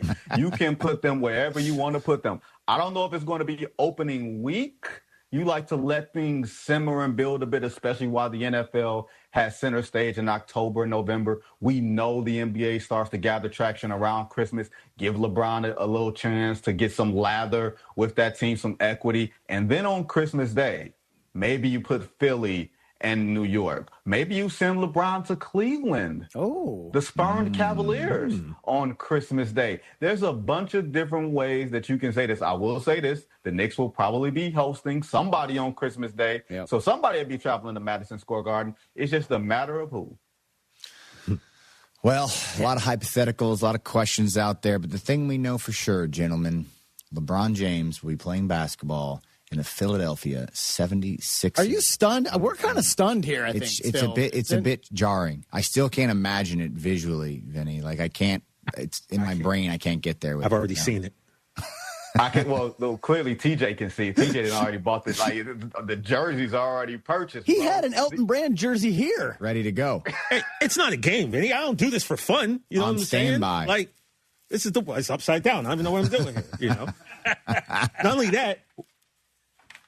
Take another. What else? What are you getting down there? What else you got back Just there? saying. I also got an Iverson Nats jersey. This is before we became. I was prepared for. Oh my goodness! How long have you had this? I will say this: years, decades. This is decades old. Last time Philly won a championship, I wasn't born. Maybe you guys are due. You're the one team in the Eastern Conference, or one of the I think the Charlotte Hornets being the other, that has not made an Eastern Conference final since 2001. Yeah, so maybe y'all are just due. Very due. Right? But I'll tell you guys about that. 2001, Game 1. The Sixers beat the Lakers. It was the Iverson step-over game. Yeah. That was a Wednesday night, if I'm not mistaken. I went to a club called LAX in Hollywood. I had a full Sixers sweatsuit on, and the club was packed with Laker fans, and I saw a guy with a Sixers hat across the dance floor We saw each other and made our way like we were running through a field of wheat to get to each other. We dapped each other up. We told each other we loved it. Let's go Sixers. And I've never seen that dude again. And this is 2001. But we had that moment. Two Sixer fans in the club, man. It was great. So hold on. In the middle of June in LA, you wore a full sweatsuit. It was like How much weight did you lose in sweat? It was a light. It was thin. It wasn't like a heavy sweatsuit, but it was a Sixer top, Sixer pants. I was decked out. Iverson stepped over Lou. You couldn't tell me nothing that day. Okay, that was y'all championship. That was it. Because then we didn't win another game the rest of the series. Man. And that was the last time you saw the finals. That was it, man. But it was glorious. It was glorious. I tell you, it was glorious. Fun while I was a man in Hollywood that night. Let me tell you. All right, everybody. Well, Vincent Goodwill, thank you so much for joining us, my man. Appreciate your takes on LeBron. Hope to talk to you soon, and all your wrestling knowledge too. That was pretty awesome. Hey, appreciate you guys, man. Yeah. Thanks again, man. Big thrill. All right, Vinny, don't let him hold you down, bro. We'll chat soon.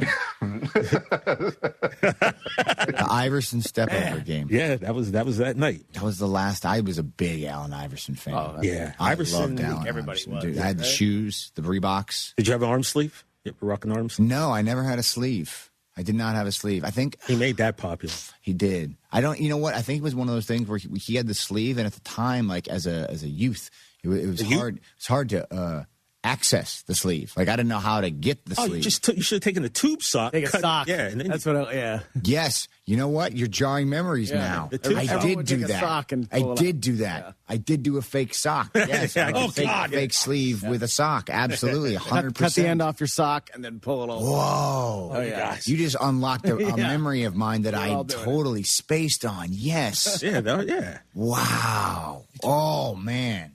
Iverson was for the culture, man. He was great. And I said this earlier, I think this week. If Allen Iverson had been 6'4" tall instead of 5'11", and kept his skill set.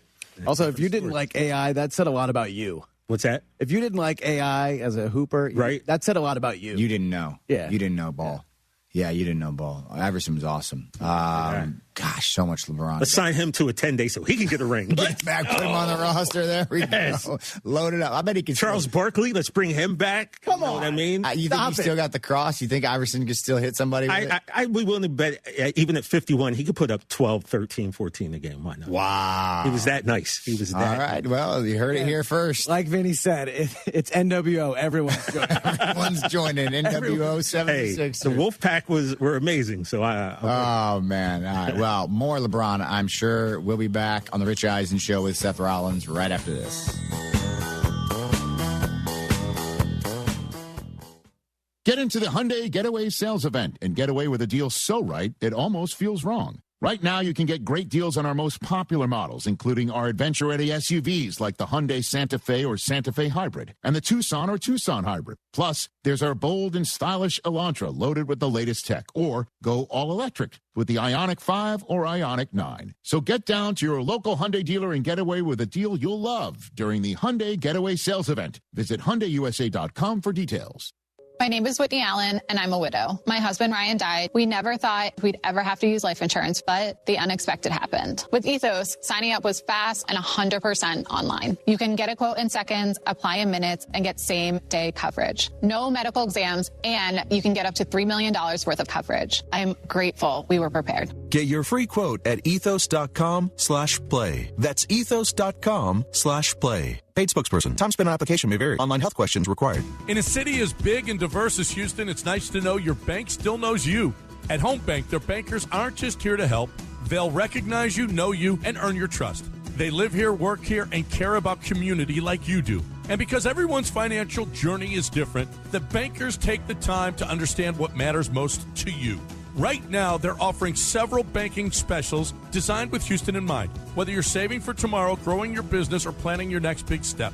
The best part? You don't have to figure it out alone. Stop by any of Home Bank's locations across Greater Houston, River Oaks, Pasadena, Sugar Land, Baybrook, Friendswood, and the newly opened Banking Center in Tomball. To speak with a banker who's ready to listen, answer questions, and help you find options that fit your goals. Home Bank, just real conversations with real solutions and opportunities. Go to home24bank.com to get started today. Good for business, good for life. Home Bank, member FDIC, equal housing lender.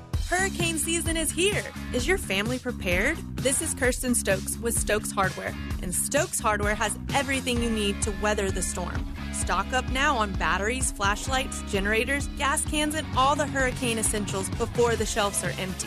Don't wait until a storm is in the forecast. Prepare early and stay ready. Stop by Stokes Hardware, where we've been helping our community stay prepared since 1954. Stokes Hardware. Be prepared today so you're ready tomorrow. Hey, it's Lance Erline here with Jessie Coker, the daughter of Jeremy Coker, who owns M&J Electrical Supply. Jessie, if you were boss for a day at M&J Electrical Supply, what would you do differently than your dad? Probably get donuts about every day. I will come work for you. I promise you, I will come work for you. He just is a healthy dude, and he likes to eat healthy, and I'm just like, I want to eat something different than just fruits and meat every day. Yeah, so you don't have to be healthy. Let's get some donuts in here, Dad. For all your electrical needs, call M&J Electrical Supply at 713-699-5055. Can your IRA stand up to the next financial crisis that our top economists are saying is at our doorsteps? By allocating a percentage of your IRA into physical gold and silver with a tax-free rollover, you can diversify and safeguard your holdings from turbulent markets and economic downturns by putting your IRA back on the gold standard. Find out how to safeguard your assets with a tax-free rollover with a Genesis Gold IRA, the only IRA that can hold physical precious metals. Call now for your free gold and silver report. Protect your IRA today. Don't let your retirement accounts get caught off guard by trade and tariff wars. Learn why a Genesis Gold IRA is the #1 choice for thousands of Americans across the nation. 800-644-8611. 800-644-8611. 800-644-8611. That's 800-644-8611. Every 40 seconds, a child disappears. That's 2,000 children every single day. Find the Children is a nonprofit organization fighting to bring them home, but we can't do it without you. Your unwanted car, running or not, can help find missing kids, reunite families, and support the search and rescue efforts that protect children every day. We'll pick it up fast and free with a 24-hour response, and your donation may qualify for a tax deduction. Find the Children provides crucial resources to help locate missing children and educational programs that teach kids how to recognize and avoid predators before it's too late. Together, we can give families hope and bring children home where they belong. Donate your car today and help bring a child home. Find the Children, because every child deserves to come home. 800-757-1340. 800-757-1340. That's 800-757-1340. This advertisement was paid for in partnership with Cars R Us and Find the Children.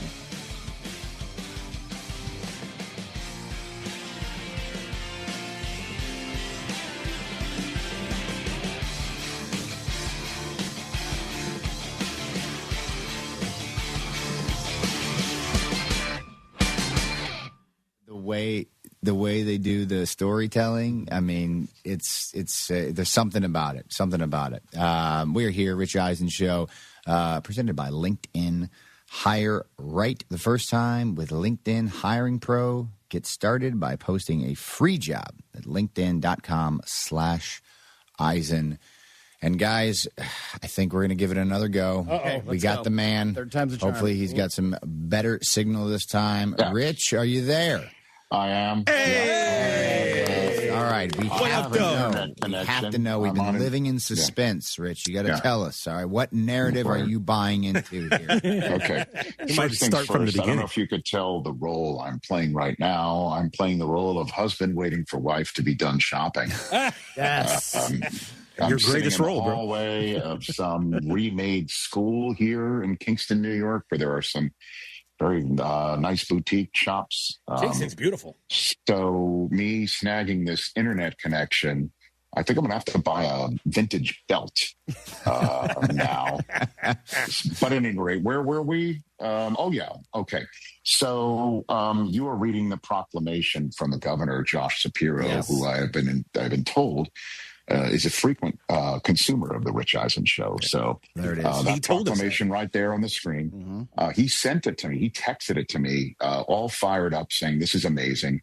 And I responded by saying, "Congratulations, Knicks in 6, parentheses, ERS, to spell out Sixers." And So there's two ways to look at it, that they still have to come at the champs, or the other narrative that I think I might be buying into is nothing's more powerful in team sports than a team that has just won the championship, given legitimate license to enter the next season as nobody believes in us. They have the nobody believes in us card in their back pocket now. And I think that's potent. I'm actually looking forward to it. So I think that's the way I might look at it. There's another way to look at it, like the obnoxious New York sports fan way of looking at it too, the Knicks and Sixers thing, that it's just going to only now, LeBron being in Philadelphia, make it more expensive for Knicks fans to get the tickets to these playoff games. The cost of a ticket and a train ticket might be still a little bit cheaper than getting into Madison Square Garden for a home playoff game.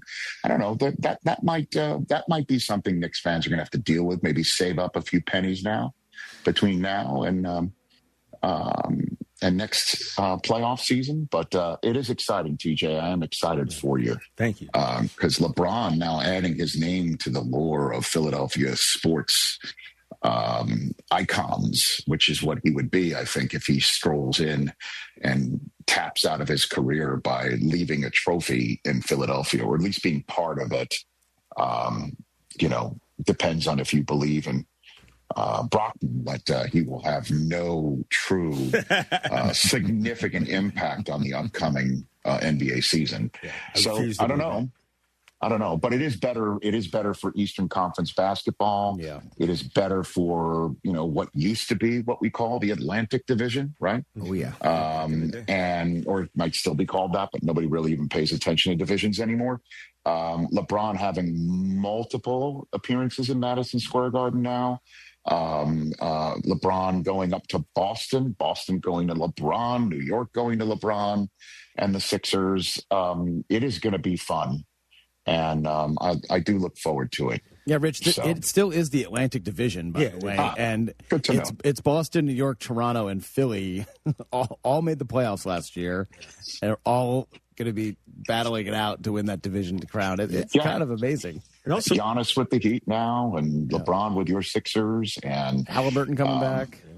Also, Halliburton coming back. Yeah. I definitely did. I'm excited, but I'm not going to get too far ahead of my skis. Why? Because the Knicks have something the Sixers don't. You guys, you have that chemistry. The Sixers are going to have to build to get to that Knicks level. So as excited as I am, I was caught up in that Knicks, that Knicks drive to the title. So I see how good you are, and I know just getting LeBron is not going to be the only thing that's going to put us over. This team is going to have to gel, and that's something the Knicks have already done. So we're chasing. That's a very reasonable approach, TJ. That's very reasonable. Well, I think that's really reasonable, and I'm proud of you. That's the position I chose to take here on this show. Is the reasonable. Oh, is that right? I don't believe this for 1 second. I think this is what you're putting outward to the universe. Inside, you are full of spite, and you are ready to explode, and you want to proclaim greatness and championships right now. These guys know I take a laid back approach to this. Like I'll hype up the Cowboys, but in reality, your old age now. That's you, and you're now being 1 year older. That's true. What a late birthday gift it is for you, TJ. Well, I'd like to think a late birthday gift for you too, Brockman, because now you get to be the Celtic fan hating on LeBron. Now you have like a legitimate reason to not like him, as opposed to just having something weirdly personal with the guy. I think it's great for you too. Like my one-sided beef with the Miz, he has that with LeBron. Yeah. That's me with Aaron Rodgers. I have that with Aaron. This might get you a 23rd laughing emoji from him, Chris. Well, we'll see who gets the last laughing emoji this year, and I'm guessing it's going to be me. Ooh. Why wouldn't it be me as the Knick fan with the defending champ? Well, we know defending champs do not repeat, so we know there's going to be. Data tells us that there will be a new champion. Take that for data. Okay. Wow. I love this for your guys' show. I love this for the Rich Eisen show. I feel like next summer, you guys are going to be at each other. Individuals and businesses with tax problems, listen carefully. Do you feel like you're losing control of your finances? If you owe over $10,000 in back taxes or have unfiled tax returns, we can help you take back control. The IRS is the largest and most aggressive collection agency in the world, and they can seize your bank accounts, garnish your paycheck, close your business, and file criminal charges. Take control of your tax problem now by calling the experts at U.S. Tax Shield and take advantage of the Fresh Start program and new laws that may allow us to negotiate a settlement for the lowest amount possible. Our team of tax attorneys and enrolled agents can stop collections and get you protected so you can take control of your financial future. U.S. Tax Shield offers a price protection guaranteed quote to get you protected today. U.S. Tax Shield is A+ rated with the Better Business Bureau, so call now. 800-687-5192. That's 800-687-5192. U.S. Tax Shield. 800-687-5192. John Granado here. You know what the bosses here did? They bought an unlimited corporate membership at East River 9. You know what that means? More golf for me. East River 9 is offering annual memberships for individuals, families, and your business. Unlimited golf, exclusive promos, and much more. Spots are filling up fast. Reach out today to secure your spot. Sign up online at eastriver9.com or call the Pro Shop at 713-913-7033. I'll see you on the links, baby, at East River 9 with our unlimited membership. Aqueduct Plumbing Company has helped our listeners for years. But why does Aqueduct continue to be the choice? Because their competitors charge ridiculous prices, even for routine leaks and stoppages. But that's not what happens at Aqueduct Plumbing Company. They give free estimates for repipes and water heaters. Got a propane gas grill? Well, they can run that gas line for you so you'll never run out. Any plumbing concerns you have, just go with Aqueduct Plumbing Company. That's aqueductplumbingcompany.com.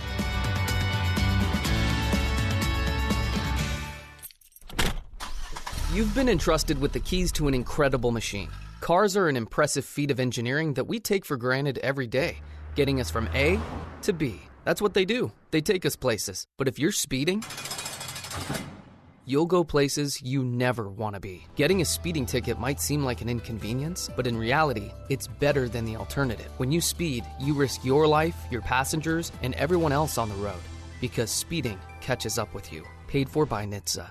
Drip Drop is doctor-developed, proven fast hydration that helps your body and mind work better. Trusted by firefighters, medical professionals, and over 90% of top college and pro sports teams, Drip Drop is engineered to hydrate faster and more effectively than water alone, with 3 times the electrolytes of leading sports drinks. Stock up now at DripDrop.com and use promo code Radio20 for 20% off your first order. That's DripDrop.com, promo code Radio20 for 20% off your first order. Head to DripDrop.com now and use promo code Radio20. Danny, why are there several dozen swords in our living room? Those are samurai swords. They look really old.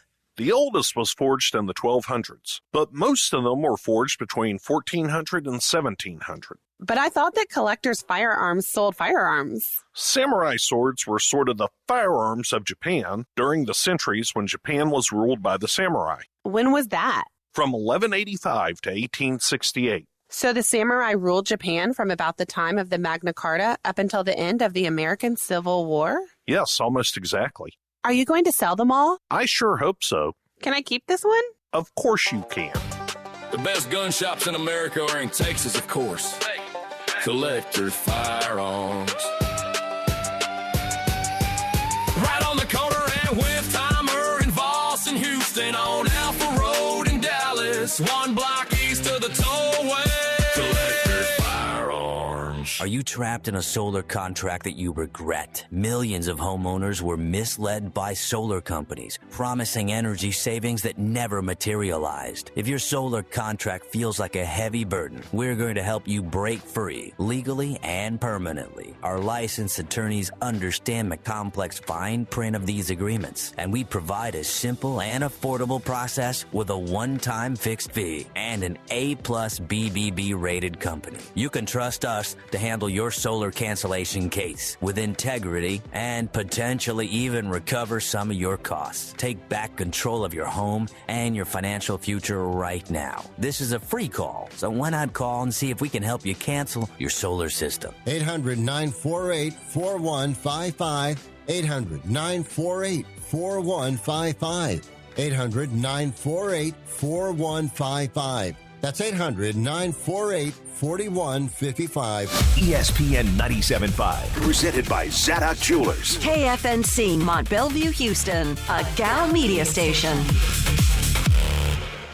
This is The Rich Eisen Show. Hey, everybody. Can't get enough of The Rich Eisen Show? You're in luck. You can find us everywhere. Watch us weekdays on Disney Plus from noon to 3 Eastern. Miss the show? We've got a podcast so you can listen anytime. But here's the best part. Our YouTube channel. Subscribe at youtube.com/Rich Eisen Show and you'll never miss a moment. Now, on with the show. We're on Aaron Donald Watch. This is The Rich Eisen Show with guest host Seth Rollins. One thing that everybody that's ever played with Aaron Donald has ever said is that he is the best teammate. He's not a Roman Reigns, right? He just don't want to show up. Earlier on the show, Good Morning Football co-host Jamie Erdahl. Coming up, WWE superstar Becky Lynch. And now, sitting in for Rich, it's Seth Rollins.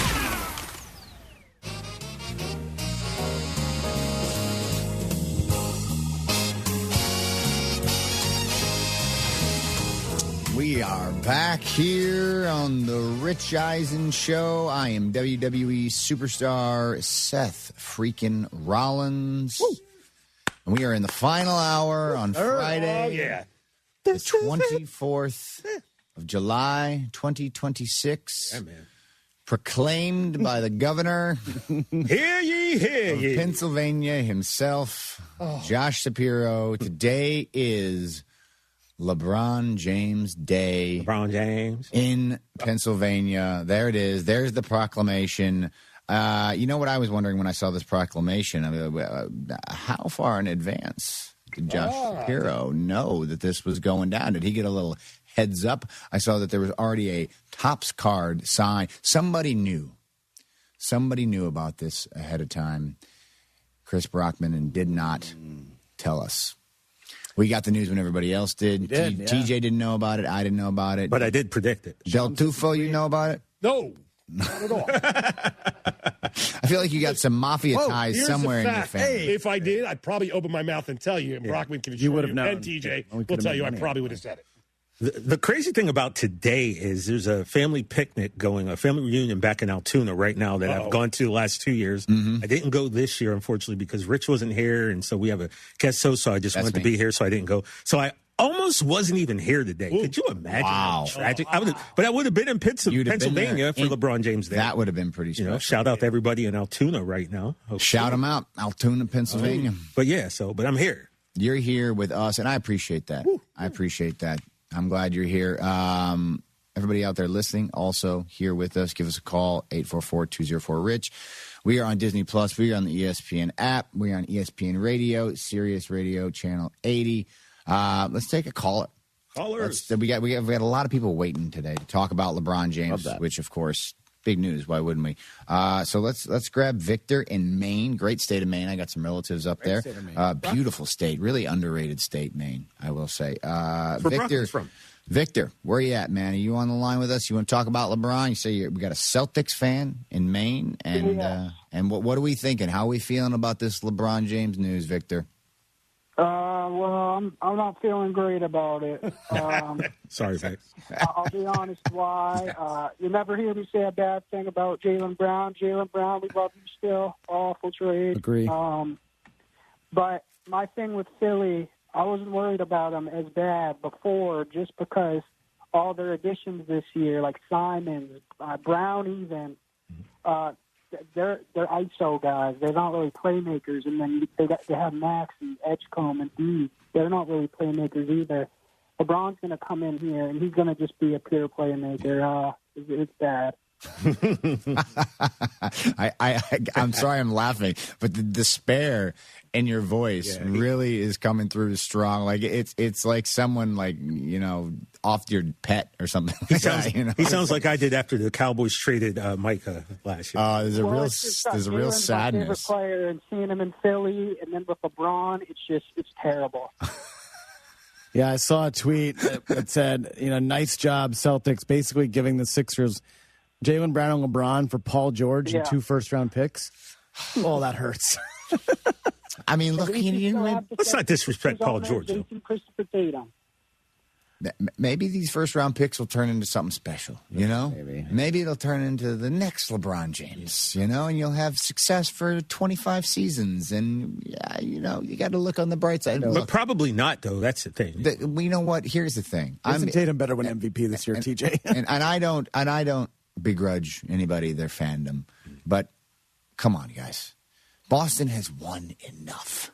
You've won enough. You've got all the titles. You'll be fine for a couple years, okay? You're going to get more titles, whether it's the Patriots or the Celtics or the Bruins or the Red Sox. You're going to get a title somewhere in the next 10 years for sure. So just excuse us over here. You know, well, we have no sympathy for you guys. Seth, here's the thing. we do laugh Seth, when there's honestly, a little despair in your voice. Hold on right? a second. What am I holding on? You have a daughter. I have a son.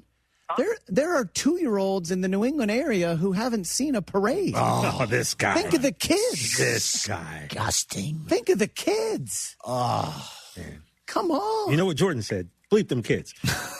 Care about them kids? I want our 13-year-old caller to have a championship. That's the kid I'm interested in. It's too late for him. I want him to have success. Enjoy it. Victor, as a Celtics fan, are you just completely out? He's gone. We lost him. All right, did we lose him or did Del Tufo hang up on him? Probably Del Tufo let him go. Sometimes I let him go. Cut him loose. Yeah. I'm like an umpire. You're out. We got business to tend to over here on the Rich Eisen Show, and we can't have Victor and his Celtics fandom ruin it. So, when I think Victor Von Doom, Dr. Doom, and he wears green and you're wearing green. Just saying, that was an interesting. My mind works weird. I'm going to shut up. That's all good. We like a weird mind. We're full of weirdness on this show. We do have a game to play, though. We have a game to play.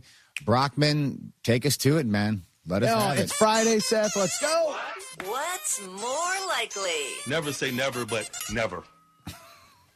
What's more likely? I've never played this game before. It's fun. It's sweeping the nations. Oh, all right. Okay. We love Pella. We love their sponsorship here. Presented by Pella Windows and Doors. Okay, Seth, here's the deal. It's your first Friday with us. Yep.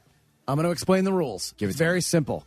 I give you some stuff, and I ask you what's more likely, and then I give you some options. Okay. And you tell me which one's more likely. All right. And they're out there, too. It's very easy. Oh, they're crazy. Well, you know what? Some of them. You'll notice I did kind of steer a lot of these toward Seth. Okay, I like it. In my wheelhouse You know what I mean? Some of these are going to be in your wheelhouse. All right, so we're not talking about PGA Tour or anything like that. No. Although, shout out Michael Kim, shot a 59 today. That's undeniably sick. I'm very happy for him. In like the front nine? No.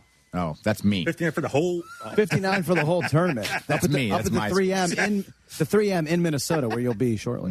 All right. Here we go. Let's get to it. What's more likely? Guys, more likely, number one overall worthy player you most want in fantasy this year. Bijan, Jameer, or Jamar Chase. Who do you want most in fantasy this year? I'm going Bijan. Bijan Robinson is a dog. Is an animal. He's more likely to be the number one fantasy guy for me. He's just a savage. He can do everything. I love Jahmyr Gibbs. I have a hard time going wide receiver, even with Jamar Chase, just because it's wide receiver. B, you don't know what kind of health situation you're going to have with Joey B. Although, Jamar balled out even with Joe Flacco throwing him the ball. So, I could be argued on that. But if you ask me the two running backs, even though I think Jahmyr Gibbs is a special talent, Bijan is like all-world Christian McCaffrey in his prime level. He's still, Jahmyr young too, but Bijan, he can just do it all. And in Atlanta, he's the one. He's the one. You know what I mean? The whole offense is going through him. What are these guys going to go for in your auction league, TJ? Well, Seth, we don't do the traditional snake. We do auction, and I'm the defender. I won the championship last year, fourth time, highly competitive league with Jahmyr Gibbs. So I'm going for him again. Nice. Jahmyr Gibbs, and we do a $200 budget. I'm going to say I'm 75. I'm okay to go up to about between 72 and 75. Wow. Jahmyr Gibbs. That's nearly half your stash. It's nearly half. Yeah, it is. But as we all know, fantasy is really won through the waiver wire throughout the year. But you've got to have a stud wide receiver. You've got to have a stud running back, and then you can get a good $2-3 quarterback. But top running backs are at a premium, so you got to spend the majority of your money on them, man. Oh, man. All right, let's keep it moving. Seth Rollins, you are a diehard Chicago Bears fan. That's me. The Bears. Who's more likely to be your favorite Bear of all time? Sweetness, Brian Urlacher, Caleb Williams. Oh, man. That's an easy. Come on, that's easy. Jury's out on Caleb. You know what I mean? Early in his career, entering his third season. If this man brings a title to Chicago in my lifetime, I'm willing to change my answer. But number one right now, absolutely Sweetness. Okay. No doubt about it. Maybe the coolest professional football player of all time, arguably the greatest runner to ever play the game. Sweetness could do it all. He could run, he could pass, he could kick, he could break your ankles, and he could run right through you. He was an animal. And this is no disrespect to Brian Urlacher, who is incredible, one of the best middle linebackers to ever do it. But, man, Sweetness, dude. Like, one of one. And the nickname, too, Sweetness. Also, the Walter Payton Man of the Year award is kind of taken over the NFL as being an award more prestigious than the MVP at this point. At the NFL honors, it goes on last after the MVP. Matthew Stafford with his daughters, which was an incredible moment. No. Walter Payton Award after that. So, yes, I mean, Sweetness number one. Right, but I teed you again, up for that willing to change my answer in the future if Caleb can bring me a Lombardi. All right, I teed you up for that one. How about this one? And let's all be objective, which I know will be very hard. Tough. These teams were all our third-round sleeper teams. More likely team of ours to make championship weekend this year: the Bears, the Cowboys, or the Patriots. Oh, you guys are this championship weekend? More likely to make the Final Four. Final championship four? weekend. Can I just say all three right now? I mean, I actually think it's Chicago, and I'm not being biased. I mean, I can't trust Dallas defense yet. I just can't trust their Even defense. though we got Caleb Downs? I love Caleb Downs. No, I love Christian I've heard Parker. you on other shows. No, that's not true.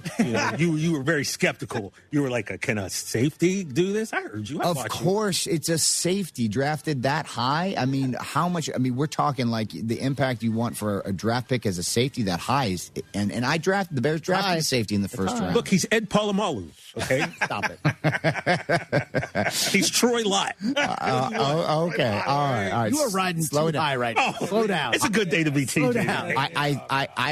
I'm sorry. I got to put the Cowboys third on this one. I'm going Patriots to get back there. I do think their roster is better than it was last year, but their schedule is going to be a lot more difficult than it was last year, and I don't think the playoffs are going to be as smooth for them if they get to that point. The quote Steph Tanner, how rude. How rude. All right, the big news today, LeBron James going to Philadelphia. LeBron James. Which means one watch has ended, but one is still going on. Former Los Angeles star to win a championship first, LeBron or Aaron Donald? Oh, Aaron Donald. Why not both? No, come on now. Get out of here. Actually, to be fair, I mean, the Sixers, I don't know ball like y'all know ball. I think they're in the mix. I thought the Knicks, sure, they have the continuity, but that trifecta of players, between Jaylen Brown, Embiid, if he's healthy, and LeBron, like that, they can do some damage. But Mr. Max. But if Aaron Donald chooses to come back to play professional football for the Los Angeles Football Rams, which all signs point to it's happening, dude, come on. That team is so ridiculously stacked. Like, that's the NWO.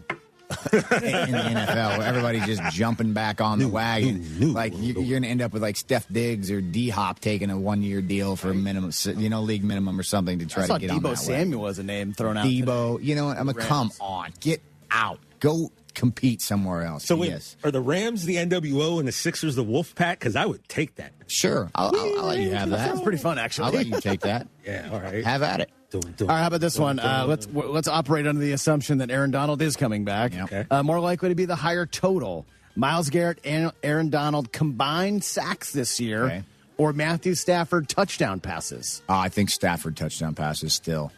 Right? Because, Donald, he plays in the interior, and he, was a game wrecker for sure.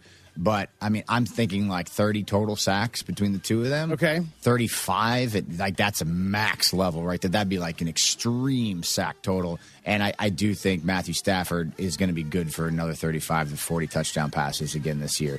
He's got all the weapons back. Like, everything he's playing at an elite level. It's not like I didn't see any reason to think that his skills were declining last season. He looked incredible. Even in the cold weather game, I thought he was going to blow it in Chicago. Did not. Threw a dime to Devontae Adams in that game on the sideline. It's all there. I think they'll get him. And you're asking then, Myles Garrett to get 20 sacks again, something like that. You know why what not? I mean? Why not? Sure, I do think there's 25? a possibility that, dude, 30? Could you imagine if he just starts racking them up like I can't that? imagine. Oof. That's an interesting one, but I'll still go with Matthew Stafford. All right, a few more. Remember, Chris, all we heard last offseason was Stafford's back was hurt. There was a guy in a van working on his back. Exactly. We didn't think that. Yeah. They drafted a quarterback this offseason, but all reports are that he is very healthy going into this season. Feels great. And now that they kind of load managing and Joel Embiid style with him in the training camp and preseason. For sure. All right, a few more. Let's turn attention. I love it. Let's go here. More likely legend, WWE legend, you'd want as an opponent. Oh. Macho Man. Oh. Ric Flair. Or Bret Hart. Oh, man. Wow. You're doing him dirty right now, bro. Ooh. Dream match, Seth Rollins. That is so difficult. Justified. Holy cow. And a different match with each guy. You'd have it probably a different, style. Look at these guys, first of all. You, Seth Rollins. Wow, that is so tough. The guy with the big arms, brother. Ooh, you know what? Here's the thing. I am the best. Is and this is not taking anything away from Macho Man or Randy Savage at all.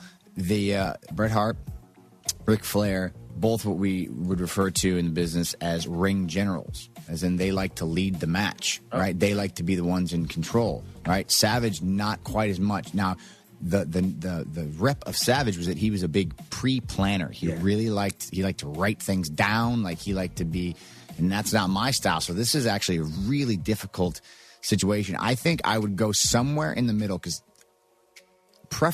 Savage is my favorite entertainer of the bunch. I loved him more than anybody. I take a lot of the visionary character from Macho Man. But I think I'm going to go with Bret the Hitman Hart, which is that's going to be a controversial call because Bret and I, he's come at me a little bit over the years. Now we've mended fences. Well, he comes at a lot of people. He does. We've mended fences a little bit, but I really think we could do something special in the ring. That is a tough one. What a crew. What three top tier all time talents. I like all three of those, but I'd like your pick. I'd like you like Seth me. Rollins versus Bret Hart. Hitman. That's money right there. Oh, I'd love to do it. All right, let's go to this one then. More likely to be your favorite kind of match. Oh. Ladder, Hell in a Cell, a hardcore street fight, or a straight up standard straight match. Oh, man, I like the toys. But I'm over the cell. I've fallen off that cell more times than I care to remember. Twice. That's too many times. And it did you kind of dirty the last time you were in the cell. No. You which one are you thinking of? Think about the red cell. The Fiend. Well, that wasn't my last time in the cell. Oh, that wasn't your last time. My last time in the cell was actually with Edge in Saudi Arabia, which was an awesome Hell in a Cell match. Thank you very much. Right. The Fiend one. Give or take, people don't love it that much, but I think you go back, you watch it, it's not as bad. I had no problem with it. Anyway, I'm over the cell. Don't want to fall off that. Okay. Same for the ladders. The ladders are the most painful implement that we have because you're falling off of a very high rung and it hurts so much. And even if you fall on the ladder or the ladder dings your forearm a little bit, it's so painful. I'm going with the hardcore match. Okay. Right? That way you can kind of there's a lot more flow. You can get whatever you need. You can get a kendo stick, you can get a garbage can, you can get a table, you can get chairs, you can get whatever. There you go. DJ with the stick over there. That keeps it handy. Singapore cane in hand. But you have a lot more to play with. You want to get some thumbtacks out. You want to get a little barbed wire. You want a little fire going. You can, whatever. It's like a little pick your poison. Real glass. So no real glass. No real glass. I'm good. I'm good on the real glass. Yep. I love some sugar glass. A little sugar glass will break that real quick. Real glass? No, thank you. No rivers will be cried here. Last one. More likely to be the bigger number, higher total. Titles that change hands at SummerSlam. Oh. Across all days. Okay. Across all matches. Or stomps you hit on Roman Reigns in your title match. That's a good one, Chris. That is a good one. I'm looking at the title matches in my head right now. You've got me and Roman. I expect that title to change. Punk and Cody, proper toss-up. You don't know what's going to happen there. Liv and Io. I'm squarely on the side of Io Sky. Obviously, you're going to get a new interim women's champion. Gable versus Penta. That one could go either way as well. I'm going to go with stomps. Yes. I'm going with stomps only because I really like to stomp Roman Reigns' head. I've done it multiple times over the years with great success, as a matter of fact. So I would love to do it again. And one Not stomp just once, but twice. One stomp won't get it done, so you're going to probably need. I mean, one stomp might get it done, but where's the fun in that? That's what I'm saying. Like, where's the fun in I that? need multiple. I beat it. I've beat him with one stomp before. I could beat him with one stomp again, but we'll see. We'll see how it goes. So that's what's more likely for a Friday. That was good. I like that. That was an awesome game. What's more likely? Brought to you by Pella Windows and Doors. When it comes to your home, Pella Windows and Doors always have the winning game plan. That's why your neighbors trust them. Visit Pella.com/Eisen. That was a good game. Thank you for that. Fun stuff. And guess what, guys? Great job. The man. Yes. Big time Bex. She's in the green room. She's going to be sitting in the chair. My beautiful, lovely wife coming up next on The Rich Eisen Show with Seth Rollins. Rich Eisen here with some advice. If high-interest credit card debt is grinding you down, it might be time to call an Audible with a SoFi personal loan. It consolidates your debt into one low monthly payment with no fees required. And with as soon as the same-day funding, you can make the right play fast. Call an Audible on your debt today at SoFi.com/debtplay. Loans originated by SoFi Bank N.A., member FDIC. Terms and conditions apply. NMLS 696891. Fast funds terms apply at SoFi.com/debtplay.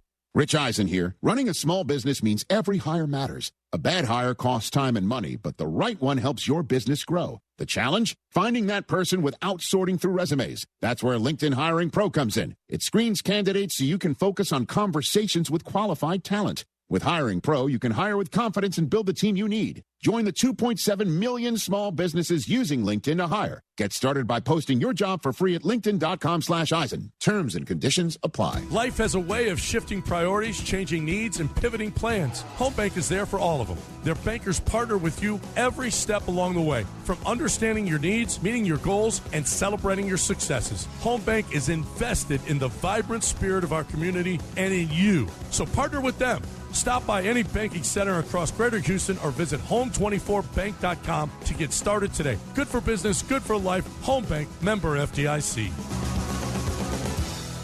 If you or someone you care about are searching for a stable, meaningful career, the International Brotherhood of Electrical Workers Local 66 in Houston wants to talk to you. For more than 125 years, IBEW 66 has supported men and women who build, maintain, and operate our electrical grid. Their paid apprenticeship programs in electrical construction and line work offer classroom learning and a recognized career in as little as 3 to 5 years. Visit IBEW66.com. Powering careers, powering the future, IBEW66.com.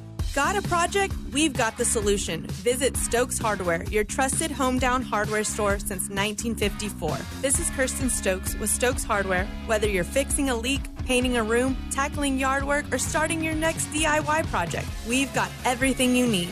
Plumbing, paint, tools, electrical supplies, lawn care, and so much more. Stop by today and let our friendly team help you get the job done right. Stokes Hardware, your hometown hardware store since 1954. Se habla español. Hey guys, Lance Zerline here. I went into Dr. Kaplan's office and I had my deviated septum fixed and had balloon sinuplasty, clearing out those chronic sinus issues. I had it all done in one visit. A month later, I'm breathing perfectly. The deviated septum is fixed. Nothing could be better. It's amazing. It's a great change in my quality of life. You can do the same thing. Medicare and insurance plans cover this. Call 713-903-8049, 713-903-8049, or visit kaplansinusrelief.com. Breathe well, live well. Most car buyers don't know this. The longer you loan, the more like you are to owe more on your car than it's worth. Millions of drivers are stuck in 6- and 7-year loans facing negative equity. Leasing with D&M avoids that trap, letting you drive the car you want without years of depreciation. For 50 years, Texans have trusted D&M to keep payments under control and drive smarter. Call 713-290-1000 or visit dmautoleasing.com today. D&M Leasing, the smarter way Texans drive. We make leasing easy at D&M. East River 9 is excited to announce the opening of Birdie's Ice House by the Rustic Group. Step off the course and enjoy house-made burgers, tacos, ice-cold beer, and handcrafted cocktails. Whether you've just finished a round of golf, a pickleball match, or you're meeting friends, Birdie's is the perfect spot to relax, celebrate, and enjoy the best view of the Houston skyline in the city. So grab a bite at Birdie's today. Book your tee time, reserve a pickleball court, or explore corporate memberships at eastriver9.com. John Granato here. Walking into Republic Boot Company at 11th and Studewood in the Heights is like walking into a time machine to the Republic of Texas. Seriously, go check it out. Whether it's their exclusive 1836 collection of all leather boots or a customized pair with whatever material and design you want, these are going to be the most comfortable boots you've ever worn. Hats, suits, and all kinds of handmade leather products in a Texas-inspired haven. Book their space for your next event. Republic Boot Company, where tradition meets style. RepublicBootCompany.com. When your project impacts traffic, safety isn't optional. It has to be done right. That's why contractors and municipalities across Greater Houston trust Buyers Barricades. From traffic control plans and custom signage to equipment rental, setup, maintenance, and final pickup, Buyers Barricades manages every step of the job so your crew can stay focused on the work. They're service-driven, safety-inspired, and available 24/7. Buyers Barricades, the Texas authority in barricade rental. Learn more at buyersbarricades.com. Can your IRA stand up to the next financial crisis that our top economists are saying is at our doorsteps? By allocating a percentage of your IRA into physical gold and silver with a tax-free rollover, you can diversify and safeguard your holdings from turbulent markets and economic downturns by putting your IRA back on the gold standard. Find out how to safeguard your assets with a tax-free rollover with a Genesis Gold IRA, the only IRA that can hold physical precious metals. Call now for your free gold and silver report. Protect your IRA today. Don't let your retirement accounts get caught off guard by trade and tariff wars. Learn why a Genesis Gold IRA is the #1 choice for thousands of Americans across the nation. 800-644-8611. 800-644-8611. 800-644-8611. That's 800-644-8611.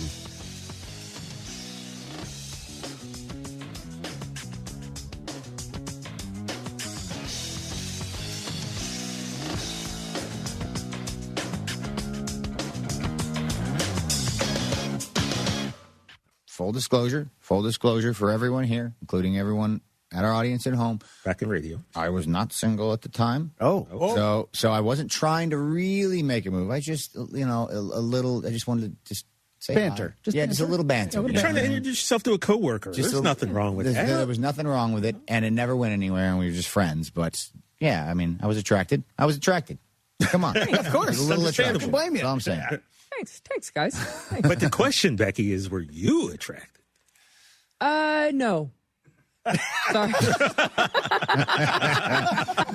All right. Reset here. All right, we are back. We are back on ESPN Radio. Seth Rollins. There wasn't even a follow-up. It was just, no. I'm done. Well, no, it was always like, don't get near the boys. So there was always like that. I like chatting to them, but I was like, oh, don't fall for me. We are back here on ESPN Radio with the one and only, the man, Becky Lynch. It's funny because Rich, with his wife Susie, we bombard them with questions about how they met. And Rich he chased Susie for a while, and she kept him at arm's length. And at one point, Rich was like, "It's amazing our children are even alive," because she just held him off, and he was trying, and she wasn't trying to give him the time of day. So they made it work. You guys made it work. I mean, we were just friends for like 4 years, before there was any romantic inklings, I suppose, right? 5 years. 5 years, really. We were just friends. We went to some concerts together. We hung out a little bit. We went surfing together in Hawaii. Do you know what we just discovered? There's a picture of us surfing in Hawaii. It was our first show in Hawaii? Yes. And it was on the 29th of June, 2016. We got married in Hawaii, June 29th, 2021. But we had no idea that there was any correlation there. Whoa. I was like, that's pretty crazy. No clue at all. And also randomly, UFC legend Max Holloway somehow was involved in both of these situations. Oh, really? Yes, Max. We had the show it was in Honolulu. We were this was 2016. It was a live event, I think.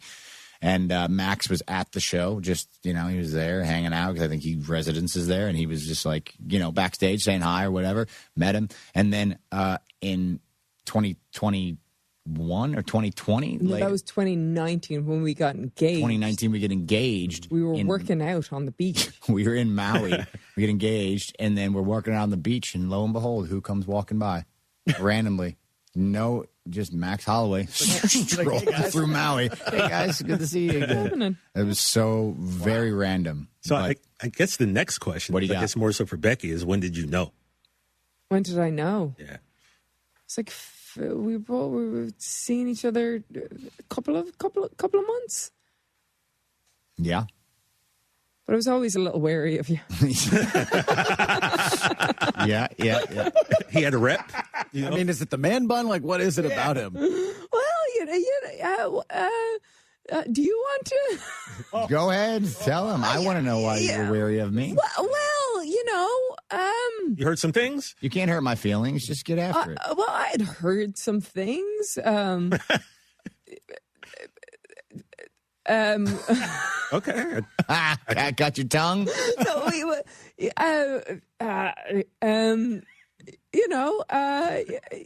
Without telling us anything, she just told us everything. He's a bad boy. Well, he had a reputation. And then, for being a little bit of a, he's a charming man, a very handsome man. I was a bit of a flirt. He was a bit of a flirt. He was a bit of a flirt. I was a bit of a flirt. We were friends, so he was telling me about how he was considering polygamy. Wait, what? I didn't see that one coming. That's my big pickup line, guys. I don't know. I don't know that this is the one for me. Would you like to be a sister wife? No. Look, it was a very strange time in my life. There were, you just start going through all these relationships, and you're like, why can't I do this? What is wrong with me? Maybe it's the system. I don't know what I'm doing. You know what? I just need to.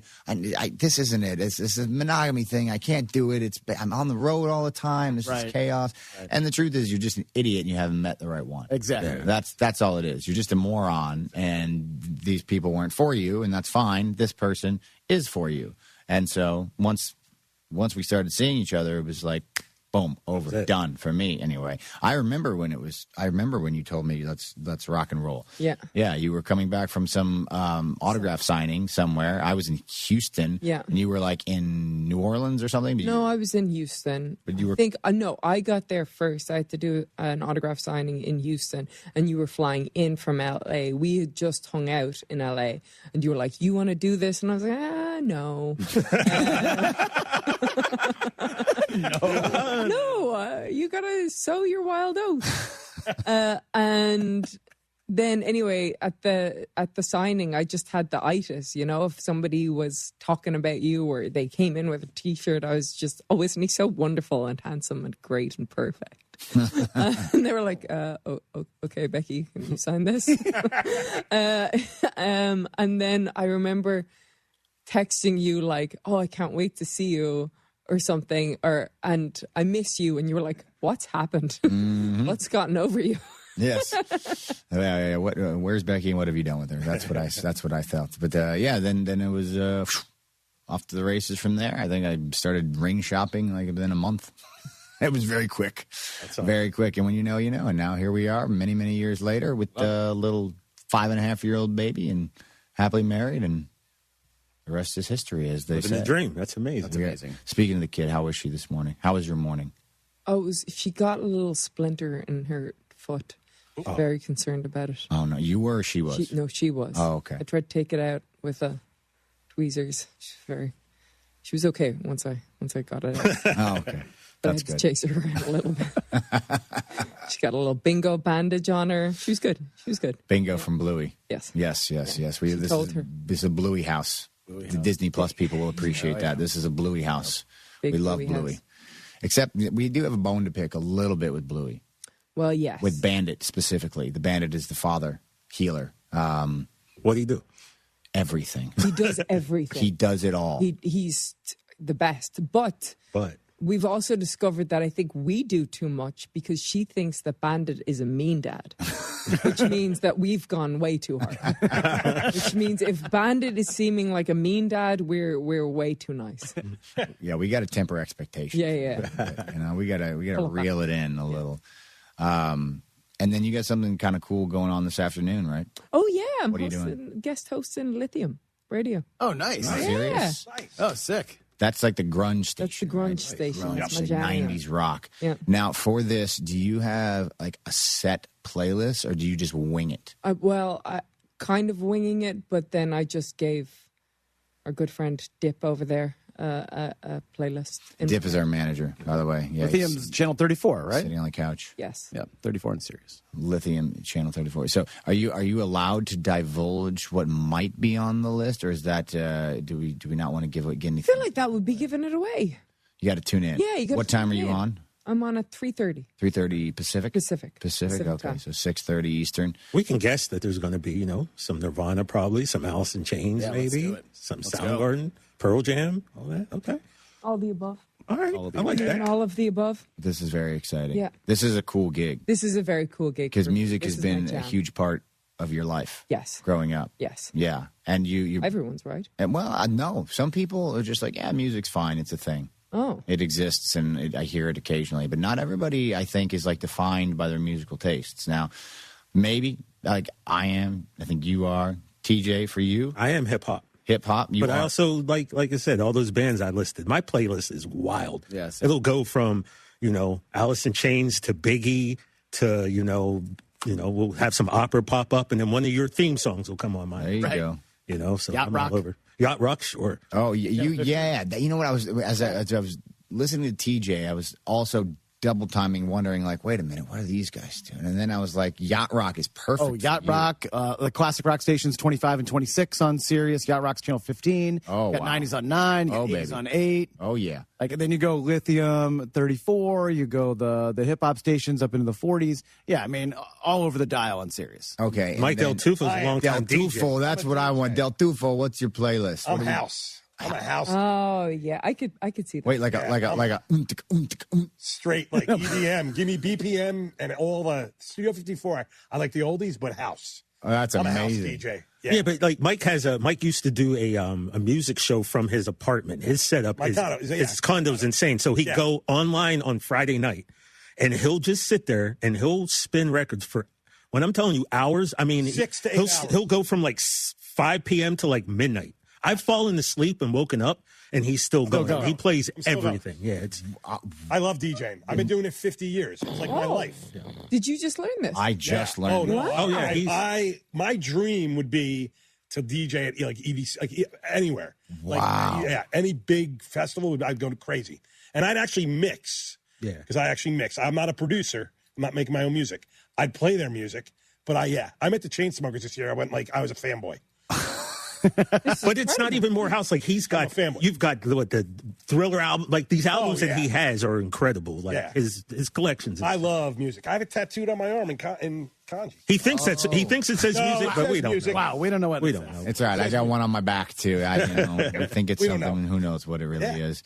TJ, as a connoisseur of professional wrestling themes, Yes. Do you have a favorite Becky Lynch theme? Do you like the old Whoa Whoa Who's or the new Wonder Years track? I like the new one because I could tell she liked it a lot. So whenever I know people switch their music, you could tell it's a little bit personal. So it's like, okay. But that's, I mean, you hear that, you know what time it is, so I really like that one. Oh, it is very happy. Yeah. happy. You changed your entrance music. Yes. When you changed your character and you enlisted the help of one of my favorite bands that I actually introduced you to, the Wonder Years, and they crafted this song for you. Tell us about that. Yeah, so the Wonder Years. So I didn't really like much of his music. That's me. Yeah, Colby. Too much screaming. Sorry, Seth. Yeah. Holland, over there. So much screaming or just whininess. You don't like nasally the emo whining, music. Yeah. like, oh my God, it's driving me mental. But there was the Wonder Years, and Dan, the singer, Dan Campbell. Not the Lions coach. Not the Lions coach. Yeah. Although that would be crazy. Right. Different Dan Campbell. He seems like a metalhead too. So just had this amazing voice, incredible voice. And then we met him, and then our kids played together. And when I was thinking of having a new song, I was like, well, who could do it?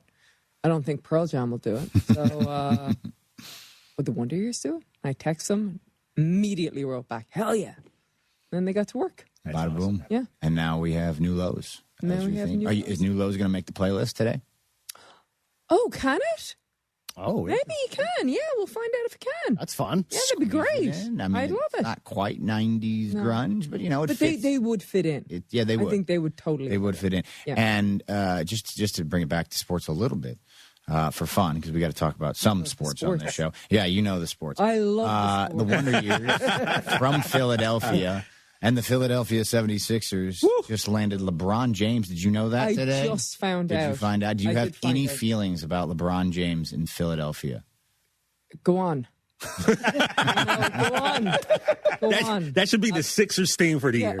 Go on. Go on. That's Go on. it. Put it on Go a on. T-shirt. I love that. Let's go. Have fun. 'Cause he's not doing it for the money, right? He's doing it for Right. the love. So he says. Why does he love Philadelphia? So He doesn't. Okay, He, all right. he loves winning. He has He no loves connection. winning, and he thinks He loves can win cheesecake. with the, Who doesn't the love Sticks? Oh, man. cheesecake? with the Cheesesteak. 76ers. Cheesecake. 76ers, yes. He thinks he can win with them, He thinks he can win with them. He believes that's the best fit for him to win a title. and he thinks that the Lakers are losers. Is that what he thinks? That's what we think. And the Lakers kind of told him to beat it. Yeah, that relationship had come to. They got out at the right time. Is there a wrestling equivalent of LeBron going to Philadelphia?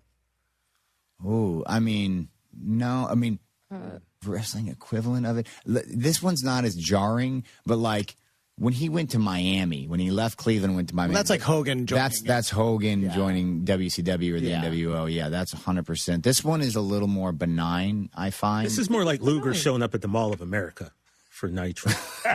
Yeah, well, that was even more jarring than this, I think, maybe a little bit. I don't know, someone at the end of their career making a move that was a little bit jarring, but not quite, to kind of fade away a little bit. I don't know. Let's think about it. We got to take a break. We're going to come back on the show here with Becky Lynch. You're going to stick around for a little bit longer? Great, fantastic. We'll think about it. We'll see if we can have a good example there. Coming up.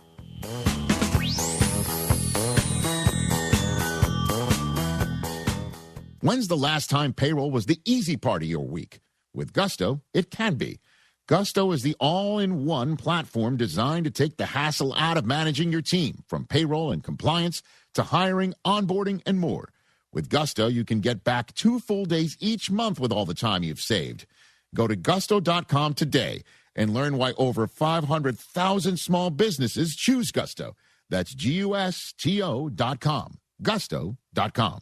Rich Eisen here. Running a small business means every hire matters. A bad hire costs time and money, but the right one helps your business grow. The challenge? Finding that person without sorting through resumes. That's where LinkedIn Hiring Pro comes in. It screens candidates so you can focus on conversations with qualified talent. With Hiring Pro, you can hire with confidence and build the team you need. Join the 2.7 million small businesses using LinkedIn to hire. Get started by posting your job for free at linkedin.com/Eisen. Terms and conditions apply. Looking for a career that offers real opportunity? IBEW Local 66 is opening the door. With more than 4,800 members, their apprenticeship programs combine classroom instruction with paid, hands-on training so you can earn while you learn and build a nationally recognized career in electrical, construction, or line work.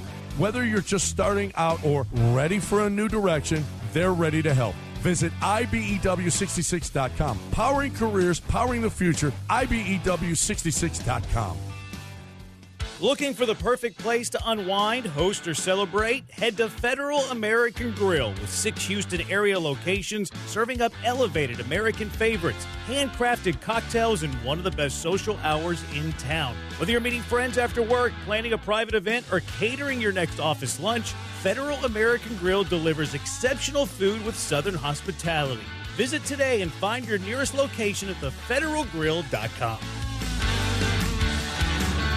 1976, gas was 59 cents a gallon, disco ruled the radio, and D&M Leasing opened its doors in Texas. For 50 years, Texans have trusted D&M because they make getting a vehicle easier, smarter, and often less expensive than traditional dealership experience. No negotiating, no pressure, just experts designing the right lease for your life. Call 713-290-1000 or visit dmautoleasing.com. We make leasing easy at D&M. How long is this list? Don't let that honey-do list overwhelm you. Stokes Hardware to the rescue. This is Kirsten Stokes with Stokes Hardware, where old school service isn't gone. It's our specialty. The kids are out of school, which means it's a great time to do your DIY projects, like your patio, painting, or garden project you've been putting off. Skip the big box runaround. Shop local, shop smart, shop Stokes Hardware. Find us on Instagram, Facebook, and online at stokeshardware.com. Stokes Hardware, real help, real expertise. John Granado here with Robin Orlando from Houston Powder Coaters. Whatever you have that's metal, powder coated first. Antiques, patio furniture, trailers, we got you. Any car parts as well. Any car parts except brake calipers and engines. It's very specific.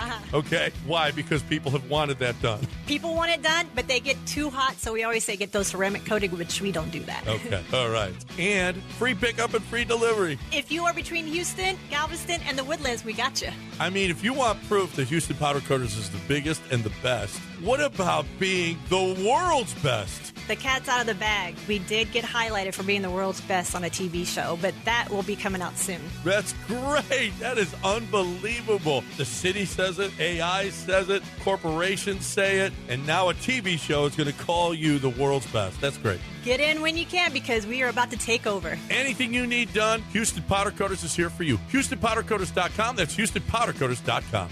Do you own a timeshare? Well, face the facts. You made a mistake. You made a bad purchase. A timeshare is not an investment. It's a money pit that continues forever. If you use your timeshare, that's great. But if you don't and you want to legally get out of your contract, call my friends right now at the Timeshare Exit Hotline. They're an experienced team of lawyers who help good people like you get out of a timeshare contract that they just don't want. Don't throw away your money on maintenance fees. Use it for things you really want. We can help you end your timeshare contract and stop the money drain immediately. If you're ready to move on with your timeshare, call our team right now. Call today for your complimentary free consultation. 800-403-8539.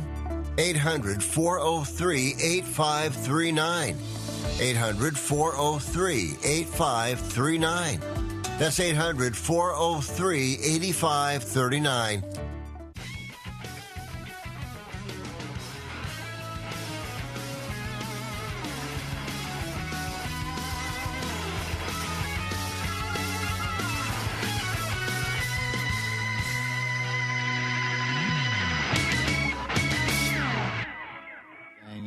Everybody's saying it. Everybody's saying it. Sports Illustrated. Sports Illustrated says it. No Contest Wrestling might have said Report it. says it. No Contest Wrestling says it.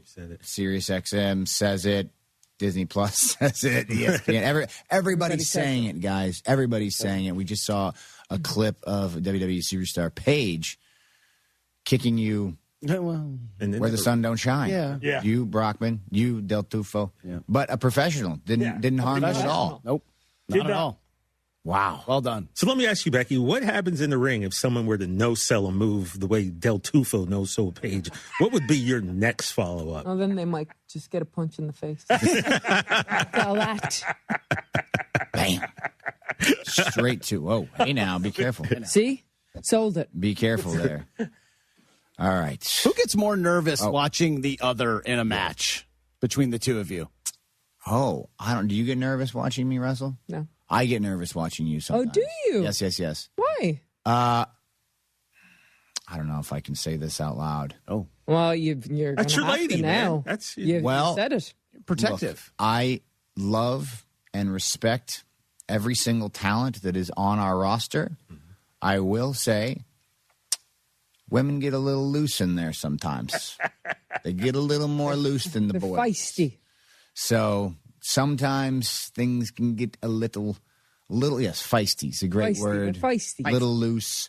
You know, an elbow flies here, hair flies there. A lot of hair flying around with. You notice the boys, with our long hair, we wet our hair, right? So it's out of the way. Not these women.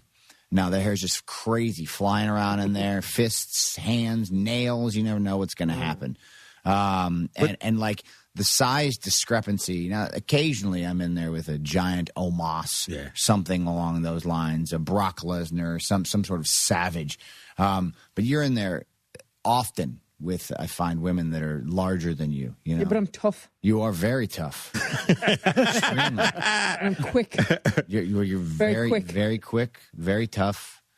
But also, like, for someone who is afraid of heights, you are not afraid to jump off the top of a steel cage.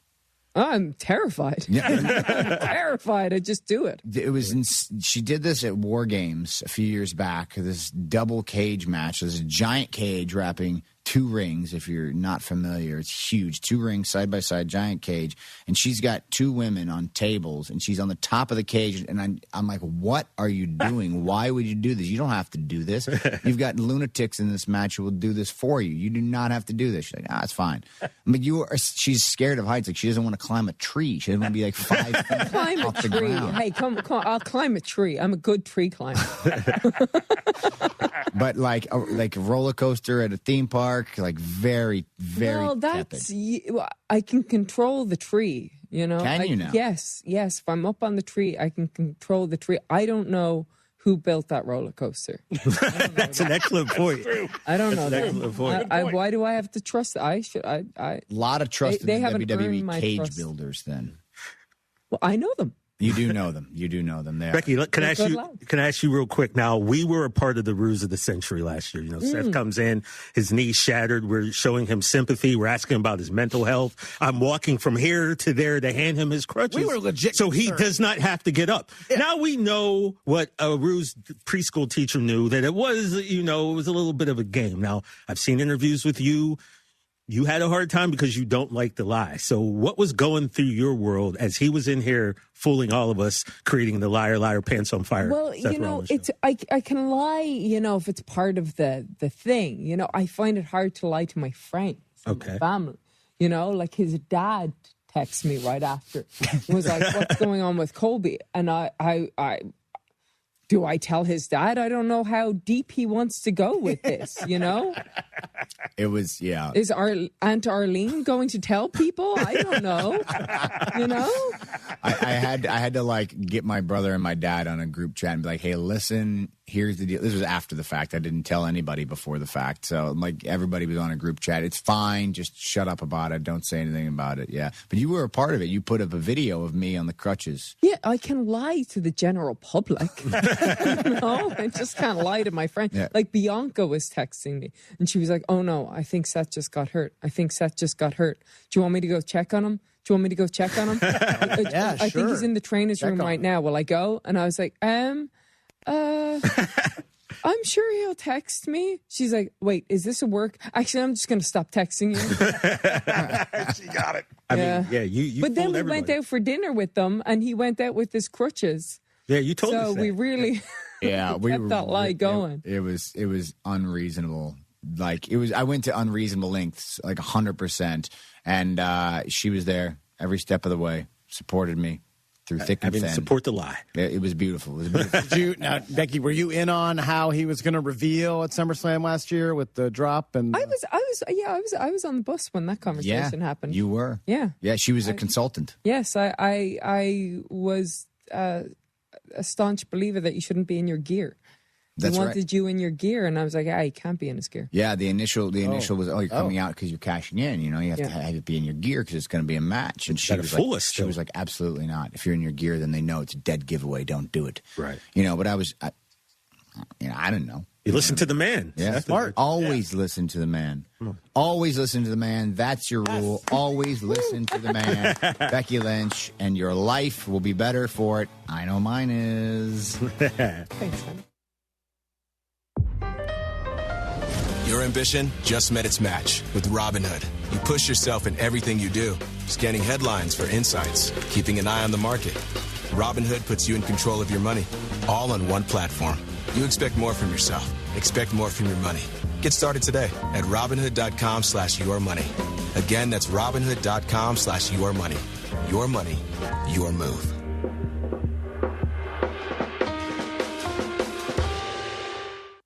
Every 40 seconds, a child is reported missing. Find the Children is a nonprofit organization dedicated to helping find missing kids. You can be a part of their mission by donating your unwanted car. Call 1-800-294-0222. You'll receive the maximum tax deduction, and we provide fast, free pickup. Call 1-800-294-0222. Donate your unwanted or unused car. Call 1-800-294-0222. This advertisement was paid for in partnership with Cars R Us and Find the Children. In a city as big and diverse as Houston, it's nice to know your bank still knows you. At Home Bank, their bankers aren't just here to help. They'll recognize you, know you, and earn your trust. They live here, work here, and care about community like you do. And because everyone's financial journey is different, the bankers take the time to understand what matters most to you. Right now, they're offering several banking specials designed with Houston in mind. Whether you're saving for tomorrow, growing your business, or planning your next big step. The best part? You don't have to figure it out alone. Stop by.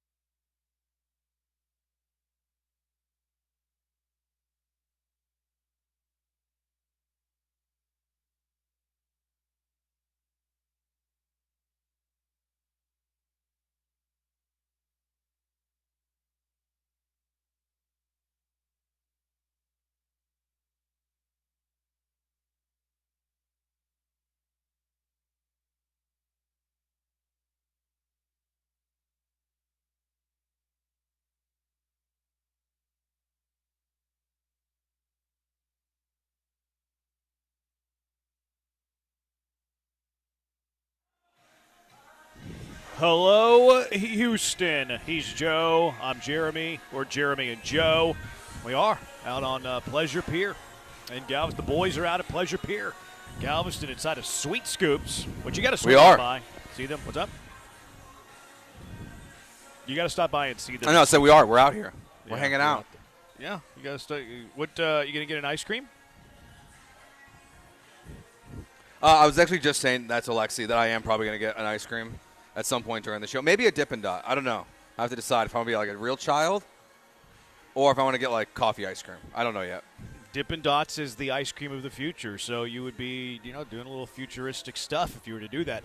But stop by, see everybody, Sweet Scoops. They're also giving away a $500 gift card to Republic Boot Company. And whenever you have a $500 gift card to Republic Boot Company, I mean, my goodness. That place is awesome. The leather there is awesome. The boots there are awesome. You're going to want to win that. And the only way you can win is you go to Sweet Scoops, you register to win. They'll draw a name. Usually we draw it at 5:30. I imagine it's the same. And then whoever wins, Joe will be in touch with you. You don't have to be present to win. So you can just swing on by to the pier, drop in your name into the hat, and then boom! Perhaps you're going to win $500 to Republic Boot Company. Yeah, it's going to be it's a fun day. Brian already hit a roller coaster. Yeah, I just coughed. The Iron Shark. The one that got stuck. He yeah, didn't know that. Joe shared the video.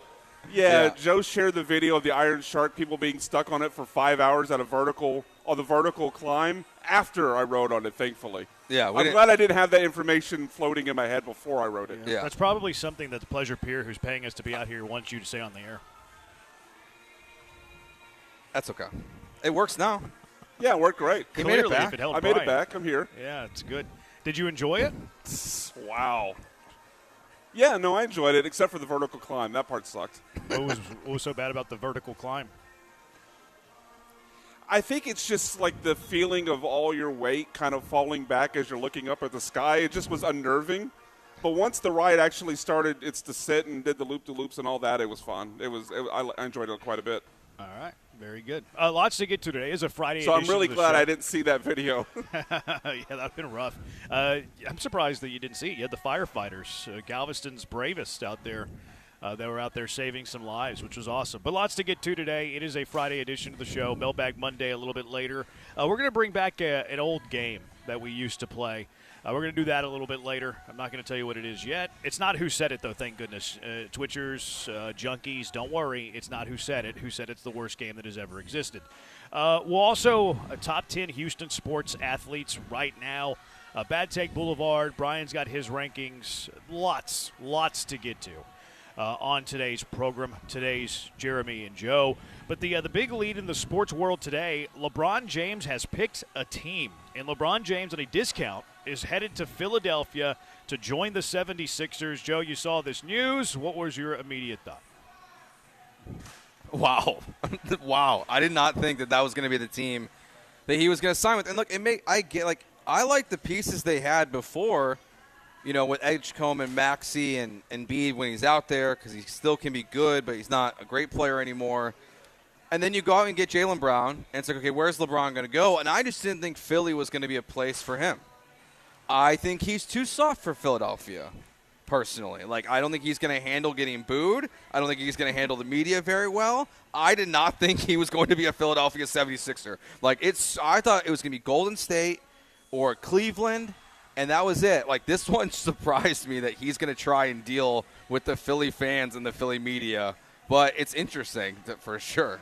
Yeah, I mean, you look at the starting five, and everybody's like, oh, that's a starting five. And it is an intriguing starting five. Maxey, LeBron, Jaylen. I'm a big fan of VJ Edgecombe. In fact, that's kind of something that, is this going to ruin his development a little bit? I'm a little bit leery of that from a VJ Edgecombe point of view. But chance to add LeBron, obviously you're gonna take that. And then Joel Embiid, the big man down low.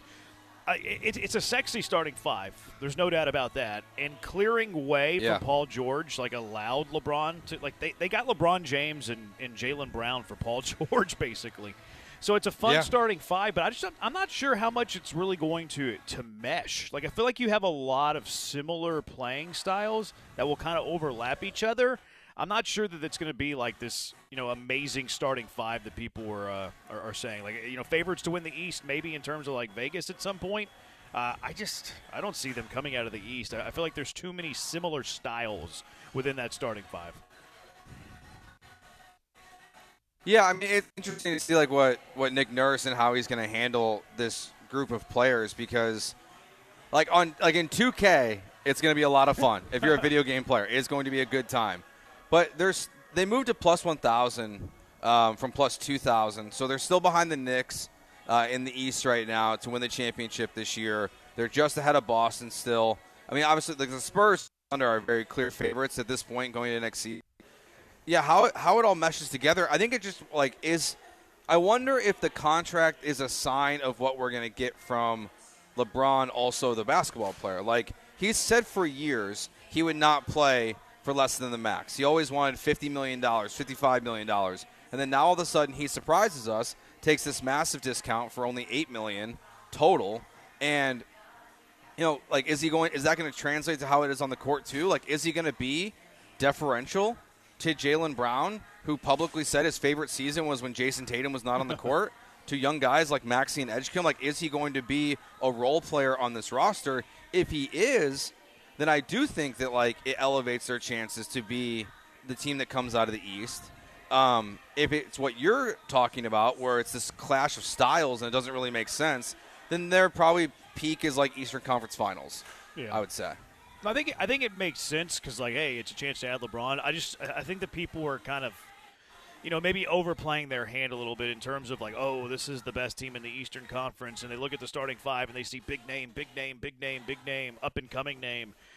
It's automatically, this is the best team in the East. I stop a little bit short of that. But what did jump in my mind today, whenever I heard this news, in fact, I tweeted a picture of LeBron James, of Hakeem Olajuwon when he was a Raptor. I also tweeted a picture of Michael Jordan whenever he was a Washington Wizard.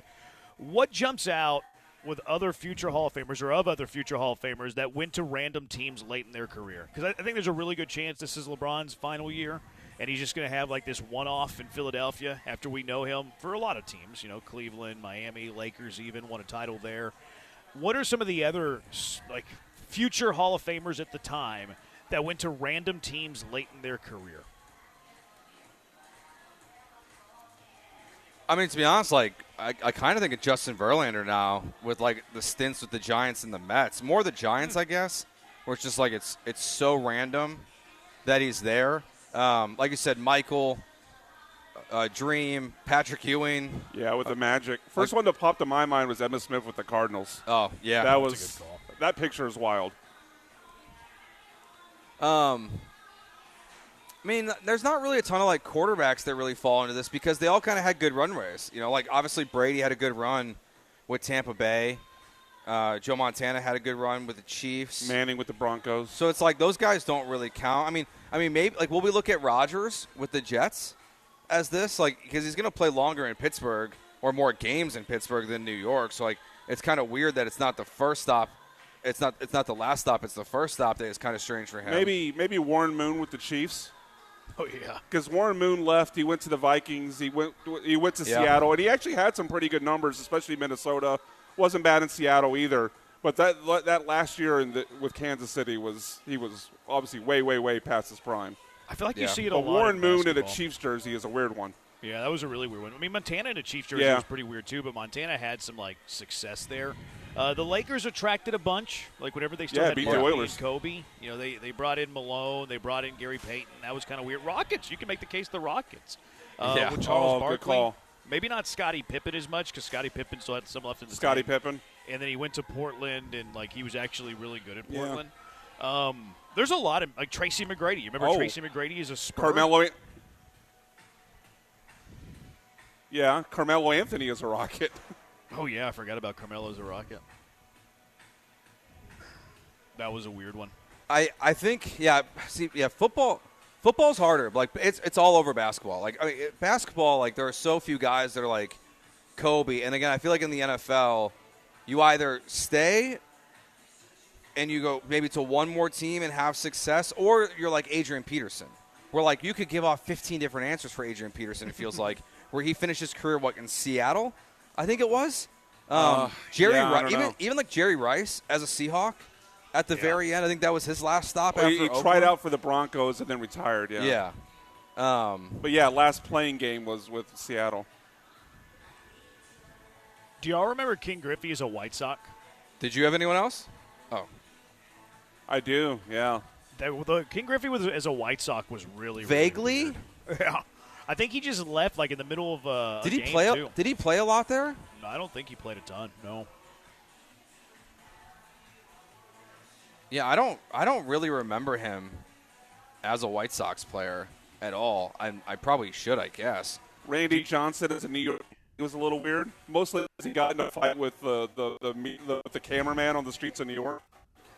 I forget the fight with the cameraman I don't on the remember streets that of New at all. York, but I remember Yeah, there's a he video was of pretty him. good as a Yankee.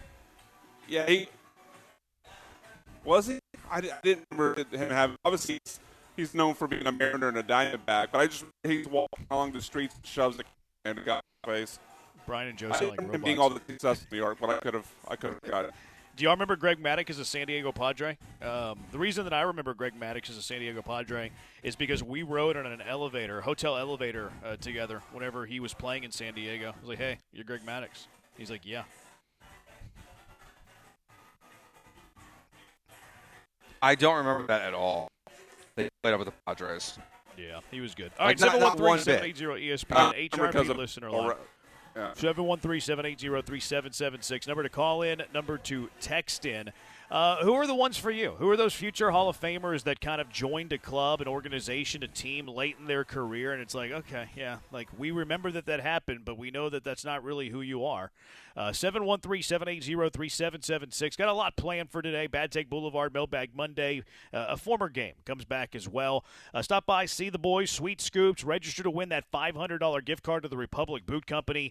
You'll be happy that you did it. You'll be happy if you win. There's no doubt about that. You can watch along, twitch.tv/ESPN975, YouTube, ESPN Houston. We're on TikTok, ESPN975. We're on Twitter, ESPN975. Joe's at Joe George Radio. Brian's at Sacked by BMAC. I'm at Jeremy Branham. It is Jeremy and Joe live from Sweet Scoops on Pleasure Pier on ESPN 97.5.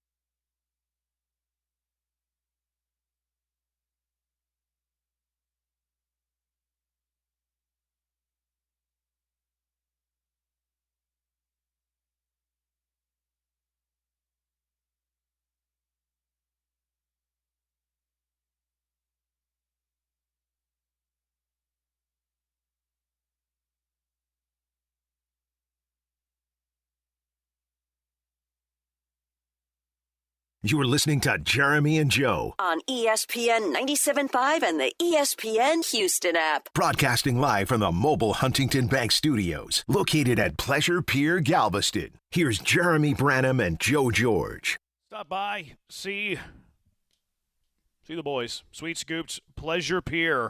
They're giving away $500 to the Republic Boot Company today. All you have to do is register to win, drop your name in the hat. They're going to pull out a name at 5:30, and perhaps that $500 gift card can belong to you. Brian's on-site engineering. AJ's a gal. AJ's pushing the buttons, doing all that sort of thing. AJ knows the NBA way more than we do. What do you think of LeBron to Philly? What kind of fit do you think that is, AJ?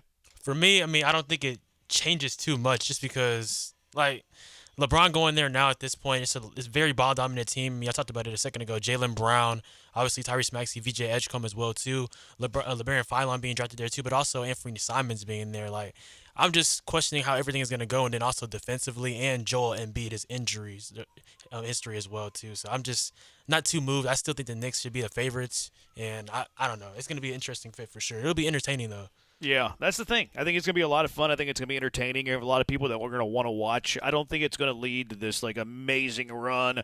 Like LeBron saying, one final decision. I want to give it a run. Look, maybe they'll give it a run to the Eastern Conference Finals even. But I don't see them being the best team in the East, maybe not even a top 2, top 3 team in the Eastern Conference. But LeBron to Philly, what other Hall of Famers, future Hall of Famers that were still playing, jump ship, went to a different team late in their careers, and it's like, oh, man, it's funny seeing that guy in that uniform. Akeem with Toronto, we brought up.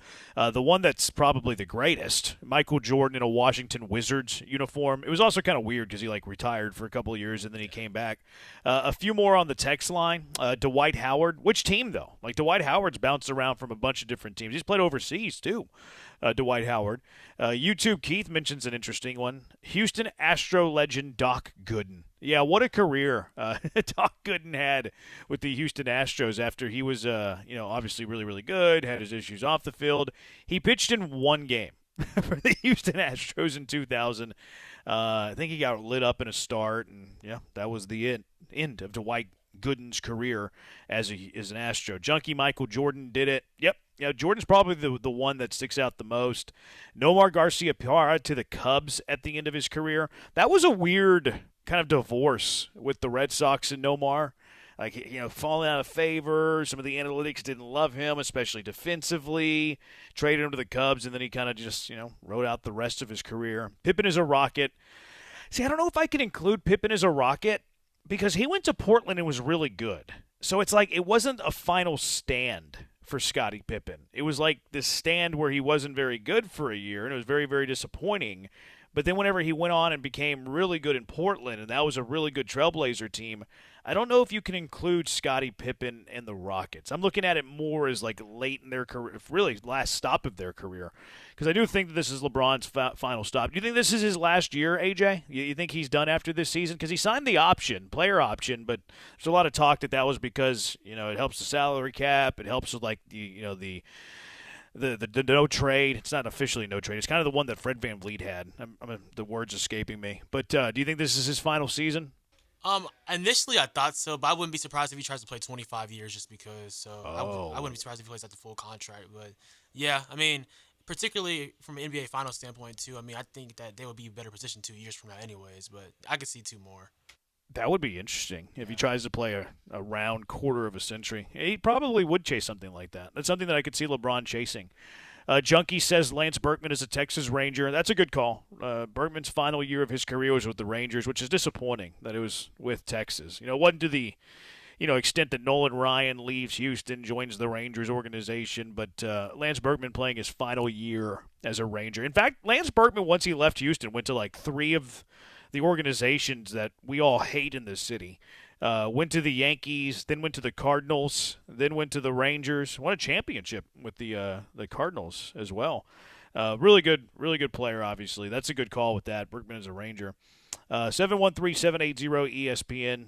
Someone said Shaq. See, Shaq played with a lot of them. Which one would you say was the weirdest for Shaq? Because he was still decent in Phoenix. He was really, Boston probably is the one that he was the worst. Remember he had that year with Cleveland with LeBron in 2009 and 2010? But seeing him in a Boston uniform was the weirdest to me, and it was the final year of his career. So I guess you'd have to go with Boston for Shaq. Yeah, Karl Malone too, and Gary Payton too as well. In L.A.? Yeah. Yeah, that was a team that got to the finals, too. Remember the Pistons beat them, the Larry Brown Pistons. No one gave the Pistons any chance in that series, and they were able to beat them.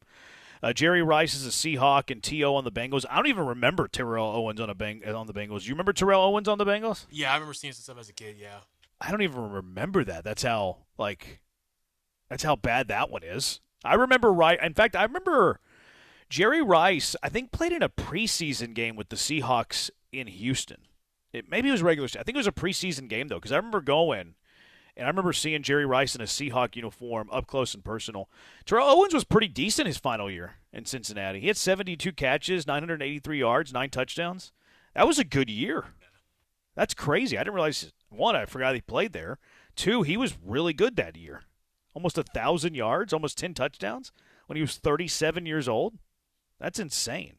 He wasn't as good the year before that in Buffalo. I forget him as a Buffalo Bill. You remember him as a Bill? That's crazy. Like, I don't remember his career at all once he left Dallas. I have zero recollection of him in Buffalo, zero recollection of him in Cincinnati, and he was still pretty decent. Junkie says Wayne Gretzky on the L.A. Kings and then the New York Rangers after his legendary career with the Edmonton Oilers. He had a great tenure with the Kings, though. Certainly he'll be remembered as an Oiler, but he was still really good with the Kings. Junkie says Wade Boggs going to Tampa Bay. That was so random.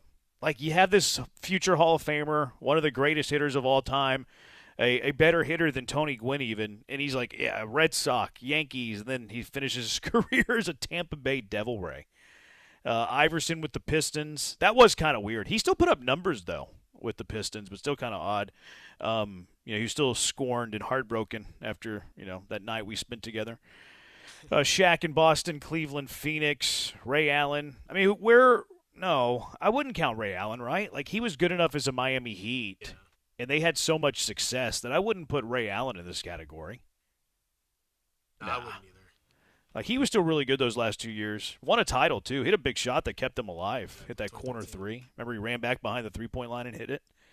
Remember when Chuck Knobloch left the Twins for the Yankees, and upon his return to Minnesota, the Twins fans threw hot dogs at him? Not quite what you're talking about, but that was always funny to me. It was a good thing that Chuck Knobloch wasn't throwing them because he would have probably missed his target. Brett Favre to the Jets, Vikings. I think that's a good call. Montana at Kansas City, we mentioned that one. Montana beat the Houston Oilers in a playoff game at the Astrodome as a Kansas City Chief. So that one's always weird. Phillip Rivers is a Colt. Yeah, that would qualify, right? Phillip Rivers is a Colt. You remember him as a Charger late in his career, and then he came out of retirement last year, which was so weird.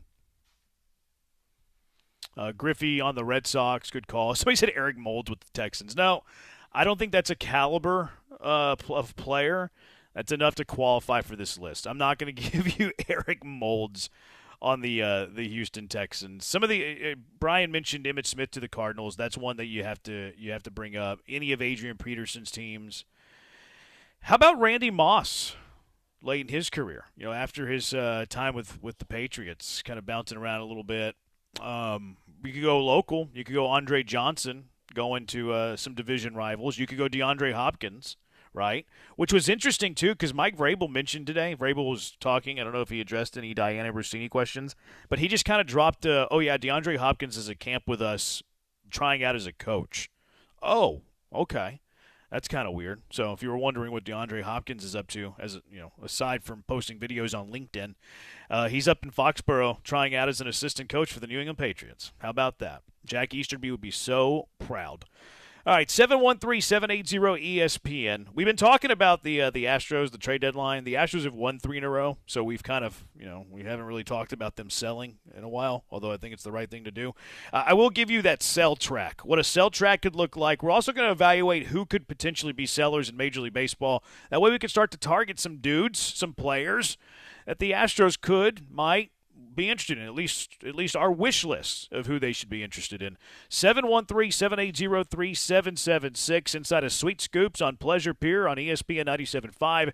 It is Jeremy and Joe. You know what I wish I was doing this weekend? I wish I was heading up to Two Creeks Crossing Resort on Lake Livingston. It is awesome there. I love Two Creeks Crossing Resort. It's only 90 minutes from Houston, too. You can get out there in an hour and a half. Escape the city. You don't have to go too far. You're there at Two Creeks Crossing Resort like that. You're there like that. Escape the city. Enjoy the relaxing, great outdoors. 92 acres of property for you to explore. Open green spaces, wildlife, Mother Nature the way it was intended to be. They got great fishing on those Two Creeks, too. Or the catch and release pond in the middle of the property. That's really nice, too. Swampers is there for a cold one. Take it out to the pool. Or, of course, you go to the water park. Blue Bayou Bend. They got the Lazy River there. The Lazy River is awesome. In fact, they're having a luau on the Lazy River tonight. You should be out there. Tonight, tomorrow, a luau on the Lazy River. That sounds like my kind of party. But they're always taking care of you out at Two Creeks Crossing Resort. Live music each and every week. They always get the food trucks out there, weekend activities, stuff for the kiddos. They believe in Southern hospitality, and they don't just say it. They do it, which action is great. Action way more important than talk, because talk is cheap. But get out there. You can stay in the if you have an RV, you can stay in your RV. They have RV hookup spots. They got waterfront cabins, tons of them. They got a tree house out there, glamping for you. You're gonna love your time. So book your stay. TwoCreeksCrossingResort.com. You're gonna be glad that you did. Visit now. Book your stay. TwoCreeksCrossingResort.com.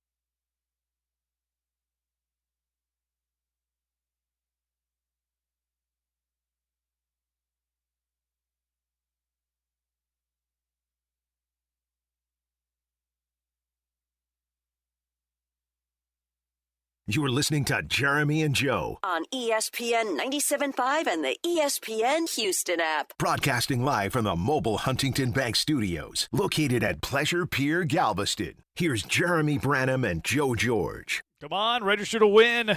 Register to win that $500 Republic Boot Company gift card. You have to drop your name in the hat. You can pull a name at 5:30, and perhaps you're going to win. What flavor of ice cream did you get on y'all's break?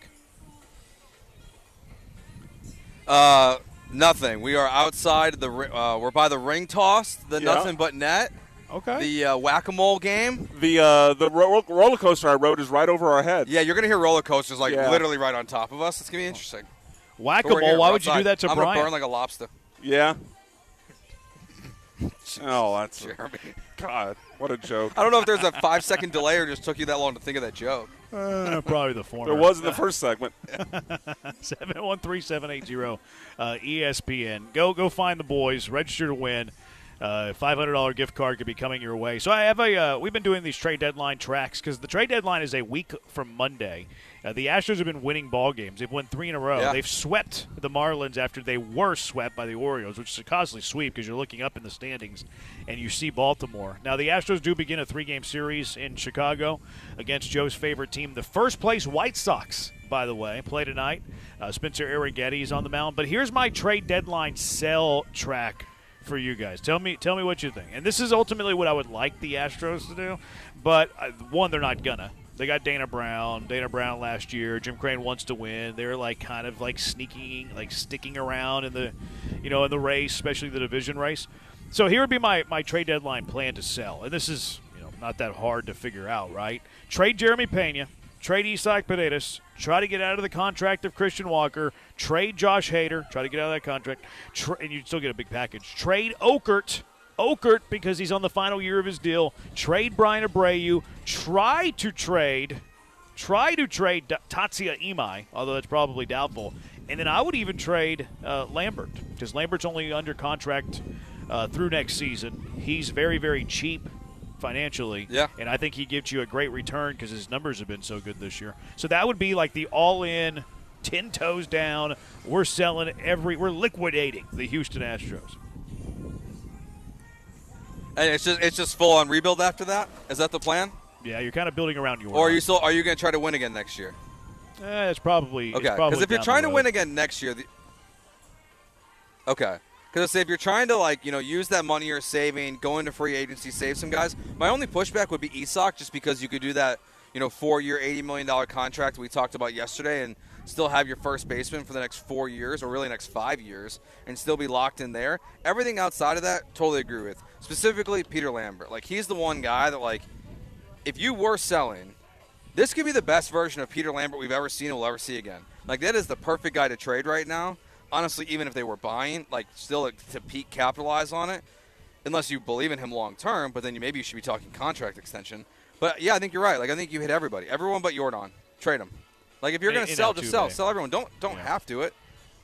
And you're not trading Altuve. You might want to. Both because you can and because they won't. Yeah. Facts. The Twitch line's not liking what I'm saying. Kinger tells me that I need to get off the drugs that I'm on. Todd the Show says that is a huge fire sale. That would not be fun. Ryan says driving by Daikin and seeing a huge sign on it that says store closing, everything must go. Like one of those furniture stores. Yeah, that would be really, really fun. Now you would immediately Daikin Park would become a spirit of Halloween. You would immediately have a top 5 farm system overnight. Todd the Show says he prefers Absolutely. a top 5 team than a top 5 farm. You're not a top 5 team though. So, what is the quickest path to being a top 5 team? The quickest path, in my opinion, to being a top 5 team isn't to, okay, we're going to keep all these players and hope. We're going to trade all of our C-level prospects for league average outfielders and just, be barely above water. If you want the Astros to be a top 5 team again, the quickest path to them being a top 5 team is actually to sell and rebuild the system. Because there's no other way, and I view that the Astros can be a top 5 team with their current foundation, their current pillars of their franchise. Especially because I think we're in 2 years we're going to look probably back at this year as a major outlier in the American League. There's no way over the next 2 or 3 years with this current roster construction that still every single year, being below 500 past the All-Star break means you're 2 games out of your division. Some of these teams are going to figure it out, and they're going to be good. The White Sox are going to be good long term. The Yankees are going to spend. The Rays are always good. It's not the AL is not going to be as mid as it is forever. And I get the pushback to selling now, and the Astros are winning, and people don't want to do it right now. But the reality is, if you do it now, you get more. If you wait till the offseason, then what are you going to get? What is the offseason? There's a chance that there is less than 120 games between now and the 2028 season. Because of a lockout. What is the deadline going to look like next year if you play 85 games to 100 games? So, the best time to sell is right now at this moment. They're not going to do it. And I get why they're not. And they want to win. And they want 15,000 people to show up and try to chant MVP and then not do it. And it's going to be awkward like it was the other night with Jordan Alvarez. What a backhanded compliment that sorry, was. it's the truth. 15,000 people show up. That's the truth. They got swept by the Orioles, and 15,000 people showed up to play the Marlins. No, it's factual. It's just funny. Like, it's just the truth. Like, but they're not going to sell now, and they might sell in the offseason, but you would get more today and over the next week than you would in the offseason. Again, there was offseason, which might be a week and a half before the season starts up again. Yeah, that's the problem of it. And look, we all agree that they're not going to do it, but it wouldn't be in the best interest of the organization. I think it's a fair conversation to have. And it is also, like, it's pretty divisive, like, how the fan base feels about it. This junkie, Jeremy Branham, needs to be replaced with someone who knows sports. And then this junkie don't like that idea, love that idea. So it's a very divisive, thought where you would trade. And look, it's harder to do when you're 2 games back, and you want to give a year in which Yordan Alvarez is chasing the MVP and chasing the Triple Crown. It would be a bad look if you're selling in that season. So, I get it. I understand the other side of it, but I do think it'd be in the best long-term interest of the organization. Another junkie, prospects are just that. Prospects, everyone puts so much stock in farm system and prospects. More prospects fail than succeed. Well, that's where it comes down to the scouting department. And again, I feel like people aren't being honest with the current state of affairs of the Houston Astros. The Astros have won 3 games in a row and are still 4 games under 500. So we're gonna buy. That way we can chase this American League West that they're probably gonna fall short in, and they're probably still gonna be a sub 500 team. So what are you really fighting for? #chase the fight. You're fighting for the chance of being that, whereas realistically, they're not going to be that. Yeah. I mean, even if they do, it's just and look, again, this American League is so wide open that if you make the right trade in terms of buying and you roll out Brown, Lambert, and a Kikuchi-like player, you might be able to win a series or 2 in the American League this season. You also might go home in 2 games like you did 2 years ago against the Tigers, and you might have unloaded guys from your farm system, and it's what did you do that for? Now, if they end up being bad, you didn't really lose anything in the Kikuchi trade, it seems like right now. But, I don't want them just to stand pat, so that's why I get why they're going to buy. I just think it's totally, for the people that don't want to do it, I don't see the upside of keeping this team together besides hopes and dreams. And I hope we're wrong. I hope that Largo gets to come back to the Twitch chat, and the Astros go to the ALCS. That's the bet we made. I hope that happens for all of us. We can talk about a good baseball team. That's why I just think we're going to see a team that's best the playoff team. Yeah, I get it now. Yeah. I get it now. Yeah, I told them Largo can come back if the Astros reach the ALCS. Which we all know that this is Largo in the chat, right? The cold clean guy? Yeah, it's got to be. Kinger says he doesn't trust. I think it is. Yeah, he's just more behaved. Kinger says I don't trust Dana, Bagwell, or Crane. That's a totally fair thing. That's a totally fair. That's totally fair. But also, I think that's why they're not selling. Yeah, it's a weird spot. 713-780-3776. Rocky, Joe thinks winning 3 games against a terrible team is winning. I hope no fan thinks that. If so, they're delusional. I don't think you said that, did you, Joe? I just made the case of them selling. Yeah, they've won the last 3. They have done. That's a fact. Who says they can't add a few pieces and have a 19 Washington Nationals type run? That'd be fun. I guess that's kind of like the upside, right? That's the pie in the sky. That's the carrot. I think that's a good example. 19 Nationals, and I think the other example would be the Braves. The Braves, whenever they beat you in the World Series, Acuna was hurt that year. They totally revamped their outfield. They got hot at the right time. I think those would probably be the 2 teams you would point to: the Braves and the Nationals, who they both beat you. Yeah, and it's just so hard to. It's possible. Anything's possible in baseball in the playoffs.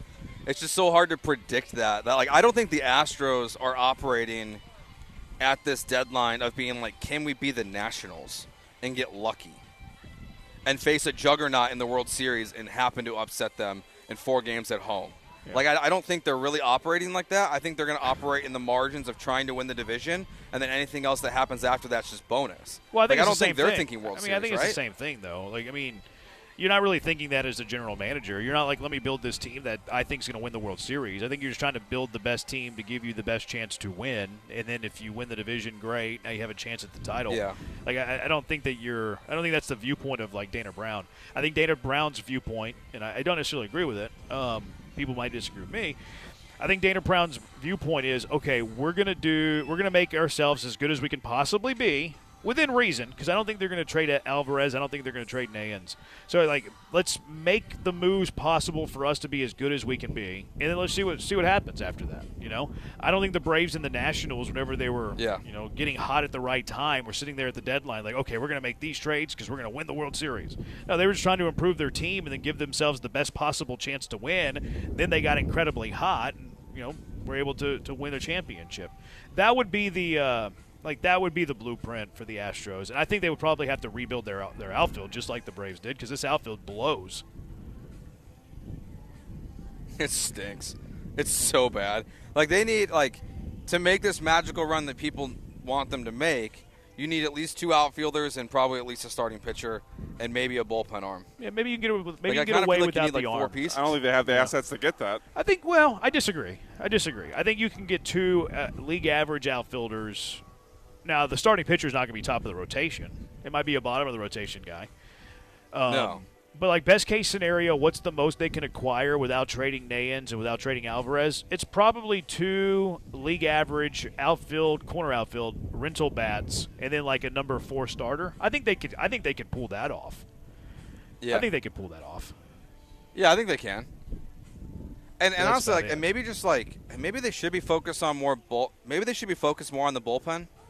I was thinking about this yesterday when we were talking about the buy track that we were going over, and it's maybe they try to recreate a little bit more of 22 with this team, where maybe all you need for Tatsi Imai in the playoffs, if he's in your rotation, is to give you 4, and you can and just say okay, Hader, Abreu, Okert, maybe King comes back, De Los Santos, and a new arm or 2 is hey, it's just the bullpen's going to have to pitch 5 innings in every game, and they're going to have to be lights out, and that might be the best path forward on the days when Hunter Brown and Lambert aren't pitching. So maybe that works out in your favor, but it's tough. But they have to get outfielders. There's no question about that.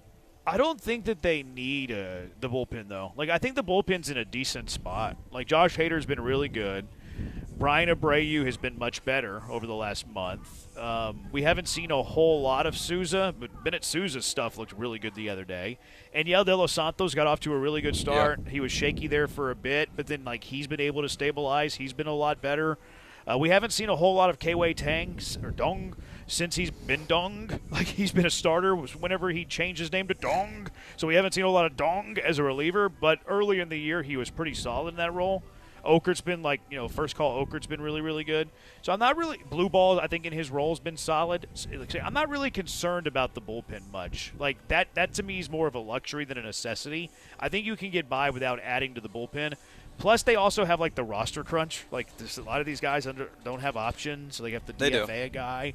Wisniewski's still coming back. Can that help your bullpen, help your rotation? We'll see. So I think they can get by without a reliever. I think if you got really, really optimistic, you can get by without a starter. You're Ronel Blanco is going to, be okay. Wisniewski, whether it's a starter or reliever, is somebody who can help you a little bit. Not a ton, a little bit. So I think if you're super optimistic, you can get by without adding a pitcher. I would prefer starter over reliever because I think the bullpen's in a better spot than the starting rotation. But to me, the bats are a non-negotiable. And I agree with you that it should be 2. If you're not adding 2 bats, preferably in the outfield, I think you're really setting yourself up for failure. And look, I want them to sell, but flipping the conversation over to the buy side and what they have to do, I think getting 2 bats is dire. I mean, rolling out a lineup with Zach DeZenzo, Lucas Spence, and Cam Smith is criminal in the playoffs. Is that what they're doing today? That's a crime to Astros fans. Is that what they're doing today? I was wondering. Their lineup just came out. Pena, I just assumed that's kind of what it's going to be. I thought DeZenzo. I thought you saw you're 2 out of 3 though. Pena, Jordan, Isak, Altuve, Wade, Walker, Spence, Smith, Vasquez. Yeah, it's a bad lineup. Cam Smith's back in. That's cool. Yeah. That's cool. Hey, only 3 days off. He fixed his swing. He's back. Aircraft carrier has arrived. Aircraft carrier alert. Yeah. I saw some people trying tinker. I saw some people trying to conjure up the conversation today on the internet of re-signing him again, extending him while you could get him cheap. Yeah, I didn't really like that. $12 million a year? That's too much for me. It's hard for me to extend a guy who's got a career OPS plus of 80. A cup of coffee per year. Like $9 million a year? $90 million for 10 Actually, years? I don't even know if there's a price right now. Because he's such a detriment in the lineup that I'd rather not pay him and just have him not be here. Yeah.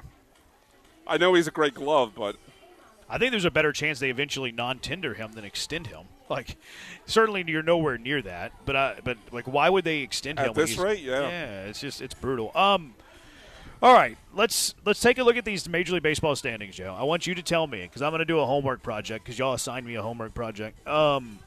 I'm gonna put together a target list for the Astros, but I need to know who's selling in order to build this target list for next week. All right, so we'll go through the We'll go through the standings here. I don't think Tampa, New York, and Boston will be selling. Boston's now in the wild card. They've went on that huge tear. I think they're going to be buying, not selling, obviously. How about the Orioles? 50 and 53. They're 9.5 back in the division, but only 3 back of the wild card, and they're actually ahead of the Astros. I think the Orioles are going to end up being sellers. Okay. I don't think they're going to get I don't think Rushman's going to be sold, but I think Taylor Ward and some of those guys. Like they're I think they might be a blend team, so I'll put them on the sell category. Okay, all right. Yeah, Toronto. Yeah, I think they'll be a blend, so I'll say 9 sell. games under 500, 12.5 They're back in gonna the sell. division, 6 in the wild card. We'll add the Blue Jays to the list. White Sox are in first place. Guards are a game and a half back of the division, but they lead the wild card by half a game. We think the Guards are not selling, right? Correct, yeah. Okay, Minnesota Twins, 2 games below, 4.5 back in the division, 2.5 back in the wild card. I think Minnesota is going to sell. They're kind of being cheap again recently, so I think Joe Ryan's going to go this year, and if that's going to be the case, then I don't know how you don't sell everyone else, right? If you're going to trade the big piece, you might as well unload everything. It's funny so that I think the Twins will sell. 2 teams already have a better record than the Astros that are sellers here.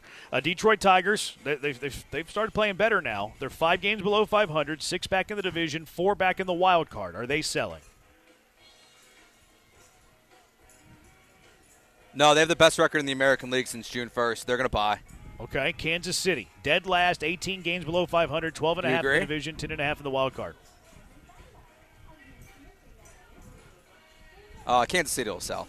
Yeah, as far as Detroit goes, I don't know if they're necessarily going to buy. I think they're going to be kind of stay pat, maybe kind of in the similar way of the Astros, where they try to add a piece, but nothing major. Texas leads the division, 51 and 51. They're not selling, right? No, they're not. Seattle is a half game back, 2 They're games not back selling. in the wild card. Is Seattle selling?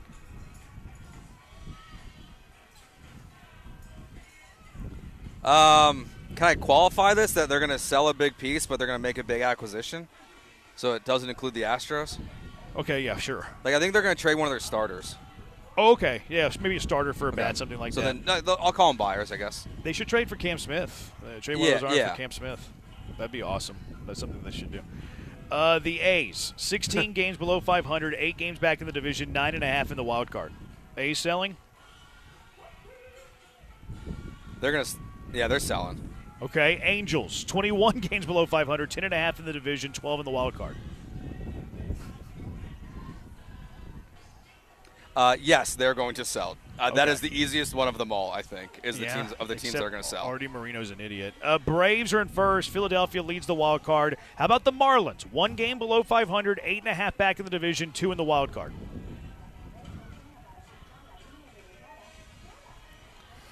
Ooh, I'm gonna go. They're gonna fall apart and they're gonna sell.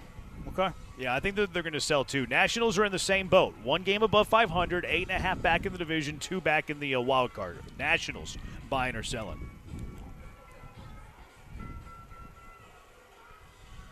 I'm going to say sell. Yeah, they're I gonna think that they sell. will too. All right, Mets are selling for sure. Brewers not selling. Cubs are not selling. How about the Pirates? 3 games above 500, 11.5 back in the division, but only 1 game back in the wild card.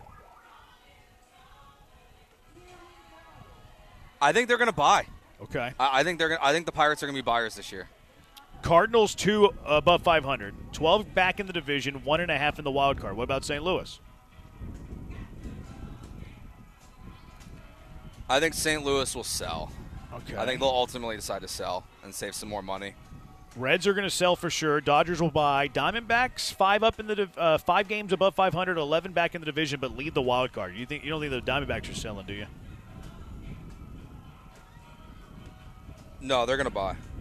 Padres are 3 games below 500, 15 back in the division, 4 games back in the wild card. Are they buying or selling? They are going to sell. Okay, I think they're going to sell too. And then the Giants Come will on sell. now, Mason Miller. And the Rockies will sell. So that's a decent group of teams. Like you got the Orioles, the Blue Jays, the Twins, Kansas City, the Athletics, Angels, Marlins, Nationals, Mets, Cardinals, Reds, Padres, Giants, Rockies. That's 14 teams. That's more than I would have thought before we just counted them up. Yeah. Was there any ones that you disagreed with? No, I thought you nailed it. There were a couple of tweeners, like the Marlins a tweener, Nationals a tweener. But I think that they're going to sell too. Like those are the type of teams that take advantage of fire sell or just the buyer's market type of thing, seller's market. Key from LA, Pena will look good in that Dodger blue. I mean, offer King's ransom, you got it. I think it's best to go for it whenever you're close to a playoff team. Are they close is up for debate though. I think that's a fair take, and I agree with that take actually. 713-780-ESPN. Rocky, what have they done to be optimistic? They are sub-frickin' 500. Ha, ha, ha, ha, ha. I'm with you, Rocky, but they have won 3 in a row against the lowly Marlins who are reeling. Hopefully we can extend K-Way someday. I mean, if that's for you. 713-780-ESPN HRP listener line. All right, coming up next with Jeremy and Joe. Brian has his quarterback ranking. We've been doing our top quarterbacks in the NFL. Brian, he's going to do his today, and then he's also going to give you our consensus top 10. He puts it all together because we know quarterbacks on this show. 713-780-ESPN. Jeremy and Joe, stop by, Pleasure Pier, find the boys, drop your name in the hat, and you might be winning a gift card to Republic Boot Company, $500 too. We ain't playing. All right, Brian's top quarterbacks when we come back. It's Jeremy and Joe, ESPN 97.5.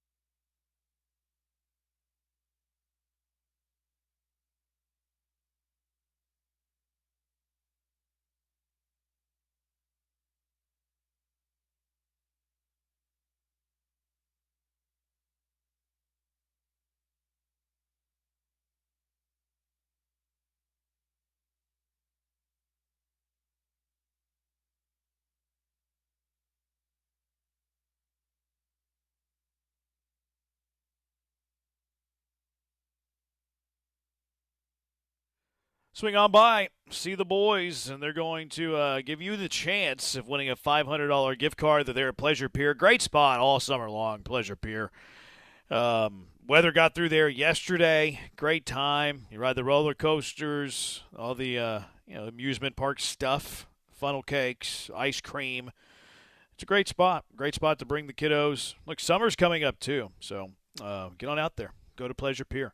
It's fun. A lot of fun to be had for all. In a minute, we'll get Brian's quarterback rankings, his top quarterbacks in the NFL, which some are calling my quarterback list perhaps the greatest quarterback list that has ever been compiled. Like, wow, this is the first time I've ever seen a 32 quarterback list where we just collectively all agree on, which it's hard to get people to agree on everything in 2026, but they all agreed on my list. But we'll see if we agree on Brian's list. Brian put together his. So, Brian, what do you got? All right, so starting up at 32, well, I'll do the first four. I've got Deshaun Watson, followed by Geno Smith at 31, Malik Willis at 30, and then 29, Fernando Mendoza. I don't subscribe to Joe's rookies must be last thing. I kind of made my list similar to you guys. Who do I trust most right now to go win a game? I know I don't trust Deshaun Watson. I know I don't trust Geno. And Malik Willis, I know he showed promise, but he's got 6 career passing touchdowns. Like, what do we really know about Malik Willis? Plus, like, that first pitch still lives in my mind a little bit, even though it's probably unfair. But I'm going to put Fernando Mendoza above those 4, rounding out my bottom 4. Okay. I don't have any issues there, Joe. No, I'm fine with it. I mean, I have Malik Willis higher, but I understand your reasoning. I don't hate it. Next 4, starting at 28, Cam Ward, Jacoby Brissett, Tua, and Jackson Dart. Of that group, I really think Dart and Ward have a chance to move up quite a bit, but Ward, was really bad in the first half of the season, and obviously Jackson Dart can't stay out of the blue tent. But there's a couple there with promise, but a lot more holding them back so far through 1 year.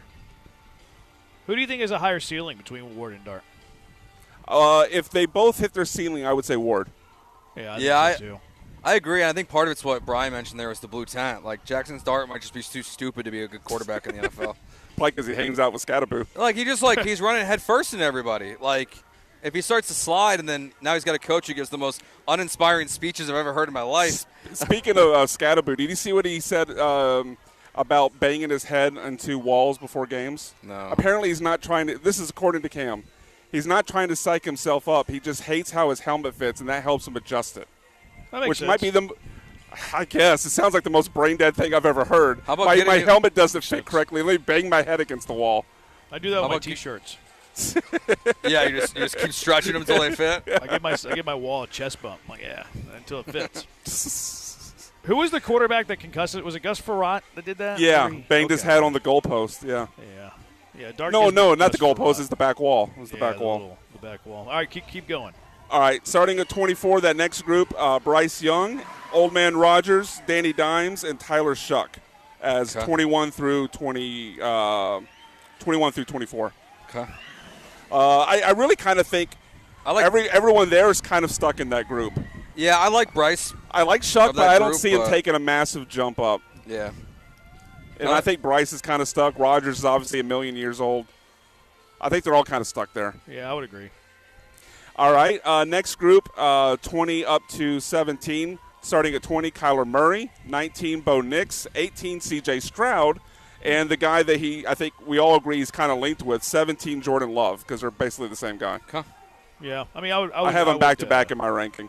I would stand up for Kyler a little bit more, but, not mad at it. The greatest athlete that's ever existed. I think we're ranking quarterbacks, not athletes, Jeremy. There's a difference. Honestly, I think Kyler's broken. Okay, yeah. I'll hold out hope for Kevin O'Connell. He's fixed almost everybody except for J.J. McCarthy. But I'll hold out hope there, but I think Kyler's broken. Right. Next group, starting at 16, Sam Darnold. 15, Brock Purdy. 14, you guys will probably disagree with this a little bit. Jaden Daniels, I know that's probably a little low, but I got to see it one more year. And then after that, 13, Justin Herbert. Wow. Probably also a little bit low, but Wow. I think it's just the playoffs that That's are fair. in my head about Justin Herbert. 0-3. We know he had the 4 interception game here. I think they only scored 3 points in New England this last postseason. Like I just haven't seen anything from Herbert outside of games in October and November. Yeah, I mean, my biggest hang-up would be Purdy. I don't like. Yeah, Purdy. I know you're lower on Purdy. That's fair. I mean, I had Daniels lower than you were, and obviously I had Herbert much higher. I think I had you had him in your top 10. At 7. I think it's like 8 or something like that, or you 9. Definitely had him top 10. I think maybe at 9. But like, yeah. So I mean, we're different there. But I do understand your reasoning. Like, his playoff success is. Well, it doesn't exist. It's a disaster. Yeah, 0-3, and that's part of it because it's who will win a big game for us right now. Like Herbert has nothing on his resume that'll show us that right now. I'm gonna get so sunburned. Yeah, we're gonna get way sunburned. Next group, 12 through 9. This is one I think I might get an eyebrow raise from you guys. Starting off at 12, Trevor Lawrence. 11, Jared Goff. 10, Baker Mayfield. 9, Caleb Williams. I think I'm higher on Baker Mayfield than the consensus. Certainly better than or higher than the average fan, but I'm just a big believer in Baker. He was hurt last year, but we have to remember he was playing at an MVP level before the injury, and he's had a lot of success in Tampa. I even got a playoff win a couple years ago, so I like Baker a lot.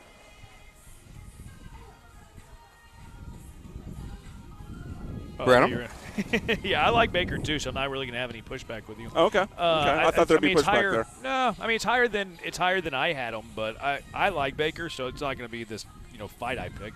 And he was on an MVP track last year. Like he was doing really really well, and then the injuries and derailed him. Now, like he's always had kind of injuries though. He's always been banged up. Yeah. But what I like cost his him the talent. Cleveland job. No, I mean, for me, like with Baker, like I think this group of quarterbacks, like I think it's really dealer's choice. Like I don't think there's really a right or wrong answer. They all have like flaws. Like 8 through 15, I think it's kind of just like it's just depends on what you really value. Like I love Baker Mayfield too, but like it is like okay, he was really good in Cleveland, and then his shoulder was a disaster, so he was awful, and they moved on. And then he's been really good in Tampa, but then he's got a shoulder problem again. And I've seen the videos from the quarterback show on Netflix. He shouldn't have been playing some of those games. Gnarly. I mean, his entire arm is purple. So like I give him the benefit of the doubt for his toughness, but he also just seems to get dinged up because of his size. So I have a hard time like jumping him up in the list, but I do love Baker. I still want him to be the quarterback of the Texans next year. So I would love that. Sign me up. Sign me up for that. How far along are y'all in the quarterback thing? I actually haven't started it yet. Oh, okay. I've just seen the clips. Yeah.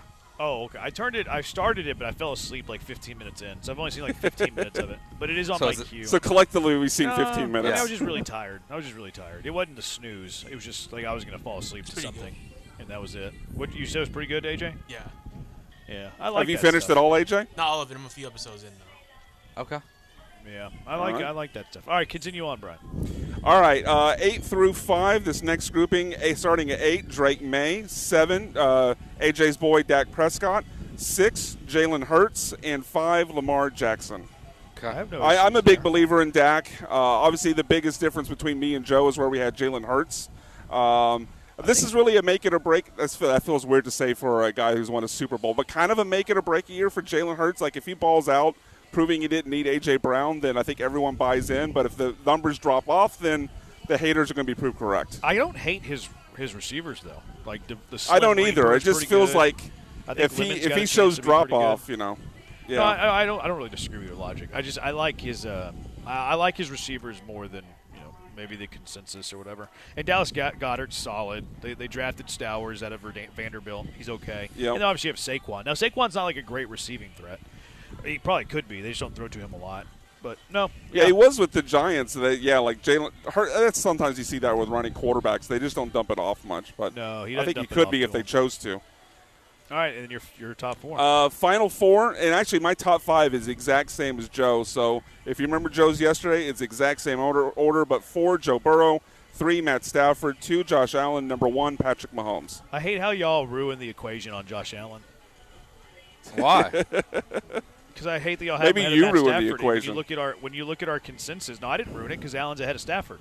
Whenever you Yeah, look that's at our true. consensus in the top 10, it's Mahomes 1, Allen 2. That ain't 1-0. Josh Allen 2, Matthew Stafford 3, Joe Burrow 4, Lamar Jackson 5, Dak Prescott 6, Drake May 7, Caleb Williams 8, Jalen Hurts 9, Jared Goff 10. Which I like our top 10.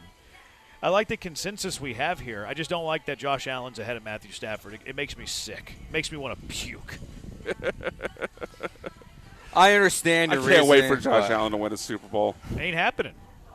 I know, but if it does, It's going to be my favorite day in It's going to be the most. I actually it's want going to him be to win so a Super fun. Bowl. I want him to It's win. gonna be I so like fun. Josh Allen. I think Josh Allen's charitable. I think he's like laid back. I like Josh Allen. I really do. He's very funny.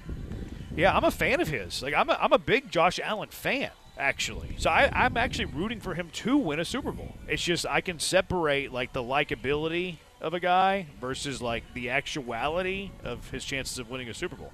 And I think they're very, very low because he's reckless. He's like a I will say I did take a step towards your direction after his most recent postseason start. They've all been like that, except for the Kansas City Ouster. Yeah, I disagree with that a little bit, but man, the last playoff game was a bad look for people on my side. The one that they won this year, he tried to give away, and like they were lucky they didn't lose. So yeah, he's never going to win one, sadly. I am rooting for him to win it though. You like our top 10 though that we put together consensus, the average of it all? Yeah, I think it's right on the money, honestly. Like even if you look at, I was looking at the, just kind of doing the math of the top 100 from the NFL. I thought you weren't going to do math on this show anymore. Okay, I was looking at. Let me rephrase. Pause. Timeout. Restart. Okay. I was looking at which quarterbacks were left on the NFL top 100 No list math. after Caleb Williams came out at 51. I think our top 10 list is going to be the same 10 in order, except for Darnold and Jackson, because they dinged Jackson so much for playing hurt last year. But I think the players' consensus top 10 is going to be in the same order as ours. Or, I mean, it's the same 10 guys besides Darnold and Jackson. So it makes me feel good about our list. Okay. Yeah. Where did Stroud land in the consensus? I didn't get that far. It wasn't necessary. Well, you had him what? I had him 18. I had him 19. I was the highest on Stroud. I had him. Yeah, 16. you had him 16? Yeah. So it's called 18? Yeah, maybe. Yeah. 17 and a half, I think, technically. Yeah, I'm rounded up. You did half of the homework here? You just stopped halfway? Like, oh, that's good. I just knew once I did the top 14, and it got to a point where there wasn't any mathematical way for the people who were left to get inside the top 10, so I stopped. Junkie, Hurts win-loss record is really good. If this list is who will win you a game, Hurts should be top 5. Another junkie, Josh Allen, will never win a Super Bowl because he plays in the save conference as the Texans. Sorry, 6 on mine. I like that joke. It's a funny joke. All right, very good, Brian. Good stuff there. All right, Bad Take Boulevard, 713-780-ESPN. Who belongs on Bad Take Boulevard this week? Jeremy and Joe, live from Pleasure Beers. Stop by, say hello to them, enter to win. Gift card, $500 to Republic Boot Company. It's Jeremy and Joe, ESPN 97.5.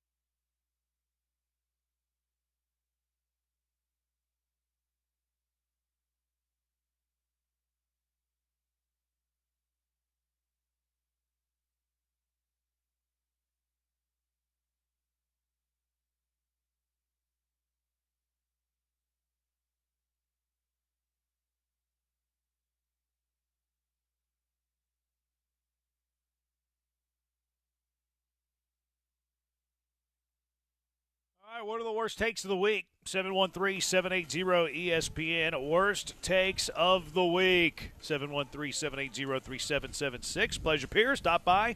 Drop your name in the hat. Maybe a chance at a $500 gift card if you're the lucky winner. All right, we start with Elliott Shore Parks. Not sure who that is, but Elliott Shore Parks tweeted this July 21st, 3 days ago. After what Rich Paul said yesterday, I think there is almost no chance LeBron picks the Sixers. So, Elliott, not so sure, Parks. You make the list. You just made the list! He did do that soft stance where he's like, almost no chance. Like, he left himself out, which is always weak, but he still gets it. No, you make that soft of a stance. You're still on the list. There's no question about it. Gets it. Eli Drinkwitz, who I think was Drunkwitz whenever he said this, but at SEC Media Day, he was talking about like the 3 straight national titles the Big Ten has won, which in my opinion makes the Big Ten the best football conference in all of the land. How could you argue? They've had 3 straight national champions, and they've all been unique. He said, when you don't play a non-conference A4 game, that's the reason the Big Ten is like ready to go for the postseason. He says the Big Ten's non-conference schedules are a big reason for its 3 straight national titles. Quote, when you don't play a non-conference A4 game. Eli Drinkwitz.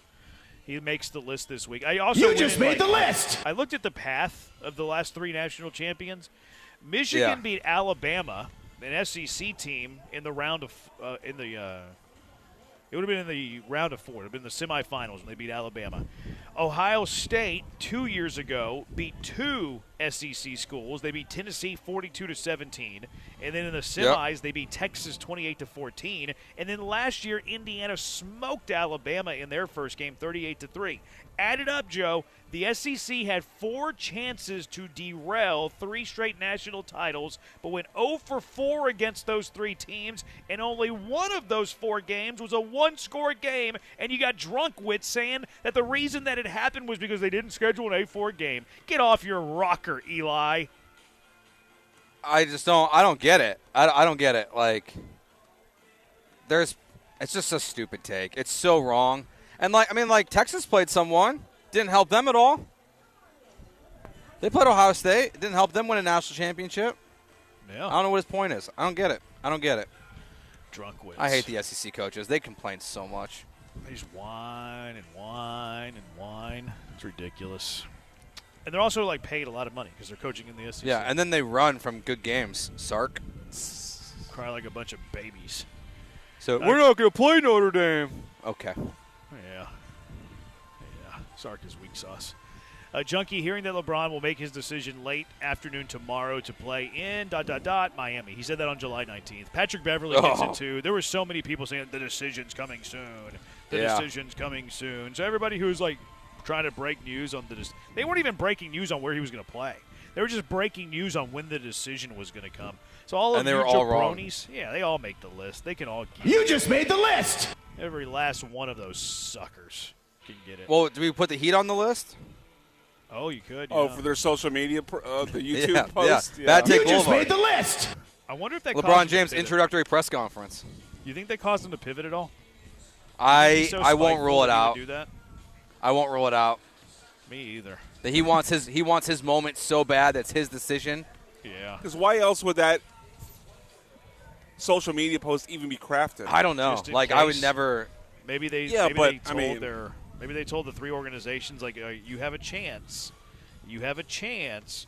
And if You it don't happens, need to write here's that our ahead of press time. conference. No, you don't need to. It That takes would be the mistake. it takes 5 seconds. Yeah. It takes 5 seconds to make a YouTube. You don't need to write that in advance. Yeah, it's a live stream. It takes 5 seconds, and also they said it's June 27th was when he was going to be introduced. That's not today. It's they got that wrong too. They said July 27th, right? Yeah, that's what I said, isn't it? I think you said June. I thought you said June 27th. Maybe the roller coaster got to me.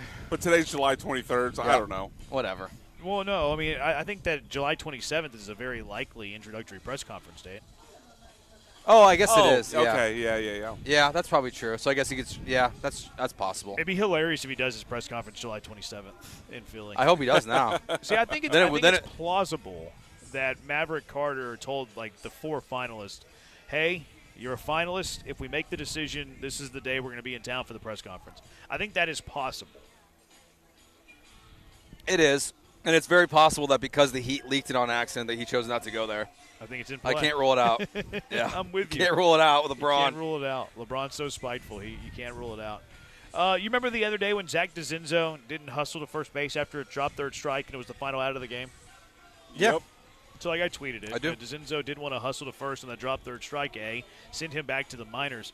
A fella by the name of Jeff Tyndall on Twitter, he quote tweeted me.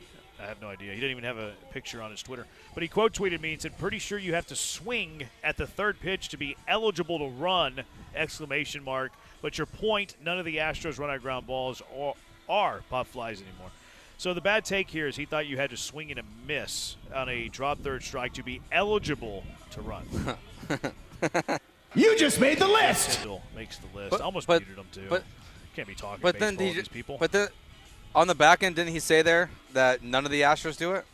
He said, but your point, none of the Astros run out ground balls or are pop flies anymore. So he wasn't referring to the drop third strike. He's saying they don't hustle. Oh, but Jordan hustled. Yeah. It was later, yeah. I mean, it was after this tweet. Yeah.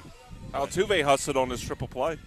I think he hustled. He still got triple played, but he still got triple played? Is that how you say it? Yeah, I don't know. I'm taking shots. It sounds right. Close enough. You just got triple played. Yeah, but Jeff makes the list. No, you don't have to swing in order to be eligible to run to first base and a drop third strike. Junkie says, I like Burrow and Allen, but I think they belong in the same category as Lamar. I think Burrow belongs in a category above Allen and Lamar. He's gone further than either one of those quarterbacks have done. Either of those quarterbacks have combined. And Burrow won a playoff game in Buffalo, too. Yeah, he did. And they were calling Arrowhead Burrowhead. Yeah, that's true. Only one of those guys to beat Mahomes in the playoffs. That's him. Junkie says, can't wait till Josh Allen wins the Super Bowl. Well, you're going to be waiting your whole life. It'll be the best 97.5 call to your show ever. We'll see, man.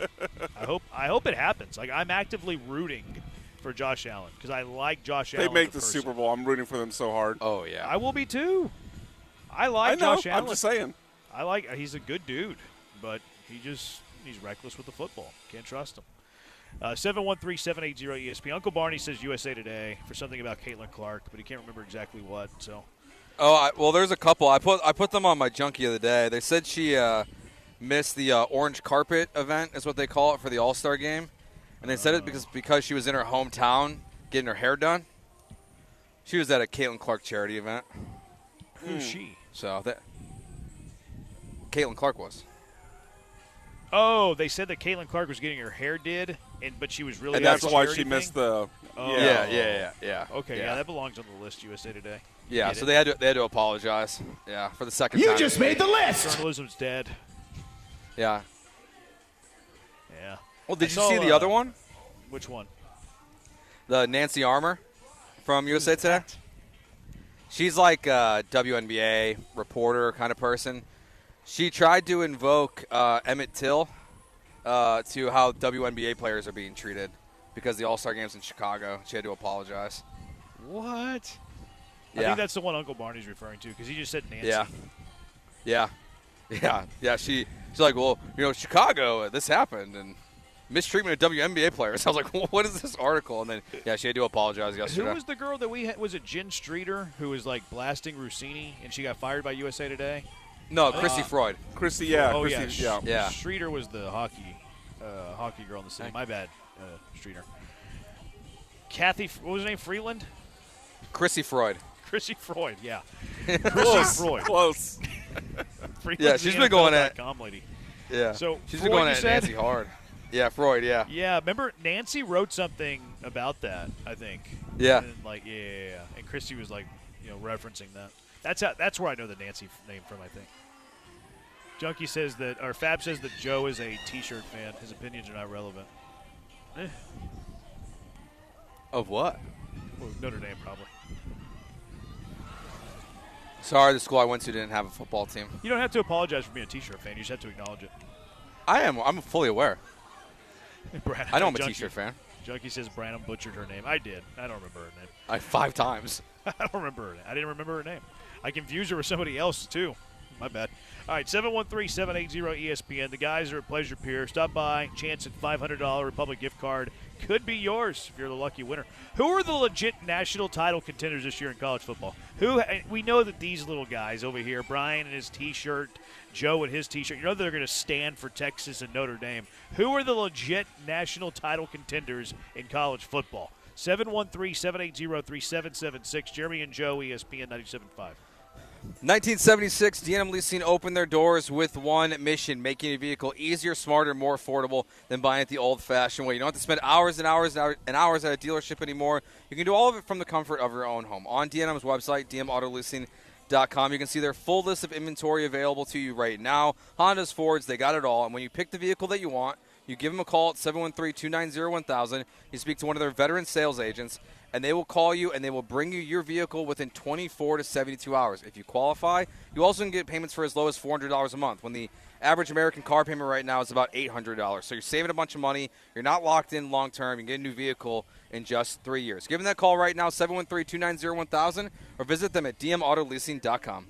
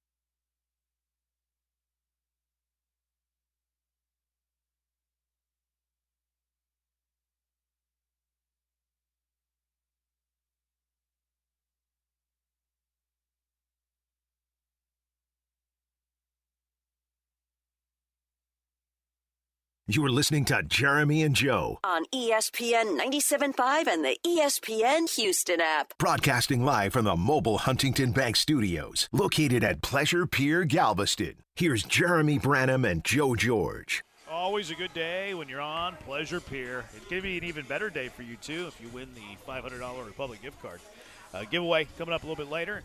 Don't have to be present to win. Just have to stop by, fill out the card so we know how to contact you, and then you get drawn out. You're the winner. Pretty easy.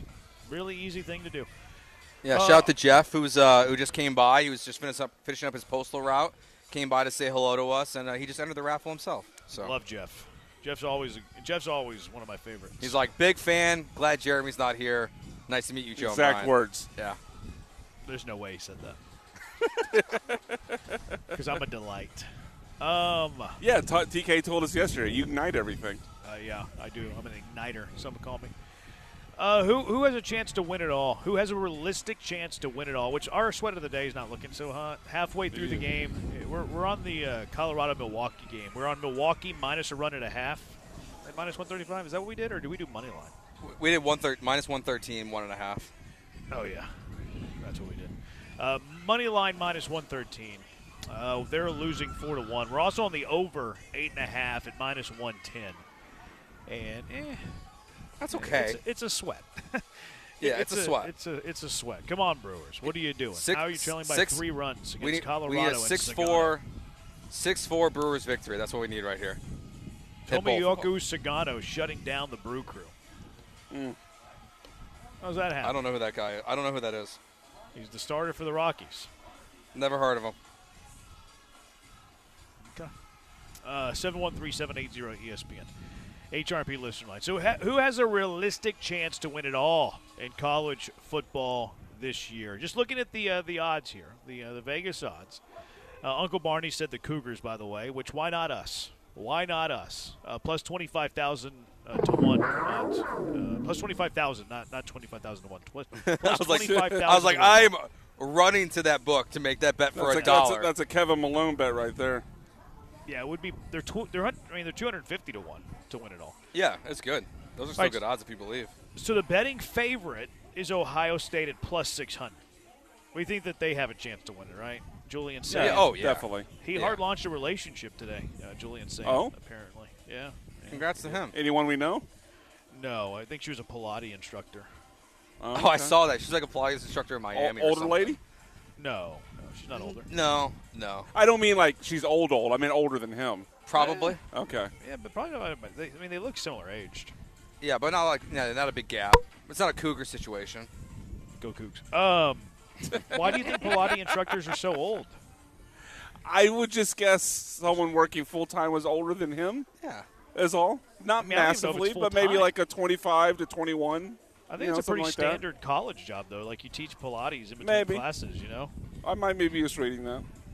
Yeah. So Notre Dame's I don't know how he gets down. Plus 625. Do we think Notre Dame has a chance to win it all? Yeah. Yeah. Yeah, I'm out on the Irish. Why? Just because they always fall short. They played in the national championship game 2 years ago. How did that work out for them? It was close in the end. Fake close. They don't have they the beat athletes. Georgia and Penn State to get there. After the quarterback gassed out on the first drive. They don't have the athletes the Big Ten does. Yeah, they got a real – except for their 2 transfers from Ohio State at wide receiver. Why did they transfer? Were they playing at Ohio State? One of them was. I mean, when has Notre Dame ever had anybody drafted like in the top 5? They're going to go back-to-back years top 5 picks. Who's this guy, C.J. Carr? No, Leonard Moore. Oh. What position does he play? He's a corner. He's going to be the best corner in the draft. He's a monster. Oh, really? Yeah, he's very, very good. Okay. No, we should write down every Joe Notre Dame proclamation just to keep track. Write down. Leonard Moore. So My phone's about to burn. You're in on Notre Dame. I'm out on Notre Dame, but I got outvoted here. Next one in terms of the odds, plus 700 are the Longhorns, Texas Longhorns. Hell yeah! Can they win it all? Hook 'em, yes. What? Okay. No, I don't believe it. I was like, how can you say yes? You hate Arch. I do. I know. I don't believe they can win it. I was just trying to. Early in the year. I was pumping up my own bandwagon hopes, but no, Arch stinks. I don't think they can win it. I like Arch. My answer is yes. So Jeremy, you're the tiebreaker. I'm probably gonna go no here. I'm not an Arch guy. Okay. Yeah, I'm not an Arch guy. I'm not. Yeah, I'm gonna go no here. I mean, there's a scenario where like he gets hurt early in the year. Who's their backup, Brian? It might be Dia Bell. They got a 5-star quarterback. Oh, Rajason?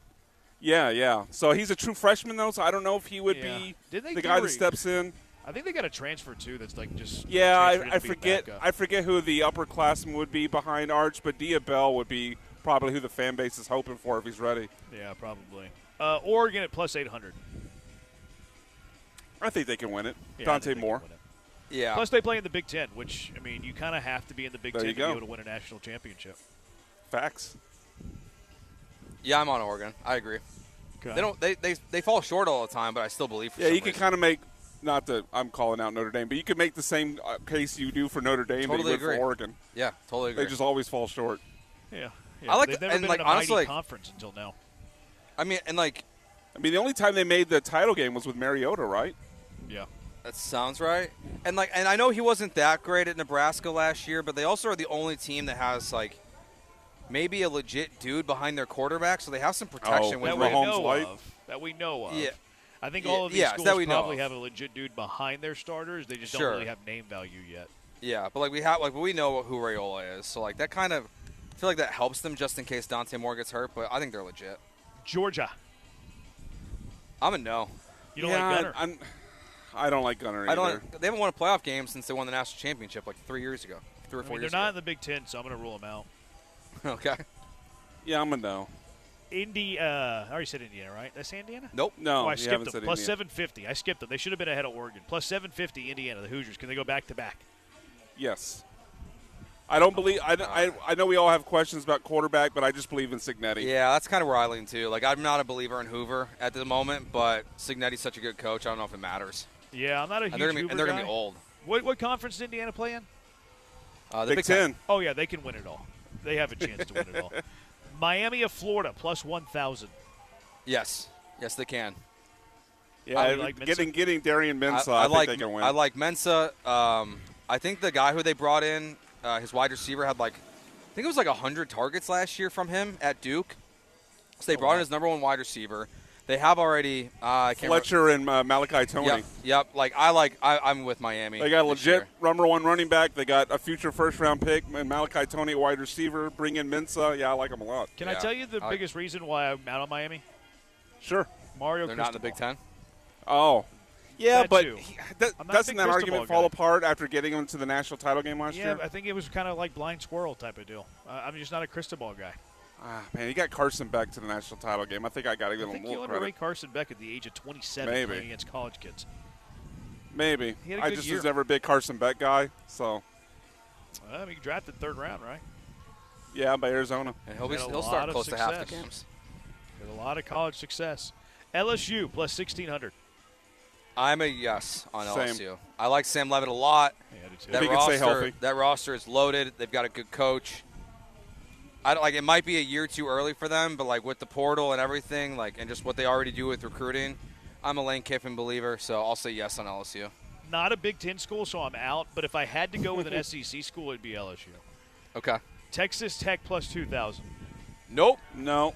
I think anybody in the Big 12 is capable. I don't think Texas Tech is. I don't think so either. They're a loaded roster. Hammond's a year older. They're Are they good enough at quarterback? Well, Hammond is a year older. More than capable. The Red Raiders. More than capable. Texas A&M plus 2,000. It's interesting that Texas Tech and A&M are the same odds.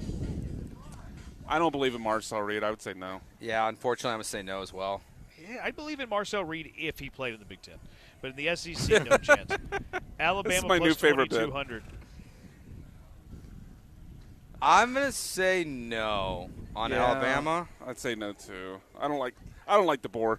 Yeah. It feels like I like DeBoer, but it definitely feels like they took a step back with DeBoer. Yes, which They of don't course seem they on were the going same to. tier. They used to be top tier. Now they're kind of distant, like second, third tier. You don't want to be the guy to replace Nick Saban. You want to be the guy who replaces the guy who replaced Nick Saban. Yep. Exactly. So I'm a no Lane on Kiffin? it. Yes. Last one, Ole Miss plus 2,400. No. Yeah, you're kind of locked in on your golden take there. I like Trinidad, but I'm a no on Ole Miss. I would say no too. Yeah, they're in the SEC, right? Yeah. Out. Yeah. Out. No chance. Any for long Ole shots Miss. you like? Yeah, Houston. Okay, seriously though. Yeah.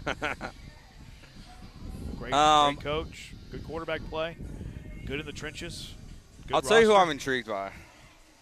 Because of their coach and because of the conference they play in.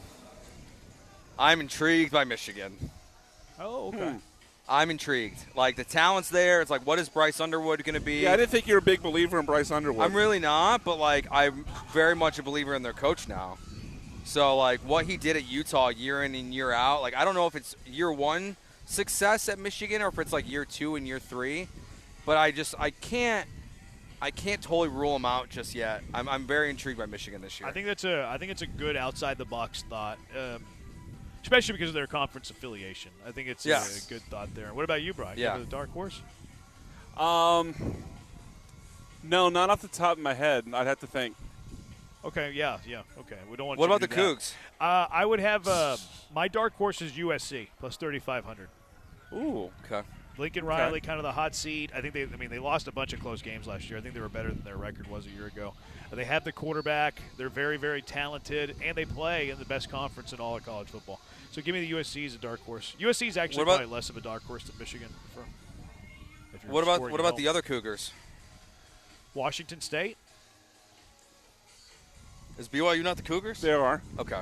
Well, I mean, so is Washington State. Well, not Washington State. Yeah, I think what everybody about in the Big 12 has a shot. Yeah, BYU's really. I mean, they got. You can't believe that, Joe. You hate Bear Bachmeyer. I'm Take Lock because he wears number 47. He's a big boy. but this is not a quarterback number. It's not. It's very much not. If I'm wrong about Notre Dame, if BYU wins the Big 12 and beats Notre Dame this year in the process, they're going to be a top 4 seed. So that's the other one. Like their schedule, I think, sets up for them to have at least that first round bye. So they might be like my Big 12 long shot this year. Okay. I'll take the Cougs. I'll take the Houston Cougars next year. Why not now? I want Keyshawn at quarterback. I got Reds fans mad at me for a mock draft I made today. They're really mad at me. All right, 713-780-ESPN HRP listener line. Joe, do you want to know the top 10 Houston sport athletes right now? Yes, I do. I have the top 10 Houston sport athletes right now. 713-780-3776. Y'all both do? Yeah. We're prep, man. Brian thought? Brian did some thinking? I can't get the odds to load on here for me to find a dark horse. My phone is not working out this heat. So you lied. It wasn't thought. It was bandwidth. Yeah. Well, yeah, hand in hand, I guess. 713-780-3776. It's Jeremy and Joe, ESPN 97.5. You know something you can do on Pleasure Pier? Maybe Joe and Brian are going to do it. You can shoot a basketball for a chance to win a big stuffed animal. Now, those goals are solid, but they're not a goal from Pro Dunk. Pro Dunk makes the highest quality basketball goals you'll ever find. They've been serving the best goals since 1984, too. Tempered glass backboard gives you that true, sincere, authentic feel whenever you're shooting it off the glass, or maybe when you break a shot. I don't know. Breakaway rim, which is good because it's going to keep you safe. You can dunk on it, hang on it, keep you safe. It's stainless steel hardware. I like that. I like stainless steel. It's also rust proof. You have to have that in this Houston humidity, and it's height adjustable. Goes back to that breakaway rim. It's height. You weren't going to throw down jams if it was 10 feet tall, but you can lower it all the way down to 5, raise it all the way to 10, anywhere in between. Plus, one of their goals, Thor. They've introduced the lightning adjust feature. The lightning adjust feature, you can raise and lower the goals with a drill. It's easy to do, fun to do, anywhere from 5 to 10 feet in a matter of seconds. You know, they've come a long way than the broomstick trying to find the little peg. You don't have to worry about that anymore. The lightning adjust feature, raise and lower the goal with the drill. But they have all the goals. They have in-ground adjustable, portable, wall mount, roof mount. Pro Dunk can do it all. And their accessories, top-notch, LED light kits for night play, backstop nets, pole pad lettering, and they can install the goal for you, too. That's right. The pros of Pro Dunk can professionally install your goal at the perfect height, perfectly straight. That way you don't screw it up. Order now. You're going to love it. Kids are going to love it. Makes a great gift idea.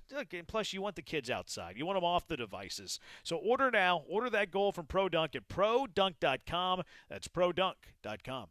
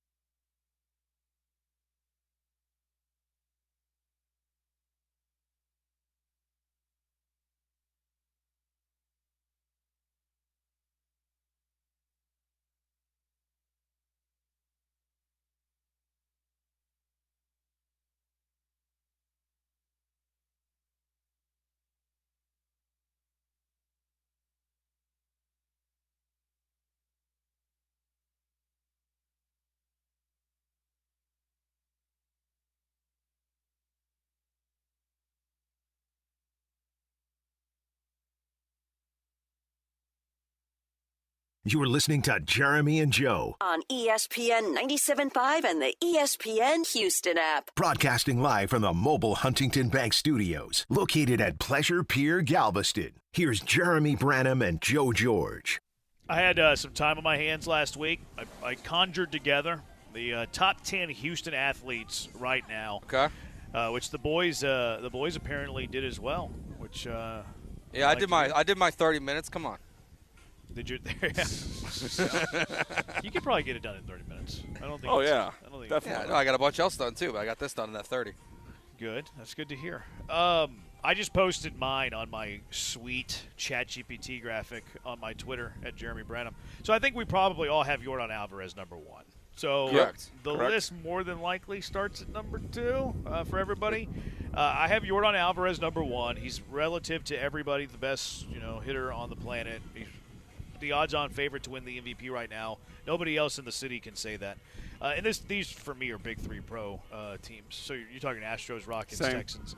Number 2 on my list, and this might be controversial. I have Derek Stingley Jr. At number 2. No. I have Yeah, Will I'm different. Anderson Jr. at number 3. But the reason that I have Derek Stingley Jr. ahead of Will Anderson Jr. is he's done it a year longer. He was first team All-Pro back-to-back seasons. Will Anderson got his first team All-Pro this past year.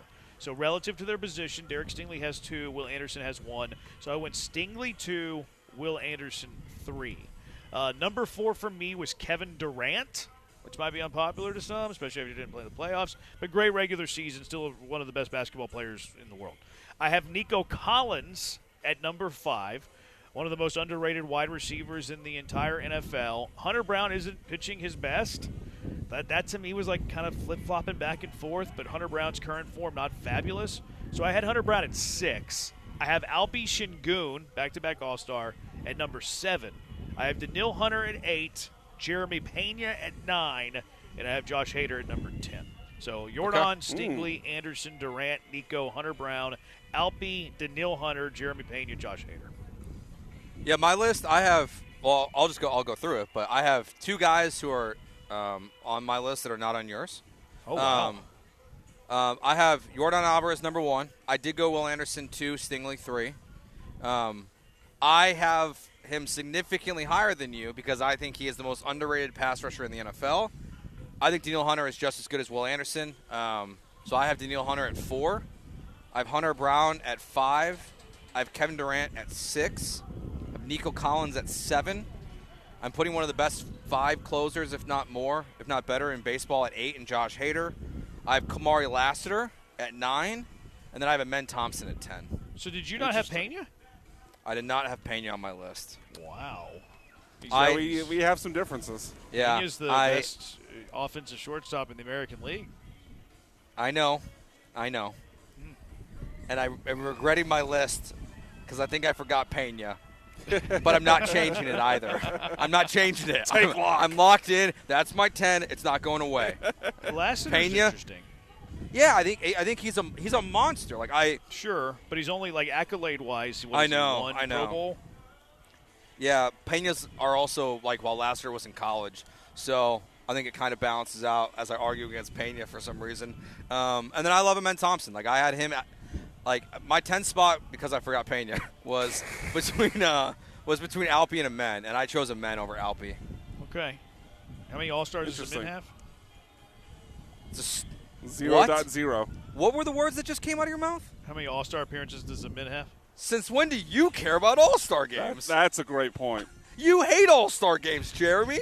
I do hate All-Star games, but I do think it's a small measure of accomplishment. Yeah, one runs up the court like a dying deer, and the other one's athletic. And to further make Joe's point, Alpi's second All-Star was a people backed out, and he got in. Yeah, he wasn't named initially. Didn't get in, though. Yeah, but Amen was first-team All-Defense. Alpi's never been recognized like that. I would take a first-team All-Defense over an All-Star nomination. I mean, Alpi can score. Alpi can shoot from the free throw line sometimes. So can Amen. Eh. He can shoot from the free throw line, not anywhere else. Now, to be fair, I would trade Alpi before I traded Amen. I will say that. But I feel like Alpi's just a little bit more accomplished than Amen is. But anyways, what's your top 10, Brian? Well, unanimous Jordan number 1. Where we start to differ is I have Will Anderson number 2. Same. And I have Nico Collins higher than you guys. I have him at 3. I know it's a little spicy. I just think I'm really high on Nico Collins. 4, I think we have the same here, Jeremy. I have Kevin Durant at 4. Daniil Hunter at 5. Derek Stingley at 6, followed by his running mate Kamari Lassiter at 7. Jeremy Pena at 8. Hunter Brown 9. Amen Thompson 10. Okay. So Yeah, no I don't Alfie. know. How do you have Stingley so low? I'm really surprised by that. He's the reigning back-to-back first-team All-Pro selection. He might be the best quarterback in the NFL. I think amongst these top 6, you can make an argument they're all really, really high at their position. I don't know how you can put Nico ahead of Stingley. Yeah. I know you love your Nico. I mean, but Nico's I can't, is okay. Nico was 2023, nearly 1,300 yards. Isn't that 3 kind of years the ago. wide receiver equivalent of what Stingley's done at corner? I don't think we've ever said Nico Collins is arguably the best wide receiver in the NFL. Yeah, Stingley, that's fair. you do. Like Stingley is. I guess I looked at it slightly different Yeah. than you guys did. But Stingley is the chase as Nico. I should probably move Stingley up. But like Joe, that's my list. Take I'm not lock. changing Right, it. Don't change it. No one gets bullied anymore.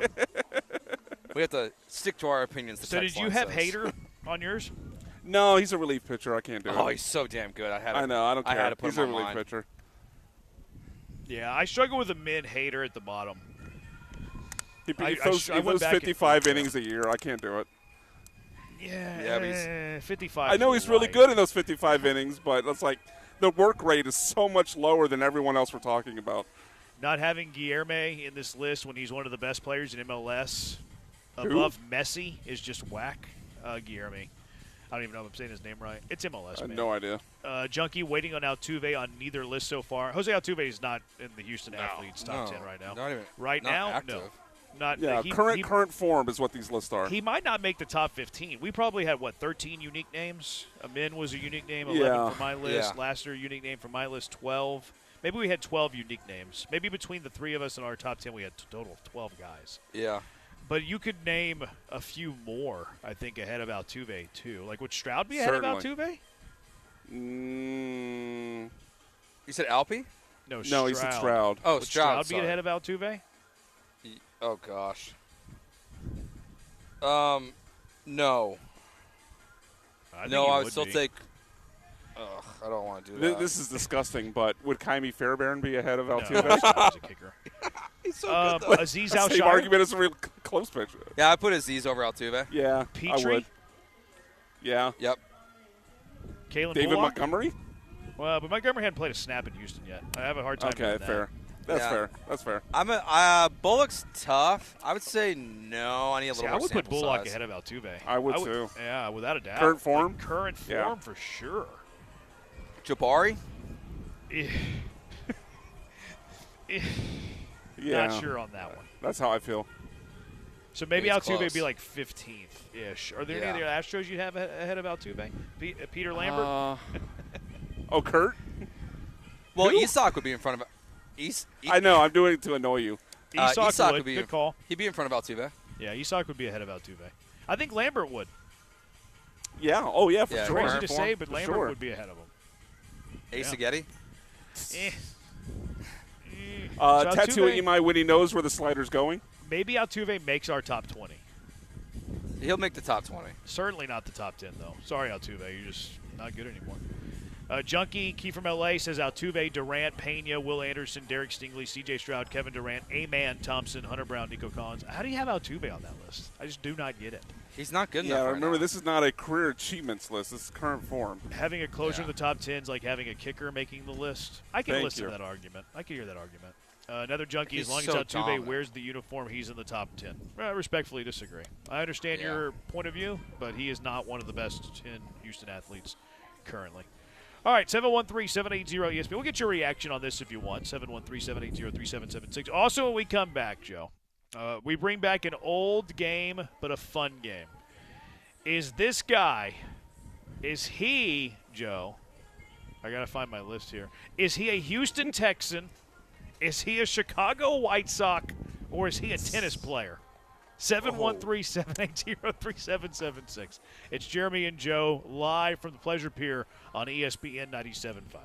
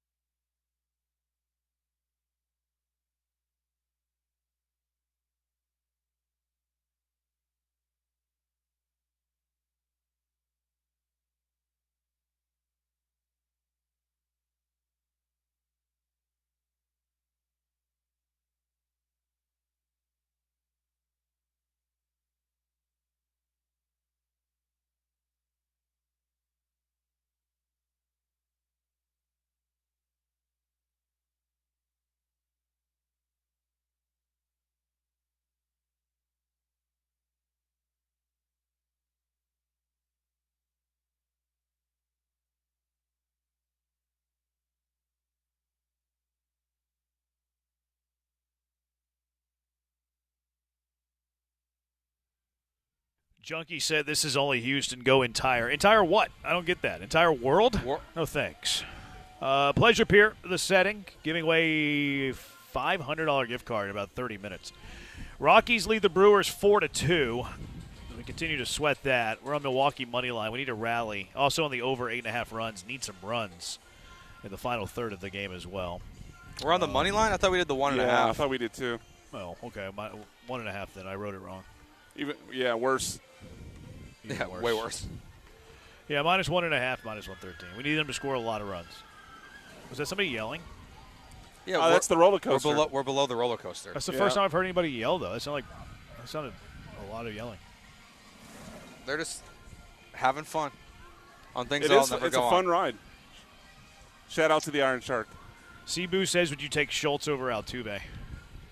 Ooh, I would. I would. Sorry, man. Like, we're talking current form. Yeah. Jose Altuve has been lousy. Sorry, he's the greatest Astro ever. I recognize that. But just because you're the greatest Astro ever doesn't mean I have to ignore and fail to recognize that you've been lousy this year. Dalton Schultz set a Houston Texans record last year. That's a no-brainer. That's a great point. It's Schultz. That's sad. That's so sad. Yeah. That's where we're at. That's where we're at with Jose Altuve. Batting cleanup tonight, though, so start your engines. Hopefully no triple plays. Hopefully no triple plays. All right, so we're bringing back an old game for you, Joe. Yeah, but you're changing it a little bit. Yeah, a little bit. I added an extra category. I like that, though. Yeah, well, this is kind of a play off. Well, there's two reasons that I did this today. I was looking at the Houston Texans 90-man roster because they have 90 dudes reporting to training camp. Some are already here, like the rookies.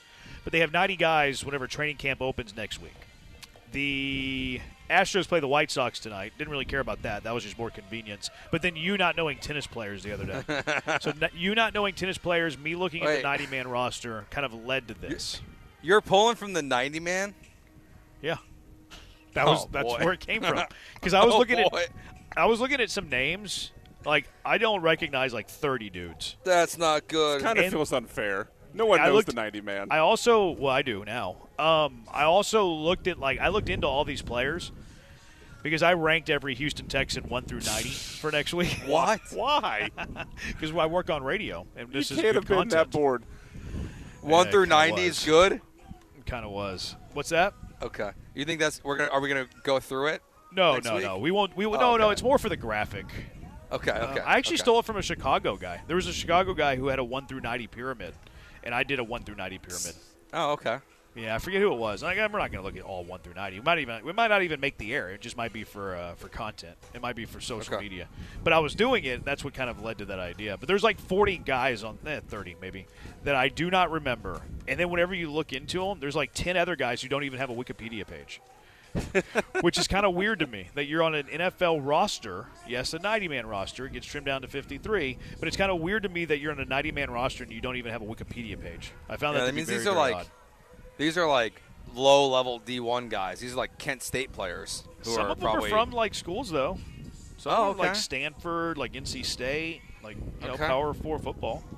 So, whatever.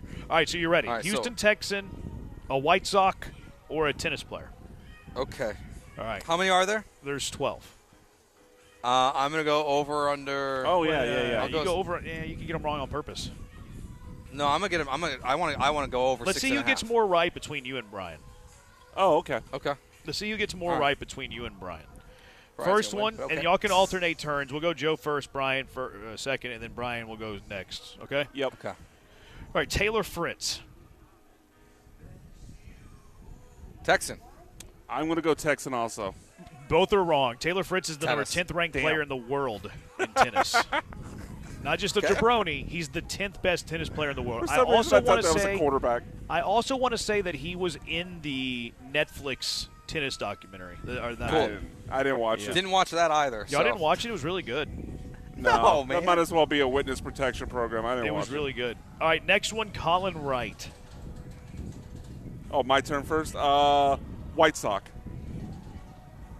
Texan. He is a Houston Texan. Joe's on the board. You can put it on the board. Yes. Colin Wright, undrafted free agent from Stanford, does not have a Wikipedia page. Colin Wright. Joe's leading 1-0. All right, next one, Sam Hagen. I'm going to go Texan. Tennis player. Sam Hagen is a Texan. Undrafted free agent from South Dakota State. Also does not have a Wikipedia page. Joe's killing it. Tommy Paul. All right. Tommy Paul. Tennis. Oh, sorry. You're not. It's not your turn. Sorry. Tommy Paul. I'll go. Well, he's going to go tennis player. I got to make up ground. I'll go Houston Texan. Joe, you on tennis? Yeah, tennis. You're not making up ground. You're losing it. Damn Tommy it. Paul is the 24th ranked player in the world. Joe knows tennis.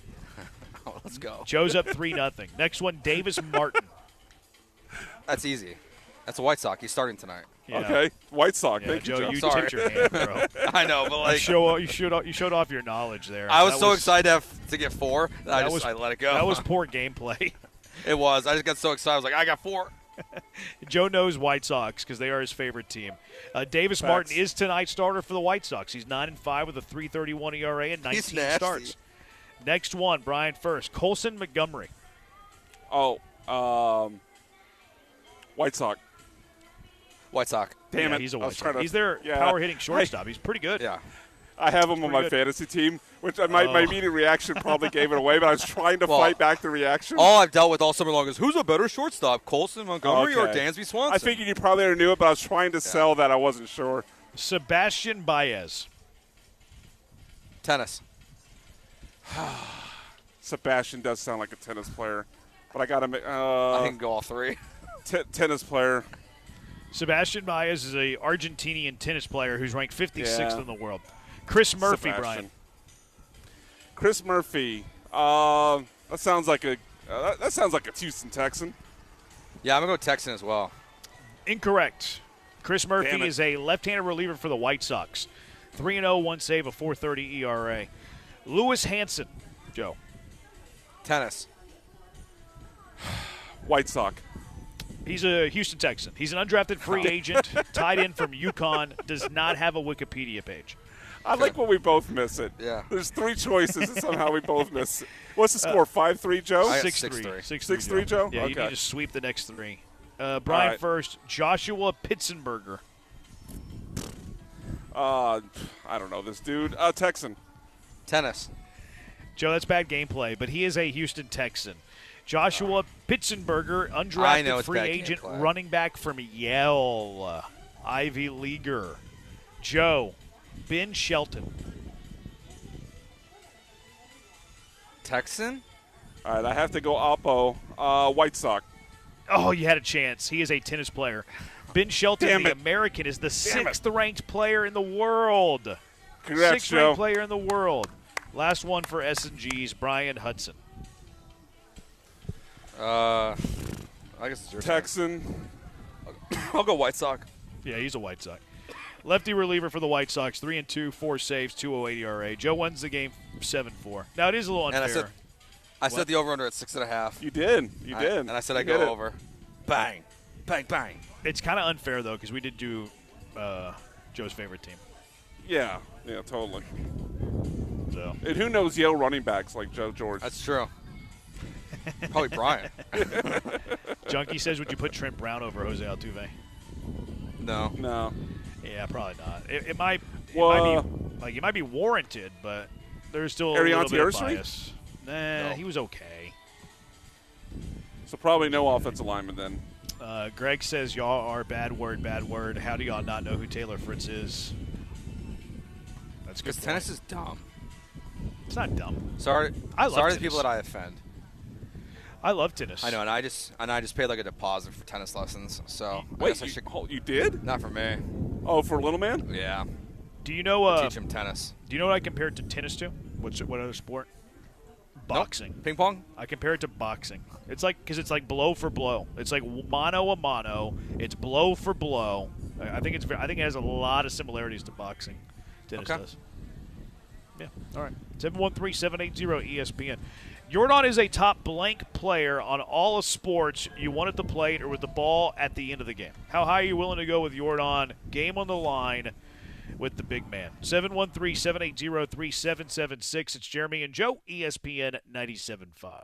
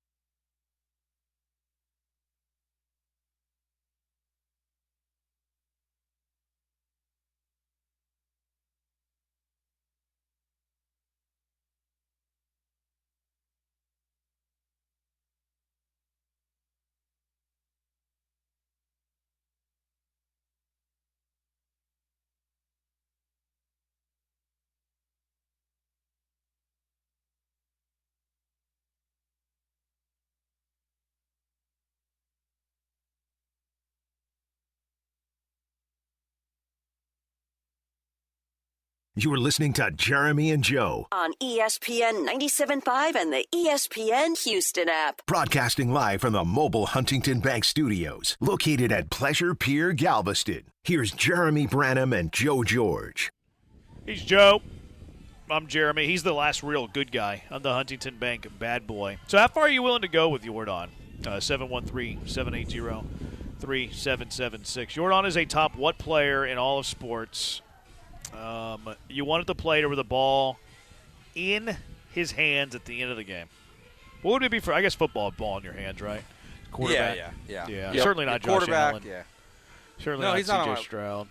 Definitely not C.J. Stroud. I mean, he'd be really, really high. Like, it's hard for me to put a number on it. How high are you willing to go? I've got him in the top 4. Okay. And I think I've got him 2 on my list, honestly. I've been going back and forth between 2 and 3. 1. Okay. Try to guess. I think you moved him up because I Mahomes? shamed you during the break. No, Mahomes is not number 1.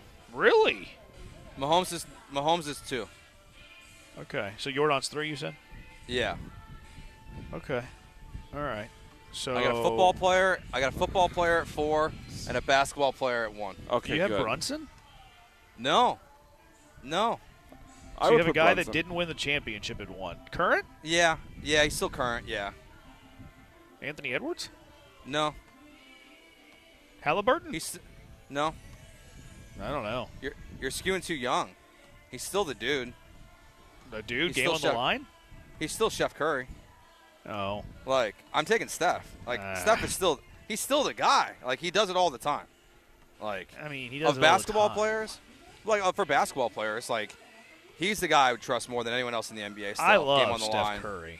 Yeah. But, I mean, he's done it all. I mean, they were below 500 last year. I mean, I know. But you missed, 40 games? But you're not going to be, So like, the in a Astros. game-winning situation every single time, Yeah. You can't single-handedly do it. I think so. I still have Steph 1, and then Mahomes 2. Brian might have bullied me a little bit.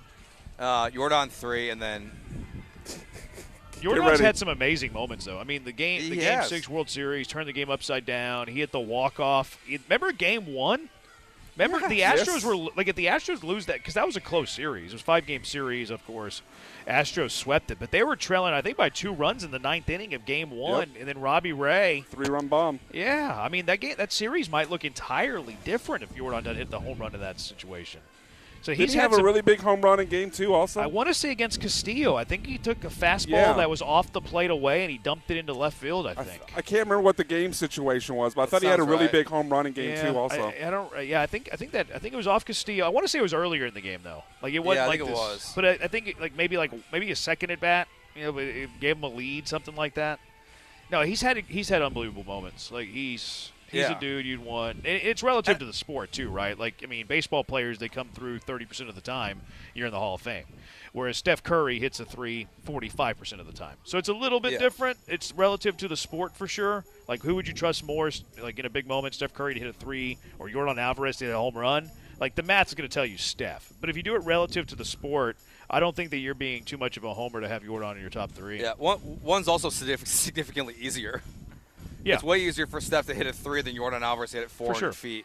And I thought of this when he hit the one the other night, just to give the Astros the lead, after to make it 4-2 against the Marlins. Like he just seems to come up big in every single moment. And I know he doesn't actually, but even if he doesn't hit the homer, he still often or not has a good at bat, and might walk, or you might have to force him. You might have to intentionally walk him. So that's why he's up there. Like he just sets you up for success all the time. Mahomes is still number 1, and then I know you can laugh all you want. I don't. It's biased. We I will. don't care. But he had 6 game-winning drives last year. He's talking about Caleb. I'm talking about Caleb, baby. The Ice Boy. Caleb, He's kept picking the Ice Boy. Ice Boy. He had not 6 the Ice game-winning drives. 6 game-winning drives last year. It's the most in the NFL. So you're saying the second most clutch quarterback in the NFL is Caleb Williams? Yes. Oh my gosh, Joe. Just you, Joe. I'm right. No. I'm right. I think you're letting the video of him throwing a whirling dervish random touchdown pass in the playoffs cloud your judgment. Nope. There's the Packers game, the Bengals game, the Raiders game, all of them. Give me Caleb. The Ice Boy. Big fan of the Ice Boy. Yep. Ice Boy Caleb Williams. You want to change my mind? Who would you I'm trying to think of other quarterbacks I would trust in a big moment. Like certainly Mahomes. Burrow would be pretty high on my list. Yeah, Burrow's up there for sure. And not just because of that Stafford? elevator ride. Stafford threw a big pick. Was it last year? I like Stafford, though. Yeah, I do too. I mean, obviously, Are him. you thinking about the snow game versus the Eagles? Yeah. That was 2 years ago, yeah. Okay, And, I almost want to give him a pass for that because it was so Snow bad game? outside. Yeah, that's fair. Yeah. But he did it at Detroit. Even when they were bad, sometimes the team would lose because of the guys around him. But, he would set up the Lions for success and do everything he possibly could at the end of these games. I mean, Brunson was pretty awesome this year. Brunson would be on my list. He was unbelievable this year. Yeah. Halliburton, it would have been 2 years ago, huh? Yeah. Remember it's Halliburton hard got to the finals? Yeah. He had every buzzer beater. gosh. That was insane. It was absurd. Yeah, it was unbelievable. But I feel like that was more of a Flacco postseason. I don't think Halliburton's going to do that obviously not every year. But I don't think Halliburton's going to be this NBA great. I think he was more like a Flacco had this run of excellence. That's how I compare Halliburton. Yeah. I hope not, because I really like Halliburton a lot. He's such a likable basketball player. I hope he's I legit. do too. I do too. Is he torn Achilles, though? Back. Yeah. He got fat. It's a huge question. He got big. Yeah, he's in the ring, though, the other day, wasn't he? Yeah. He was in the I didn't know that. No spoilers. Yeah. Junkie, are you talking about Caleb, the less than 60% passer? Yeah, the Ice Boy. Less than 60% passer. It doesn't matter at the end of the games when he hits the passes then, because he hits them. The Ice Boy, Caleb Williams. His completion percentage does suck. Why does his completion percentage 55, suck? was it? 58. 58? He's still not super accurate. I think the Bears were third in drops last year, but it's mostly on Caleb. Oh, your drops, huh? I just said it's mostly on Caleb. But can you hit the eject button on Joe George? Yeah, see you later. I love Ben Johnson, though. I'm a huge Ben Johnson fan. He's my dog. I kind of wanted Ben Johnson here. He had 6 comeback wins, man. It's hard to argue. That's on with Ben Johnson, though. It's not on Caleb. It's not on Caleb's the Ice making Boy. throws. I'd put the one in the playoffs on the Packers more so than Caleb. Not the fourth down to Rome. Okay, I mean, sure. Were there any other baseball players you thought of? I couldn't put Judge on there. He comes up short all the time. Shohei? His World Series numbers weren't that good last year, so I kind of misses a lot too. Yeah. I mean, Jose probably should be on this list, honestly, because he's maybe the most disrespected player in baseball over the last 5 years. It's Jose Ramirez. Yeah. That's a guy you just kind of trust. He's so good. Is he clutch though? Bobby Witt? I don't know if he's clutch. Yeah, or I guess not. we don't know yet because he hasn't been in those positions. Yeah. Bobby Witt's not really in the situations yet. With baseball, will we also loop in closers? Ninth You inning, could if you wanted. closing out. You could also loop in starters in big games. Yeah, I think it's kind of the same thing, right? Having control of the game in the moment. Right. Yeah. Yeah, but you can put I think you could put a starter there in a big game. Yeah. I don't think it has to be a closer. You want the ball in his hands to start a game 7. Yeah. Something like that. Yamamoto looked great last year. Remember? Yeah. Oh my gosh, he was. Remember who was the Giants lefty back in the day? The big country dude who skinned snakes. Yeah. I remember him Madison being a Bumgarner. dude in the playoffs. He was a dog. He was definitely that dude. You wanted him on the mound every chance you got. He would go a short rest. He come out of the bullpen on 2 days rest. Bumgarner for sure, man. You could even go Schilling. Schilling not only with the Red Sox, but the Diamondbacks too. Remember the Diamondbacks? Randy Johnson Diamondbacks. Yeah, they were so good. You don't really see that as much anymore because pitchers don't go deep into games as much. No, maybe a little more in the playoffs, but not really. Skubal has been dominant in the postseason. Yeah. No, Skubal's definitely fair to be on that list of guys you want. I mean, he's probably number 1 pitcher right now still. Yeah, he's just dude. For that guy on the mound. Yeah, you don't know Skeens because Skeens didn't do it, Yeah, and Mizorowski, I think he only had 1 start in the postseason last year. Maybe it was 2. probably short-lived. Because he wasn't that guy yet. No, and he was a pitch count guy. He might even be coming out of the bullpen last year. I think he was struggling a little bit late in the year. Junkie Mills over Altuve, come on. Did y'all's tennis match ever happen? It's been delayed because of injury. I'm like Conor McGregor, just delaying the match because of injury. I can't believe y'all's behinds don't know who Ben Shelton is. Excuse me. I know who Ben Shelton is. These guys don't know who Ben Shelton is. We do not. Skeen was stellar for Team USA in huge spots. Yeah, but they were playing like Canada. Like those guys can't play baseball. Greg Maddox. Yeah. Somebody said Greg Maddox. Yeah, he was the dude. 1986 Mike Scott on that list. That's a fact. He was dominant that year. All right, 713-780-ESPN Mailbag Monday with Jeremy and Joe on a Friday. What are your questions for Jeremy and Joe? 713-780-3776. It's Jeremy and Joe, ESPN 97.5. Federal American Grill. If you don't have weekend plans yet, Federal American Grill is for you. Head to thefederalgrill.com. Reserve now. Maybe you want to order some takeout. Go to thefederalgrill.com. Click that order online button in the top right corner. Maybe you just want to stop by right now for social hour. I don't blame you. Summer Sunset Social Hour. It's been extended this summer. It extends all the way until the sun goes down. 3 p.m. until sunset all summer long. Available every day at all 6 of their Houston locations: Shepherd, Hedwig Village, Katy, the Woodlands downtown, River Oaks, 2400 Mid Lane. We're going to be there next week. Cannot wait. You can enjoy $10 appetizers during the summer sunset social hour, $7 cocktail wine, $5 beer. Don't be stuck in traffic. Go to summer sunset social hour. Have yourself some good food, some good drink, and some immaculate vibes. They got all your drinks that you could want, and these appetizers for $10. Oh my goodness, there's not a bad bite on the menu. They're all great. Cheeseburger, egg rolls, maybe. Maybe you're a sticky rib guy, or maybe it's the bang bang shrimp. Everything at Federal American Grill is delicious. So do yourself a favor and swing on by right now. Take the family out this weekend to the Federal American Grill as well. Reservations, thefederalgrill.com, but you don't need reservations. Federal American Grill. Exceptional food meets Southern hospitality.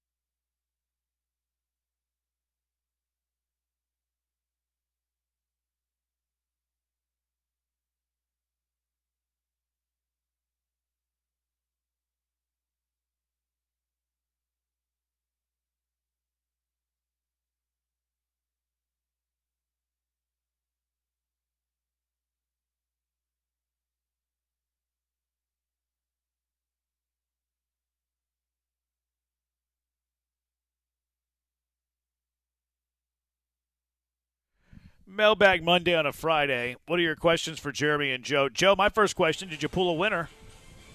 Oh, yes. Company, $500. I put it in my pocket. 1 second. Put it in your pocket. The gift card or the name? The name, Jeff Gosselin. Oh, okay. Oh, is that who you said earlier? Yeah, our postal worker was. How about that?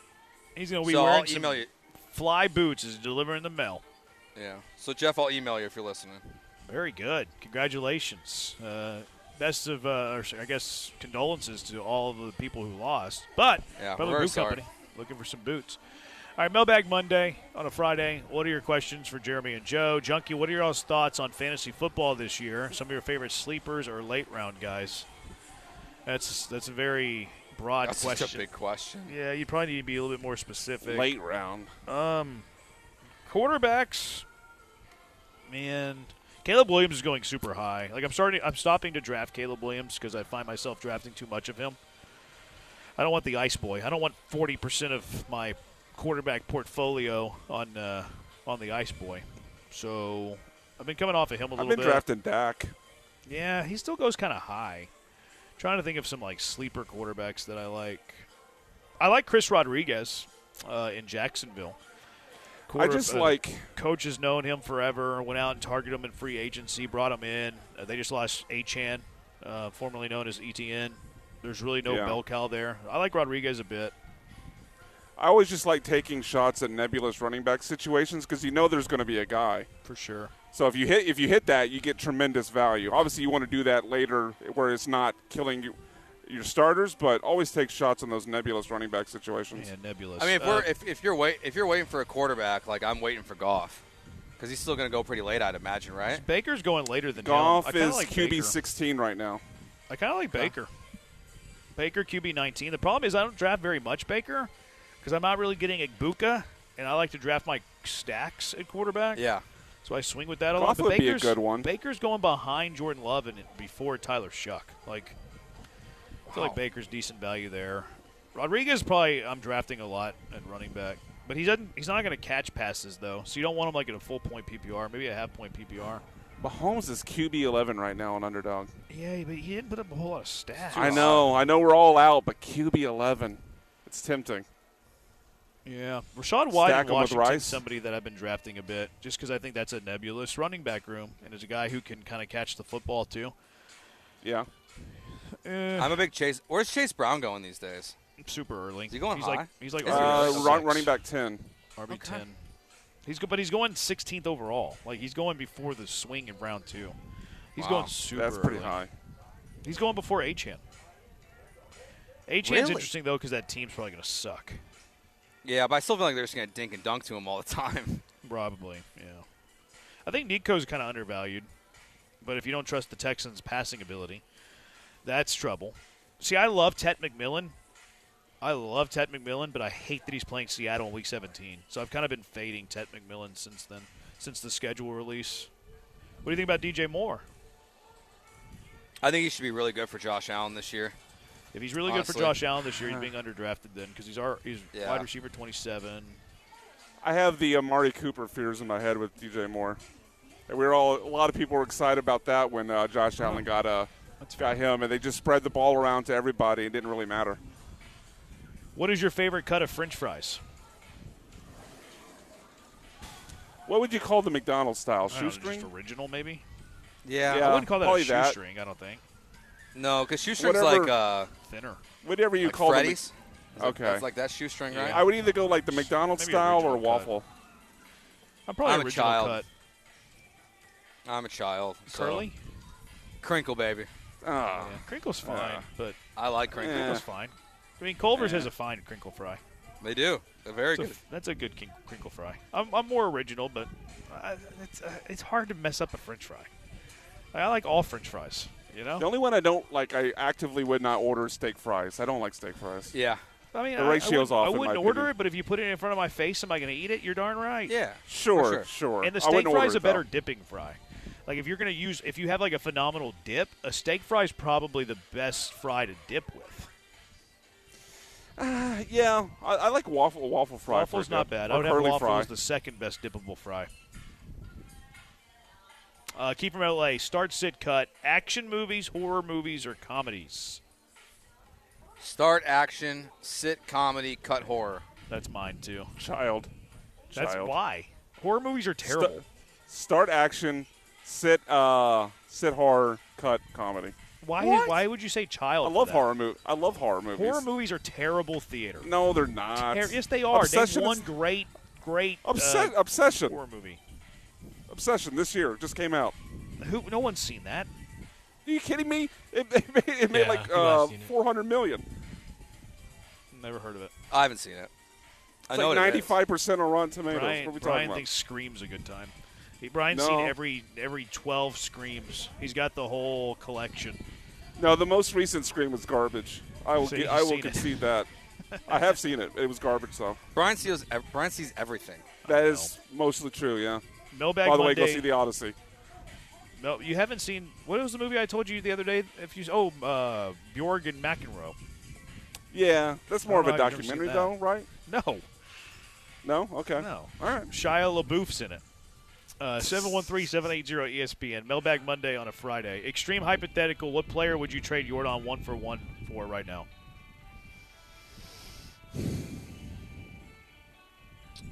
Shohei. I only have one.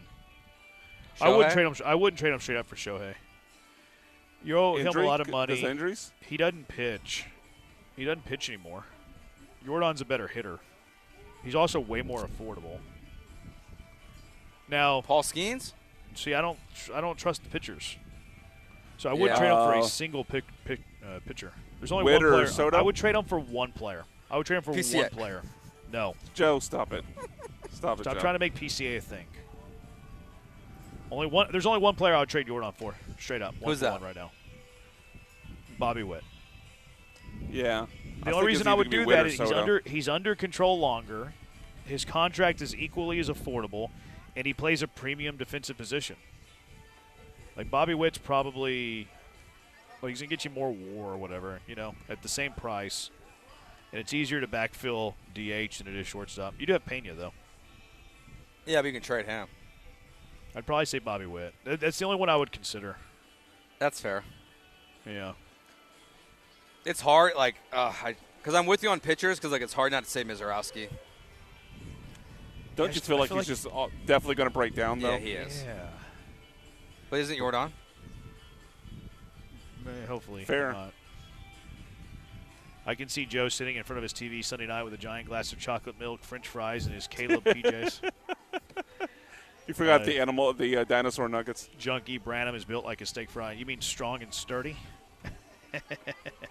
Who won our thing? Jeff. Jeff just texted in. I'm so stoked that I won. Goose the mailman. Hell yeah. Good job, Goose. Let's go, Goose. Let's go. All right, 713-780-ESPN. Mailbag Monday. You three all go to Vegas with $1,000 for a 3-day weekend. Who comes home with the least and most money? I'm coming home with the most.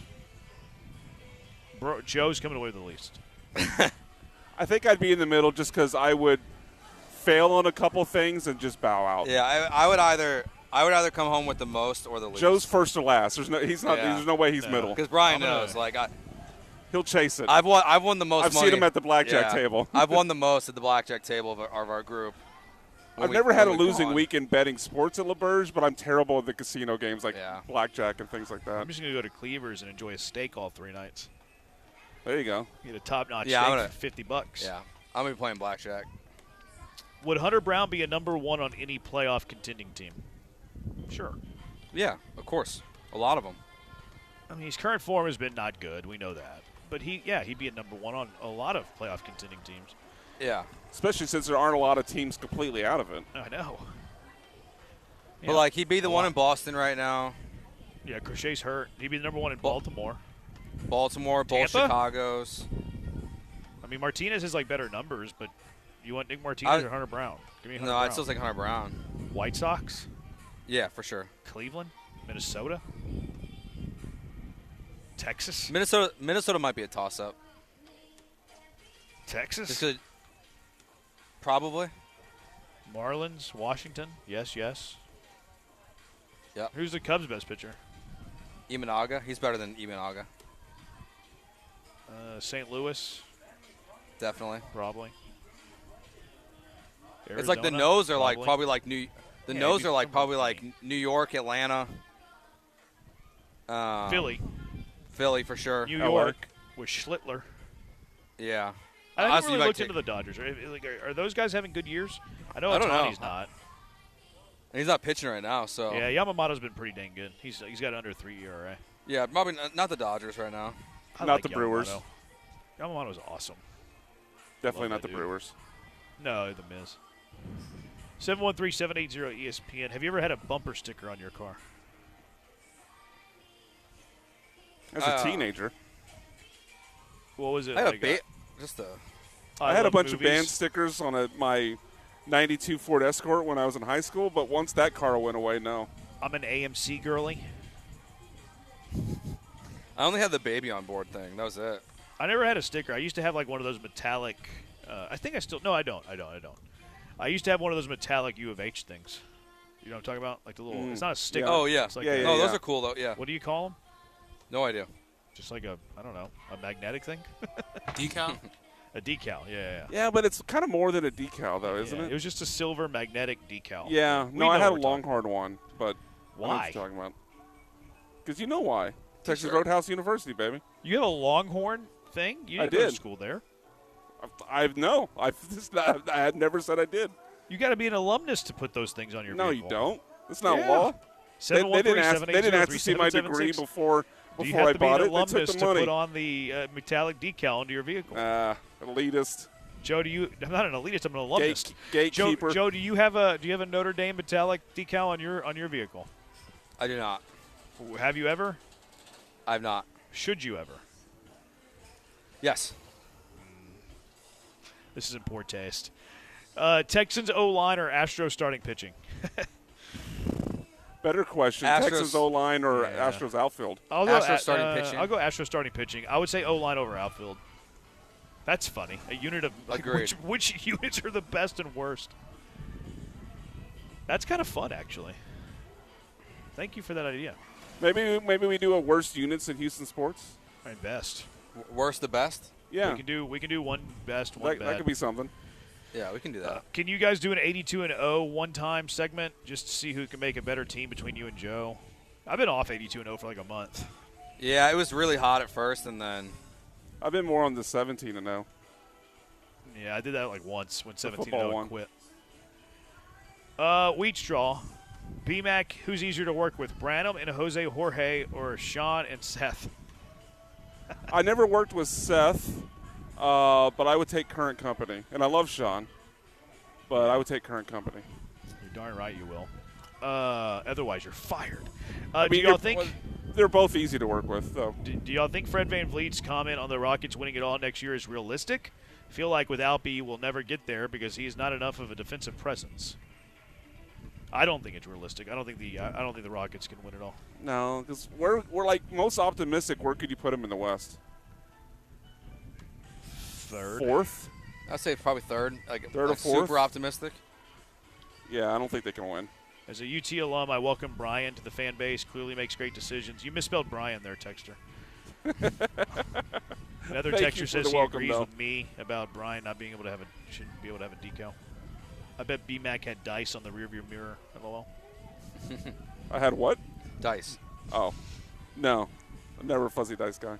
Joe, this question is to you. FIFA versus Madden versus MLB The Show. Which is a better multiplayer experience? I go Madden, MLB The Show. No. Madden, FIFA, MLB The Show. MLB The Show is definitely the worst. Yeah. For No doubt. multiplayer. Yeah, for Yeah, multiplayer. That's what I'm talking about. I played Their all three multiplayer of these sucks. games, actually, just not recently. Multiplayer, I'd go Fi- FIFA, Madden, Yeah. Show. If I went just like entertainment on my own, I would go FIFA, The Show, Madden. Yeah, the best multiplayer is either college football or NHL. You know something I that haven't is played always NHL in a while. you know something that's always disappointed me with FIFA? Well, not anymore. Like back in the day, that you can never do a multiplayer career. Oh yeah. That always Yeah, I annoyed would me. assume they would have that. No, that's That'd been- that's it'd starting. been so cool. That's never happened. That's being introduced next year, apparently. Oh, is it? In college football? No, you're doing it now. Well, no. Well, He's like, talking about in FIFA. Oh, like in like a dynasty. Yeah, setting. you have yeah. a multiplayer dynasty. They've had that in college football for 20 years. They couldn't. They didn't have that in FIFA. Never had it in FIFA. That's crazy. I know. That's It so would- strange. It would have been so great. They never Yeah, had it Madden in and FIFA. college football have had it for a long time. I know. It blows my mind that FIFA's maybe the transfer window's too sophisticated, promotion and delegation just too sophisticated for the game players or the game creators' minds. All right, Got to go to break. 713-780-ESPN. Who is your junkie of the day? 713-780-3776. Jeremy and Joe, Pleasure Pier, ESPN 97.5. First, I want to tell you about HRP, Human Resources and Payroll. It's Cougar owned by my colleague, Go Cougs. He used to protect the Heisman Trophy winner, Chris Fisher's over there. He's good people, too. They're all great people at HRP. It's why their customer service is top notch. Business owners, let HRP help you. They can help you in HR compliance, benefits administration, payroll, onboarding. HRP can help in all of those areas or one of those areas because there's no boxes with HRP. You're not reading off a menu. Doesn't matter how small the task, how big the task. HRP completely customizes a plan for what you and your business needs. They're going to sit down with you. They're going to talk with you. They're going to figure out what's good, what's bad, pros, cons, where you need help, where you don't need help, where you want help even. And they're going to tailor a plan for you. That's what makes HRP so great. It's not some cookie cutter thing. No, they're going to tailor a plan for exactly what you need. Also, technology meets service with HRP. Look, it's 2026. You have to have the best technology in the game, and you'll have that at HRP. You're going to love that. But what sets HRP apart, in my opinion, is their service. Their service is top notch. Look, I'm just a measly old employee of an employer who uses HRP, and they treat me like I'm royalty. They're awesome at HRP. Guaranteed fulfillment. You'll never talk to a stranger. You'll talk to someone who knows you, knows your business needs, and your business is going to take off with HRP. So give them a call, 281-880-6525. Let HRP tailor a plan for you, 281-880-6525, or check them out online, hrp.net. That's hrp.net.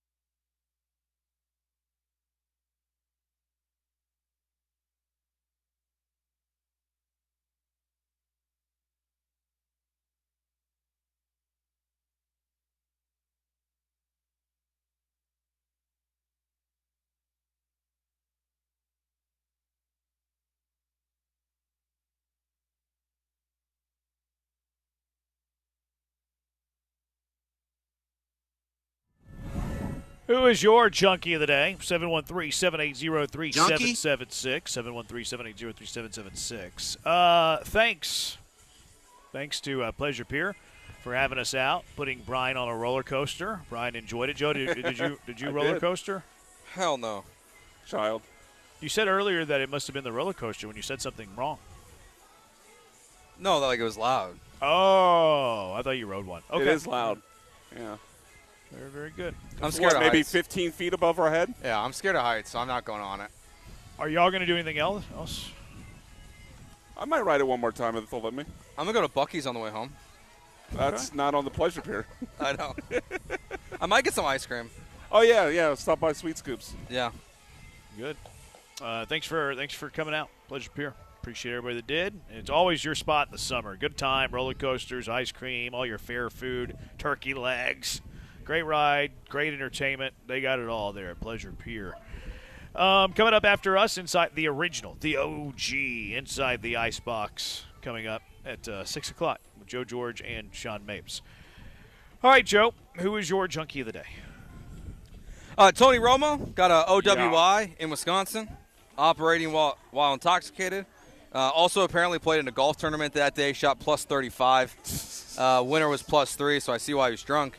Are those two stories related? Apparently it was the day of the one. Probably. So Tony Romo for one, and then that USA headline we mentioned earlier where they said Caitlin Clark was not at a orange carpet event for the All-Star game because she was getting her hair done, but in actual reality she was at a charity event for her charity. So, yeah, those are my junkies. That's pretty bad. Not a good one there. It's a good list. It's a good list. I like your list, Joe. It's a good list. Thanks. My junkie is LeBron going to Philly. It's just, I don't know. I'm just hating, to be honest with you. Wanted all the attention. Took forever. They're saying he might live in New York because it's a 45-minute helicopter ride. If he really does That's that, he's awesome. truly a junkie. That is baller. Not even living in the same state where he's employed. Just another reason for them to hate him. Which I think actually does happen a lot in Philadelphia, but they usually live like in New Jersey because it's right on the border. Yeah. But to live in like New York City, that'd be crazy. But yeah, give me LeBron just for the sake of hating on LeBron. Brian? I'll nominate a couple of my teammates. I'm going to nominate Joe for saying Caleb Williams is the second most clutch quarterback in the NFL. That wild homer take. The ice. And then I'm going to nominate our social media person, Lexi. Earlier, Jeremy, during the break, because it was pretty hot out here, I bought waters for everybody. Nice of you. I didn't necessarily ask, hey, next thing anyone gets, go ahead and buy me one. But Lexi went and got herself ice cream and never asked Joe or I, hey, would you like some? Yeah. So I'll nominate Lexi for I think it's a bad nom. Not returning the favor when I bought her water. I think it's a bad nom. Nah, I'm salty. You're a man. She's a woman. Secondly, you're in your 40s. She's in her 20s. Yeah. And you're griping about her not asking you about ice cream? I'm saying she should have bought some. I bought her water. I'm going to nominate you for nominating her in that scenario. What a white knight, Jeremy Branham. That's the worst nomination I've ever heard. Like, if it was one of us, okay, that's fair. Totally fair. Nah. We're men. We're all Bad in the teammate. same age group. Bad teammate. But you're throwing a woman who is half your age-ish under the bus. I don't know for why not the woman part asking matters. you for ice cream? I don't know why the woman part matters. I'll concede the age part, but I don't know why the woman Because part matters. chivalry. Because we're men and we treat women with respect, and we don't ask women to buy us things. Nah.